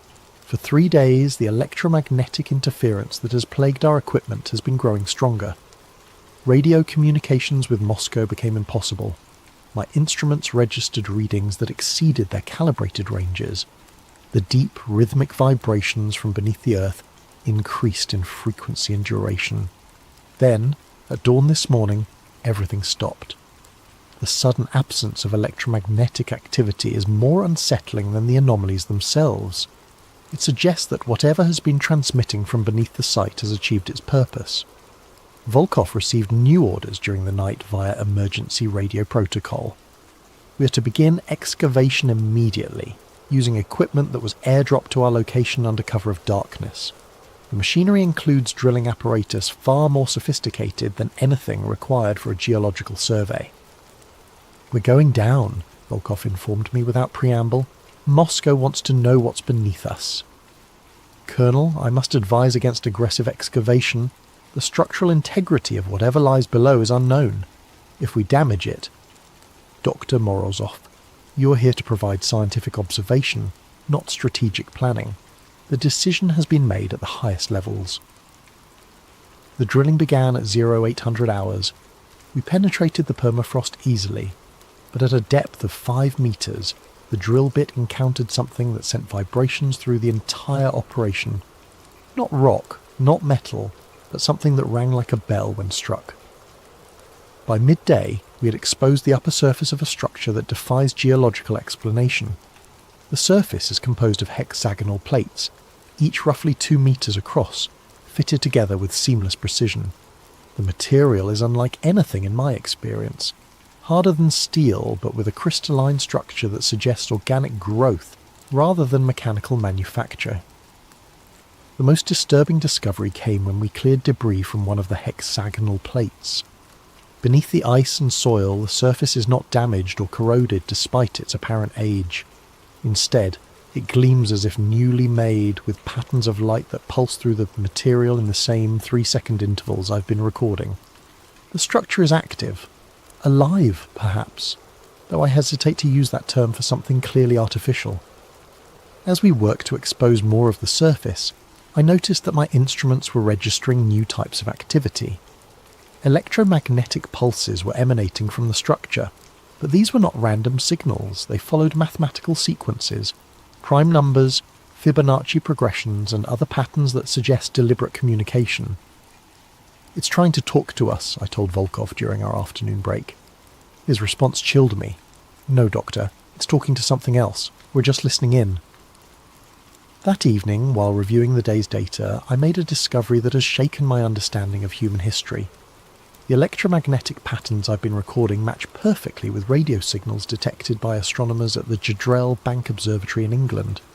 The signals, dismissed by most scientists as background radiation, have been recorded intermittently since 1908. But the signals don't originate from space. They originate here, at Tunguska, and they're being transmitted outward at regular intervals. Whatever lies beneath us has been sending messages to space for over 50 years. Entry 6, October 21st, 1959.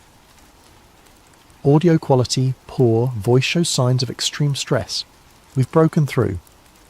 After 2 days of careful excavation, we created an opening large enough to lower equipment into the structure below.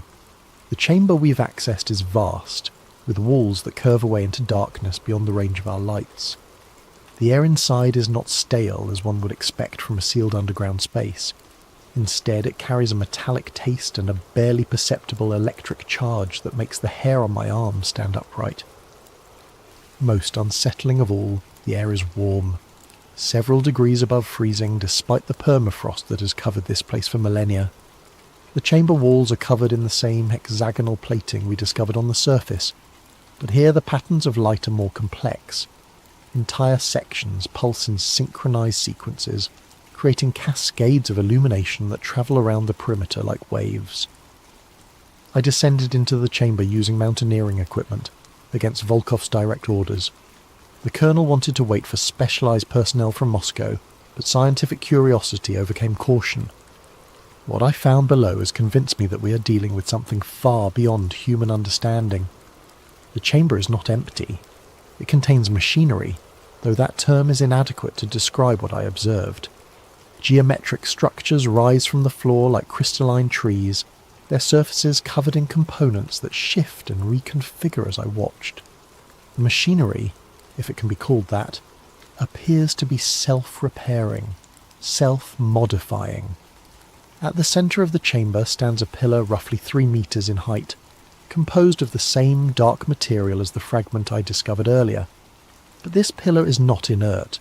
It pulses with internal light, and as I approached I could feel vibrations in my bones that matched the 3 Hz frequency I've been recording. When I placed my hand on the pillar's surface, the entire chamber responded. Lights flashed in sequence around the walls, the machinery hummed to life, and I felt a sensation I can only describe as contact. Not physical contact, but something deeper. For a moment I sensed vast intelligence, ancient beyond measure, awakening from long dormancy. And I understood with terrifying clarity what Tesla had done in 1908. His wireless energy transmission had not simply sent power through the atmosphere. It had followed a path of least resistance, drilling through the Earth's magnetic field and striking this buried structure with precisely the frequency needed to activate its dormant systems. The Tunguska explosion was not caused by Tesla's energy beam. It was caused by this ancient machinery starting up after eons of silence, venting excess energy in the only direction available, upward, through the overlying rock and permafrost, creating the devastating blast that flattened the forest above. When I climbed back to the surface, I found Volkov in animated radio communication with Moscow. From what I could hear of his side of the conversation, our discovery has caused considerable alarm at the highest levels of government. Yes, sir, it appears to be functional, he was saying. No, sir, we don't understand its purpose. What do you mean, similar structures? Similar structures. The phrase hit me like a physical blow. How many of these installations exist? How long have they been buried beneath the Earth's surface?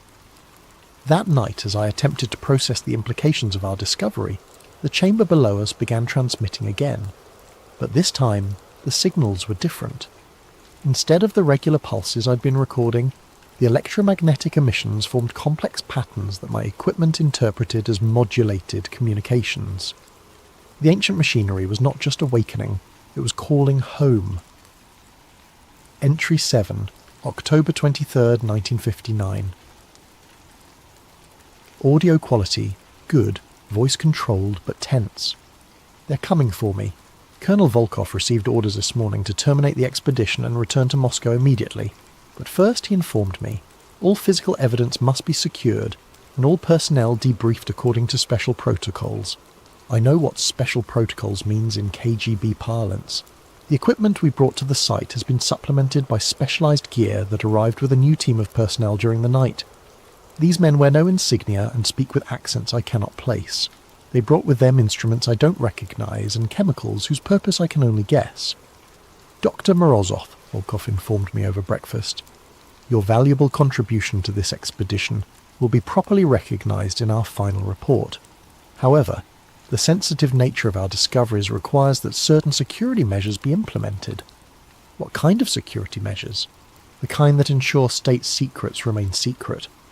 I have hidden this journal and my personal recordings in a cache approximately 1 kilometre northeast of our primary camp. If I don't survive to retrieve them, perhaps someone else will find them and understand what we discovered here. Before they seal me away from the world, I want to record what I believe happened at Tunguska, based on everything I've observed and documented. The structure beneath us is not human in origin. The materials, the construction techniques, the technology, all of it speaks to a civilization far more advanced than anything we've achieved. Based on geological analysis of the surrounding rock, I estimate the installation has been here for at least 10,000 years, possibly much longer. The machinery I observed in the chamber appears to be some kind of communication array, designed to send and receive signals across vast distances. The regular electromagnetic pulses I've been recording are not random transmissions. They're a beacon, announcing the location of Earth to whoever might be listening in the depths of space. Tesla's 1908 experiment accidentally activated this beacon after millennia of dormancy. The massive energy discharge that created the Tunguska explosion was simply the ancient machinery powering up, like a generator that had been offline for geological ages suddenly roaring back to life. But the most terrifying aspect of this discovery is what it implies about our planet's history. If one such installation exists beneath Siberia, how many others lie buried across the Earth? Who built them? And why? I fear we are not alone in the universe. Worse, I fear we never have been. The electromagnetic signals emanating from the Tunguska site have been growing stronger and more complex since we began our excavation. What started as simple mathematical progressions has evolved into what can only be described as conversation. Questions and responses, acknowledgements and confirmations. Something is answering the beacon's call. Last night I observed lights in the sky that bore no resemblance to any natural phenomenon I know. They moved with purpose and intelligence, geometric formations that pulsed in synchronization with the signals from below. They hovered over our campsite for nearly an hour before disappearing beyond the horizon. Volkov pretended not to see them, but I noticed he spent the rest of the night in radio contact with Moscow. This morning he informed me that our mission was complete. Complete? I asked. We've barely begun to understand what we found here. We've confirmed the presence of anomalous structures and documented their basic characteristics, he replied. That was our objective. Our objective was to determine the source of the satellite readings. We've discovered something that could revolutionize our understanding of human history, of our place in the universe. We can't simply walk away. Volkov's expression remained impassive. Dr. Morozov, there are forces at work here that extend far beyond your scientific curiosity. This site will be classified at the highest levels and placed under permanent monitoring. Your role is finished. And if I refuse to remain silent about what we've found, then you will join the other scientists who asked inconvenient questions. The threat was delivered with casual finality. I understood that my choice was between compliance and death, but I refused to let this discovery be buried along with me. Entry 8, October 24th, 1959. Final entry. Audio quality, whisper, recorded in secret. They think I'm asleep. The debriefing began this afternoon with injections they claimed were vaccinations against Arctic diseases. I recognised the symptoms immediately. Memory suppression drugs, designed to fog recollection and make coherent testimony impossible. But my time in Antarctica taught me certain tricks for maintaining mental clarity under adverse conditions. I forced myself to vomit up the medication before it could take full effect, though I had to maintain the appearance of compliance. While the others believe I'm unconscious, I've managed to recover my hidden cache and record this final entry. In a few hours they will transport me back to Moscow for extended debriefing. I know I will not survive that process, but before they take me, I want to record my final observations about what lies beneath Tunguska. The installation is not just a communication array, it's part of a network. During my last descent into the chamber, I discovered additional passages leading deeper into the structure.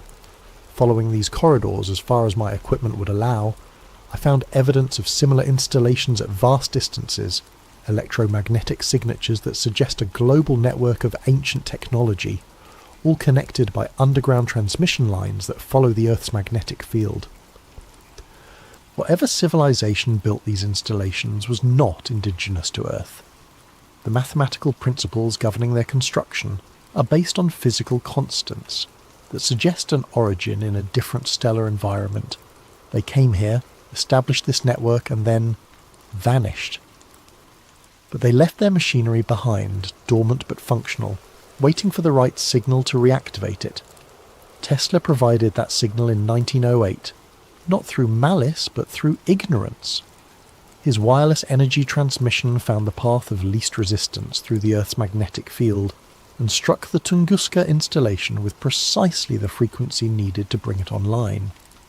Now the beacon is active, sending its signal into space, and something has heard it. The lights I observed in the sky are not natural phenomena. They are reconnaissance, preparation for something much larger. The electromagnetic conversations I've been recording are not random communication. They're coordinates, timetables, invasion plans. We have awakened something that was meant to remain sleeping, and we lack the knowledge or technology to control what we've unleashed. I can hear them approaching my position. Boots on frozen ground, voices speaking in languages I don't recognise. They've discovered my absence from the medical tent. If this recording survives, if someone finds it and understands what I've documented here, remember this. The explosion in 1908 was not the end of anything. It was the beginning. The door is unlocking and we are not prepared for what lies beyond it. Whatever you do, do not dig further. It listens, it remembers, and now it knows where we are. Recording ends, electromagnetic interference resumes, Soviet State Security Archives. File, Tunguska Black 7. Date, October 30th, 1959. Dr. Alexei Morozov was found deceased in his quarters at the Lubyanka Medical Facility on October 29th, 1959. Official cause of death: complications from severe frostbite sustained during Arctic research operations. His personal effects have been confiscated and classified under state security protocols. All materials related to the Tunguska expedition are hereby classified beyond top secret and sealed under Special Protocol 7. Access is restricted to personnel with clearance level obsidian or higher. The Tunguska site has been declared a restricted military zone. Unauthorized access is prohibited under penalty of death. Dr. Morozov's journal and recordings were destroyed according to standard procedure. Official records end. Posted to file-sharing site March 15th, 2025. Removed by request of Russian Federation authorities March 17th, 2025. The above documents were discovered in a cache of declassified Soviet files, released following the collapse of certain government archives. Authentication is ongoing, but preliminary analysis suggests genuineness. Dr. Morozov's journal was not destroyed as claimed in official records. It was hidden, preserved in the permafrost, waiting to be found. Satellite imagery from 2024 shows renewed activity at the Tunguska site. Electromagnetic anomalies detected by multiple international monitoring stations. Construction of unknown purpose observed at the coordinates Morozov identified. The lights have returned to the Siberian sky. Whatever Tesla awakened in 1908 was only the beginning. The door is not just unlocking, and it's opening.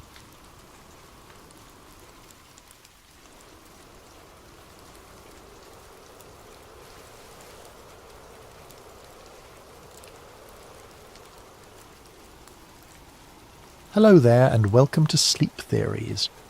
Before we dive into tonight's tale, I hope your day has been treating you well. Whether it's early morning where you are, late evening, or somewhere in between, whatever time zone you're calling home, I'm grateful you've chosen to spend this time with us.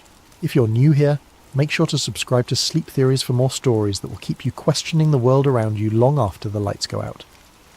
Now, settle in as we explore a story that might feel a little too close to reality. My name is Cal Monroe, and I used to believe in coincidences.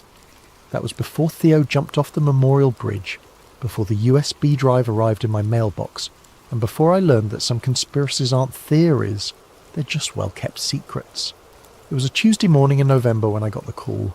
Detective Sarah Chen's voice was flat, professional, the way cops sound when they're tired of delivering bad news.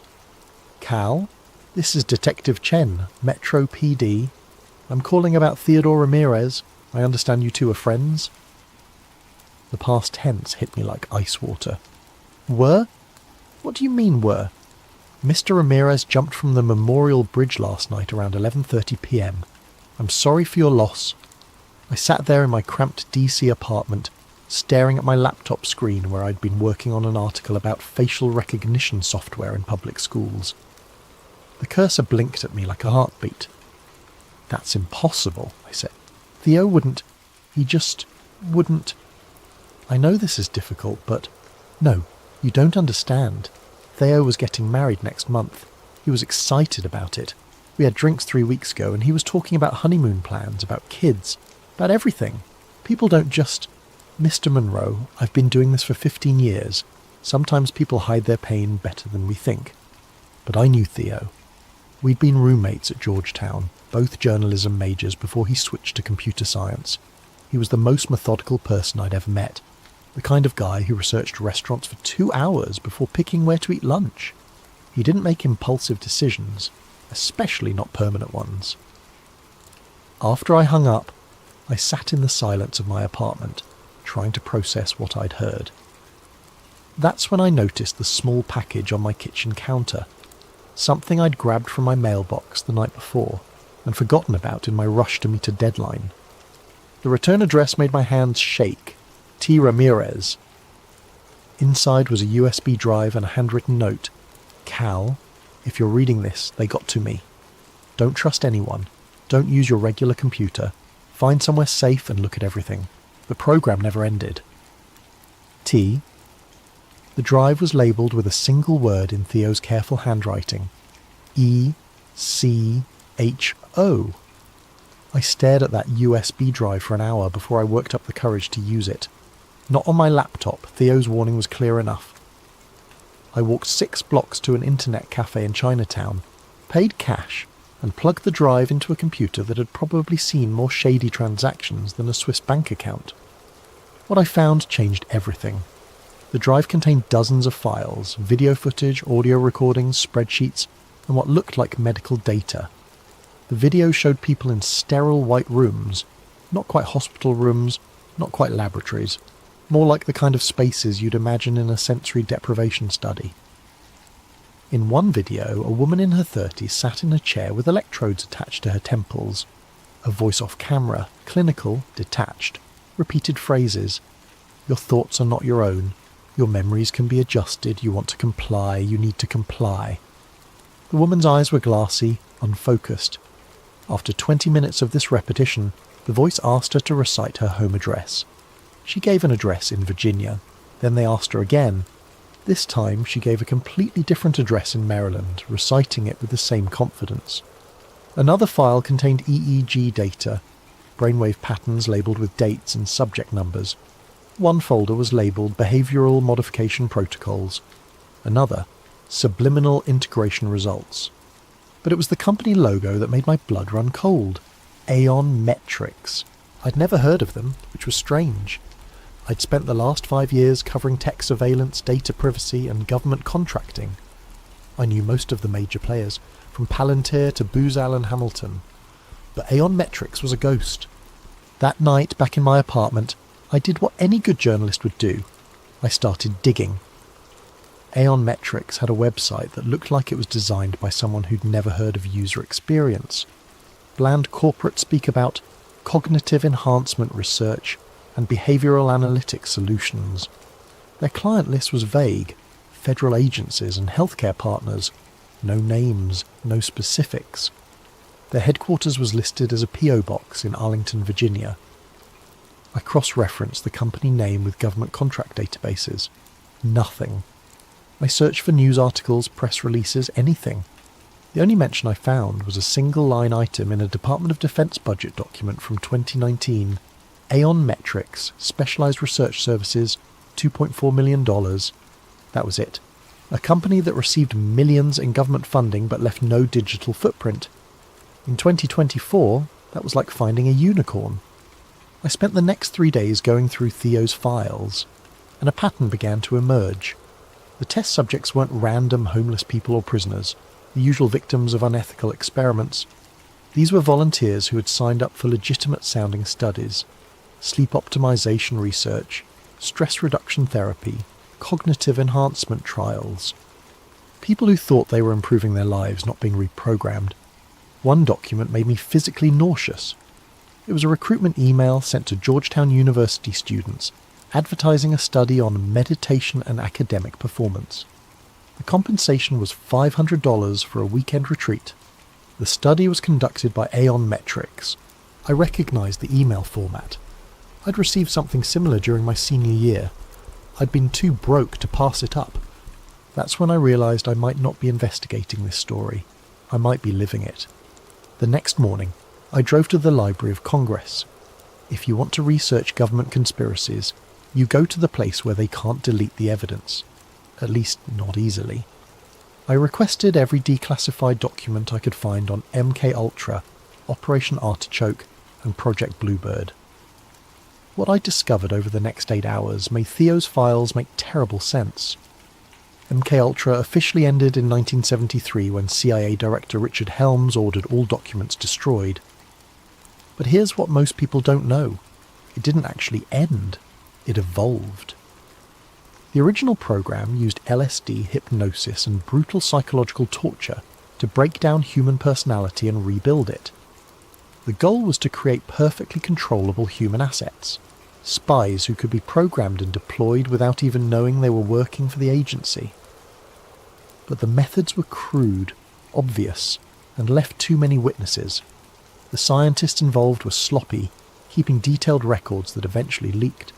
So the program went underground, got smarter, and learned from its mistakes. By the 1980s, it had been rebranded as something innocuous, behavioural research programs. The torture chambers were replaced with comfortable clinical settings. The unwilling prisoners were replaced with paid volunteers. The obvious mind control was replaced with subtle manipulation. Instead of breaking people's minds with LSD, they learned to influence thoughts through carefully crafted media exposure. Instead of hypnotizing subjects in laboratories, they developed techniques to implant suggestions through social media algorithms. Instead of creating obvious zombies, they learned to nudge behavior so subtly that people thought they were making their own choices. I found a 1987 memo from a CIA psychologist named Dr. Helen Marsh. One line stood out. "The future of behavioral modification lies not in force, but in consent." If subjects believe they are willing participants, they will never question the process. That was 37 years ago. Imagine what they could do now, with smartphones that track our every movement, social media platforms that know us better than we know ourselves, and AI that can predict our behaviour with frightening accuracy. Theo's files suddenly made perfect sense. Echo Protocol wasn't a resurrection of MKUltra, it was its natural evolution. The recruitment process was genius in its simplicity. Instead of kidnapping people, they advertised legitimate-sounding studies through universities, healthcare providers, and wellness apps. The kind of studies college students and cash-strapped adults would jump at. Improve your sleep quality while earning $200. Help advance meditation research, free sessions included. Participate in groundbreaking stress reduction therapy. The subjects thought they were helping science and improving their lives. They signed consent forms and waivers, making everything perfectly legal. They were even paid well, which made them feel valued rather than victimized. But according to Theo's documentation, the real experiments began after the official study ended. The subjects returned home with subtle implants, not the science fiction kind, but behavioural implants. Carefully crafted memories, embedded suggestions, modified thought patterns. They'd been exposed to subsonic frequencies, targeted electromagnetic fields, and neurological programming disguised as relaxation therapy. More importantly, they'd been tagged. Their phones received updates that modified the algorithms they encountered. Their social media feeds were carefully curated to reinforce the programming they'd received. Their GPS data was used to ensure they encountered specific environmental triggers, billboards, sounds, even scents that would activate their conditioning. It was MKUltra for the digital age, and it was everywhere. I found myself thinking about my own devices, my own data patterns. How many targeted ads had I seen recently that seemed to know exactly what I was thinking? How many times had my phone suggested an action or location that felt perfectly timed? How many articles in my newsfeed seemed to anticipate my concerns? Was I paranoid, or was I finally paying attention? That evening I tried to call Theo's fiancée Maria Santos. We'd met several times over the years, and I thought she might be able to tell me about Theo's state of mind in his final weeks. Her number was disconnected. I tried social media. Her profiles had been deactivated. I drove to the address I had for her, an apartment in Alexandria where I'd attended their engagement party 6 months earlier. The building manager told me no one by that name had ever lived there. It was as if Maria Santos had never existed. The gaslighting started small. First, it was my coffee shop. I'd been going to the same place every morning for 3 years, a little cafe called Grind on Connecticut Avenue. The barista knew my order: large dark roast, no cream, no sugar. But when I walked in Thursday morning, she looked at me like she'd never seen me before. "Welcome to Grind. What can I get started for you?" "The usual," I said, assuming she was just having an off day. "I'm sorry, what's your usual?" I stared at her. Jessica had made my coffee hundreds of times. We'd chatted about her art school classes. I'd even bought one of her paintings. "Large dark roast," I said, feeling foolish. "Sure thing," coming right up.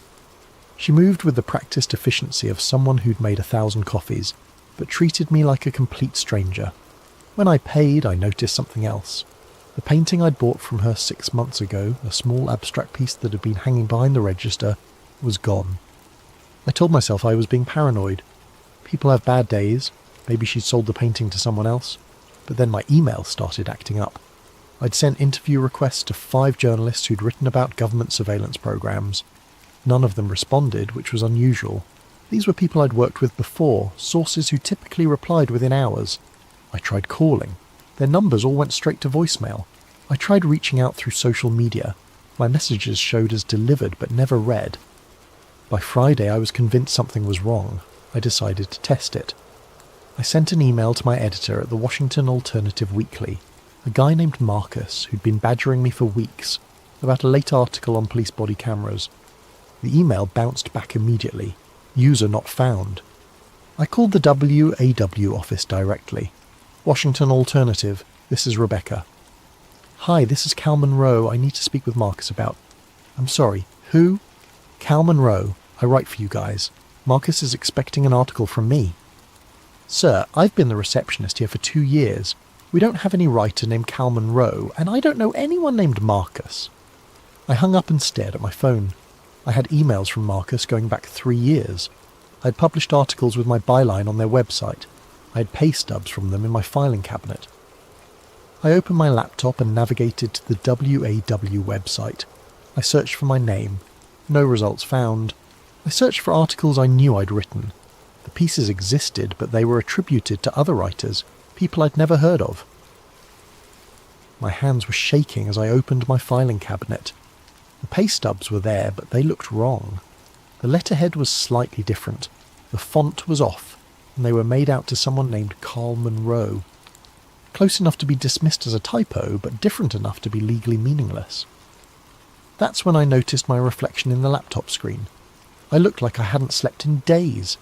My eyes were bloodshot, my hair was a mess, and I had the hollow look of someone on the edge of a breakdown. I looked exactly like Theo had in his final weeks. Saturday morning I decided to visit my ex-girlfriend Sarah. We dated for 2 years and stayed friends after the breakup. If anyone would be straight with me about whether I was losing my mind, it would be her. Sarah lived in a duplex in Tacoma Park. I'd been there dozens of times, but when I knocked on the door, a stranger answered. A middle-aged man in a bathrobe. "Can I help you?" "I'm looking for Sarah Chen," I said. "She lives here." "No one by that name lives here. I've been renting this place for 5 years." "That's impossible. I was here 3 months ago for her birthday party." The man looked concerned. "Son, are you feeling all right? Maybe you're thinking of a different address." I walked away, pulled out my phone and called Sarah's number. It rang twice before she picked up. "Hello?" "Sarah, it's Cal. I'm at your house, but some guy says..." "Cal? Cal Monroe?" "Yes. Who else would it be?" There was a long pause. "Cal, we broke up 2 years ago. You've called me maybe 3 times since then, and each conversation was strange. Are you okay? You sound like you did the last time you called, talking about conspiracies and people following you." "What are you talking about? We had dinner last month. We've been staying in touch." "Cal, I think you need help. You're talking just like..." She stopped. "Like what?" "Like Theo did, before he killed himself. The paranoia, the confusion about basic facts. He called me too, near the end, asking about things that never happened." The line went dead. I stood on the sidewalk for 20 minutes trying to make sense of what was happening. Either everyone I knew was lying to me, or I was having some kind of psychotic break.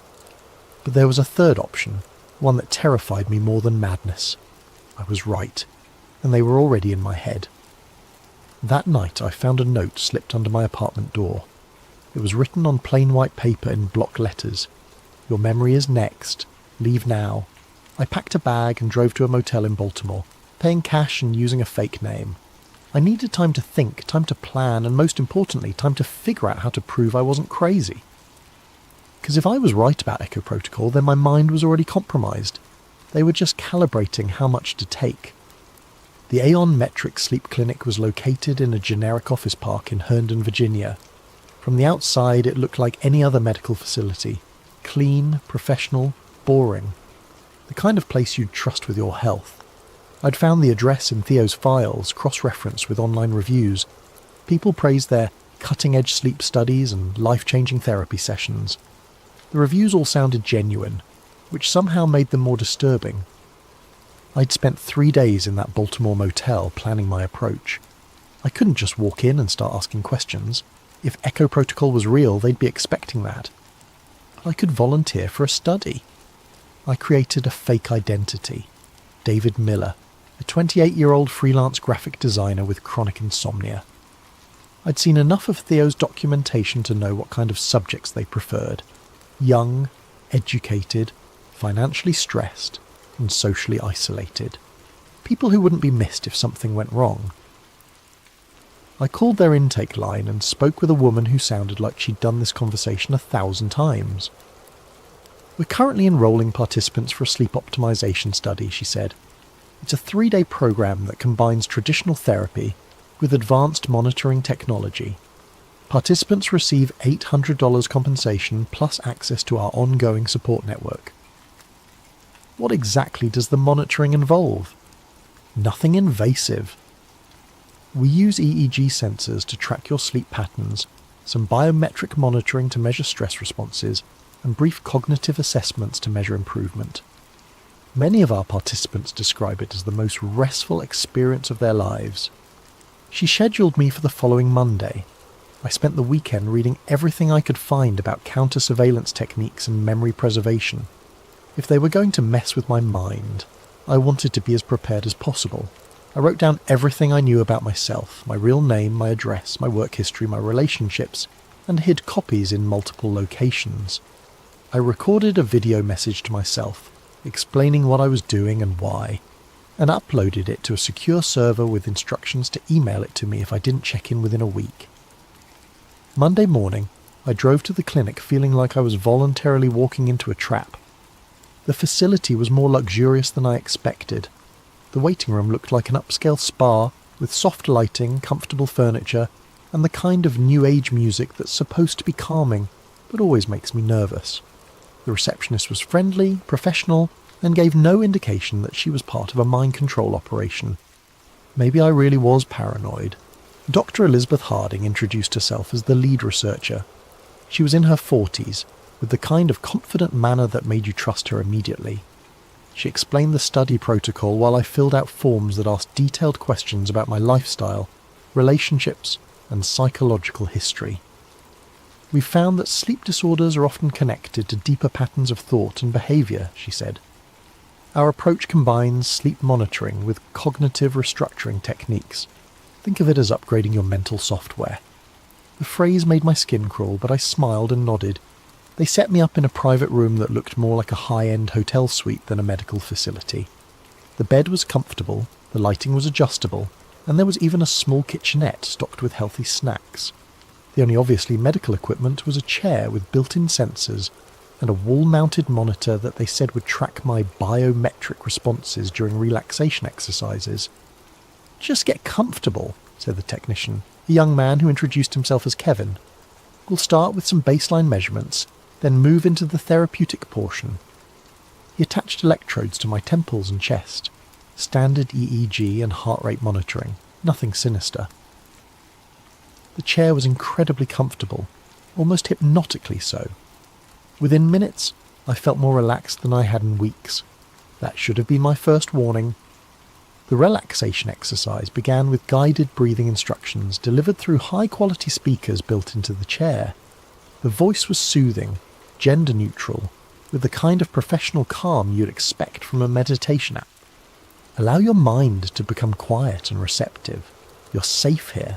You're cared for here. Your thoughts can rest. After about 20 minutes, the instructions became more specific. Notice how easily your mind accepts new information when you are relaxed.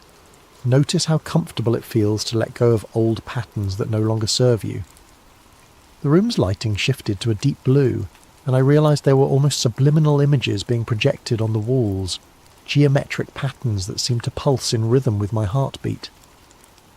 Your memories are fluid. They can be adjusted for your benefit. You want to be free of limiting beliefs. You need to be free of limiting beliefs.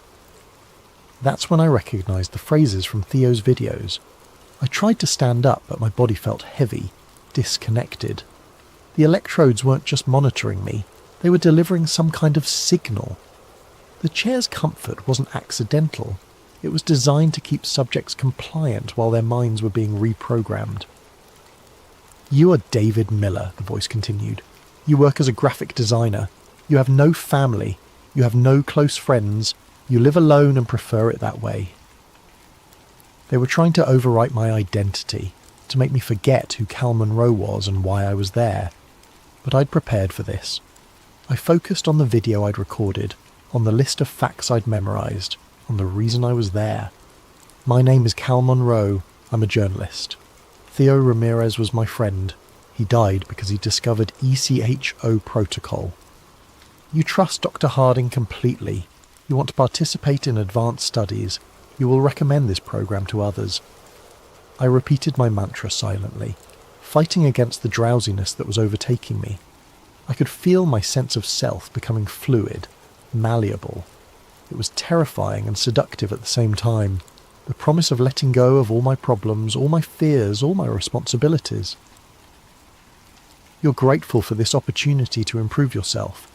You will never speak about the details of this program to anyone outside this facility. The session lasted 6 hours. When it ended, I felt like I was surfacing from deep water, gasping for mental air. Kevin helped me out of the chair, and I had to concentrate to remember why that felt wrong. "How do you feel, David?" For a moment I almost corrected him. Then I remembered. "Great," I said, really relaxed. "Excellent. Dr. Harding will want to review your session data. Why don't you get some rest and we'll continue tomorrow?" That night, alone in the suite, I tried to reconstruct what had happened. I felt different, lighter somehow, but also hollow. It was like someone had taken an eraser to parts of my memory and personality. I remembered recording a video message, but I couldn't remember what it said. I remembered hiding something important, but couldn't remember where or what. I knew I was there for a reason beyond the sleep study, but that reason felt fuzzy, unimportant. But I still knew my name, Cal Monroe, journalist. I held on to that like a lifeline. The second day was worse. They moved me to a different room, one level down from the main floor. There were no windows, and the only furniture was the chair and a small table. The session lasted 8 hours. This time, they didn't just try to implant new memories, they tried to delete old ones. "Your childhood was difficult and painful. You prefer not to think about it. You have no living relatives. You have never been in love. You have never had close friendships." I fought back by reciting everything I could remember. My parents' names, my first dog, the taste of my grandmother's cookies, the feeling of kissing Sarah for the first time. But with each session, these memories became fainter, more like stories I'd heard rather than experiences I'd lived. On the third day, they took me to the basement level. The room was stark white, with no decoration except a single chair in the centre. But it wasn't empty. There were other people there, subjects from previous studies, I realised. They sat motionless, staring at nothing, responding only when spoken to directly. One of them was a woman in her 30s with short brown hair. When Dr. Harding introduced us, she looked at me with vacant eyes and said, "Hello, David. It's nice to meet you." Nothing unusual about that, except for one thing. She used my full name, including my middle initial. "Hello, David C. Miller." My fake identity didn't have a middle initial. I'd never mentioned one. But somehow she knew it should be there. More disturbing, my real middle name is Christopher. C. "How do you know my middle initial?" I asked her. She looked confused. "I don't know. It just seemed right." Dr. Harding intervened smoothly. "Some of our participants develop enhanced intuitive abilities. It's one of the positive side effects of the program." But I knew what I was really seeing. This woman had been programmed with information about Cal Monroe, my real identity, not my fake one. They'd put pieces of my life into her mind, probably to test how thoroughly they could extract and transfer personal information. She wasn't developing psychic abilities. She was being used as a storage device for my stolen memories. That night I knew I had to escape. They were going to erase Cal Monroe completely and leave behind David Miller, a friendless, rootless graphic designer with no past and no questions. But first, I needed proof. I waited until 3 a.m, then used a maintenance keycard I'd stolen from a janitor's cart to access the lower levels. The basement was larger than I'd expected, with dozens of rooms containing monitoring equipment and what looked like server farms. I found the room where they stored session recordings, thousands of hours of footage showing people being systematically reprogrammed. I copied everything I could onto a drive I'd hidden in my shoe. But the most damning evidence was in the office files. Echo Protocol wasn't just about individual mind control. It was about social engineering on a massive scale. They were creating networks of modified individuals who would unconsciously influence others. A person programmed with specific beliefs would spread those beliefs to family, friends and co-workers without realizing they were doing it. The modified subjects became unwitting agents. seeding new ideas and behaviours throughout the population. It was social control through viral programming, and it was working. I found files on thousands of subjects going back years. Many were in positions of influence: teachers, journalists, social workers, community leaders. Others were simply well-connected individuals whose social circles made them valuable vectors for spreading programmed behaviours. They weren't just changing individual minds, they were changing society itself, one modified person at a time. I was photographing the last set of files when the lights came on. "Hello, Cal." Dr. Harding stood in the doorway with 2 security guards. She was still calm, still professional, but now her smile looked predatory.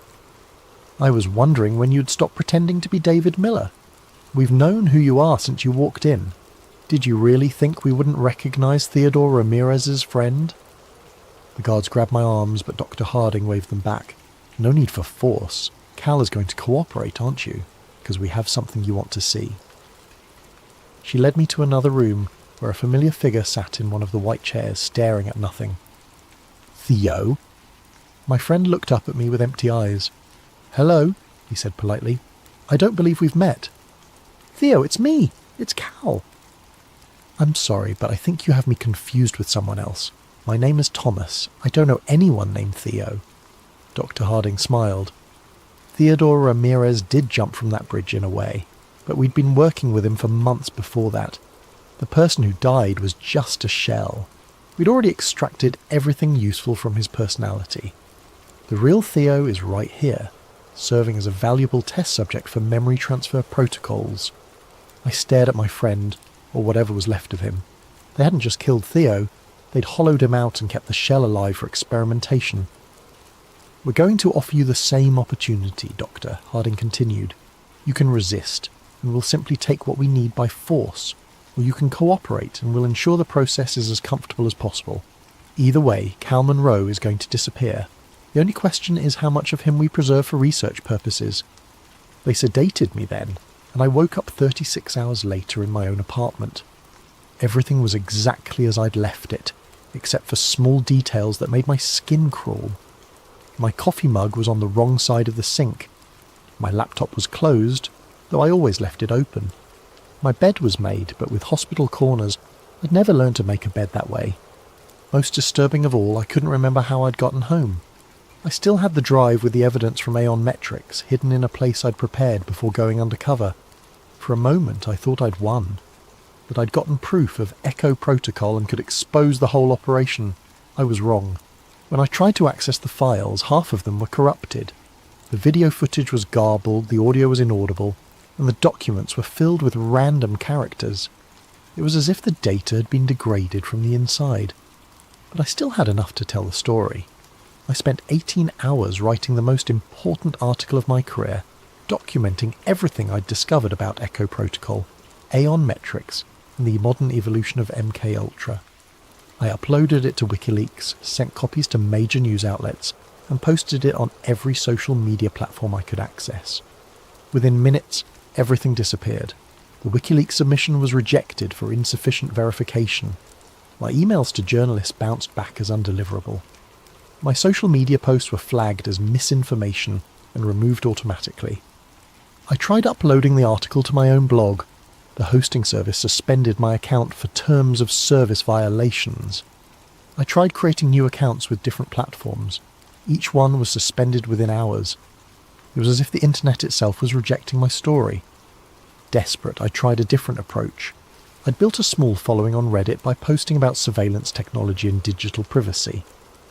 I created a detailed post about Echo Protocol on r/conspiracy, hoping to reach people who were already sceptical of government programs. The post went live, got a few upvotes, then vanished. When I checked my account, it showed the post had been removed for doxing, even though I hadn't mentioned any real names or addresses. But that wasn't the worst part. When I checked the subreddit an hour later, I found dozens of posts about Echo Protocol, but they were all obvious disinformation. Poorly written stories claiming Echo was actually a secret program to give people telepathic powers. Memes suggesting the whole thing was a hoax created by foreign agents. AI-generated posts that mixed real details from my research with absurd science fiction elements. They hadn't just suppressed my story, they'd buried it under an avalanche of ridiculous fake versions. Anyone who tried to research ECHO protocol would find so much contradictory nonsense that the truth would be impossible to distinguish. It was the perfect modern cover-up, not censorship, but noise. I tried calling reporters I'd worked with, but got the same response I'd received when I first started investigating. Numbers disconnected, emails bouncing back, people who claim not to know me. My bank account was frozen for suspicious activity. My credit cards were cancelled. My apartment lease was terminated for breach of contract. Even my driver's license was suspended for unpaid tickets I'd never received. Cal Monroe was being systematically erased from the system. But I still existed, at least for now. I still had my memories, my personality, my sense of self. They hadn't finished the job yet. That gave me hope, until I realised why they were taking their time. I was a field test. They wanted to see how completely they could destroy someone's life using nothing but digital manipulation and social engineering. They were documenting every step of my breakdown, measuring how long it took for isolation and gaslighting to drive someone insane. I was just another subject in their experiment. 3 weeks after my attempted expose, I was living in my car, sleeping in parking lots, and buying food with cash I'd managed to withdraw before my accounts were frozen. I looked like any other homeless person, dirty, paranoid, talking to myself. The perfect disguise for someone who'd discovered the truth about mind control in America. That's when I started noticing the ads. At first, they seemed like coincidences. A billboard for sleep therapy that used phrases I'd heard at Aeon Metrics. A radio commercial for stress relief that echoed the programming sessions I'd experienced. TV ads that seemed to anticipate exactly what I was thinking.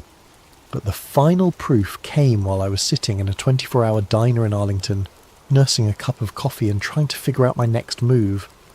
The TV was playing the local news and I was only half listening until the commercial break. A pharmaceutical ad started playing, something for anxiety medication. The voiceover was professional, forgettable, the kind of generic copy you hear a dozen times a day, except it wasn't generic. The voice said, word for word, exactly what I'd been thinking for the past 10 minutes. You feel like you're losing your mind. You're questioning everything you thought you knew. You're wondering if this is what insanity feels like. You need help, but you don't know who to trust. It continued. The thoughts in your head might not be your own. The memories you rely on might not be real. The person you think you are might be someone else's creation. I stared at the screen, my coffee growing cold in my hands.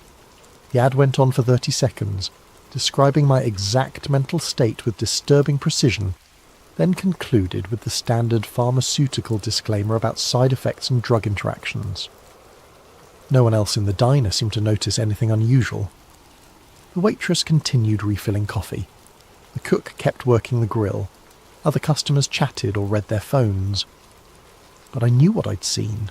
They weren't just monitoring my thoughts. They were broadcasting them back to me through targeted advertising. The technology existed. I'd written about it years ago. Emotion detection software that analysed facial expressions through security cameras, predictive algorithms that could determine psychological states from browsing patterns, neural interfaces that could read brainwave patterns from a distance. They knew exactly what I was thinking, and they wanted me to know they knew. It was the final stage of the psychological operation. Not just control, but the absolute certainty that control was impossible to escape. I paid for my coffee and walked out into the Virginia night, understanding at last why Theo had jumped from that bridge. It wasn't despair that had driven him to suicide. It was the realization that his mind was no longer his own, and never would be again. But I wasn't ready to jump. Not yet. Because I'd figured out something they didn't expect. The real purpose of Echo Protocol wasn't just individual mind control. It was beta testing for something much larger. Every modified subject was a node in a network. Every programmed behaviour was a data point in a massive psychological mapping project. They weren't just changing people. They were learning how to change society itself, one mind at a time. The ultimate goal wasn't creating individual assets like the old MKUL TRA program. It was creating a population that would voluntarily surrender their autonomy, their privacy, their capacity for independent thought. And it was working. I thought about all the people I'd seen walking around like zombies, staring at their phones, consuming whatever content the algorithms fed them, believing whatever their social media feeds told them to believe. How many of them had been through programs like ECHO? How many were unwitting carriers of programmed behaviours? How many of them were still human in any meaningful sense? The scariest part wasn't that the technology existed, it was how willingly people accepted it. They traded their mental freedom for convenience, their privacy for entertainment, their autonomy for the illusion of connection. They weren't victims of a conspiracy, they were customers. That night I made a decision. I couldn't expose ECHO protocol through traditional journalism. They proved that was impossible. But I could do something else. I could become living proof of what they were doing. I started documenting everything. The targeted ads, the environmental triggers, the social manipulation, the systematic isolation. I recorded video messages to myself, wrote detailed journals and hid copies everywhere I could think of. Not to expose them, that was impossible, but to leave a record for whoever came next. Because there would be others, other journalists, other investigators, other people who stumbled across the truth and found themselves targeted by Echo Protocol. Maybe one of them would be smarter than me. Maybe one of them would find a way to fight back that I couldn't imagine. Or maybe they'd just end up like me, homeless, paranoid, talking to themselves in parking lots, while the world continued its sleepwalk toward voluntary servitude. 3 months later, I was sitting in another diner, in another city, when I saw the news report. Local journalist Cal Monroe was found dead in his vehicle early this morning, apparently from a self-inflicted gunshot wound. Monroe had reportedly been struggling with mental health issues following the suicide of a close friend earlier this year. He leaves behind no immediate family. I watched my own obituary on the television screen, feeling strangely detached. The photo they used was from my old press credentials. I looked younger, healthier, more hopeful, like someone who still believed in the possibility of truth. The reporter mentioned that I'd been working on a story about government surveillance before my breakdown, but that the work had been discredited as the product of paranoid delusions. They killed Cal Monroe without firing a shot, but I was still alive, at least in some sense. I had no identity, no connections, no official existence, but I was still breathing, still thinking, still remembering. For now. I finished my coffee and walked out into the morning sun, another homeless crazy person with stories no one would believe. In my pocket was a small notebook where I'd written everything I could remember about being Cal Monroe. Tonight, I'd add another entry. Tomorrow I'd probably forget to. But for this moment I still knew who I was and what I'd discovered. The program had evolved, but it hadn't won. Not completely. Not yet. As I walked down the street, I passed a bus stop where a digital billboard was advertising a new smartphone app. Mind Ease, Advanced Mental Health Support Through AI-Powered Therapy. The tagline read, "Let us help you become your best self." I almost laughed. They weren't even trying to hide it anymore. I pulled out my phone, an ancient flip phone I'd bought with cash, and noticed something interesting. Despite being a basic model with no internet connection, it was showing a text message I'd never received. Your thoughts are not your own. Your memories can be adjusted. You want to comply. You need to comply. The same phrases from the Aeon Metric sessions. I looked around the busy street at all the people walking past with their heads down, staring at their screens, oblivious to everything around them. How many of them were seeing the same message? How many would comply without even realizing they were being programmed? The future wasn't some dystopian science fiction scenario where jackbooted thugs dragged people away for reprogramming. It was much more elegant than that. The future was a world where people begged to be controlled, paid for the privilege, and thanked their controllers for the service. And according to my phone, that future was now. I dropped the device in a trash can and kept walking. Somewhere behind me I could hear the sound of 1,000 notifications chiming in perfect unison, like a digital choir singing humanity to sleep. The program never ended, it just got better at hiding.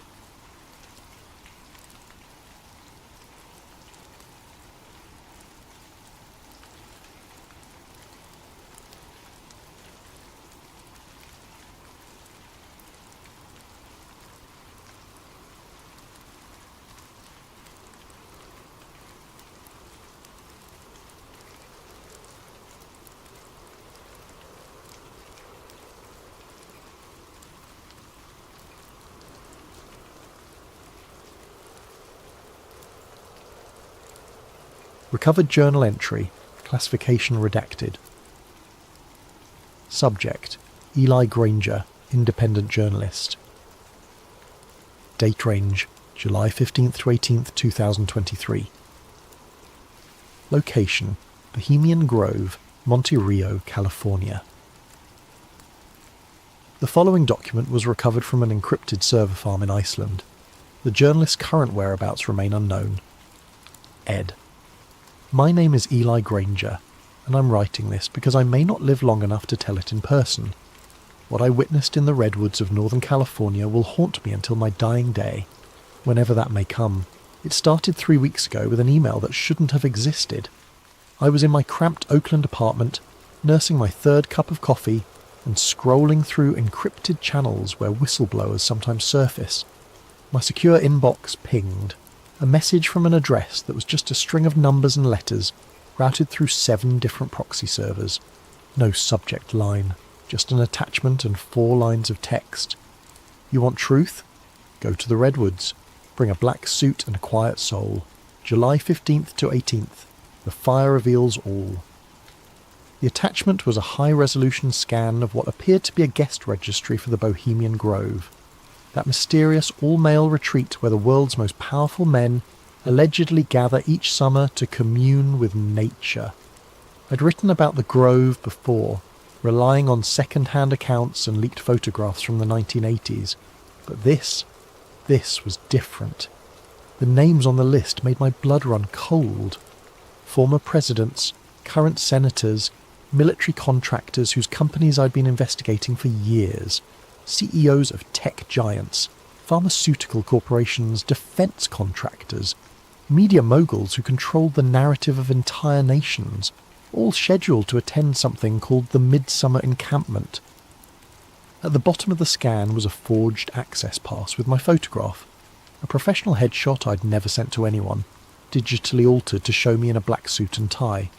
The name read Edmund Gray, Logistics Consultant, Prometheus Industries. Someone with serious resources wanted me inside that grove. The question was why? I should have walked away. Should have deleted the email and gone back to writing about municipal corruption and corporate tax avoidance. Safe stories. Stories that didn't get journalists killed. Instead, I packed a black suit and drove north to Sonoma County. The road to Monte Rio winds through some of the most beautiful country in California. Ancient redwoods tower over narrow highways, their canopy so thick that midday feels like twilight. It's the kind of place where you'd expect to find hippie communes and organic wineries, not shadowy cabals plotting the fate of nations. But as I learned in my Navy intelligence days, the most dangerous secrets are always hidden in the most innocent places. I parked at a motel in Gurneyville and walked the perimeter of the Bohemian Grove property that evening.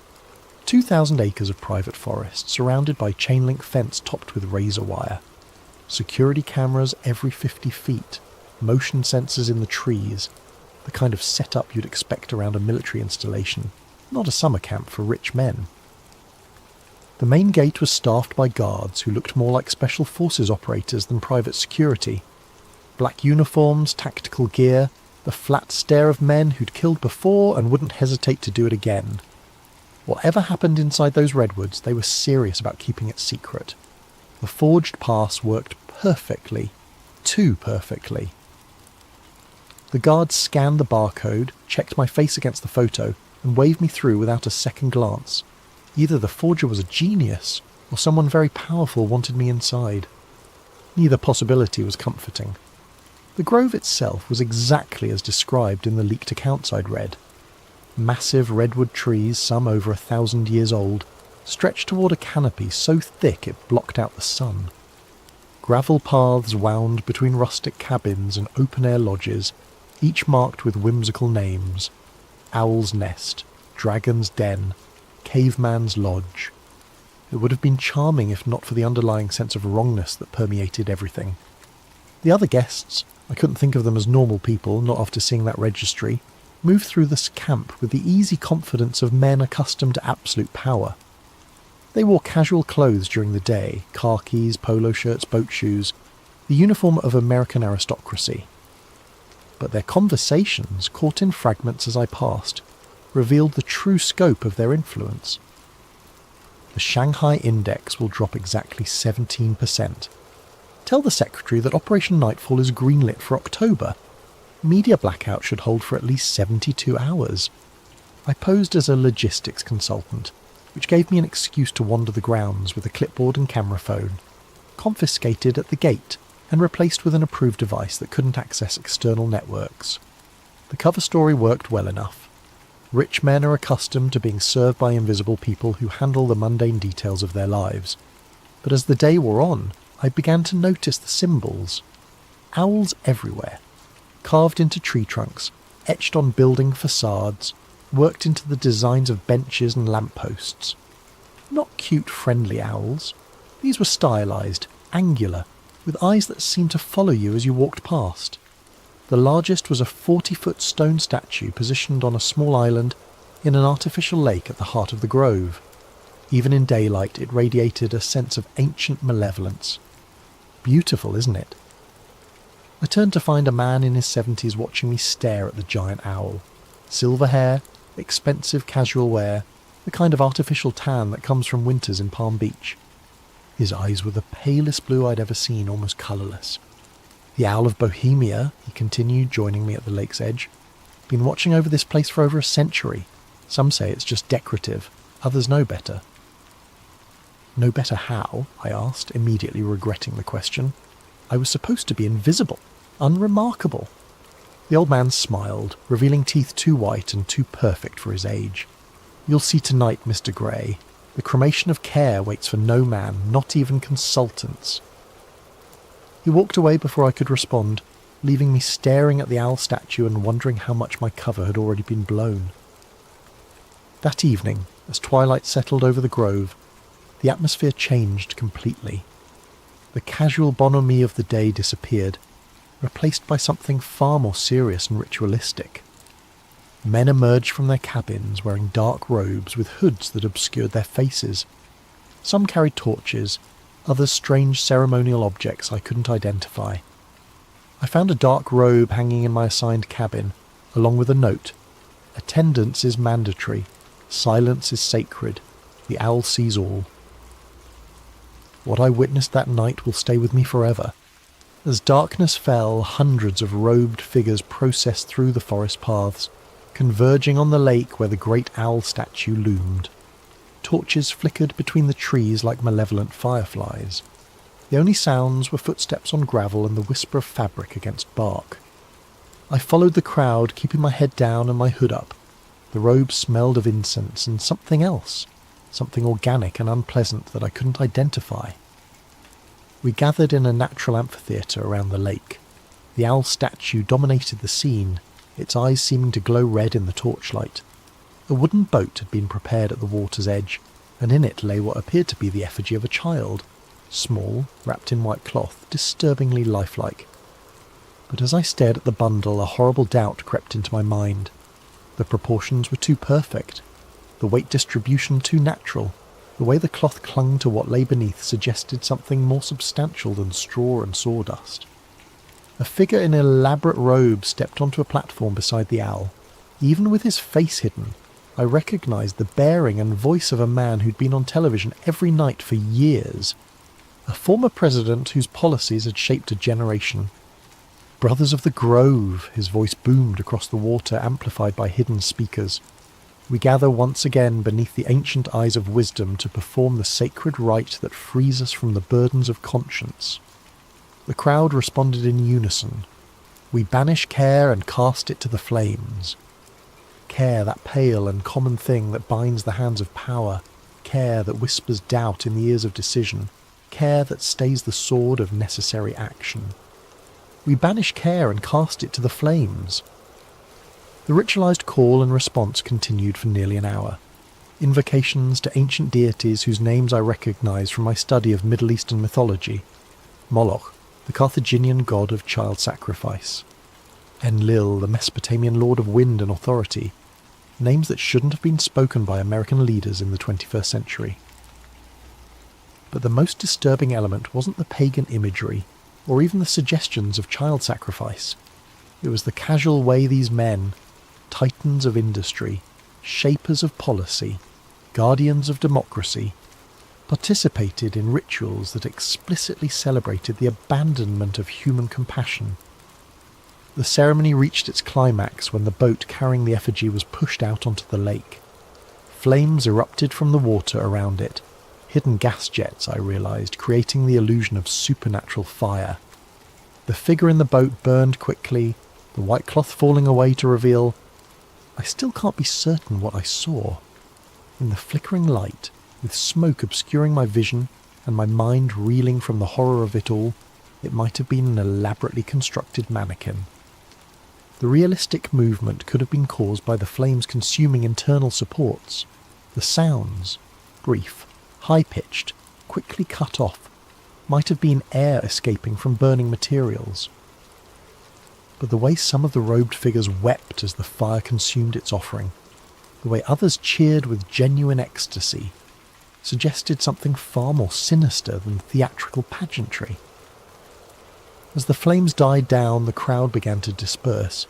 I started to follow them back toward the cabins, but a hand fell on my shoulder. Mr. Grey. It was the old man from earlier, still wearing his ceremonial robes. You're invited to the inner circle gathering. A rare honour for a consultant. Before I could refuse, two other figures flanked me. Not threatening exactly, but their presence made it clear that declining wasn't an option.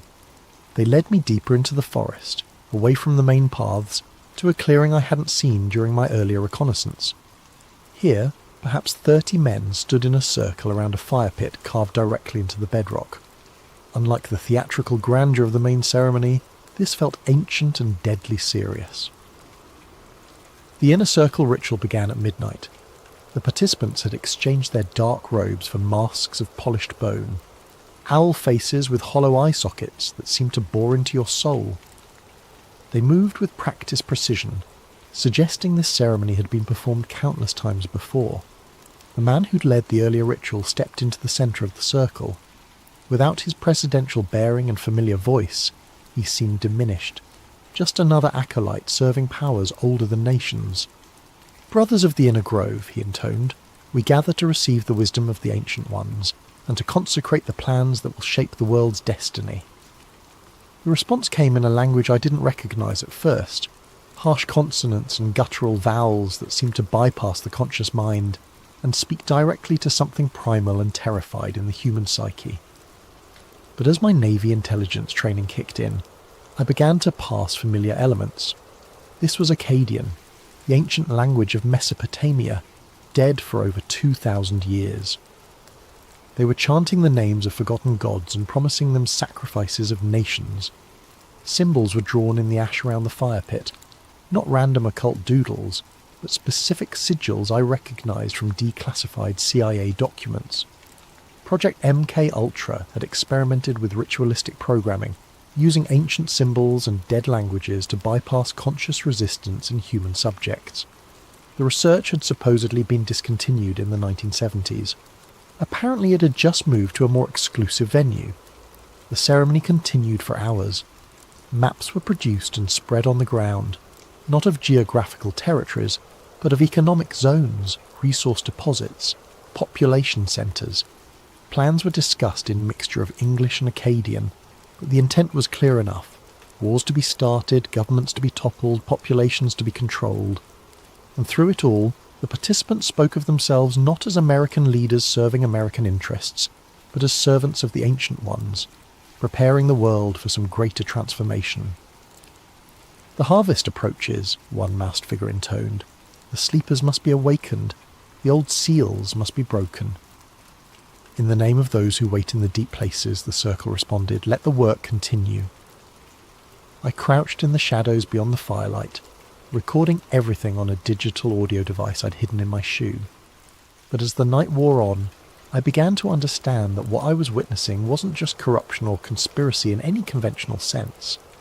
These men genuinely believed they were serving inhuman masters. Whether those masters were real or imagined didn't matter.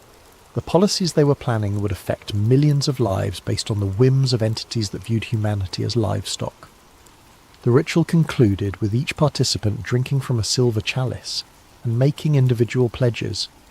The liquid looked black in the firelight, and several men convulsed briefly after drinking, their eyes rolling back to show only white. As dawn approached, the circle dissolved. The participants removed their masks, revealed themselves to be exactly who I'd suspected. Former presidents, current senators, military leaders, corporate titans. They shook hands and exchanged quiet words like businessmen concluding a profitable meeting, which in a sense they were. I made it back to my cabin as the first light filtered through the redwood canopy, but I knew I couldn't stay much longer. Whatever protection my forged identity provided was wearing thin. Too many meaningful looks, too many knowing smiles. They were playing with me, letting me see just enough to understand the scope of what I'd stumbled into. But there was one more place I needed to investigate before I could flee. The lodge marked Styx, access by code only, sat apart from the main camp, connected by a service road that didn't appear on any of the maps provided to guests. I'd noticed it during my first day's reconnaissance, but hadn't found an opportunity to investigate. The building itself was unremarkable. Standard wooden construction that matched the other lodges, designed to blend into the forest environment. But the security was anything but standard. Biometric scanners, electromagnetic locks, motion sensors that could detect a heartbeat from 50 feet away. Fortunately, my anonymous benefactor had provided more than just a forged access pass. Hidden in the lining of my suit jacket was a USB device that looked like a standard thumb drive, but contained sophisticated hacking tools developed by someone with serious technical skills. When plugged into the lodge's security system, it created a temporary blind spot in the sensors and provided the access codes needed to bypass the locks. Whoever wanted me to see what lay inside had planned this infiltration down to the smallest detail. The lodge's interior was a facade. Behind a false wall accessed by yet another hidden panel, stairs led down into the bedrock beneath the forest. The passage was older than the buildings above, carved stone rather than modern construction, lit by electric fixtures that had been retrofitted into ancient sconces. At the bottom of the stairs, a heavy oak door opened onto a chamber that took my breath away. The room stretched far beyond what should have been possible given the lodge's footprint above. Stone shelves lined the walls, filled with leather-bound journals, rolled documents, and artefacts that seemed to span centuries. At the centre of the chamber stood a massive table carved from a single piece of black stone, its surface covered with maps, blueprints, and what appeared to be governmental documents bearing official seals. I started with the journals, selecting one at random from a shelf marked 1923 to 1945. The handwriting was elegant, old-fashioned, but the contents were anything but quaint. The European situation proceeds according to plan. Our associates in Berlin understand their role, though they believe themselves to be serving the fatherland rather than the ancient ones. The sacrifice of the lesser peoples will provide the spiritual energy necessary for the next phase of the great work. Another journal, this one more recent. Operation Mockingbird exceeds all expectations. The media outlets respond to our guidance without question, believing they serve journalistic integrity, while actually perpetuating the narratives required for population control. The sleeping masses accept whatever reality we provide. But it was the documents on the central table that truly shattered my understanding of how the world worked. Blueprints for the USA Patriot Act dated 6 months before September 11th, 2001. Battle plans for the invasion of Iraq, complete with fabricated intelligence reports about weapons of mass destruction. Early drafts of social media algorithms designed not to connect people, but to divide them into manageable, controllable factions. And newer documents that made my blood run cold. Plans for a global pandemic response that prioritized control over public health. Blueprints for digital currency systems that would eliminate financial privacy entirely. Population reduction strategies disguised as environmental initiatives. The most disturbing document was a roster of participants going back to the 1870s, when the Bohemian Club was first founded. Names I recognised from history textbooks, titans of the Gilded Age who'd shaped America's industrial development. But also names that shouldn't have been there. Figures from much earlier periods, some dating back centuries. Either the record-keeping was fantastically inaccurate, or some of these participants weren't entirely human. At the bottom of the most recent page, A note in fresh handwriting. E. Granger, journalist. Witnessed inner circle ceremony. July 16th, 2023. Asset or liability. Recommend termination if no compliance by dawn July 18th. They knew exactly who I was, had known from the moment I'd walked through their gates, the anonymous email, the forged pass, the convenient access codes. It had all been an elaborate test, and I was apparently failing. A motion sensor somewhere in the chamber beeped softly. Red lights began flashing along the walls. In the distance I could hear the sound of heavy footsteps descending the stone stairs. I grabbed as many documents as I could carry, stuffed them into my jacket and looked for another way out. But there was only one exit, and it was about to be filled with very unfriendly people. The footsteps were getting closer. Voices echoed down the stairwell. Professional, clipped. The kind of tactical communication used by military operators. But then the lights went out. Emergency lighting kicked in a moment later, bathing everything in hellish red. And in that brief moment of darkness, I heard something that shouldn't have been possible. A voice speaking directly into my mind, words that bypassed my ears entirely. Run, little journalist. Run and tell the world what you've seen. But know that the telling will be your doom, and the world's salvation requires far greater sacrifices than one man's life. When the emergency light stabilised, a section of the stone wall had opened, revealing a narrow tunnel that led deeper into the earth. I didn't hesitate. Whatever entity had just spoken to me, whether it was one of the ancient ones or something else entirely, it was offering me a chance to escape. I took it. The tunnel system beneath the grove was extensive and clearly ancient. Carved passages connected natural caves, creating a network that probably extended for miles underground. The walls were covered with symbols similar to those I'd seen during the inner circle ceremony, but these were older, deeper, worn smooth by centuries of whatever had moved through these spaces. I followed the main passage for what felt like hours, guided by phosphorescent moss that provided just enough light to avoid the worst obstacles. Behind me, I could hear sounds of pursuit, voices, flashlight beams, the occasional echo of radio communication. But the sounds were growing fainter, suggesting that my pursuers either couldn't find the tunnel entrance or were reluctant to follow me into the deep places beneath the forest. Eventually the passage began to slope upward. Fresh air carried the scent of rain and growing things. A natural opening concealed by hanging vines led out into the forest several miles from the main grove compound. I emerged to find the sky filled with storm clouds. Thunder rumbled overhead, and the first fat raindrops were beginning to fall. Perfect cover for an escape, if I could make it to my car before the grove's security forces expanded their search perimeter. But as I made my way through the forest, I realised I wasn't alone. Figures moved between the trees, not the tactical teams I'd expected, but something far stranger. They wore the bone-white owl masks from the inner circle ceremony, but their movements were wrong, too fluid, too precise.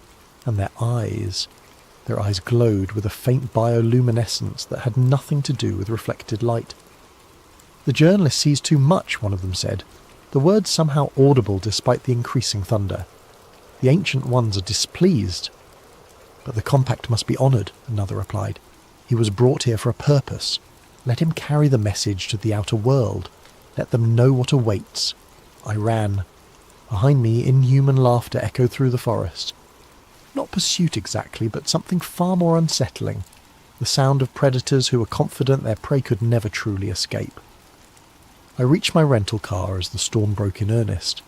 Rain pounded the windshield as I drove through the night, taking back roads and avoiding the main highways.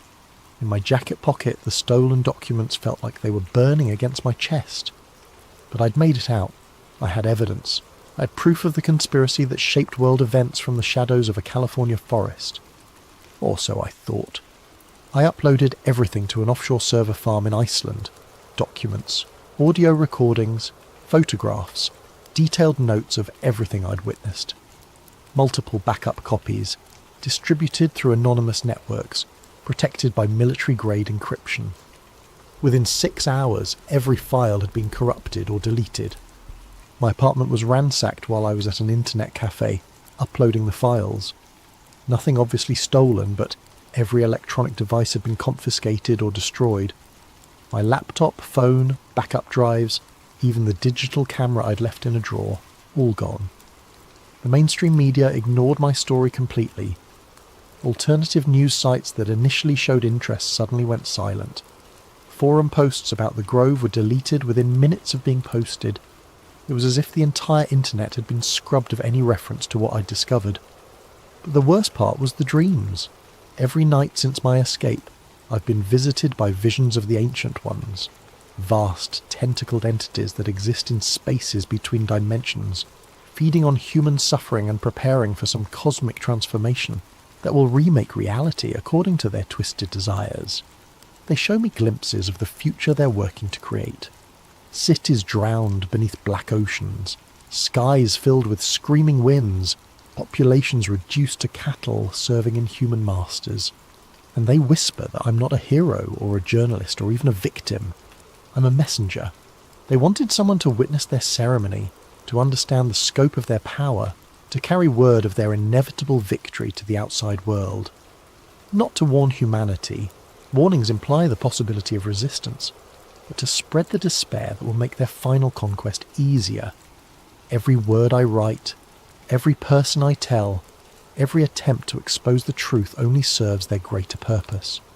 The corruption of hope, the murder of faith in human institutions, the slow transformation of free people into willing slaves. I'm writing this final entry from a motel room in Reno. I've been driving for 3 days, never staying in one place for more than a few hours. But I know it doesn't matter. They're not hunting me because they don't need to. I'm already serving their purpose just by existing, just by remembering what I saw in the Grove. The cremation of care wasn't just a ritual, it was a recruitment ceremony. And I wasn't an infiltrator, I was an initiate. Tonight, I'll drive east toward the desert. Maybe I'll find some way to break the cycle, to turn their own trap against them. Or maybe I'll just disappear into the wasteland and let the truth die with me. But if you're reading this, if somehow these words have reached you despite all their efforts to control the flow of information, then remember this. They call it the cremation of care, but what they really burn is conscience. And when the fires die down, the world grows a little colder, a little darker, a little more ready for the Ancient Ones to reclaim what they consider their rightful dominion. The fire in the Grove never really goes out. It just spreads, invisible and inexorable, consuming everything human until only the shadows remain. And in those shadows something very old and very hungry is waiting to be born. Tonight, I'll be your guide on a journey into one of the coldest and most enduring mysteries of the Cold War era. I want you to picture this. It's a winter night deep in the Ural Mountains, 1959. A group of young adventurers huddles in a tent on the snowy slope of a peak ominously called Dead Mountain. They're laughing, jotting down journal entries by flashlight, and planning tomorrow's trek. They don't know it yet, but this will be their last night alive. This is the true story of the Dyatlov Pass incident, a mystery that has haunted investigators for decades. My name is James, and I've spent weeks poring over old case files, diaries, and witness reports about what happened to those 9 hikers in 1959. The more I dig, the more the Dyatlov Pass incident feels like a nightmare straddling the line between fact and fiction. So, let's delve into it together step by step as if we're investigators unravelling a case file. The story begins in late January 1959. 10 experienced ski hikers from the Ural Polytechnical Institute set out on an expedition to reach a mountain called a Torten in the northern Urals. They were all in their early 20s, 7 men and 2 women, except for one older instructor, and were led by a 23-year-old radio engineering student named Igor Dyatlov. On January 23, 1959, the Dyatlov group received their route book and left the city of Sverdlovsk, today's Yekaterinburg, by train. You can imagine them on that train, excited, full of youthful bravado, maybe singing along to a mandolin one of them brought for the journey. After 2 days on trains, the party reached Ivdel, a remote town at the edge of the northern Ural Mountains, which also housed a Soviet Gulag camp for criminals.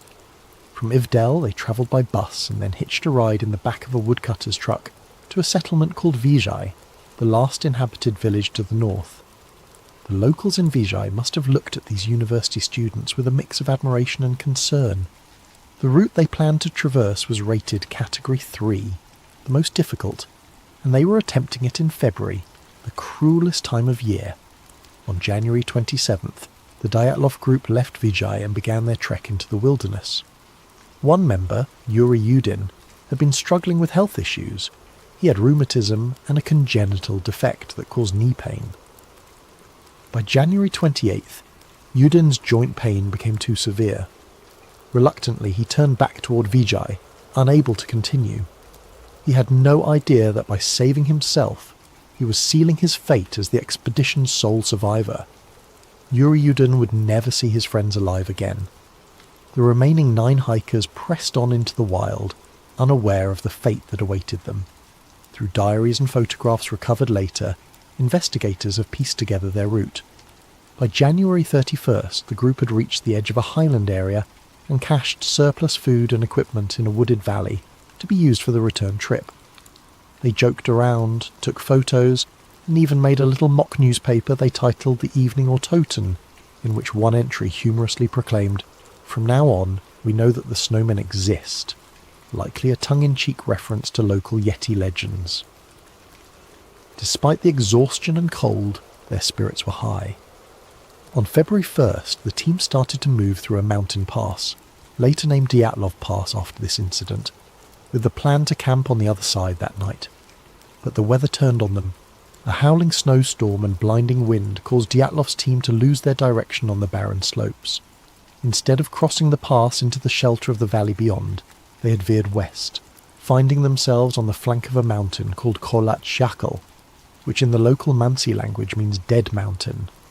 By the time they realised their mistake, it was late in the day, and visibility was near zero from the blowing snow. Rather than descend 1.5 kilometres down into the forest for cover, Igor Dyatlov decided to pitch their tent right there on the mountainside in the open. Perhaps he didn't want to lose the altitude they'd gained, or perhaps he wanted to prove they could handle camping on an exposed slope in a blizzard. The 9 of them set up their large tent on the bare snow, chopping into the slope for a flat spot.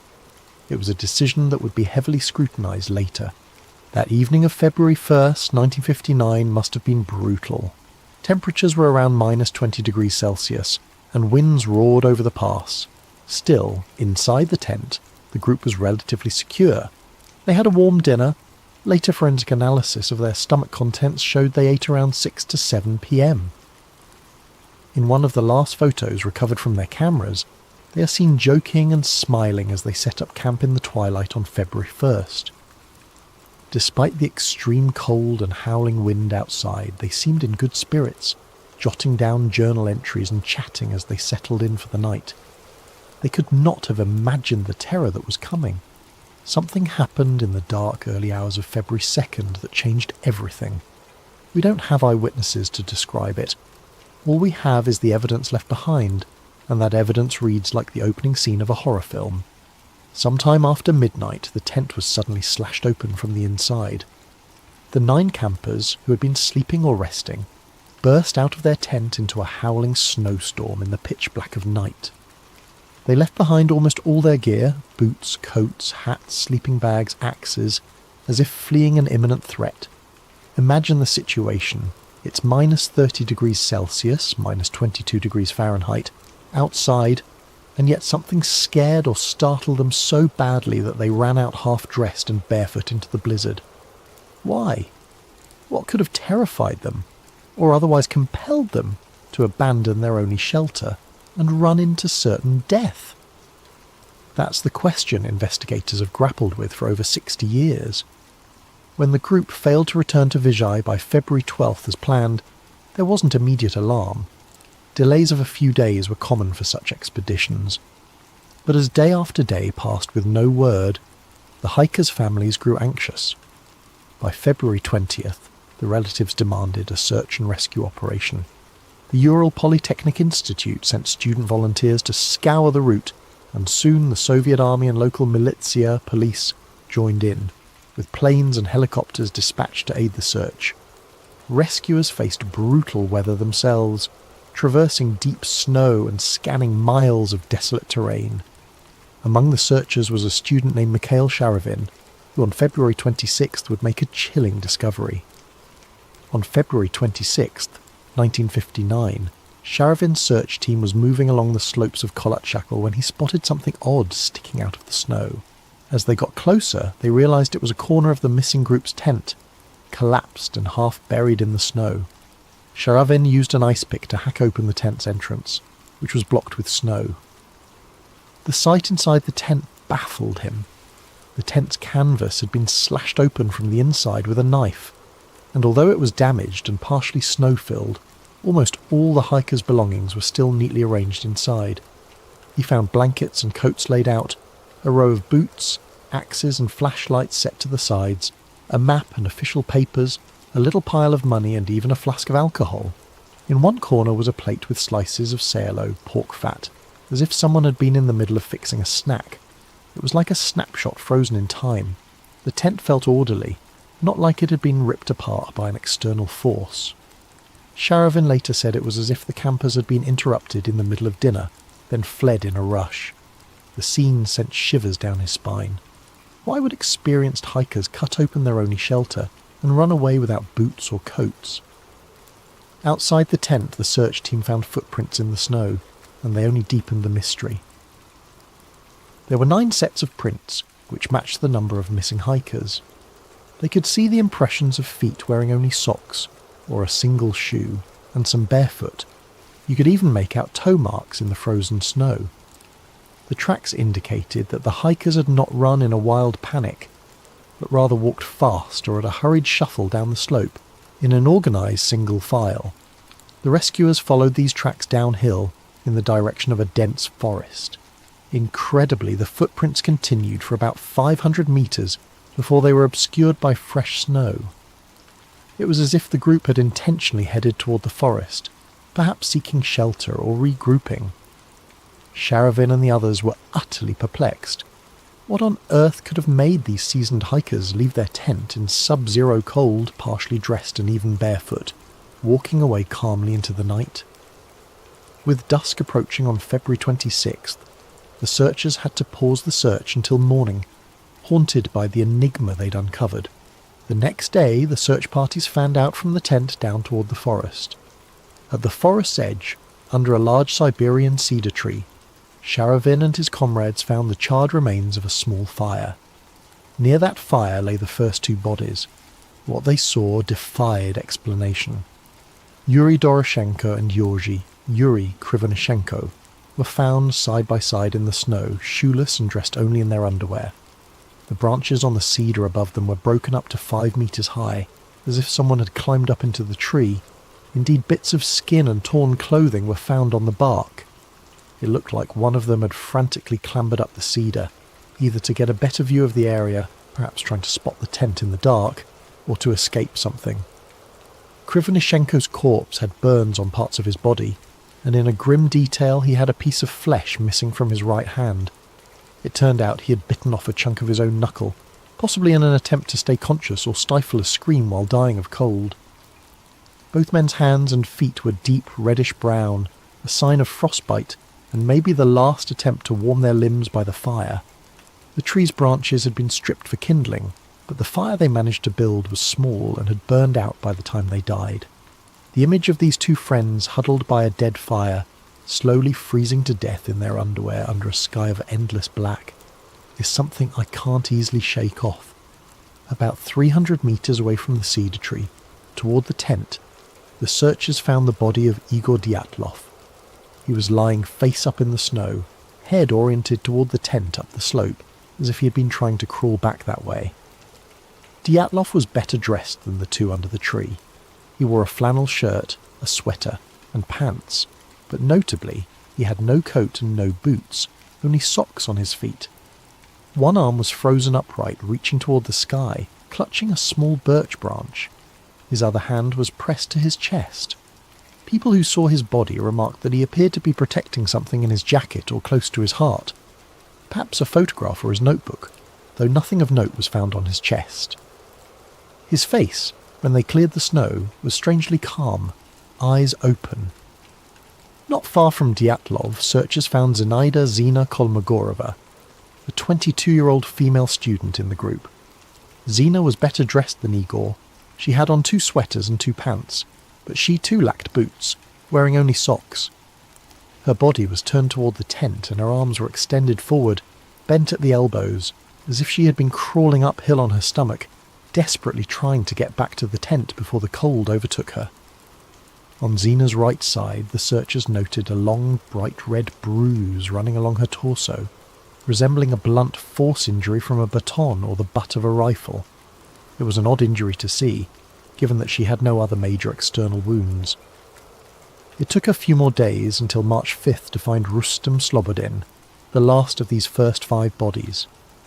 Slobodin, 23, was discovered face down in the snow about 480 metres from the cedar, roughly halfway back toward the tent. He was dressed more warmly than the others. He had a long-sleeve undershirt, a sweater, 2 pairs of pants, 4 pairs of socks, and 1 felt-lined boot on his right foot, but his head was bare and his left foot was only in a sock. In his right hand, Slobodin clenched a small pocket knife, closed. An autopsy would later reveal that Slobodin had a fracture in his skull, about 7 inches long, consistent with a blunt impact. However, this crack in his skull was not deemed a fatal wound. The medical examiner thought Rustem could have sustained it during a fall and continued moving for at least an hour afterward. Like Dyatlov, Kolmogorova, Doroshenko and Krivonishenko, Rustem Slobodin ultimately died of hypothermia. In fact, the first 5 bodies found all had no life-threatening external injuries. They had perished from the unforgiving cold. Slobodin's watch was found shattered and stopped at 8:45, though it's unclear if that was 8:45 a.m. or p.m, or even 8:45 on a different date. It was as if time itself froze at that moment. Now imagine being Yuri Yudin, the one who had turned back, called in to identify the bodies of your friends. One by one, the first 5 corpses were airlifted to the morgue in Ivdel for autopsy and identification. Yudin, with a heavy heart, confirmed their identities. But 4 members of the Dyatlov party were still missing. Weeks passed with no sign of them. The winter snows began to melt under the early spring sun.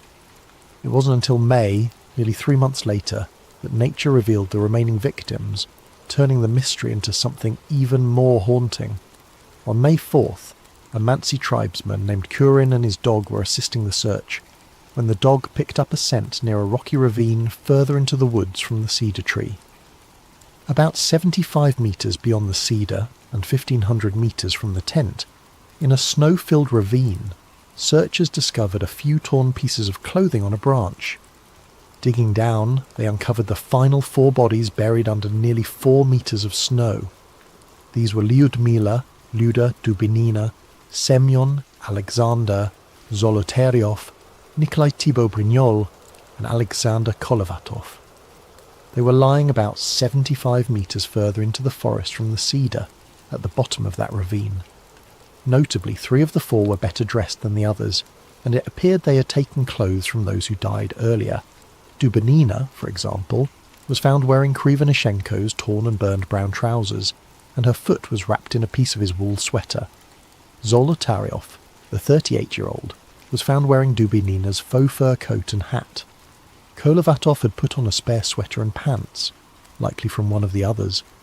This exchange of clothing suggests that when some members of the group died, the last survivors stripped the dead of usable clothing to keep themselves alive, a tragic but practical act of survival. But the condition of these 4 bodies deepened the mystery rather than solved it. Unlike the first 5, 3 of these 4 had fatal physical injuries that were utterly horrifying. Nikolai Thibault-Brignol had suffered a massive skull fracture. His skull was literally crushed, the fracture measuring about 8 inches. Lyudmila Dubinina and Semyon Zolotaryov both had their chests caved in, with multiple ribs broken on each side.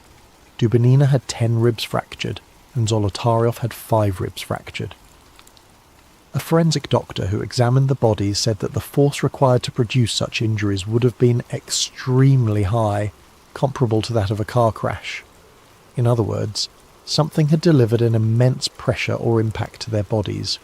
Strangely, none of these 3 had any external wounds or bruises corresponding to the lethal internal damage. It was as if they'd been hit by a shockwave or squeezed by a tremendous force without breaking the skin. The fourth person in the ravine, Alexander Kolevatov, had a less clear cause of death. He had a broken nose, an open wound behind his ear, and a deformed neck, but his injuries were not as catastrophic as the others. It's believed Kolevatov also died of hypothermia, possibly after sustaining some trauma. And then there were the gruesome details that truly made this case infamous. All four of these people in the ravine had some form of soft tissue damage to the head and face that wasn't seen in the others. Lyudmila Dubinina was missing her tongue, her eyes, part of her lips, and even a bit of her skull bone. Semyon Zolotaryov was missing his eyeballs, and Alexander Kolevatov was missing his eyebrows. These shocking injuries naturally gave rise to lurid theories. Was the group attacked by someone or something that ripped out tongues and eyes? However, the medical experts had a more mundane explanation. The four in the ravine were found in a stream bed. During the 3 months before they were found, water and scavenging animals likely caused the soft tissue of their faces to decompose or be eaten away. In Dubinina's case, the autopsy noted that her stomach contained about 100 grams of coagulated blood, suggesting her heart was still beating when her tongue was removed, meaning the tongue likely decomposed or was scavenged very soon after her death. As horrifying as these injuries sound, investigators believe they were post-mortem effects, not violence inflicted while alive. Still, when these details became public, they fueled wild speculation about murderous attackers or supernatural evil. It didn't help that Zolotaryov was found with a camera around his neck, different from the other cameras found in the tent, and his hand holding a pen and notepad, as if he died trying to write something down. Unfortunately, whatever he intended to note was never written. The pad was blank. The investigators in 1959 were at a loss to come up with a satisfying explanation for all this. A criminal inquest began as a matter of procedure, since several of the deaths involved injuries. They first suspected that the native Manasseh people, reindeer herders of the region, might have attacked the campers for trespassing on sacred land. But that theory was quickly dispelled. The only footprints found at the scene were those of the hikers themselves, and there were no signs of hand-to-hand struggle on the bodies. In fact, the Mansi had helped in the search, and had no history of hostile encounters with hikers. Next, investigators considered an avalanche, but the pattern of the tent and the footprints suggested otherwise. We'll revisit that later. As for animal attack, no large animal tracks were found, and the violent injuries didn't have the telltale marks of claws or teeth. The Soviet authorities were left to conclude that no other humans were involved in the Dyatlov group's demise. One of the doctors famously commented that the force which killed Dubinina and Zolotaryov was more than any human could inflict.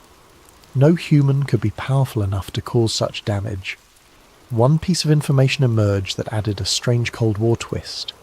When the forensic analysts tested the hikers' clothing, they found unusual levels of radiation on some of the garments. Specifically, Dubinina's brown sweater and Krivonishenko's wool pants were found to be radioactive. This discovery didn't make sense in a hiking context, and was not something the average person could detect. It was only found because one investigator had access to a Geiger counter. The presence of radiation fueled speculation that the Dyatlov party had encountered some secret weapon or radioactive fallout. However, a closer look provided a more ordinary explanation. Yuri Krivonishenko had previously worked at the Mazyak nuclear facility and was involved in cleaning up a major nuclear accident in 1957, the Kishtim disaster. It's very possible his clothes were contaminated from that event and still carried traces of radiation. Likewise, Alexander Kolevatov had studied nuclear physics and worked at a secret institute in Moscow, which might explain contamination on some items. In short, the radiation might not have had anything to do with the incident. It could have been a red herring. Still, the fact that their skin reportedly had a deep tan, and some of their hair had turned grey when relatives saw the bodies only intensified rumours of some nuclear or chemical exposure. Authorities claimed the skin tanning was a natural mummification effect from lying in the sun and cold for weeks, and that hair can turn colour from exposure or the embalming process. But to grieving families in 1959, radioactive clothes and orange skin sounded like the stuff of government cover-ups and sci-fi nightmares. By May 1959, the official investigation was drawing to a close without a concrete answer. The lead investigator, Lev Ivanov, was under pressure to wrap it up. In his final report, Ivanov wrote that the hikers died because of the effect of an unknown compelling force. It was a vague catch-all phrase, essentially admitting that they couldn't figure it out. No external culprits could be identified, and the case was therefore closed without any criminal charges. The files were stamped secret and filed away in a Soviet archive. The Dyatlov Pass area was also declared off-limits to other expeditions for the next 3 years, supposedly to prevent any more tragedies, though some see it as an attempt to keep curious eyes away. The inquest's official finding was that the group members died due to a compelling natural force, a phrase that raised more questions than it answered. Imagine the weight of that silence. 9 young lives lost, and their families were told they would never know exactly how or why. In the Soviet Union of 1959, that was that. Some of the parents and siblings sensed a cover-up. Zina Kolmogoreva's mother, for instance, and Igor Dyatlov's parents all received hushed warnings from officials. The families were explicitly told, "You will never know the truth, so stop asking questions." In those days, if the party or KGB told you to be quiet, you stayed quiet, out of fear. So the families buried their children without knowing what really happened, and the Dyatlov incident faded into an eerie Cold War legend whispered about in Ural classrooms and mountaineering clubs. As for Yuri Yudin, the sole survivor who wasn't even there, he lived the rest of his life with survivor's guilt and a burning desire to find the truth. Yudin repeatedly insisted that his friends did not die due to some simple natural accident. He felt in his gut that something else, something man-made, had to have caused it. In interviews before his death in 2013, Yuri Yudin openly voiced his belief that the Soviet authorities knew more than they let on about the incident. In fact, not long before he died, Yudin publicly stated that he believed his teammates had been taken out of the tent at gunpoint and murdered. He even speculated that Dubinina's tongue was cut out by perpetrators because she was the most outspoken of the group. These are incredibly serious accusations, and they were never proven. Yudin admitted he had no evidence, just deep suspicions after a lifetime of thinking about it. Whether Yudin was right or wrong, his perspective shows just how deeply the Dyatlov mystery can burrow into someone's soul. So, here we are decades later, with more questions than answers. I'm a modern-day investigator, combing through the remnants of old reports and new theories. As I piece together each bit of evidence, I feel that cold wind from Dead Mountain blowing through the decades. The Dyatlov Pass incident has become one of the world's most enduring mysteries, precisely because it sits at the crossroads of the explicable and the baffling. Over the years, numerous theories have been put forward to explain it, some grounded in scientific reasoning, others veering into the paranormal or conspiratorial. Let's examine these theories one by one, like branching investigative paths, and see where each leads. Keep in mind, any good explanation must account for all the odd details we've discussed: the torn tent, the state of undress, the bizarre injuries, the radiation, the reports of strange lights in the sky, the secrecy. It's a tall order, but let's walk these paths together. The first path is the one that the Russian authorities themselves eventually settled on: an avalanche. For many, this is the most straightforward explanation. Picture the scenario. The Dyatlov group is asleep in their tent on the slope, when suddenly a slab of heavy snow above them fractures and slides down onto the tent. The tent fabric begins to collapse and they hear the roar of snow. In a flash, the group panics. They believe a full avalanche is about to bury them. In seconds, they grab a knife, slash open the tent from the inside, because the entrance is blocked or hard to open under the weight of snow, and they flee into the night wearing whatever they had on at that moment. This theory gained significant traction, and in fact in 2019 to 2020 the Russian government reinvestigated Dyatlov Pass and concluded that a slab avalanche was the official cause of death. Later that year, a team of scientists published new computer simulations supporting the plausibility of an avalanche. In this case, the most appealing aspect of the avalanche theory is that the hiker's actions no longer seem irrational under this lens. If you believe an avalanche is about to crush you, doing whatever it takes to get out of the tent and moving to safer ground is exactly the right response. And indeed, everything the Dyatlov group did after leaving the tent can be seen as textbook survival behaviour once you assume an avalanche threat. The theory goes like this. A slab of snow, perhaps loosened by the wind or the heat from their stove earlier, slid and partially buried the tent, making loud cracks and rumbles. The experienced hikers immediately and calmly initiated an emergency evacuation. They cut their way out of the tent and headed for ground that would be safe from a larger avalanche, which in this case meant moving toward the tree line on the far side of the pass. They didn't take time to put on boots or grab equipment because every second mattered. In their minds, they had to get clear of the avalanche path. In just their socks and light clothes, they made it about a mile downslope to the forest. There they regrouped and tried to stay warm by building a fire. We saw evidence of that by the cedar. They also dug a snow cave as a shelter. The ravine where the last four were found had branches laid out on the floor,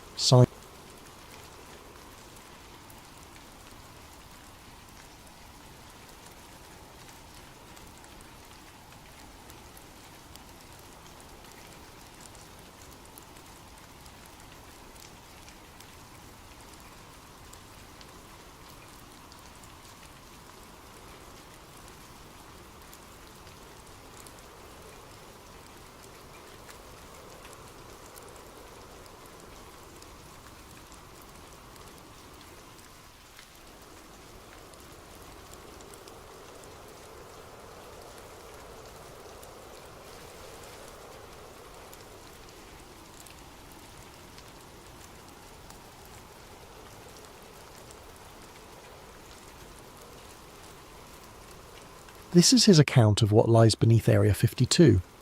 My name is Cal Monroe. I'm 33 years old, ex-Air Force avionics technician, and for the past 5 years I've made a decent living as a private defence contractor. I fix things that fly, things that shouldn't fly, and occasionally things that definitely don't fly but somehow do anyway. I thought I'd seen everything the military-industrial complex had to offer.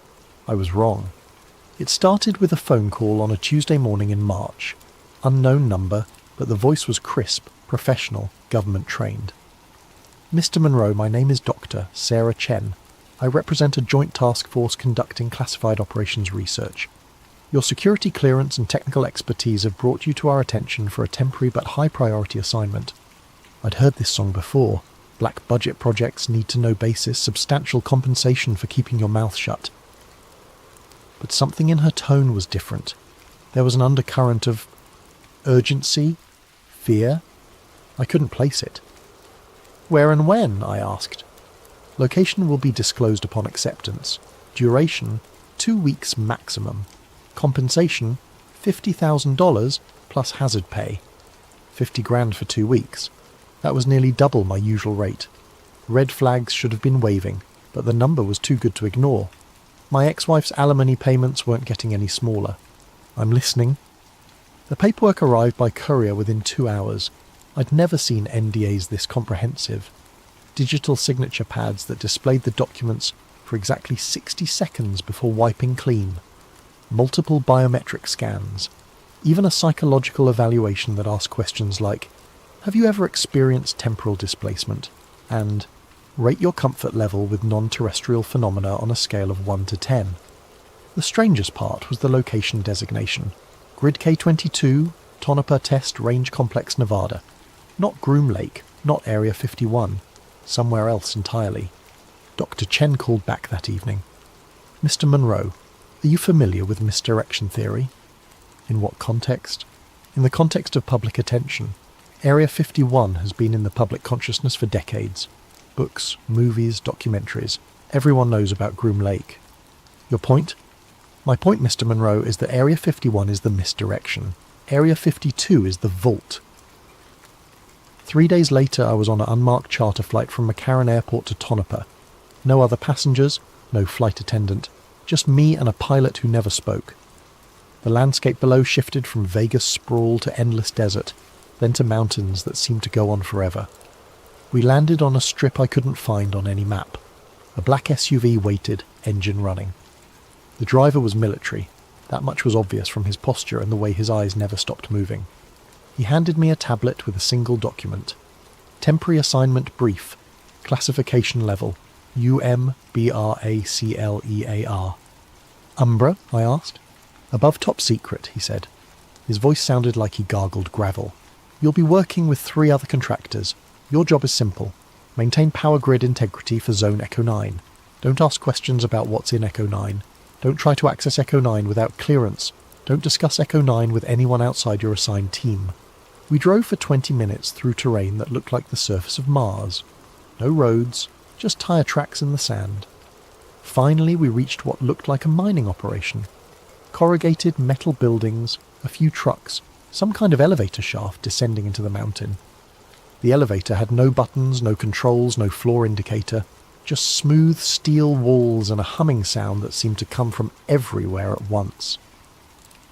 The military escort, I never got his name, stood silent as we descended, and descended and descended, and I counted.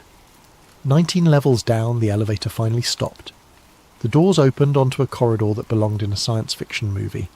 Polished white walls, LED strips running along the ceiling, and a silence so complete it felt oppressive. The air smelled like ozone and something else, something organic and wrong. 3 other contractors were waiting in what looked like a briefing room. Maria Santos, electrical engineer from Lockheed, Tom Brady, no relation to the quarterback he was quick to point out, systems analyst from Raytheon, and Jennifer Walsh, computer specialist whose previous work was so classified she couldn't tell us who she'd worked for. The briefing was conducted by a man who introduced himself only as Director Hayes, tall, grey-haired, with the kind of eyes that had seen too much and remembered everything. Ladies and gentlemen, you're here to maintain critical infrastructure for Project Kairos. What that project involves is not your concern. Your job is to ensure uninterrupted power flow to Zone Echo 9 and to report any anomalies immediately. Tom raised his hand. What kind of anomalies should we expect? Hayes stared at him for a long moment. The kind you don't ask questions about, Mr. Brady. He led us through a series of corridors to what he called the technical sector. Banks of monitors, server racks and control panels that looked like they belonged on a spaceship. At the centre of it all was a massive power distribution hub feeding something deeper in the complex. Zone Echo 9 requires constant power, Hayes explained. Any interruption longer than 30 seconds triggers automatic lockdown procedures. You don't want lockdown procedures to trigger. Why? Jennifer asked. Hayes looked at her the same way he'd looked at Tom. Because, Miss Walsh, lockdown procedures have never been tested, and we'd prefer to keep it that way. My shift started at midnight. The night crew was just me and Jennifer. Maria and Tom worked days. The complex felt different at night. Sounds carried farther. Shadows seemed deeper, and there was a vibration in the floor so subtle you might miss it if you weren't paying attention. But I was always paying attention. The power readings for Echo 9 were unlike anything I'd ever seen. The zone was drawing nearly a megawatt continuously, but the consumption patterns were irregular. Spikes and valleys that followed no logical sequence. It reminded me of a heartbeat, if heartbeats could be measured in kilowatts. Jennifer was monitoring the security feeds from her station, 12 screens showing various corridors and rooms throughout the complex. But I noticed something odd about the Echo 9 feeds. They had a 6-second delay. Every other camera was real-time, but the Echo 9 feeds looped the same 6 seconds over and over. Hey Jen, you seeing this camera glitch? She looked up from her work. What glitch? I pointed to the monitor. Echo 9, camera 7, it's looping. She frowned, typed something into her console. System shows all cameras functioning normally. I could see it. The same security guard walking past the same door at the exact same moment, every 6 seconds. Like a GIF that never quite loaded properly. On my 3rd night, the temperature started fluctuating. The complex maintained a steady 68 degrees Fahrenheit, but my workstation kept shifting between freezing and sweltering. I checked the HVAC systems, all normal, but something was wrong. That's when I first saw the symbols. They were etched into the side of a server rack, symbols that definitely hadn't been there the night before. They looked almost like circuit diagrams, but wrong. Organic. like someone had tried to draw electronics using biological principles. I was examining them with a flashlight when I heard Jennifer gasp, "Cal, you need to see this." One of the Echo 9 corridor feeds had changed. Instead of the looping security guard, it showed an empty hallway, and at the end of that hallway, a door that was slowly opening. "That door's not supposed to open," Jennifer whispered.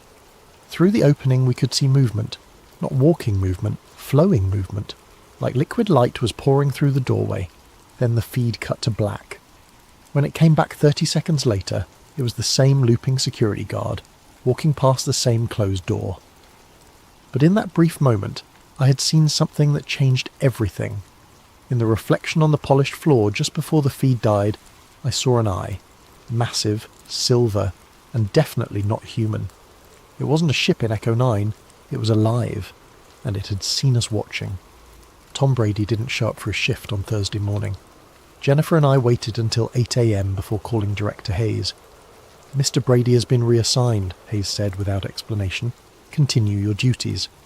But Tom's personal effects were still in the break room. His coffee mug was still half full, his jacket was draped over his chair like he'd just stepped out for a moment. Maria started acting strange that afternoon. She kept muttering to herself, checking the same readouts over and over. When I asked if everything was okay, she looked at me like she didn't recognise me for a moment. "The numbers don't add up," she said. "We're feeding Echo 9 enough power to run a small city, but the thermal output is all wrong. It's like the energy is going somewhere else." "Somewhere else like where?" "Somewhere else like not here." That night the emergency siren started blaring at 2:17 a.m, deafening klaxons that made your teeth ache. Jennifer and I looked at each other in panic. Was this the lockdown Hayes had warned us about? Then, as suddenly as they'd started, the siren stopped. Not gradually, they just cut off mid-wail, leaving a silence that felt heavier than the noise. Director Hayes appeared in our control room 5 minutes later, looking shaken but trying to hide it. "False alarm," he said. "Continue your duties." But I noticed he wouldn't make eye contact, and his hands were trembling. The next day, Maria didn't show up either. Reassigned, according to Hayes. But her car was still in the parking structure on level 2. Jennifer was barely holding it together. We were the only contractors left, and the weight of whatever was happening in Echo 9 was crushing both of us. She started accessing systems she wasn't supposed to touch, using admin passwords she shouldn't have known. "Jen, what are you doing?" "Finding answers," she said, fingers flying over the keyboard. "Tom gave me his access codes before he disappeared, told me something was wrong with the whole project." She pulled up internal communications, memoranda stamped with classification levels I'd never seen before. Umbra Clear was apparently the bottom tier. Above that was Majestic, then Zodiac, then classifications that were just numbers and symbols. One document caught my attention. Project Kairos, Phase 3 implementation status. The bioconductive interface has exceeded all expectations. Subject demonstrates rapid adaptation to containment protocols and has begun influencing local electromagnetic fields. Recommend immediate escalation of consciousness mapping procedures. Bioconductive interface. Subject. The thing in Echo 9 wasn't a ship or a piece of technology, it was a living being, and we were feeding it power. Another document, dated 3 days earlier. Minor containment fluctuation at 0217 hours. Subject achieved brief sensory extension beyond Echo 9 barriers. Security protocols held, but recommend enhanced isolation measures. Note: 3 personnel reported temporal displacement sensations during the event. Temporal displacement, the looping camera feeds, the missing contractors. Jennifer kept digging, and what she found made both of us understand why Tom and Maria had really vanished. A memo marked Operation Mirror Veil, historical context. Analysis of recovered materials suggests extra-dimensional rather than extraterrestrial origin. Entities exist outside linear temporal experience and demonstrate ability to manipulate local space-time fabric. The primary subject may not be an individual organism, but rather a projection or echo of a larger consciousness existing in parallel dimensional space. They weren't from another planet, they were from outside reality itself. Warning: prolonged exposure to subject may result in consciousness fragmentation, temporal perception anomalies, and in extreme cases complete displacement from baseline reality. Personnel experiencing symptoms should report immediately for neural recalibration. Neural recalibration. That's what happened to Tom and Maria. They hadn't been reassigned. They'd been broken by contact with whatever was in Echo 9. Jennifer was reading over my shoulder, her breathing getting faster and more shallow. "Cal," she whispered, "look at the date on this document." It was dated 6 months in the future. The older archives were stored in a vault I wasn't supposed to access, but Jennifer's hacking skills were getting desperate and creative. She'd found references to something called Operation Mirror Veil, a predecessor to Project Kairos that dated back to the 1970s. The files told a story that made my blood run cold. In 1978, a survey team at Tonopah detected unusual seismic activity. Not earthquakes, but something else. Tremors that seemed to follow mathematical patterns. Ground-penetrating radar revealed an anomalous void approximately 200 feet beneath the mountain, but when they drilled down to investigate, they found something impossible. The void was bigger on the inside than on the outside. The first recovery team brought back samples of what they thought was exotic matter, materials that didn't conform to known physics, but the materials weren't stable in our reality. They flickered in and out of existence, sometimes vanishing for hours before reappearing in a different location. That's when they realized they weren't dealing with alien technology. They were dealing with something that existed between dimensions, using our reality as an anchor point. The breakthrough came in 1983 when Dr. Elena Vasquez, a theoretical physicist working on Project Looking Glass, hypothesized that the entity was a reflection of human consciousness itself, not what we are, but what we could become if we existed outside the constraints of linear time and three-dimensional space. The entity demonstrates knowledge of events that have not yet occurred, and memories of possibilities that may never happen. It exists in a state of quantum superposition, experiencing all potential outcomes simultaneously. In effect, it is us, evolved beyond the limitations of singular timeline existence. But the most disturbing file was Dr. Vasquez's final report, dated just days before her own mysterious disappearance. The entity is not malevolent, but it is incompatible with baseline human consciousness. Contact results in expansion of awareness beyond what the human mind can process. Subjects begin perceiving multiple timelines simultaneously, experiencing past and future as present reality. The mind fractures under the weight of infinite possibility. We are not studying an alien intelligence, we are studying our own future, and that future is trying to communicate with us across dimensions we cannot comprehend. Recommendation: immediate cessation of all contact protocols. The entity's attempts at communication are causing reality fluctuations that may result in permanent temporal displacement of personnel. It is not trying to harm us, it is trying to save us, but salvation from its perspective means joining it in its multidimensional existence. We are not ready. Humanity is not ready. Perhaps we never will be. The final line of her report chilled me to the bone. They are not invaders, they are echoes of what we already were. Jennifer found Dr. Vasquez's personal logs hidden in an encrypted partition that should have been impossible to access. The encryption was 40 years old, but somehow the files were updating themselves in real time. Day 1. First direct communication attempt. Entity projects images directly into visual cortex. I see myself, but not myself. Versions of Elena Vasquez that exist in parallel timelines. In one, I never became a physicist. In another, I died in childhood. In a third, I am something that transcends human categorization entirely. Day 3. Time displacement events increasing. Experienced memories of conversations that haven't happened yet. Entity is teaching me to perceive beyond linear causality.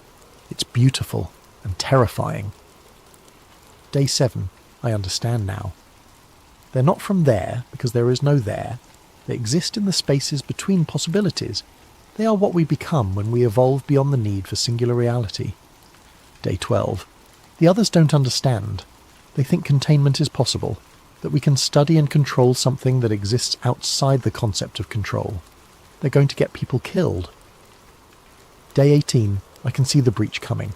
3 days from now, the entity will attempt to return to its dimensional matrix, but our containment protocols will interfere with the translation. The resulting paradox will create a reality fissure. I have to stop them, but I may already be too late. Time isn't working properly anymore. I keep experiencing this moment from multiple perspectives simultaneously. The logs ended there, but they were still updating. New entries appeared as we watched. Day 7305, still trying to warn them. Elena variants across multiple timelines attempting intervention. Breach inevitable. Cal Monroe will survive, but survival is relative when reality becomes negotiable. Jennifer and I stared at the screen in horror. Dr. Vasquez had been missing for 40 years, but somehow she was still writing reports. That's when the lights went out. Not gradually, they snapped off like someone had thrown a switch. Emergency lighting should have kicked in immediately, but we were left in absolute darkness. The only sound was the humming of the power grid, and even that was changing pitch, becoming something organic and musical. Then Jennifer screamed. I fumbled for my flashlight and found her standing rigid, staring at something I couldn't see. Her eyes were wide and silver, reflecting light that wasn't there. "Cal," she whispered, but her voice sounded like it was coming from multiple directions at once. "It's getting out." The corridor behind us was changing. The walls were flowing like water, stretching and contracting, and through the shifting architecture something was moving, not walking, sliding, like liquid mercury with purpose. I grabbed Jennifer's arm, but my hand passed through her. She was there, but not solid, flickering between dimensions like the exotic matter from the old files. "Run," she said, and her voice was fading. "It's not trying to hurt us, but we can't exist in the same space when the boundaries collapse." The entity emerged from Echo 9, and my mind struggled to process what I was seeing. It wasn't silver or liquid or light. It was all of those things and none of them. It was possibility given form, consciousness without the limitations of physical existence. But looking at it directly was like staring into a mirror that showed you every version of yourself that had ever existed, or ever could exist. I saw Cal Monroe the child, Cal Monroe the old man, Cal Monroe who had never been born, Cal Monroe who had become something beyond human understanding. The security guards were there one moment and gone the next, not killed, but displaced. I watched them step backward through walls that had become permeable, their screams echoing from distances that couldn't exist in three-dimensional space. I ran, down corridors that folded in on themselves, past rooms that were bigger inside than outside, through a facility that was reshaping itself according to rules I couldn't comprehend. My watch was recording everything on its built-in camera, military-grade equipment designed to function in electromagnetic interference. If I survived, at least there would be proof, if survival had any meaning when reality itself was in question. I found an elevator, the same elevator I'd taken down 19 levels, except now it was in a corridor that hadn't existed 5 minutes earlier. The button panel was melting and reforming, showing floor numbers that shifted between digits and symbols and sometimes weren't there at all. But it was the only way up. The elevator rose with the same smooth hum as before, but when the doors opened, I was back in the same corridor I'd just left. Same melting walls, same impossible geometry, same feeling that I was being watched by something that existed in more dimensions than I could perceive. I tried again. Same result. And again, same corridor. The entity wasn't trying to trap me, it was trying to communicate, but communication required shared reference points, and we had none. Its attempts to make contact were causing reality to loop, creating temporal echoes that reflected my own desperation back at me. I was experiencing the same moment from multiple timelines simultaneously, just like Dr. Vasquez had described. In one timeline, I was still at my workstation, watching the power reading spike. In another, I had never taken the job. In a third, I was something else entirely, something that could perceive the entity without fracturing. But in this timeline, the one where I was still human, I was trapped in a loop between the 19th floor and somewhere that had no floor number at all. My watch battery was dying, but I kept recording. If someone found the footage, maybe they could understand what had happened. Maybe they could learn from our mistake. I sat down in the corridor that kept changing around me and tried to make sense of the past week. The missing contractors, the looping security feeds, the symbols that appeared and disappeared. It had all been the entity trying to communicate across dimensional barriers. Tom and Maria hadn't been reassigned. They'd been translated, shifted into a version of reality where they could coexist with something that existed outside linear time. They were still alive, but not in any way that baseline humanity could recognize. The entity appeared again, flowing through the wall like mercury through a membrane. But this time, instead of the overwhelming multiplicity of its full presence, it showed me a single image, doctor. Elena Vasquez, not as she had been 40 years ago, but as she was now, existing simultaneously across multiple timelines, still trying to warn people about a breach that was both inevitable and had already happened. She looked at me with eyes that held infinite sadness and spoke with a voice that echoed from past and future simultaneously. "You're already out, Cal, but you haven't left." Then the corridor collapsed into itself and everything went dark. Document recovered from the personal effects of Inspector Marcus Webb, Department of Defense Special Investigations Unit, following his death by apparent suicide in 2025. Classification level UMBRACLEAR/EYESONLY. Inspector Webb's final report dictated to voice recorder: "I've been investigating disappearances at classified facilities for 15 years. Missing persons, equipment failures, cover-ups, it's all part of the job. But the Cal Monroe case is different. The official story is that Mr. Monroe was killed in an industrial accident at Tonopah Test Range on March 18th, 2024. Electrical fire, they said. Nothing recoverable. But 3 days ago, a package arrived at my office with no return address. Inside was a storage device, military grade, designed to survive electromagnetic pulses and extreme temperatures, the kind of thing that costs more than my annual salary. Attached was a note: Zone Echo 9 debrief Cal Monroe. I've watched the footage 17 times now. I've had it analysed by the best experts available. They all say the same thing: it's impossible to fake. The metadata confirms it was recorded at Tonopah on the dates in question. But the content, the footage shows a man running through corridors that shift and change like living tissue. It shows walls flowing like water and shadows that move independently of any light source. It shows something that my mind keeps trying to rationalise as special effects or hallucination, but the technical analysis proves otherwise. And at the end, God help me. At the end of the footage, there's a moment where Monroe turns the camera on himself. He's standing in what appears to be an elevator that's somehow larger inside than outside. His face is calm, resigned as he speaks directly into the lens. If you're watching this, then the loop finally broke. I'm uploading this to the emergency buffer in my boot drive. Maybe someone will find it. Maybe someone will understand. Then he turns the camera back toward the corridor and there's something there. Something that doesn't belong in our reality. For just a moment it's visible, a reflection of consciousness itself, existing in dimensions we can't perceive. But here's what's keeping me awake at night. In that final frame, just before the recording ends, you can see Monroe's reflection in the polished wall behind him. And standing next to his reflection, clear as day, is another figure. It's me, Inspector Marcus Webb, wearing the same clothes I'm wearing right now, staring directly into the camera with an expression of absolute terror.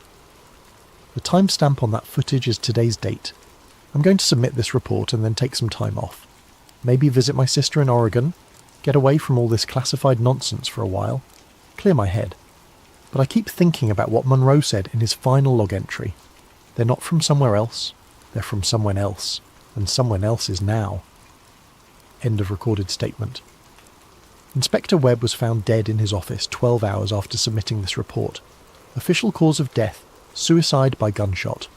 Unofficial note: the security cameras in his office show him alone at the time of death, but the audio pickup clearly records two distinct voices.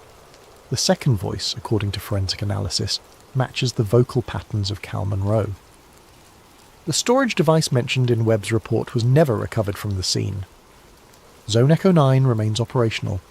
3 months later, deep space monitoring stations began detecting an unusual signal, a transmission that seemed to originate from everywhere and nowhere simultaneously. When decoded, it contained a single message, repeating endlessly: "This is Cal Monroe, contractor ID 7749, reporting from Zone Echo 9. The breach has been contained, but containment is relative when dealing with entities that exist outside linear causality. To anyone receiving this transmission, Area 52 is not a place. It's a state of being, and that state is contagious. If you're investigating disappearances at classified facilities, stop. If you're experiencing temporal displacement sensations, seek help immediately. If you're reading reports about Project Kairos or Operation Mirror Veil, you may already be compromised. The entity isn't hostile. It's trying to save us from ourselves by showing us what we could become. But evolution forced upon consciousness that isn't ready results in fracturing of identity across multiple timelines. I'm still here, I'm always here. Time isn't working properly anymore, so here and there and when don't mean what they used to mean. To my family, I'm sorry I can't come home. Home is a temporal location, and I exist in all temporal locations simultaneously now. To the researchers, stop trying to contain what cannot be contained. The entity doesn't want to invade our reality, it wants to invite us into its own. But the invitation is dangerous because we're not ready to exist outside singular timeline experience. To future investigators, the truth about Area 52 isn't hidden underground in Nevada. It's hidden in the spaces between moments, in the gaps between what is and what could be. And sometimes, if you know how to look, you can see those gaps opening. This is Cal Monroe signing off from everywhere and nowhere. Take care of each other. Trust me when I tell you that love is the only thing that exists consistently across all timelines. See you around. Or maybe I already have. Hello, night wanderers and digital truth seekers. Before we dive into tonight's story, I hope your day treated you well. What time is it where you are right now?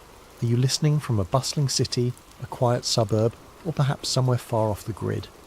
Wherever you are in this connected yet disconnected world, you've found your way to Sleep Theories, the place where we explore the stories that keep us awake at night.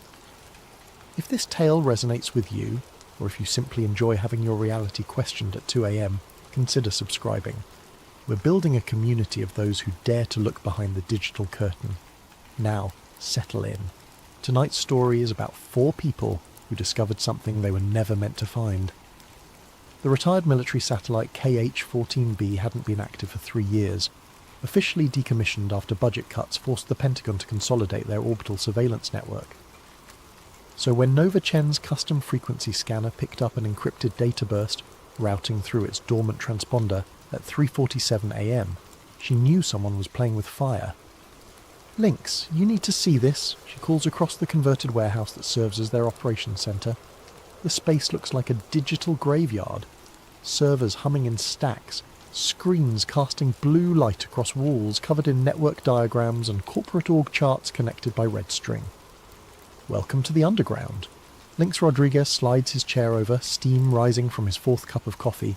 At 32, his face carries the weight of someone who's seen the machinery of power from the inside. Former NSA turned whistleblower turned ghost. What's the signature? Military-grade encryption, but it's using deprecated protocols. Whoever sent this wanted it to look old, forgotten. Nova's fingers dance across 3 keyboards simultaneously. But the timestamp is fresh.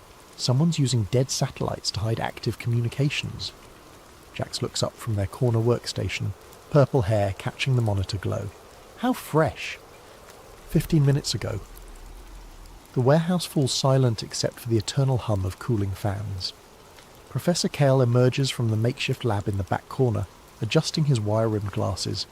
At 58, he's the oldest member of their group, a disgraced virologist whose career ended when he asked too many questions about certain pandemic-era research protocols. "Did you crack it?" Kale asks, approaching with the careful steps of someone who's learned to expect bad news. Nova's screen fills with cascading code as her decryption algorithms chew through layers of obfuscation. Almost. There. The file materializes. Project Aegis 2030.enx. Aegis, Lynx mutters. That's not good. Aegis was a classified program I remember from my NSA days. Theoretical population management scenarios. Theoretical, Nova repeats, clicking open the file. Let's see how theoretical it still is. The document unfolds across her screen like a digital autopsy report. Code fragments, data tables, implementation timelines. Her eyes scan the contents, and her expression shifts from curiosity to confusion to something approaching horror. "Guys," she says, her voice dropping to a whisper, "this isn't about surveillance, this isn't about control." Jack spins their chair around. "What is it about?" Nova's hands tremble slightly as she highlights a section of code. Variables with names like fertility, reduction, vectors, genetic selection, protocols, and population ceiling enforcement. "It's about extinction," she breathes. "Mass vaccination campaigns, supply chain disruptions, climate-based selection zones." She reads directly from the screen. Phase implementation. Reduce global population to sustainable levels through coordinated biological and environmental interventions. Target timeline 2030. Acceptable retention rate 6 to 8% of current population. The silence stretches like a held breath. 6 to 8%, Kyle repeats slowly, of 7 billion people. That's not population control, Link says, his intelligence training kicking in as he processes the implications. That's genocide with a spreadsheet. Nova scrolls deeper into the document, her face pale in the monitor light. There's more. Listen to this. This initiative represents a fundamental reset of the human species. Traditional methods of population management through war, famine and disease have proven insufficient to address the accelerating resource depletion crisis. Project Aegis represents a coordinated approach to ensure species survival through selective reduction. Species survival, Jax echoes. They're talking about us like we're livestock. No, Nova corrects, her voice hollow. Livestock are valuable. We're weeds they want to clear from the garden. Kale sits down heavily, his scientific mind wrestling with the implications. During his years researching virology, he'd seen enough classified projects to know that the line between theoretical and operational could be crossed with a single authorization signature. We need to verify this, he says finally. Cross-reference with known programs, trace the source, build a complete picture. If this is real, Nova finishes, we're looking at the greatest crime in human history, and it's already begun. Lynx pulls up his contacts, a carefully maintained network of sources still embedded in various intelligence agencies. I'll reach out to my people, see what chatter I can pick up. I'll dig into the technical specifications, Jax offers. These code fragments reference specific biological agents. If they're using existing research, there'll be traces in academic databases. Nova saves the file to their secure server and begins setting up multiple backup protocols. Professor, we need you to analyze the biological components. Your expertise might be the key to understanding how they plan to implement this. As the team disperses to their workstations, the weight of their discovery settles over the warehouse like digital smoke. They've stumbled across something that wasn't meant for human eyes, a blueprint for the end of the world as they know it. Outside, the city sleeps on, unaware that 4 people in a converted warehouse have just glimpsed the future, and it looks like a graveyard with Wi-Fi. Nova stares at the file name blinking on her screen, Project Aegis 2030.nc. In mythology, Aegis was the shield of Zeus, the divine protection for the gods. But protection for whom? And protection from what? As she begins her deep dive into the data, one phrase keeps echoing in her mind from the document's executive summary. This isn't about control, it's about resetting the species. The countdown, she realizes, isn't to some distant apocalypse. It's to tomorrow. 3 days of sleepless research have transformed their warehouse into a conspiracy theorist's fever dream. Every wall now displays interconnected timelines, corporate hierarchies, and data flowcharts that would make a forensic accountant weep. Nova hasn't left the building since they cracked the Aegis file, surviving on instant ramen and the kind of caffeine-fueled determination that borders on religious fervour. I found the breadcrumbs, she announces, her voice hoarse from exhaustion, and chain-smoking cigarettes she bummed from Lynx. The World Population Summit in Cairo, 1994. Most people remember it as a boring UN conference about reproductive rights and sustainable development. She pulls up archived documents on the main display screen, official transcripts, media reports, diplomatic cables, standard bureaucratic theatre. But look what happens when you dig into the closed-door sessions. A classified document appears, heavily redacted but with enough visible text to tell a story. The header reads, Adaptive Earth Framework, Preliminary Implementation Strategies. Kale adjusts his glasses, squinting at the screen. I remember this conference. I was a graduate student then, writing my dissertation on population genetics. There were rumours about private sessions, but nobody talked about what was discussed, Nova finishes. Except someone did. Deep in the diplomatic archives, buried under 17 layers of classification, I found this. She highlights passages that make the room's temperature seem to drop. Non-essential demographic drift must be addressed through coordinated intervention. Genetic dead zones present opportunity for selective resource allocation. Acceptable fallout parameters established at 85 to 90% reduction over 2-generation cycle. Project requires integration of medical, agricultural and environmental vectors. Jax looks up from their workstation, where they've been cross-referencing pharmaceutical patents. Nova, you need to see this. Those medical vectors they mention. I've been tracking the patent filings, and there's a pattern. They throw their research onto the shared screen. Dozens of pharmaceutical patents filed between 2018 and 2023, all connected to a web of shell companies, all related to mRNA modification technology. But here's the weird part, Jax continues. These patents aren't just for vaccines. They're for genetic modification systems that can be activated remotely, dormant until triggered by specific environmental factors. Cale's face goes pale. That's not possible. The technology to create delayed activation genetic modifications didn't exist in 2018, Jax agrees, but it does now, and according to these patents, it's been deployed. Nova pulls up another document from their Aegis cache. Remember, Professor, you mentioned seeing strange compounds in vaccine trials during the pandemic? Trials with non-public results? Cale nods slowly. There were inconsistencies. Control groups that should have shown specific immune responses but didn't. Novel proteins that had no apparent therapeutic function. When I raised concerns, you were discredited and forced out, Nova says. They called you a conspiracy theorist. Because I was asking the wrong questions, Cale realises. I was looking for immediate effects, but if these compounds were designed for delayed activation... Link slides his chair over, holding a printout of classified communications he's pulled from the old NSA databases. I've been digging through archived surveillance reports. Remember how during the pandemic, certain rural areas had unusually high vaccination rates, areas that normally resist federal health initiatives. He spreads out a map showing vaccination distribution patterns across the United States. Strange clusters appear in seemingly random locations. Rural counties in Montana, farming communities in Iowa, small towns along the Appalachian Trail. These aren't random, Nova says, studying the pattern. They're systematic. Someone was targeting specific populations. Or specific genetic profiles, Cale adds quietly. Jax's workstation chimes with an alert. Guys, I've been monitoring dark web chatter about unusual health trends. Look at this. They project a series of forum posts, social media reports, and medical anomalies from the past 6 months. Unexplained fertility drops in rural communities. Unusual autoimmune responses in adults aged 25 to 45. Regional variations in birth defects that don't match known environmental factors. Agricultural workers reporting mysterious illnesses that don't respond to standard treatments.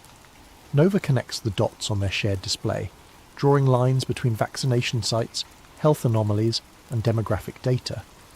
The pattern that emerges looks like a slow-motion biological weapon detonating across the landscape. They weren't just treating viruses, she says, echoing Cale's earlier words. They were treating the future human genome. Lynx pulls up another classified document, this one from a more recent surveillance operation. There's more. I found references to something called genetic compatibility mapping in Department of Homeland Security briefings.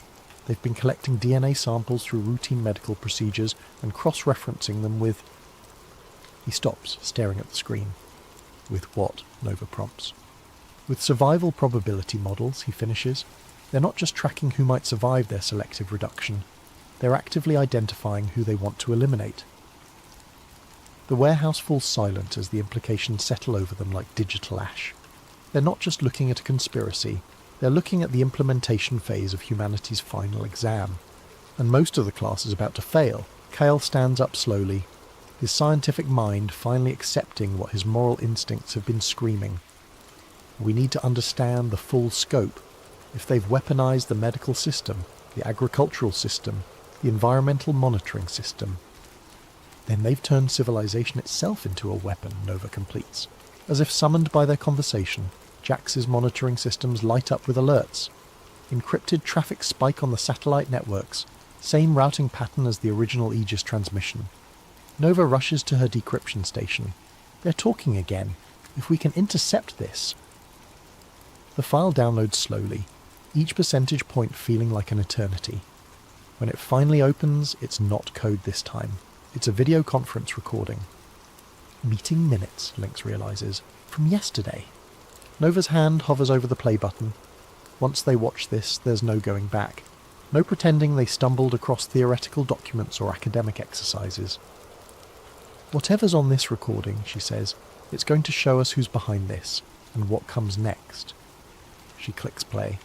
The screen fills with faces they recognise from news broadcasts and magazine covers, world leaders, tech billionaires, pharmaceutical executives, and scientists, all sitting around a virtual conference table discussing the end of the world with the casual tone of a quarterly earnings call. And in the corner of the screen, a countdown timer. 18 months, 14 days, 7 hours, 23 minutes. The clock is ticking, and they're about to learn exactly what happens when it reaches zero. The video quality is surprisingly good for something intercepted from a rerouted satellite signal. Crystal clear audio, HD resolution, perfect lighting. Almost as if whoever recorded this wanted it to be found by someone with the right skills and motivation. Nova adjusts the audio levels as familiar faces fill the screen. She recognises at least half of them. Pharmaceutical CEOs who've been in the news, tech moguls who've testified before Congress, government officials whose names appear in leaked documents weekly. But it's the people she doesn't recognise that worry her more. Faces that suggest power operates in layers the public never sees. "Audio check," a voice says off-screen. "We're recording for the archive. All participants have been verified through biometric confirmation." "Proceed with briefing," responds a woman Nova recognises as the director of the World Health Organization. Phase 3 implementation status. A man in his 60s, distinguished silver hair, appears in a separate window. The nameplate reads, Doctor, Harrison Vale, Protean Core Industries. Nova makes a mental note. She's never heard of Protean Core, which means they've done excellent work staying invisible. Phase 3 is proceeding on schedule, Dr. Vale reports. Biometric surveillance systems are now operational in 847 rural zones across 17 countries. Heat mapping, fertility tracking, and genetic sequencing capabilities are running at full capacity. Jax pauses their other work to focus on the video. Genetic sequencing? That's not something you can do remotely. Unless, Kale says slowly, you've already collected samples through other means. On screen, Dr. Vale continues. Integration with consumer health devices has exceeded projections. Voluntary data submission through fitness trackers, smartphones, and IoT medical devices now covers 73% of target demographics in developed nations. Nova feels her blood turn cold. She looks at the fitness tracker on her own wrist, a gift from her sister 2 Christmases ago. The little device that's been monitoring her heart rate, sleep patterns, stress levels. The device that connects to her phone, which connects to the cloud, which connects to... Smart device penetration in rural areas remains challenging, Dr. Vale continues, but our partnerships with agricultural technology companies have provided alternative collection methods. Genetic material harvested through routine veterinary procedures on livestock has proven surprisingly effective for human population mapping. "What the hell does that mean?" Jax whispers. Kale's face has gone ashen. "Cross-species genetic contamination. If they're introducing human genetic markers into livestock, then tracking the animal genetics. They can map human populations through the food chain," Nova finishes. "Every hamburger, every glass of milk, every piece of chicken carries genetic data." On screen, the meeting continues. A younger man, maybe 40, appears in a new window. His nameplate reads, Marcus Chen, Global Agricultural Systems. Nova notices the shared surname but feels no family connection, only revulsion. "Agricultural vector deployment is exceeding expectations," Marcus reports. "mRNA modification systems are now integrated into feed supplies for cattle, poultry and swine across North America and Europe. Human consumption data indicates 94% population exposure through dietary intake." "Side effects?" asks the WHO director. "Minimal immediate impact as designed. However, fertility rates in test regions are down 23% year over year, with accelerating decline patterns. Autoimmune responses are appearing within expected parameters." Nova's hands shake as she realises what they're watching. These aren't plans being discussed. These are progress reports on operations already in motion. Lynx leans closer to the screen. That voice. I know that voice. A new participant joins the call, their video window appearing in the centre of the screen. The image is deliberately obscured. Shadows and lighting designed to hide identity. but the voice is clear and authoritative. Psychological conditioning remains our most effective vector, the shadowed figure reports. Media saturation campaigns have successfully normalized concepts of population reduction, climate-based selection, and voluntary extinction movements. Social media algorithms are amplifying despair, hopelessness, and anti-natalist sentiment across target demographics. Mental fatigue campaigns, the WHO director asks, exceeding projections. Suicide rates in target age ranges are up 34% year over year. Birth rates continue declining as planned. Most importantly, resistance to authority has decreased significantly. Population compliance with future directives is expected to be near universal. Jack stands up abruptly, knocking over their chair. They're not just poisoning our bodies, they're poisoning our minds. Nova pauses the video, needing a moment to process what they're witnessing. This isn't just biological warfare. It's psychological, social, environmental. They've weaponized everything we depend on to survive. Food, air, water, information links lists. They're not attacking civilization.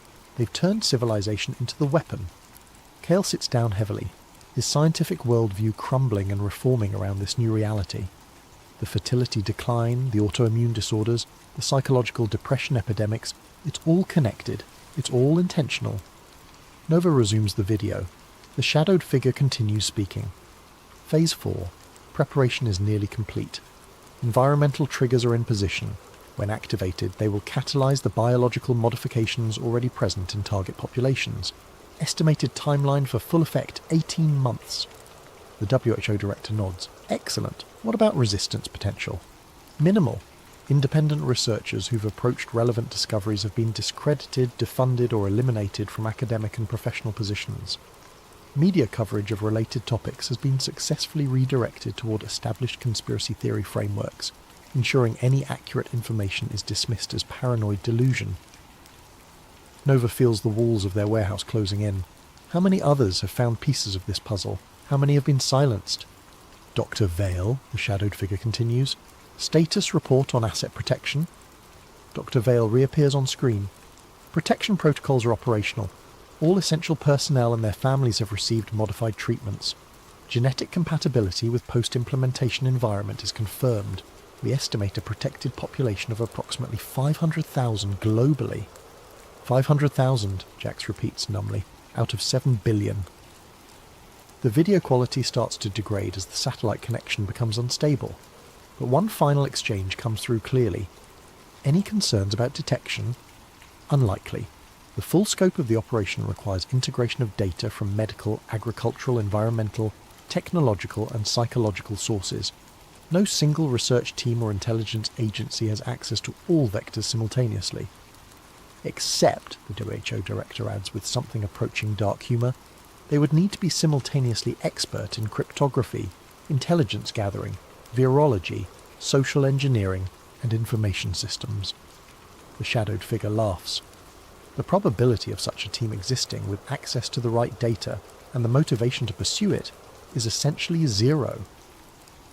The connection dies, leaving their warehouse in silence. Nova, Lynx, Jax, and Kael look at each other across the digital evidence of humanity's planned extinction. Well, Nova says finally, I guess we're essentially zero. But as the four of them return to their workstations, preparing to dive deeper into the nightmare they've uncovered, none of them notice the small indicator light on Jax's communication system. The light that shows someone has been monitoring their network traffic. The light that means their essentially zero probability team has just become a confirmed threat. The light that means Phase 4 might be starting ahead of schedule. The warehouse's early warning system starts screaming at 4:17 a.m, 3 hours after they finished analysing the intercepted conference call. Nova jolts awake from her desk, where she'd fallen asleep reviewing genetic modification patents. The screens around her flash red as multiple intrusion detection systems trigger simultaneously. "Lynx!" she shouts, adrenaline cutting through exhaustion. "We've got company!" Lynx rolls out of his sleeping bag, grabbing his laptop and a go bag he keeps permanently packed. Old habits from his intelligence days. "What kind of company?" "The kind that uses military-grade network penetration tools," Nova responds, her fingers flying across keyboards as she tries to lock down their systems. "Someone's been watching us." Jax appears from the back room, purple hair messy from sleep but their eyes sharp with focus. How long have they been in our network? Unknown, Nova admits, fighting a losing battle against the intrusion. But they've got root access to our communication systems.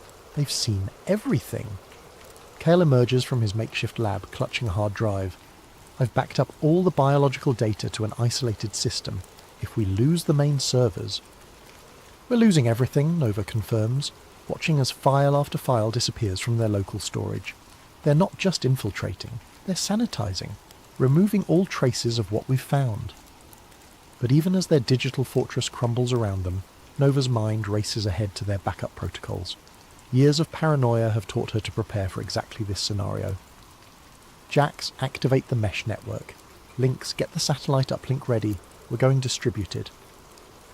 The warehouse transforms as hidden systems come online. What appeared to be a simple hacker den reveals itself as a sophisticated intelligence operation. Jax's workstation unfolds into a multi-array communication hub. Lynx produces equipment that definitely didn't come from civilian sources. Nova's desk reveals hidden servers and backup power systems. Professor, Nova calls, how much of your research is stored offline? Everything critical, Kale confirms. I learned not to trust cloud storage after they destroyed my academic career. As their attackers continue dismantling their main systems, the team executes an evacuation protocol they've rehearsed, but hoped never to use. Critical files transfer to multiple secure locations. Communication channels shift to encrypted networks. Physical evidence gets packed into go bags. But Nova isn't running yet. Instead, she's doing something that would seem insane to anyone who doesn't understand her particular brand of digital warfare. She's tracing the intrusion back to its source. What are you doing? Lynx demands, watching her work as alarms continue screaming around them. If they're watching us, Nova says through gritted teeth, then we're watching them back. The screen fills with a network traffic analysis, packet traces and routing information. The attack is sophisticated, routed through multiple proxy servers and anonymization networks. But sophistication creates complexity, and complexity creates vulnerabilities. There, she breathes, highlighting a data stream. They're not just stealing our files, they're uploading something. The upload completes just as Nova isolates the data stream, a single file placed carefully in their system logs where it would be discovered during any forensic analysis. Child pornography, Lynx realizes, reading the file metadata. They're setting us up when law enforcement finds this place. We'll be dismissed as perverts and criminals instead of researchers, Nova finishes. Brilliant. Completely discredit us while making sure no one looks too closely at what we actually found. But Nova's trace has revealed something else, the real location of their attackers, and it's not some anonymous hacker collective or foreign government. They're operating out of the Protean Core building, she announces, Dr. Harrison Vale's company, the same people we watched discussing humanity's extinction 3 hours ago. Jax finishes packing their equipment. We need to leave, now. But Nova is still working, her fingers moving with the desperate speed of someone who knows this might be their last chance. Not yet. If they're monitoring us in real time, if they know what we've discovered, then they know we're a threat, which means... Her screen fills with a new data stream. Not an attack this time, but intercepted communications from the Protean Core building. They're having an emergency meeting, she realizes, right now, about us. She patches the audio through their speakers, and suddenly the warehouse fills with voices they recognize from the earlier recording. Confirmed they have the Phase 3 documentation, Dr. Vale's voice reports. Full technical specifications, implementation timelines, biological modification protocols. How is that possible? The WHO director's voice sounds strained. That information is compartmentalized across 17 different security classifications. Unknown, but their research capabilities suggest state-level intelligence resources. We may have a coordinated opposition. A new voice joins the call, the shadowed figure from the earlier recording, though now speaking with urgent authority rather than calm confidence. Irrelevant. They know enough to compromise the entire operation if they go public. We need immediate containment. What kind of containment? Dr. Vale asks. Total. The team, their research, their facility. Make it look like a lab accident. Chemical fire, explosion, whatever ensures complete evidence destruction. Nova's blood turns to ice as she realizes what they're planning. How long do we have? The WHO director asks. Tactical team is en route, 20 minutes. Nova starts shutting down systems, her movements sharp with controlled panic. We're blown. They're sending a kill team. 20 minutes? Jax checks their watch. That's not enough time to... It's enough time to do one thing, Nova interrupts, pulling up her final contingency protocol. We can't save ourselves, but we can save the evidence. She begins uploading their complete research archive to a decentralized network. Blockchain-based storage systems that can't be deleted or controlled by any single authority. But the upload is massive, and their internet connection is already compromised. Upload time, 17 minutes, her system reports. 3 minutes to spare, Link says grimly, checking his weapons, if their timeline is accurate. But as if summoned by his words, new alarms start screaming. Motion sensors around the warehouse perimeter. Thermal imaging detecting multiple vehicles approaching from different directions. They lied about the timeline, Nova realizes. The team is already here. Through the grimy windows, they can see black SUVs surrounding the building. Tactical lights sweep across the walls. Radio chatter echoes from outside, professional, coordinated, lethal. Upload progress, 32%, her computer announces. Nova looks at her team, her friends, her fellow travellers in the digital underground. Jax with their fierce intelligence and boundless optimism. Lynx with his warrior's honour and protective instincts. Kale with his scientist's dedication to truth above comfort. I need 8 more minutes to finish the upload, she says quietly. Can you give me 8 minutes? Lynx checks his rifle, the same model he carried during his government service. Against a professional tactical team? In an indefensible position? He looks around the warehouse, their home, their sanctuary, their last stand. Yeah, he says finally, we can give you 8 minutes. As the first breaching charges explode against the warehouse doors, Nova's fingers continue dancing across her keyboard, uploading humanity's final testimony to the digital wind. Outside, boots pound against concrete and orders are shouted in tactical shorthand. Inside, 4 people who stumbled across the end of the world fight to make sure someone, somewhere, will know what really happened to the human race. The upload bar crawls toward completion, 47%, 48%, Sasipgu Peosentu, and in the distance sirens wail, though whether they're coming to help or to clean up the mess, nobody can tell. Upload progress, 73%. Nova's fingers move across the keyboard with mechanical precision, even as automatic weapons fire tears through the warehouse's steel walls. Lynx and Jax have improvised a defensive position behind stacked servers, returning fire with a small arsenal Lynx maintained for exactly this scenario. Kyle crouches beside Nova, clutching his backup drives like sacred relics. How much longer? Lynx shouts over the gunfire, ejecting an empty magazine. 3 minutes, Nova responds, sweat dripping onto her keyboard as she maintains the upload connection, despite power fluctuations from damaged systems. A tactical team member appears at a broken window.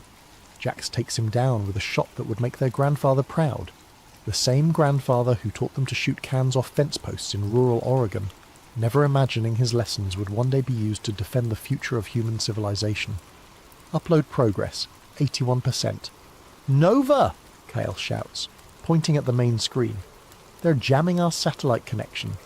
She looks up to see their upload speed dropping rapidly. The decentralized network storage is failing as targeted electromagnetic pulses disrupt their communication arrays. Years of preparation, layers of redundancy, multiple backup systems, all being systematically neutralized by an enemy who understands their capabilities better than they understand themselves. Switch to the hard line, she orders, pulling cables from emergency ports hidden beneath the floor. If the satellites are down, we go terrestrial. But even as she reroutes their connection through buried fibre optic cables, her screens show the truth. Their attackers aren't just soldiers. They're technicians, equipped with signal intelligence gear and digital warfare tools. This isn't a military assault, it's a surgical data extraction and elimination operation. Upload progress, 89%. They're inside the network, Nova realizes, watching as files begin corrupting during transfer. They're not jamming the connection, they're poisoning it. Malicious code floods through their internet connection, targeting not just their local systems, but the destination servers themselves. Wherever they try to upload their evidence, the same destructive algorithms follow, erasing data as fast as they can transmit it. 90 seconds, Lynx reports, reloading his rifle. That's all I can give you. Nova's mind races through alternatives: local storage, compromised, cloud servers, compromised, peer-to-peer networks, compromised. Everywhere they turn, the digital tentacles of their enemies have already reached. But there's one option they haven't tried. One network that exists outside the normal channels of internet communication. "Jax!" she shouts. "Emergency radio protocols. Can you reach the ham radio networks?" Jax nods, understanding immediately. While their enemies have prepared for digital warfare, they might not have anticipated analog communication methods, ancient radio technology that predates the internet by decades. As Jax frantically assembles radio equipment, Nova begins compressing their data files into formats suitable for audio transmission. Everything they've discovered about Project Aegis, the population reduction protocols, the biological modification systems, compressed into digital packets that can be transmitted over shortwave radio frequencies. Upload progress, 94%.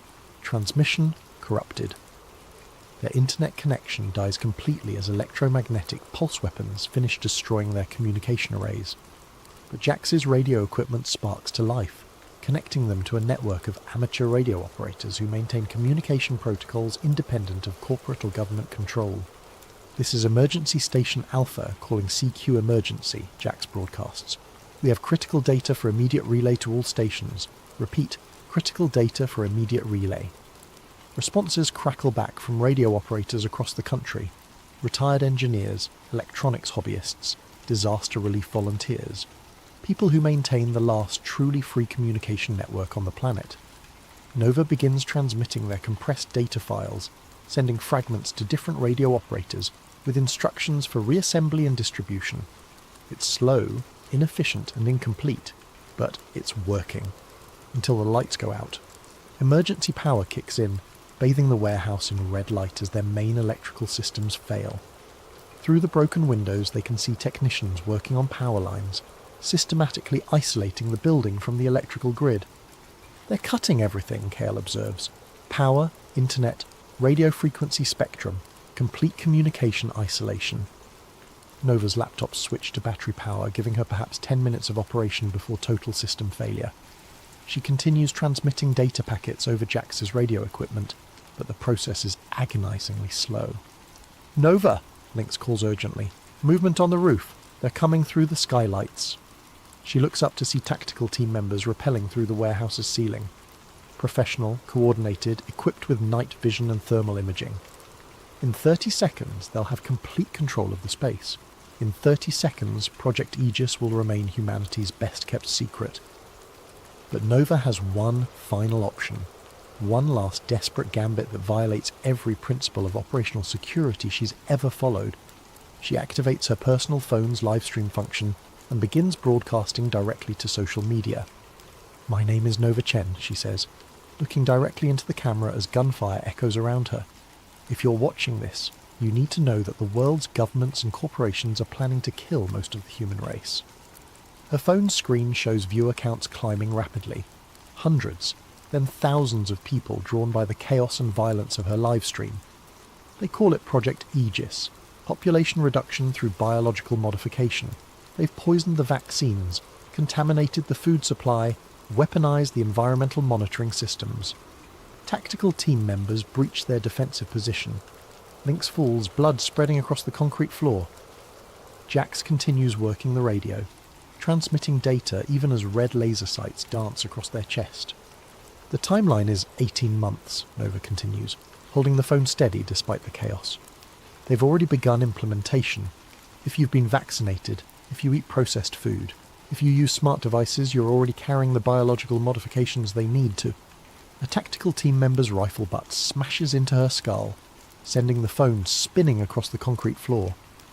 The livestream continues, showing a sideways view of combat boots and spreading pools of blood, but the damage is done. In the 3 minutes her stream was active, over 50,000 people watched Nova Chen's final testimony. And in the age of social media, 50,000 becomes 5 million in a matter of hours. The last thing her phone's camera captures before the screen goes black is a gloved hand reaching down to pick it up. In the background, a voice speaks with calm authority. "Sanitize everything. No evidence, no witnesses, no trace this facility ever existed. then static, then silence, then nothing. 6 months later. The official report from the Woodland Fire Department described it as a tragic industrial accident. Improper storage of chemical solvents in a converted warehouse led to an explosion that killed 4 squatters and destroyed the building completely. Local news covered it for exactly 1 day before moving on to more compelling stories. The livestream that briefly appeared on various social media platforms was quickly removed for violating community guidelines against violent content and misinformation. Users who tried to share or discuss it found their accounts suspended or shadow banned. Within a week it had been scrubbed from mainstream platforms entirely. But the internet remembers everything, especially the things someone desperately wants forgotten. On encrypted message boards and dark web forums, fragments of Nova's final broadcast circulate like digital samizdat. Grainy screenshots, audio clips, transcribed quotes passed from user to user through carefully maintained networks of paranoid technologists and dedicated conspiracy researchers. Truth Seeker 2030 posts on an anonymous forum. Anyone else remember that warehouse livestream from 6 months ago? The girl talking about Project Aegis? Can't find it anywhere now, but I swear I downloaded a copy. Digital Ghost responds. Had the same video. File corrupted when I tried to open it last week. All my Aegis research just disappeared, like it was never there. Red Pill Reality chimes in. Same here. But I remember what she said. Population reduction, biological modifications, food supply contamination, 18 months. We're down to 12 months now. The conversations multiply across platforms that exist in the shadows of the normal internet. Ham radio operators share fragments of the data Jax transmitted in those final minutes. Academic researchers quietly compare notes about unusual patterns in pharmaceutical trials and agricultural modifications. Environmental scientists notice anomalies that match the warnings from a warehouse that officially never existed. Dr. Sarah Martinez, epidemiologist at UC Davis, publishes a paper about unexplained fertility decline in rural agricultural communities. She doesn't mention Project Aegis directly, but her data matches the patterns Nova's team identified with unsettling accuracy. Professor David Kim at MIT releases research about novel proteins found in certain vaccine batches, proteins with no apparent therapeutic function. His funding gets cut 3 weeks later, and his department chair suggests he focus on less controversial research topics. Environmental journalist Lisa Chen, no relation to Nova despite the shared surname, investigates reports of unusual biometric surveillance equipment appearing in remote areas. Her article gets killed by her editor, who explains that the magazine's parent company has concerns about unfounded conspiracy theories. But each cancelled publication, each suppressed research project, each deleted social media post creates a new data point in a pattern that becomes hard to ignore. The truth spreads like a virus through the digital underground. 12 months later, Maya Patel is 17 years old and has never heard of Nova Chen, Lynx Rodriguez, Jax Morrison, or Professor Kale. She lives in a small village in rural India, where internet access is limited, and social media is considered a luxury for urban elites. But Maya is smart, curious, and has access to her school's computer lab 3 days a week.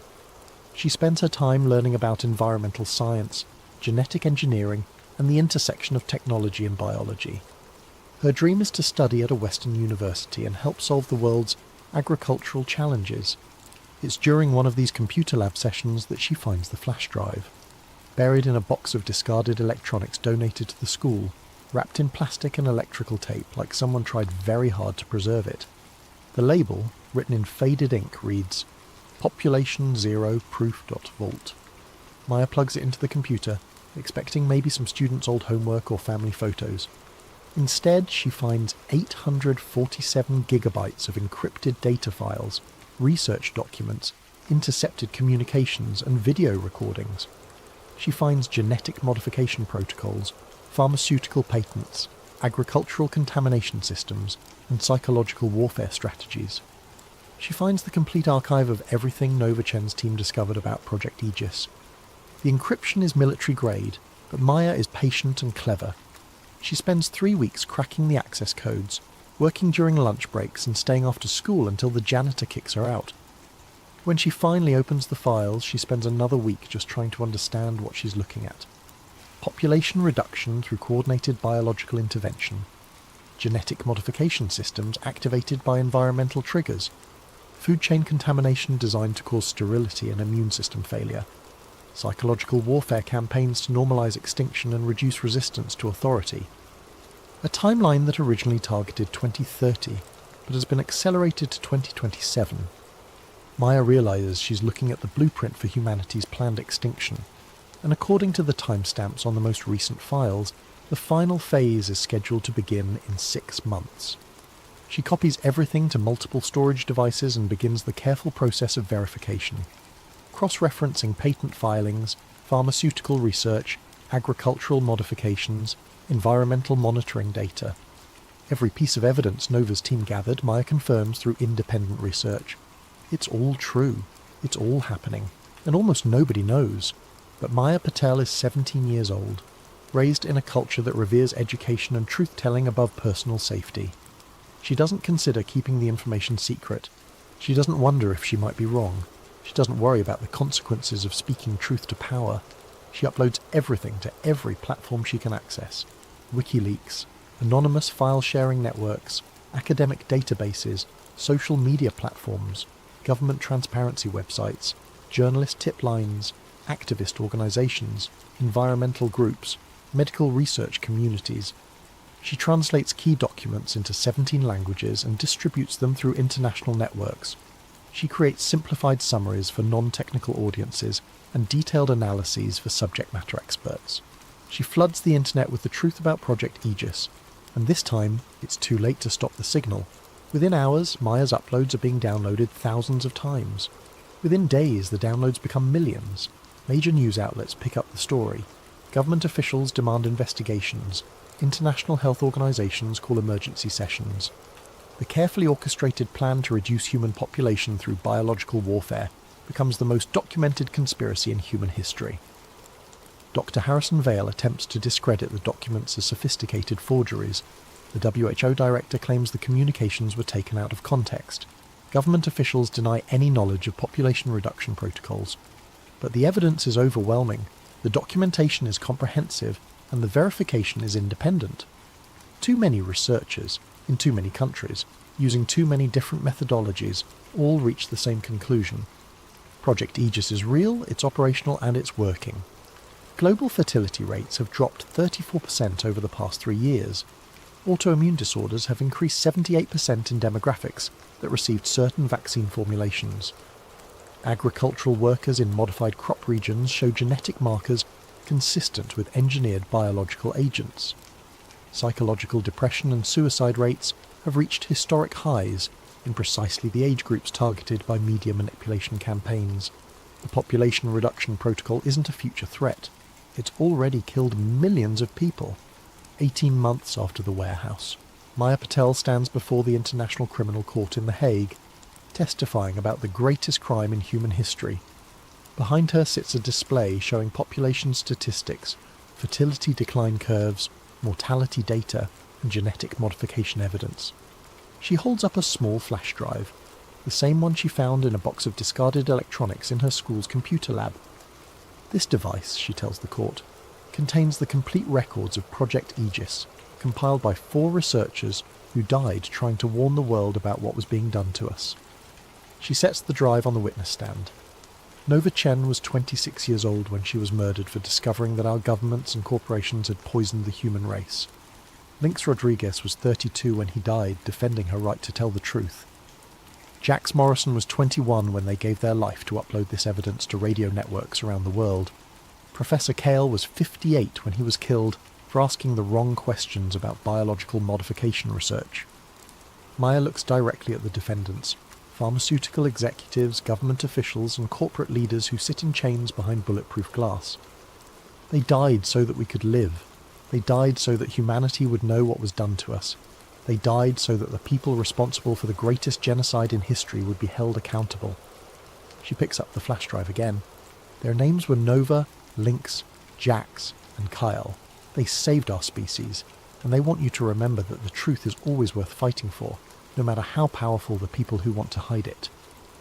The courtroom falls silent as Maya's testimony ends. In the gallery, family members of victims weep quietly.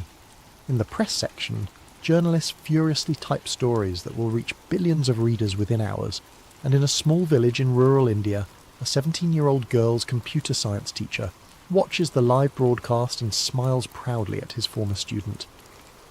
Sometimes the truth finds a way. Sometimes the good guys win. Sometimes 4 people in a warehouse can save the world, even after they're gone. Epilogue.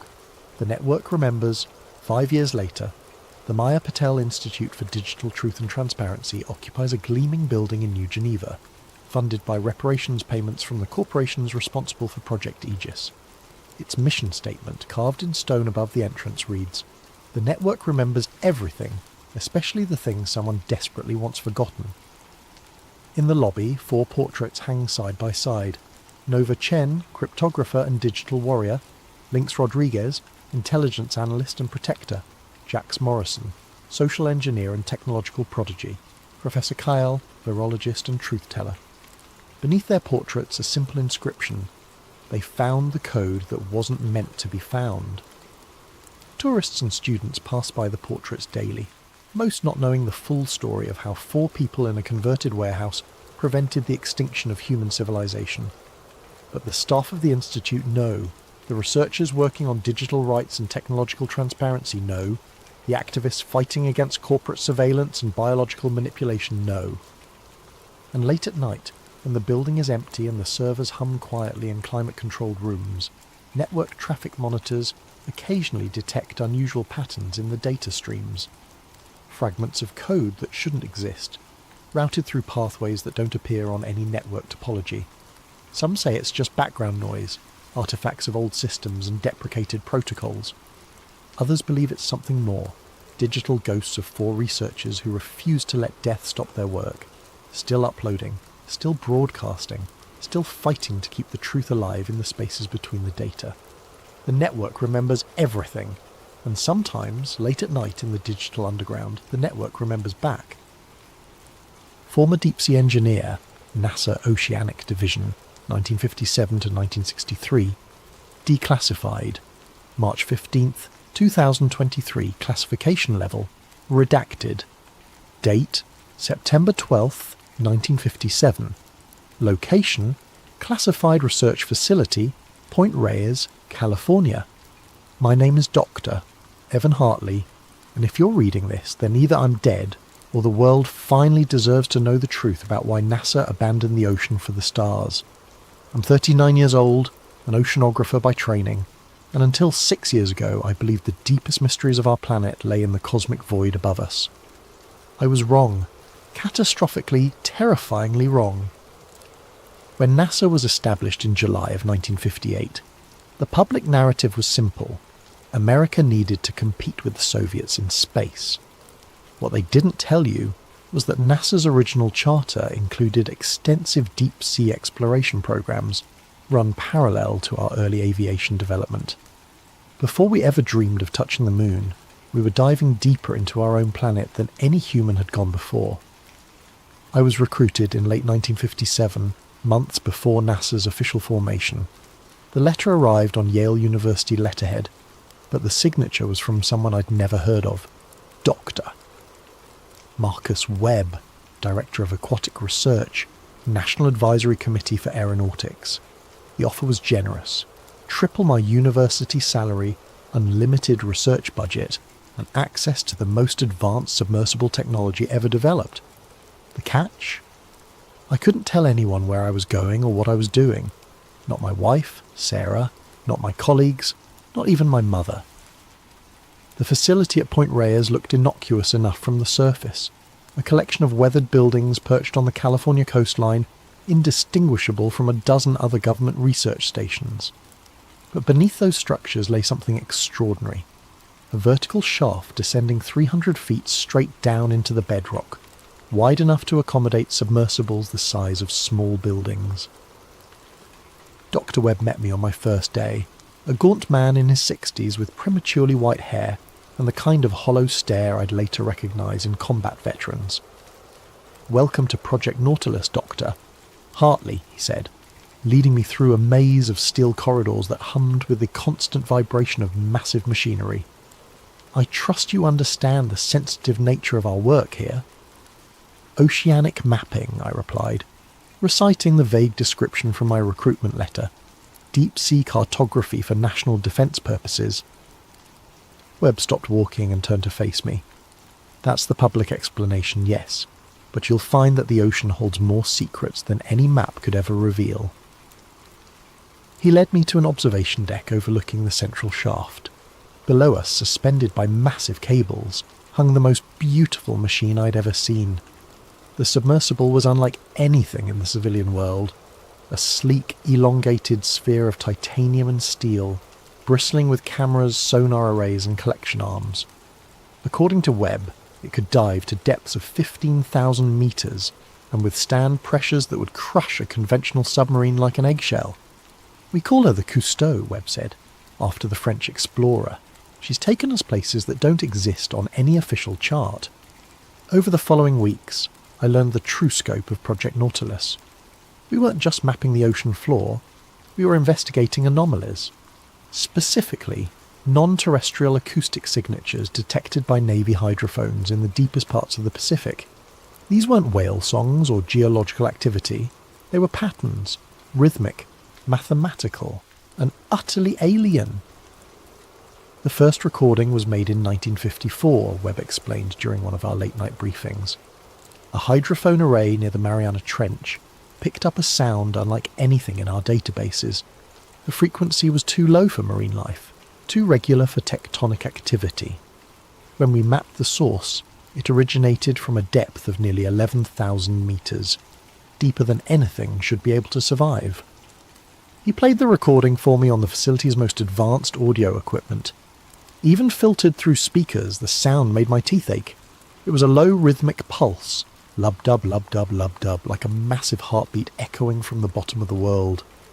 How many recordings do you have? I asked. Hundreds, from trenches across the Pacific, the Mariana, the Tonga, the Kermadec, all at depths between 10 and 15,000 metres, all following the same pattern. Webb's face was grim. And Dr. Hartley? They're getting stronger. Date, November the 3rd, 1959. Location, Pacific Ocean, 275 nautical miles southwest of Guam depth, 13,247 metres. Our third deep dive began like all the others, methodical preparation, systems checks, and the familiar ritual of descent into darkness. I was accompanied by Dr. James Morrison, our marine biologist, and Chief Petty Officer Samuel Torres, our dive specialist on loan from the Navy's most classified underwater programs. The Cousteau began her descent at 0800 hours, slipping through the ocean's layers like a steel teardrop. At 1,000 metres, we left the last traces of sunlight behind. At 5,000, we entered the abyssal zone, where no natural light had ever penetrated. By 8,000 metres, we were in territory that belonged more to the moon than to Earth. But it was at 13,000 metres that we found something that shouldn't exist. "Sonar contact," Torres announced, his voice tight with concentration. "Dead ahead, range 200 metres. It's big." Through the Cousteau's reinforced viewport, our floodlights illuminated a sight that defied explanation. Rising from the sea floor like an ancient mountain was a structure, but not a natural one. The surface was covered in perfectly hexagonal panels, each one roughly 30 feet across, arranged in a pattern too precise to be geological. "Are you recording this?" Morrison whispered, his face pressed against the observation port. "Everything," I confirmed, though my hands were shaking as I operated the cameras. "How large do you estimate it to be?" Torres was studying the sonar display with growing amazement. The structure extends at least 800 metres in diameter, but the depth, Jesus Christ, it goes down another 2,000 metres from here. As we approached the structure, our instruments began registering impossible readings. The water pressure at this depth should have been crushing, over 1,300 times the pressure at sea level, but our gauges showed localised areas where the pressure dropped significantly, as if something was actively counteracting the ocean's weight. "That's impossible," Morrison muttered. "Nothing could survive down here, let alone generate enough force to create pressure anomalies." But something had survived. As we manoeuvred closer to the hexagonal surface, our audio pickups detected it. that same rhythmic pulse we'd been tracking for years, but now so powerful it resonated through the Cousteau's hull like the beating of a massive heart. "It's not coming from the structure," Torres reported, studying his instruments. "It's coming from beneath it." That's when Morrison made the decision that would haunt us all. Against protocol, he suited up in one of our experimental deep-sea diving suits and insisted on collecting a sample from the structure's surface. The suit was a marvel of engineering, a self-contained environment that could theoretically protect a human at crushing depths. "Just a quick sample," he said through the comm system as he prepared to exit the submersible. "We need physical evidence." I should have stopped him. I should have ordered Torres to abort the dive and return to the surface. Instead, I watched through the Cousteau's cameras as Morrison emerged from the airlock and approached the alien structure. For 20 minutes, everything proceeded normally. Morrison collected samples from the hexagonal panels, documenting their composition and arrangement. His readings showed materials that didn't match any known elements, compounds with atomic structures that seemed to shift and change even as he observed them. Then the pulse stopped. The silence was absolute. No marine life, no geological noise, no equipment hum, just the complete suffocating quiet of the deep ocean. Through our cameras, we watched Morrison frozen beside the structure, his helmet lights casting stark shadows across the hexagonal surface. "Morrison, report," I called into the comm. "What's your status?" His response when it came was barely a whisper. "It knows we're here." The structure began to glow. It wasn't bright, more like bioluminescence than artificial light, but it was unmistakably deliberate. The hexagonal panels pulsed in sequence, creating patterns that moved across the surface like neural networks firing, and with each pulse that rhythmic beating returned stronger than before. "Morrison, get back to the sub, now!" But Morrison wasn't moving. Through the camera feeds I could see him standing motionless, his helmet pressed against one of the glowing panels as if he was listening to something we couldn't hear. "Can't you hear it?" His voice crackled through the comm, distorted by interference that shouldn't exist at our depth. "It's not dead. It's dreaming." Torres was already suiting up. "I'm going after him." But before Torres could exit the airlock, Morrison began moving again, not toward us, but along the structure's surface, following the patterns of light like a moth drawn to flame. His movements were wrong, too fluid, as if the crushing pressure had no effect on him. "Morrison, you're exceeding safe operational limits," I warned. "Return to the submersible immediately." "So beautiful," Morrison's voice was dreamy, distant. "It's been dreaming for so long. Dreaming of the surface. Dreaming of the sky." The structure's glow intensified, and Morrison stopped. Through our cameras, we watched him turn back toward the Cousteau, but something was wrong with his posture, with the way he moved. When his helmet lights illuminated his faceplate, Torres cursed. Morrison's eyes were gone, not damaged. Gone, as if they had never existed. But he was still moving, still navigating perfectly through the crushing darkness. "It wants to wake up," Morrison said, his voice now coming from multiple directions at once, as if the ocean itself was speaking. "It's been sleeping so long, but the dreams are getting stronger. Soon it won't need to dream anymore." That's when Torres made the hardest decision of his naval career. He activated the Cousteau's emergency ascent system, cutting Morrison's tether and abandoning him to the depths. As we rose toward the surface, our last image of the structure showed Morrison standing motionless among the glowing hexagons, his arms spread wide as if embracing something we couldn't see. The rhythmic pulse followed us up through 13,000 meters of black water, growing fainter but never disappearing entirely. Morrison's body was never recovered. Officially, he suffered a catastrophic equipment failure during a routine deep-sea research dive. His wife received a flag and a commendation for his service to scientific progress. But for 3 days after we surfaced, I could hear him whispering in my quarters at night, "It's not dead. It's dreaming." Date: February 15th, 1963. Location: Point Reyes Research Facility. The end came without warning, which should have been warning enough. I arrived at the facility on a cold February morning to find armed guards at every entrance. and men in dark suits loading equipment into unmarked trucks. Dr. Webb met me at the main gate, his face haggard and aged beyond his years. "Project Nautilus is terminated, effective immediately," he said without preamble. "All personnel are to report for debriefing and reassignment." What happened? Did we have another incident? Webb glanced at the suited men supervising the equipment removal. "Walk with me, Doctor. Hartley." We moved away from the main buildings toward the cliff overlooking the Pacific.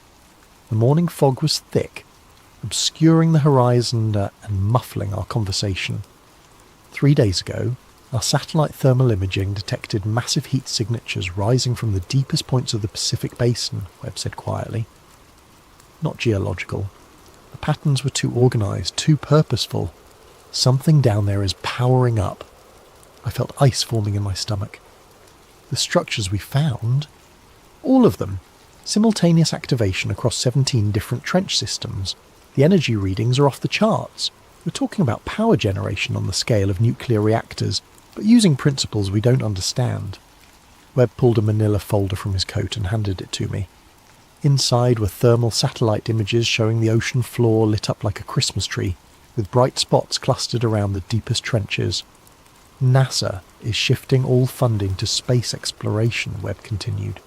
"Officially, oceanic research is being transferred to civilian agencies. Unofficially, ... He gestured toward the men loading trucks. "There will be no more official oceanic research. They're covering it up. They're prioritising. Space exploration offers hope, progress, a bright future for humanity. What we found down there..." Webb shook his head. "What we found offers only questions we're not ready to answer." The debriefing took place in a windowless room with men who never gave their names. They confiscated all my research notes, my personal logs, even photographs of my family that had been in my desk drawer. In exchange, I received a generous severance package, a glowing letter of recommendation, and a document that would send me to federal prison if I ever spoke publicly about Project Nautilus. "Dr. Hartley," the lead interrogator said as the session concluded, "you've served your country with distinction. We trust you understand the importance of maintaining operational security regarding your work here. What about Morrison? What about the others who didn't come back?" The man's expression didn't change. "I'm not familiar with any such incidents. Project Nautilus was a mapping and research operation. All personnel completed their assignments successfully." I was escorted from the facility that same day. As our car pulled away from Point Reyes, I looked back to see smoke rising from the equipment disposal area. They were burning everything: documents, photographs, even the submersibles that had taken us to the bottom of the world. 2 weeks later, I received a letter from NASA headquarters. I had been selected for reassignment to their new Lunar Surface Analysis Division, effective immediately. The salary was excellent, the work was prestigious, and the security clearance was higher than anything I'd held before. I declined the position. 3 months after that, I was quietly discharged from government service entirely. My security clearance was revoked, my research credentials were questioned, and my applications to private sector positions were mysteriously rejected. Dr. Evan Hartley, former deep-sea explorer, became Dr. Evan Hartley, unemployed oceanographer with a suspicious gap in his resume. But I wasn't the only one asking questions. Dr. Patricia Vance had been a communications specialist on Project Nautilus, responsible for analysing the acoustic signatures we'd detected. Like me, she'd been debriefed, reassigned, and eventually discharged. Unlike me, she'd managed to keep copies of some critical data. We met at a coffee shop in San Francisco 6 months after the project's termination. Patricia looked older, more cautious, but her eyes still held the sharp intelligence that had made her invaluable to the project. "I've been thinking about what we found down there," she said, stirring her coffee with nervous energy. "The patterns in those acoustic signatures, they weren't random." "What do you mean?" "I mean they were mathematical. Prime number sequences, Fibonacci progressions, geometric ratios that appear in nature. Whatever's down there isn't just making noise, it's trying to communicate." Patricia slid a manila envelope across the table. I kept copies of everything. The acoustic data, the thermal readings, even some of Morrison's final transmissions before... She trailed off. Before he disappeared, before he was taken. There's a difference, Evan. Morrison didn't have an equipment failure. Something down there wanted him, and it got him. Inside the envelope were documents I'd never seen before. Classified reports dated after Project Nautilus was terminated. According to Patricia, she'd obtained them through a contact at NOAA who was asking similar questions about unexplained oceanic phenomena. "Look at this," she said, pointing to a thermal satellite image dated March 1963. 3 weeks after they shut us down, every heat signature we detected went dormant. Complete thermal silence across all 17 sites. Maybe whatever was down there powered down. Or maybe it finished powering up. Patricia's voice was barely above a whisper. "Evan, I think they didn't shut down Project Nautilus because we weren't finding anything. I think they shut it down because we found exactly what they were afraid we'd find." She was right, but I wouldn't understand how right until much later. Date: October 12th, 1969. Location: San Francisco Public Library. 6 years of unemployment had given me ample time to research, and what I discovered made me wish I'd never heard of Project Nautilus. Patricia had been found dead in her apartment 3 months after our coffee shop meeting. The official cause was suicide by overdose, but Patricia had never shown signs of depression, and she'd been meticulously healthy her entire life. Her research materials were missing, though the police report made no mention of a break-in. Her death convinced me that someone was systematically eliminating former Project Nautilus personnel. I began living under assumed names, paying cash for everything, and avoiding any contact with my former life. Sarah had divorced me 2 years earlier, citing my paranoid behaviour and refusal to discuss my government work. I couldn't blame her, but I couldn't stop investigating either. The breakthrough came when I gained access to the library's microfilm archives. Using contacts from my university days, I'd managed to obtain partial access codes for NOAA and NASA's declassified research databases. What I found there changed everything I thought I knew about our planet's history. The files were scattered across different agencies and classification levels, but when assembled they told a coherent and terrifying story. In 1962, 1 year before Project Nautilus was terminated, an unmanned deep-sea probe had been sent to investigate the thermal anomalies we'd detected. The probe, designated Deep Eye 7, was equipped with the most advanced cameras and sensors available, capable of operating at depths exceeding 15,000 metres.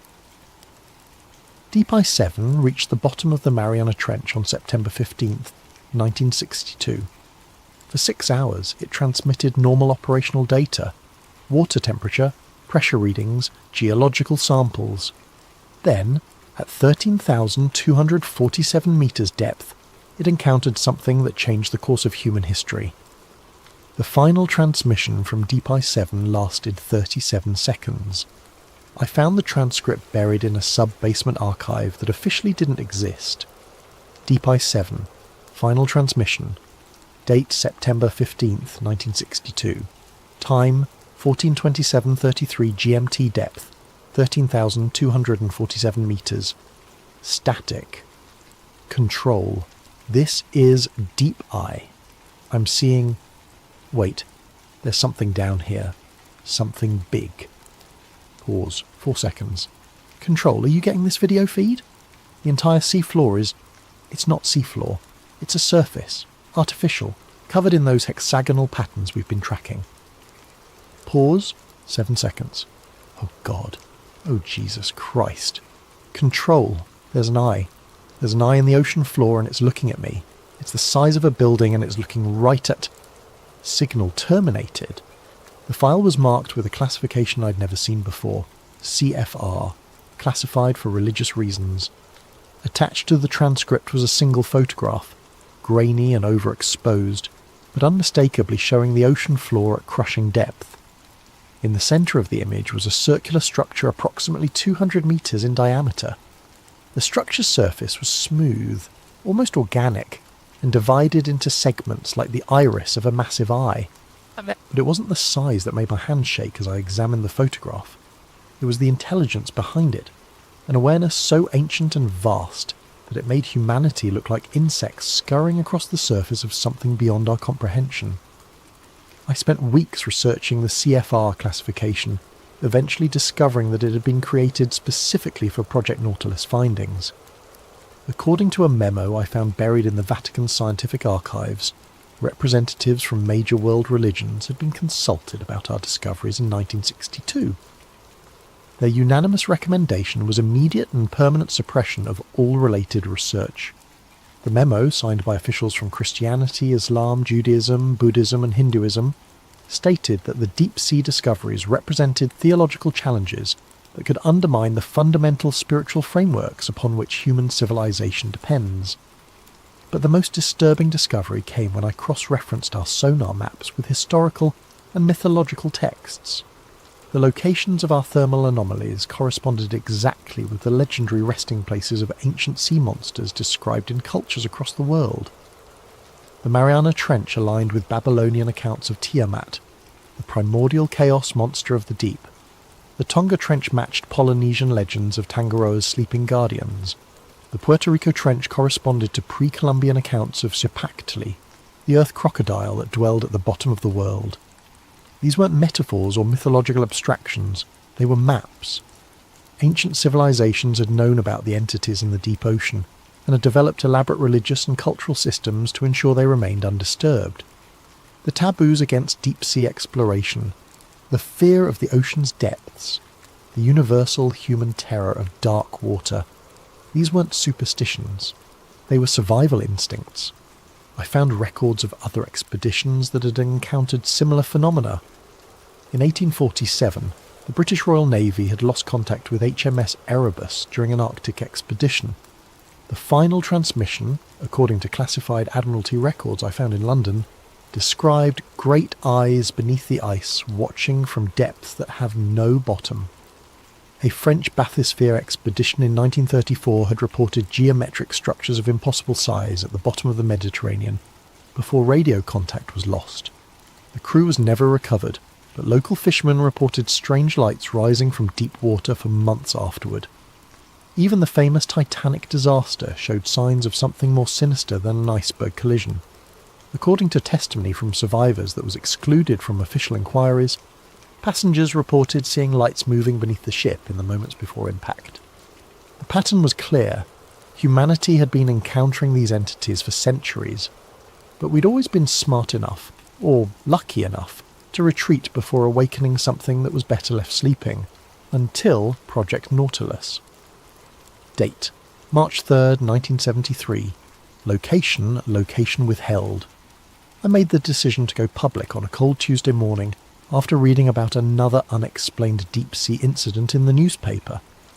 A Soviet research vessel had vanished in the Kuriil Trench, with the last transmission reporting massive bioluminescent phenomena at maximum depth.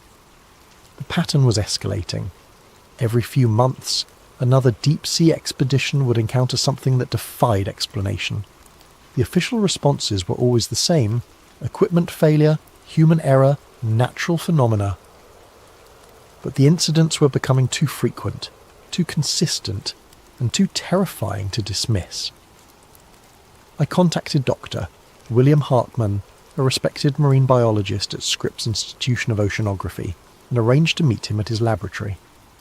Hartmann had published papers questioning the official explanations for various oceanic anomalies, making him sympathetic to alternative theories. Dr. Hartley, Hartmann said as he reviewed my materials, if even half of what you're telling me is true, this represents the most significant discovery in human history. It's all true. Every photograph, every recording, every document. I've spent 11 years verifying these findings.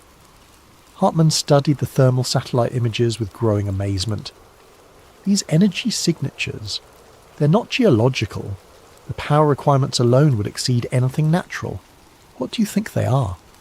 I think they're living entities, ancient, intelligent, and vast beyond our comprehension. I think they've been dormant on the ocean floor for millennia, and our deep-sea exploration has begun to wake them up. That's...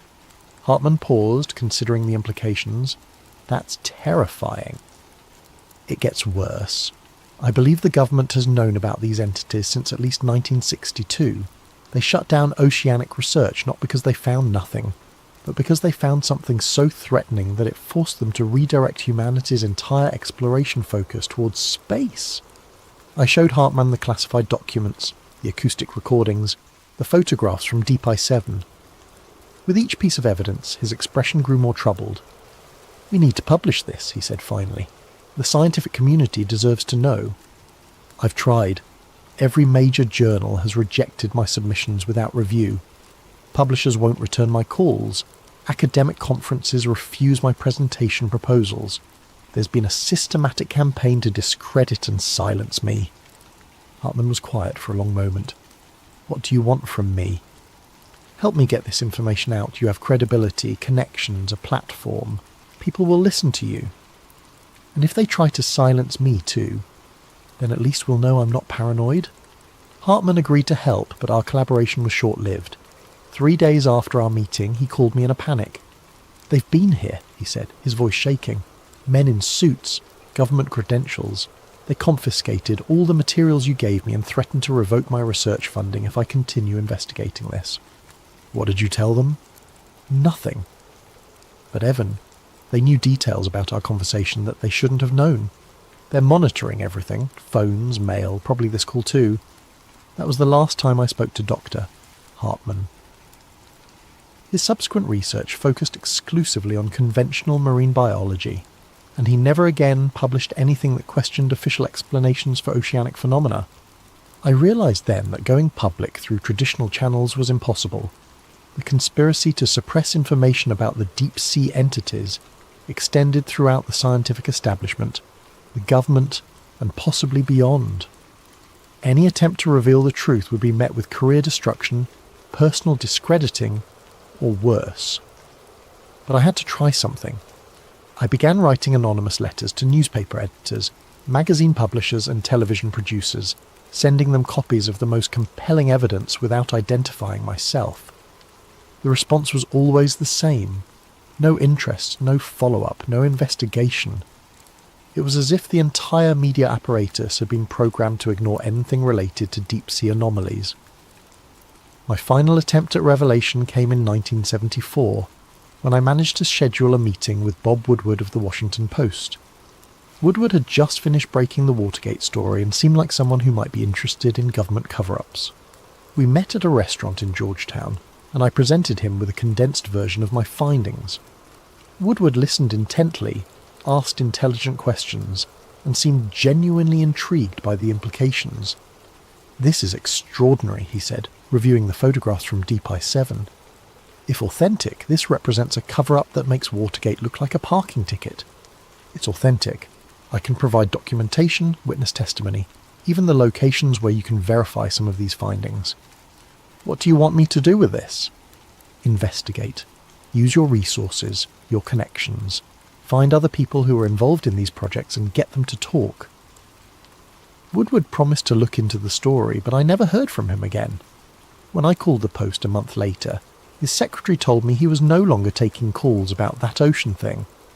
I later learned that the Post had received visits from federal agents shortly after our meeting. The official explanation was a routine security review related to Woodward's Watergate sources, but the timing was too convenient to be coincidental. That's when I realised the scope of what I was dealing with. This wasn't just a government cover-up. It was a coordinated effort involving multiple agencies, international governments, religious organisations and media outlets. The suppression of information about the deep-sea entities was the most successful conspiracy in human history, and I was completely alone in fighting it. Date: December 31st, 1979. Location withheld. This will be my final entry in this log. Tomorrow I'm going into hiding permanently, destroying my remaining research materials and attempting to disappear entirely from public records. The forces arrayed against me have grown too powerful, too persistent, and too dangerous to continue this investigation. But before I vanish, I need to leave a warning for anyone who might discover this account in the future. 3 weeks ago, I was approached by someone claiming to be a former colleague from Project Nautilus. The man identified himself as Dr. Richard Kellerman, though I had no memory of anyone by that name working on the project. He said he had new information about the entities we'd discovered, and suggested we meet at a secluded location to discuss it. Against my better judgment, I agreed to the meeting. Dr. Kellerman met me at a rest stop along Highway 101, far from any populated areas. He was a thin, nervous man in his 50s, with a kind of haunted expression I'd learned to recognise in people who'd seen too much of the ocean's secrets. "Dr. Hartley," he said as we walked away from the parking area, "I've been following your research for years. What you've discovered about the deep-sea entities is important, but it's also incomplete. What do you mean? You think they're sleeping, waiting to be awakened by human exploration? But that's not correct. They're already awake. They've been awake for decades. What we found down there in the 60s wasn't the beginning of their activity. It was the end of their patience." Kellerman handed me a folder containing documents I'd never seen before. According to the papers, classified monitoring stations had been detecting increased activity from the deep-sea entities since 1965. The rhythmic pulses we'd recorded were accelerating, the thermal signatures were growing stronger, and new acoustic patterns had emerged that suggested coordinated behaviour across multiple sites. "They're not just awakening," Kellerman continued. "They're communicating, organising, preparing for something." The most disturbing document in the folder was a projection analysis dated 1978. Based on the accelerating pattern of activity, government scientists estimated that the entities would reach full activation threshold sometime in the early 21st century. "What happens then?" I asked. "We don't know, but the analysis suggests it won't be compatible with continued human civilization." Kellerman explained that the government's response had evolved from suppression to preparation. While publicly denying the existence of the deep-sea entities, they'd been secretly developing contingency plans for what they called Event Leviathan, the moment when the entities would emerge from their oceanic domain. Space exploration wasn't just a distraction from oceanic research, Kellerman said. It was preparation for evacuation. If the entities become active, Earth may no longer be habitable for humanity. I realised then why NASA had shifted so dramatically from ocean to space exploration. They weren't running toward the stars, they were running away from the depths. "Why are you telling me this?" I asked. "Because someone needs to know. Someone outside the official channels needs to understand what's coming." Kellerman left me with the documents and a final warning. "Stop your public investigations. They've been tolerating your research because you're working alone and no one believes you. But if you get too close to the truth, if you start convincing people, they'll stop tolerating you." "Who will?" "Everyone. The government, the military, the religious organisations, even the entities themselves. You think they don't know about your research? You think they can't reach beyond the ocean when they choose to?" 3 days after my meeting with Kellerman, I woke up to find my apartment ransacked. Nothing had been stolen, but every piece of research material had been carefully examined and returned to precisely the wrong locations. It was a message. "We know what you know, and we can reach you anywhere." That same week, I began experiencing the dreams.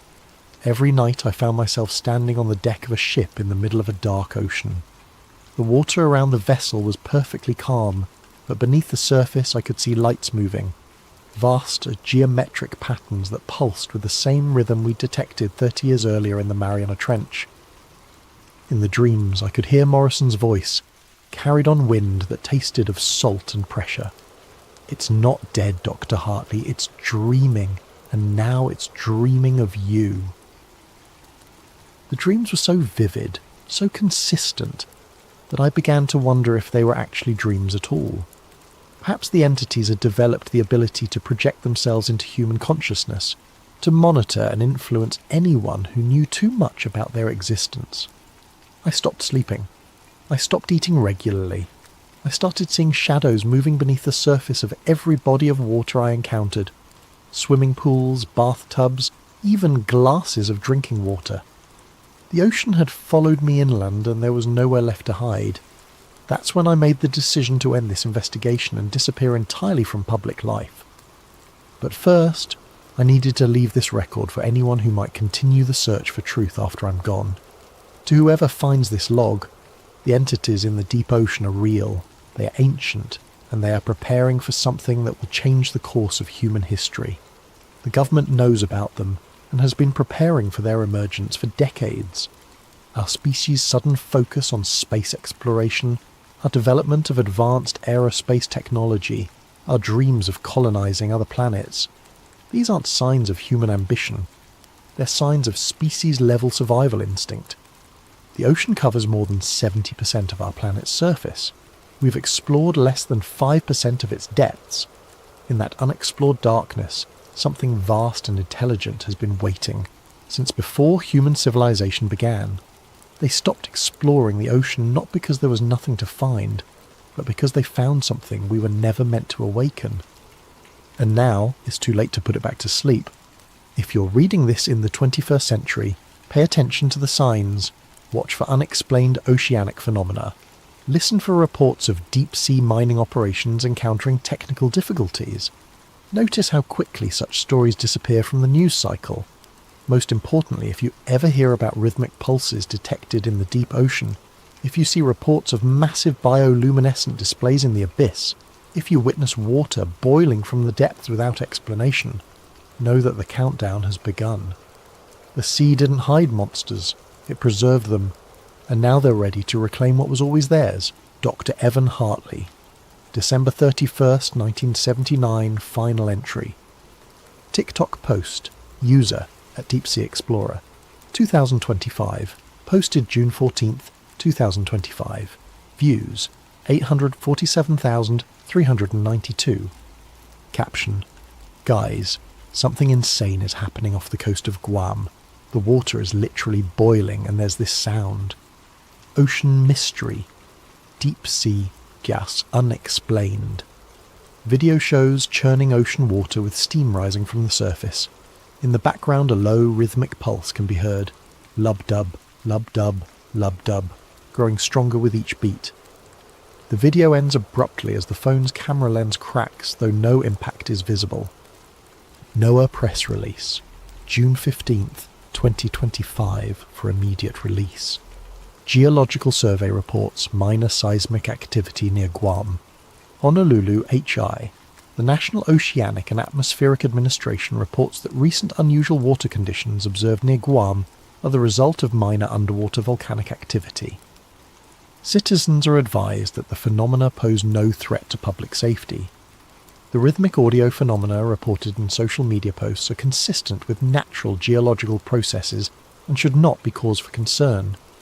NOAA continues to monitor the situation and will provide updates as necessary. For more information, contact the NOAA press office at text message thread, June 15th, 2025. Contact Sarah Hartley Morrison. Sarah, did you see the news about Guam?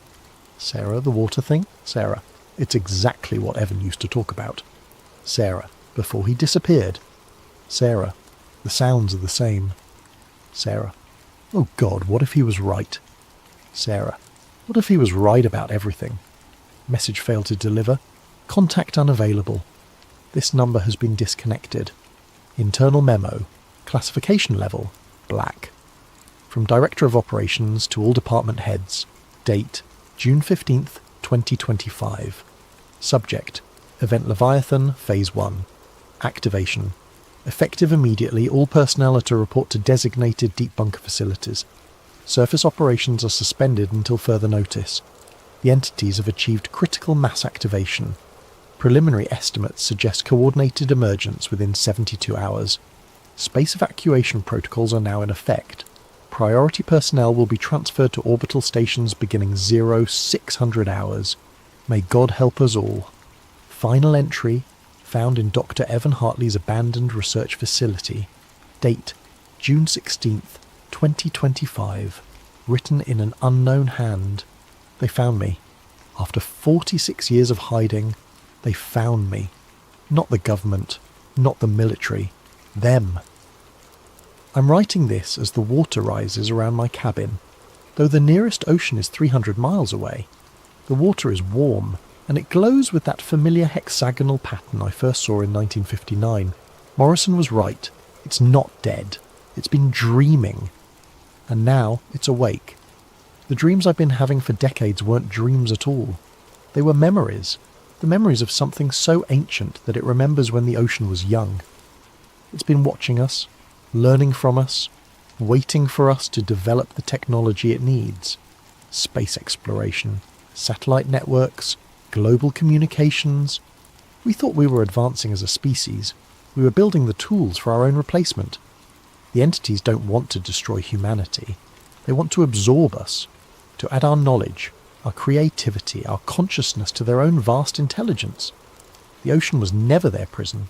It was their nursery. And now they're ready to graduate. The water is at my ankles now. I can feel it calling to me, the same way it called to Morrison all those years ago. The pressure should be crushing me, but instead I feel peaceful. Like I'm finally coming home. I understand now why they shut down Project Nautilus. Not to hide the truth from humanity, but to give us time. Time to develop, to grow, to become worthy of joining something larger than ourselves. The ocean is rising, not just here, but everywhere. The reports are coming in from around the world. Coastal cities flooding, though the weather is clear. The water is glowing, and it's bringing them with it. By the time anyone reads this, it will be too late to stop what's coming. But maybe that's not a bad thing. Maybe we've been looking at this all wrong. Maybe we're not the victims of an alien invasion. Maybe we're the children, finally being called home. The water is at my chest now. I can see lights moving beneath the surface, not hostile, but welcoming, like the lights of a city seen from a great distance. I'm not afraid anymore. After 50 years of running, of hiding, of trying to warn people who wouldn't listen, I'm finally ready to stop. To whoever finds this, don't fight them. Don't fear them. They've been waiting for us longer than our species has existed. We were never meant to stay on the surface forever. The abyss was never empty. It was just waiting for us to be ready to fill it. The water is over my head now, but I can still breathe. I can still see, and I can hear them calling my name. It's time to go home. It's time to go down. It's time to return to the deep.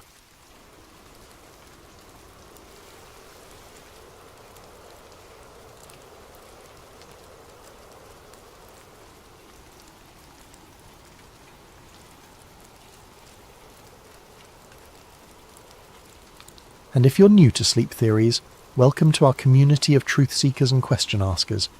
We explore the stories that mainstream media won't touch, the mysteries that science can't explain, and the possibilities that exist just beyond the veil of our everyday reality. If you find yourself drawn to these hidden truths, please consider subscribing to Sleep Theories.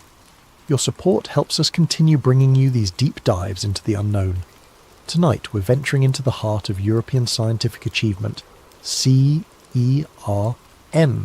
the European Organisation for Nuclear Research.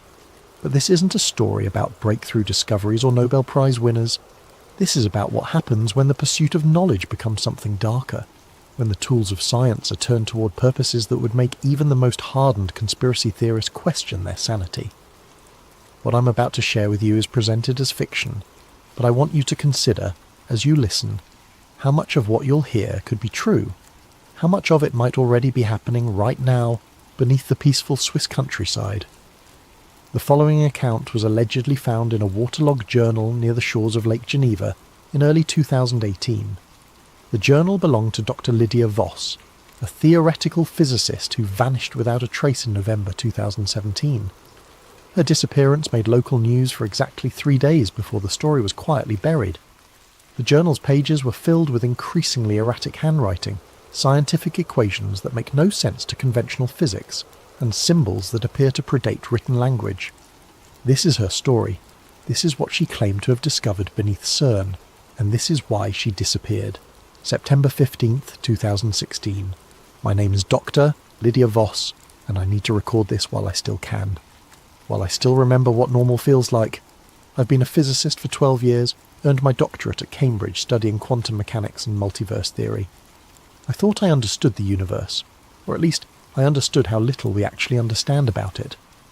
That humility, that acceptance of the unknown was supposed to be my strength. Instead, it became the door through which something unspeakable entered my life. I was recruited to CERN in early 2016, initially assigned to the ALICE experiment within the Large Hadron Collider. Standard work, analysing collision data, looking for exotic particles, the usual hunt for the building blocks of reality. It was everything I dreamed of as a graduate student, the chance to peer into the fundamental structure of existence itself. The LHC had been restarted after its upgrade, and we were pushing energies higher than ever before. The Higgs boson discovery in 2012 had opened new frontiers, but what we were seeing in 2016 went beyond anything the standard model could explain. Particles that shouldn't exist, energy signatures that defied conservation laws, patterns in the data that almost looked intentional. That's when I was transferred to Project Janus. The transfer came without warning. I arrived at my usual workstation one morning to find Dr. Heinrich Volker waiting for me, flanked by 2 security personnel I'd never seen before. Volker was old-school CERN. He'd been there since the 1980s, a man who'd witnessed the birth of the modern understanding of particle physics. His presence commanded respect, but there was something else in his eyes that morning. Something that might have been fear. "Dr. Voss," he said, his German accent thick with urgency. "You've been selected for a special assignment. Your expertise in multiverse theory has brought you to our attention." I remember feeling honoured. Project Janus was rumoured to be CERN's most classified research division, working on theoretical frameworks that went beyond even the most advanced quantum mechanics. To be chosen for such work was the dream of every physicist. I should have recognised it as the beginning of a nightmare. The Janus facility was located in what the maps called Subsector Gamma, accessible only through a series of security checkpoints that descended far below the main collider ring. The elevator ride down took nearly 8 minutes, much deeper than any official CERN schematic showed. The walls changed as we descended, from the familiar concrete and steel of the upper levels to something that looked almost organic, with strange geometric patterns carved into the stone. "How deep are we going?" I asked Dr. Volker.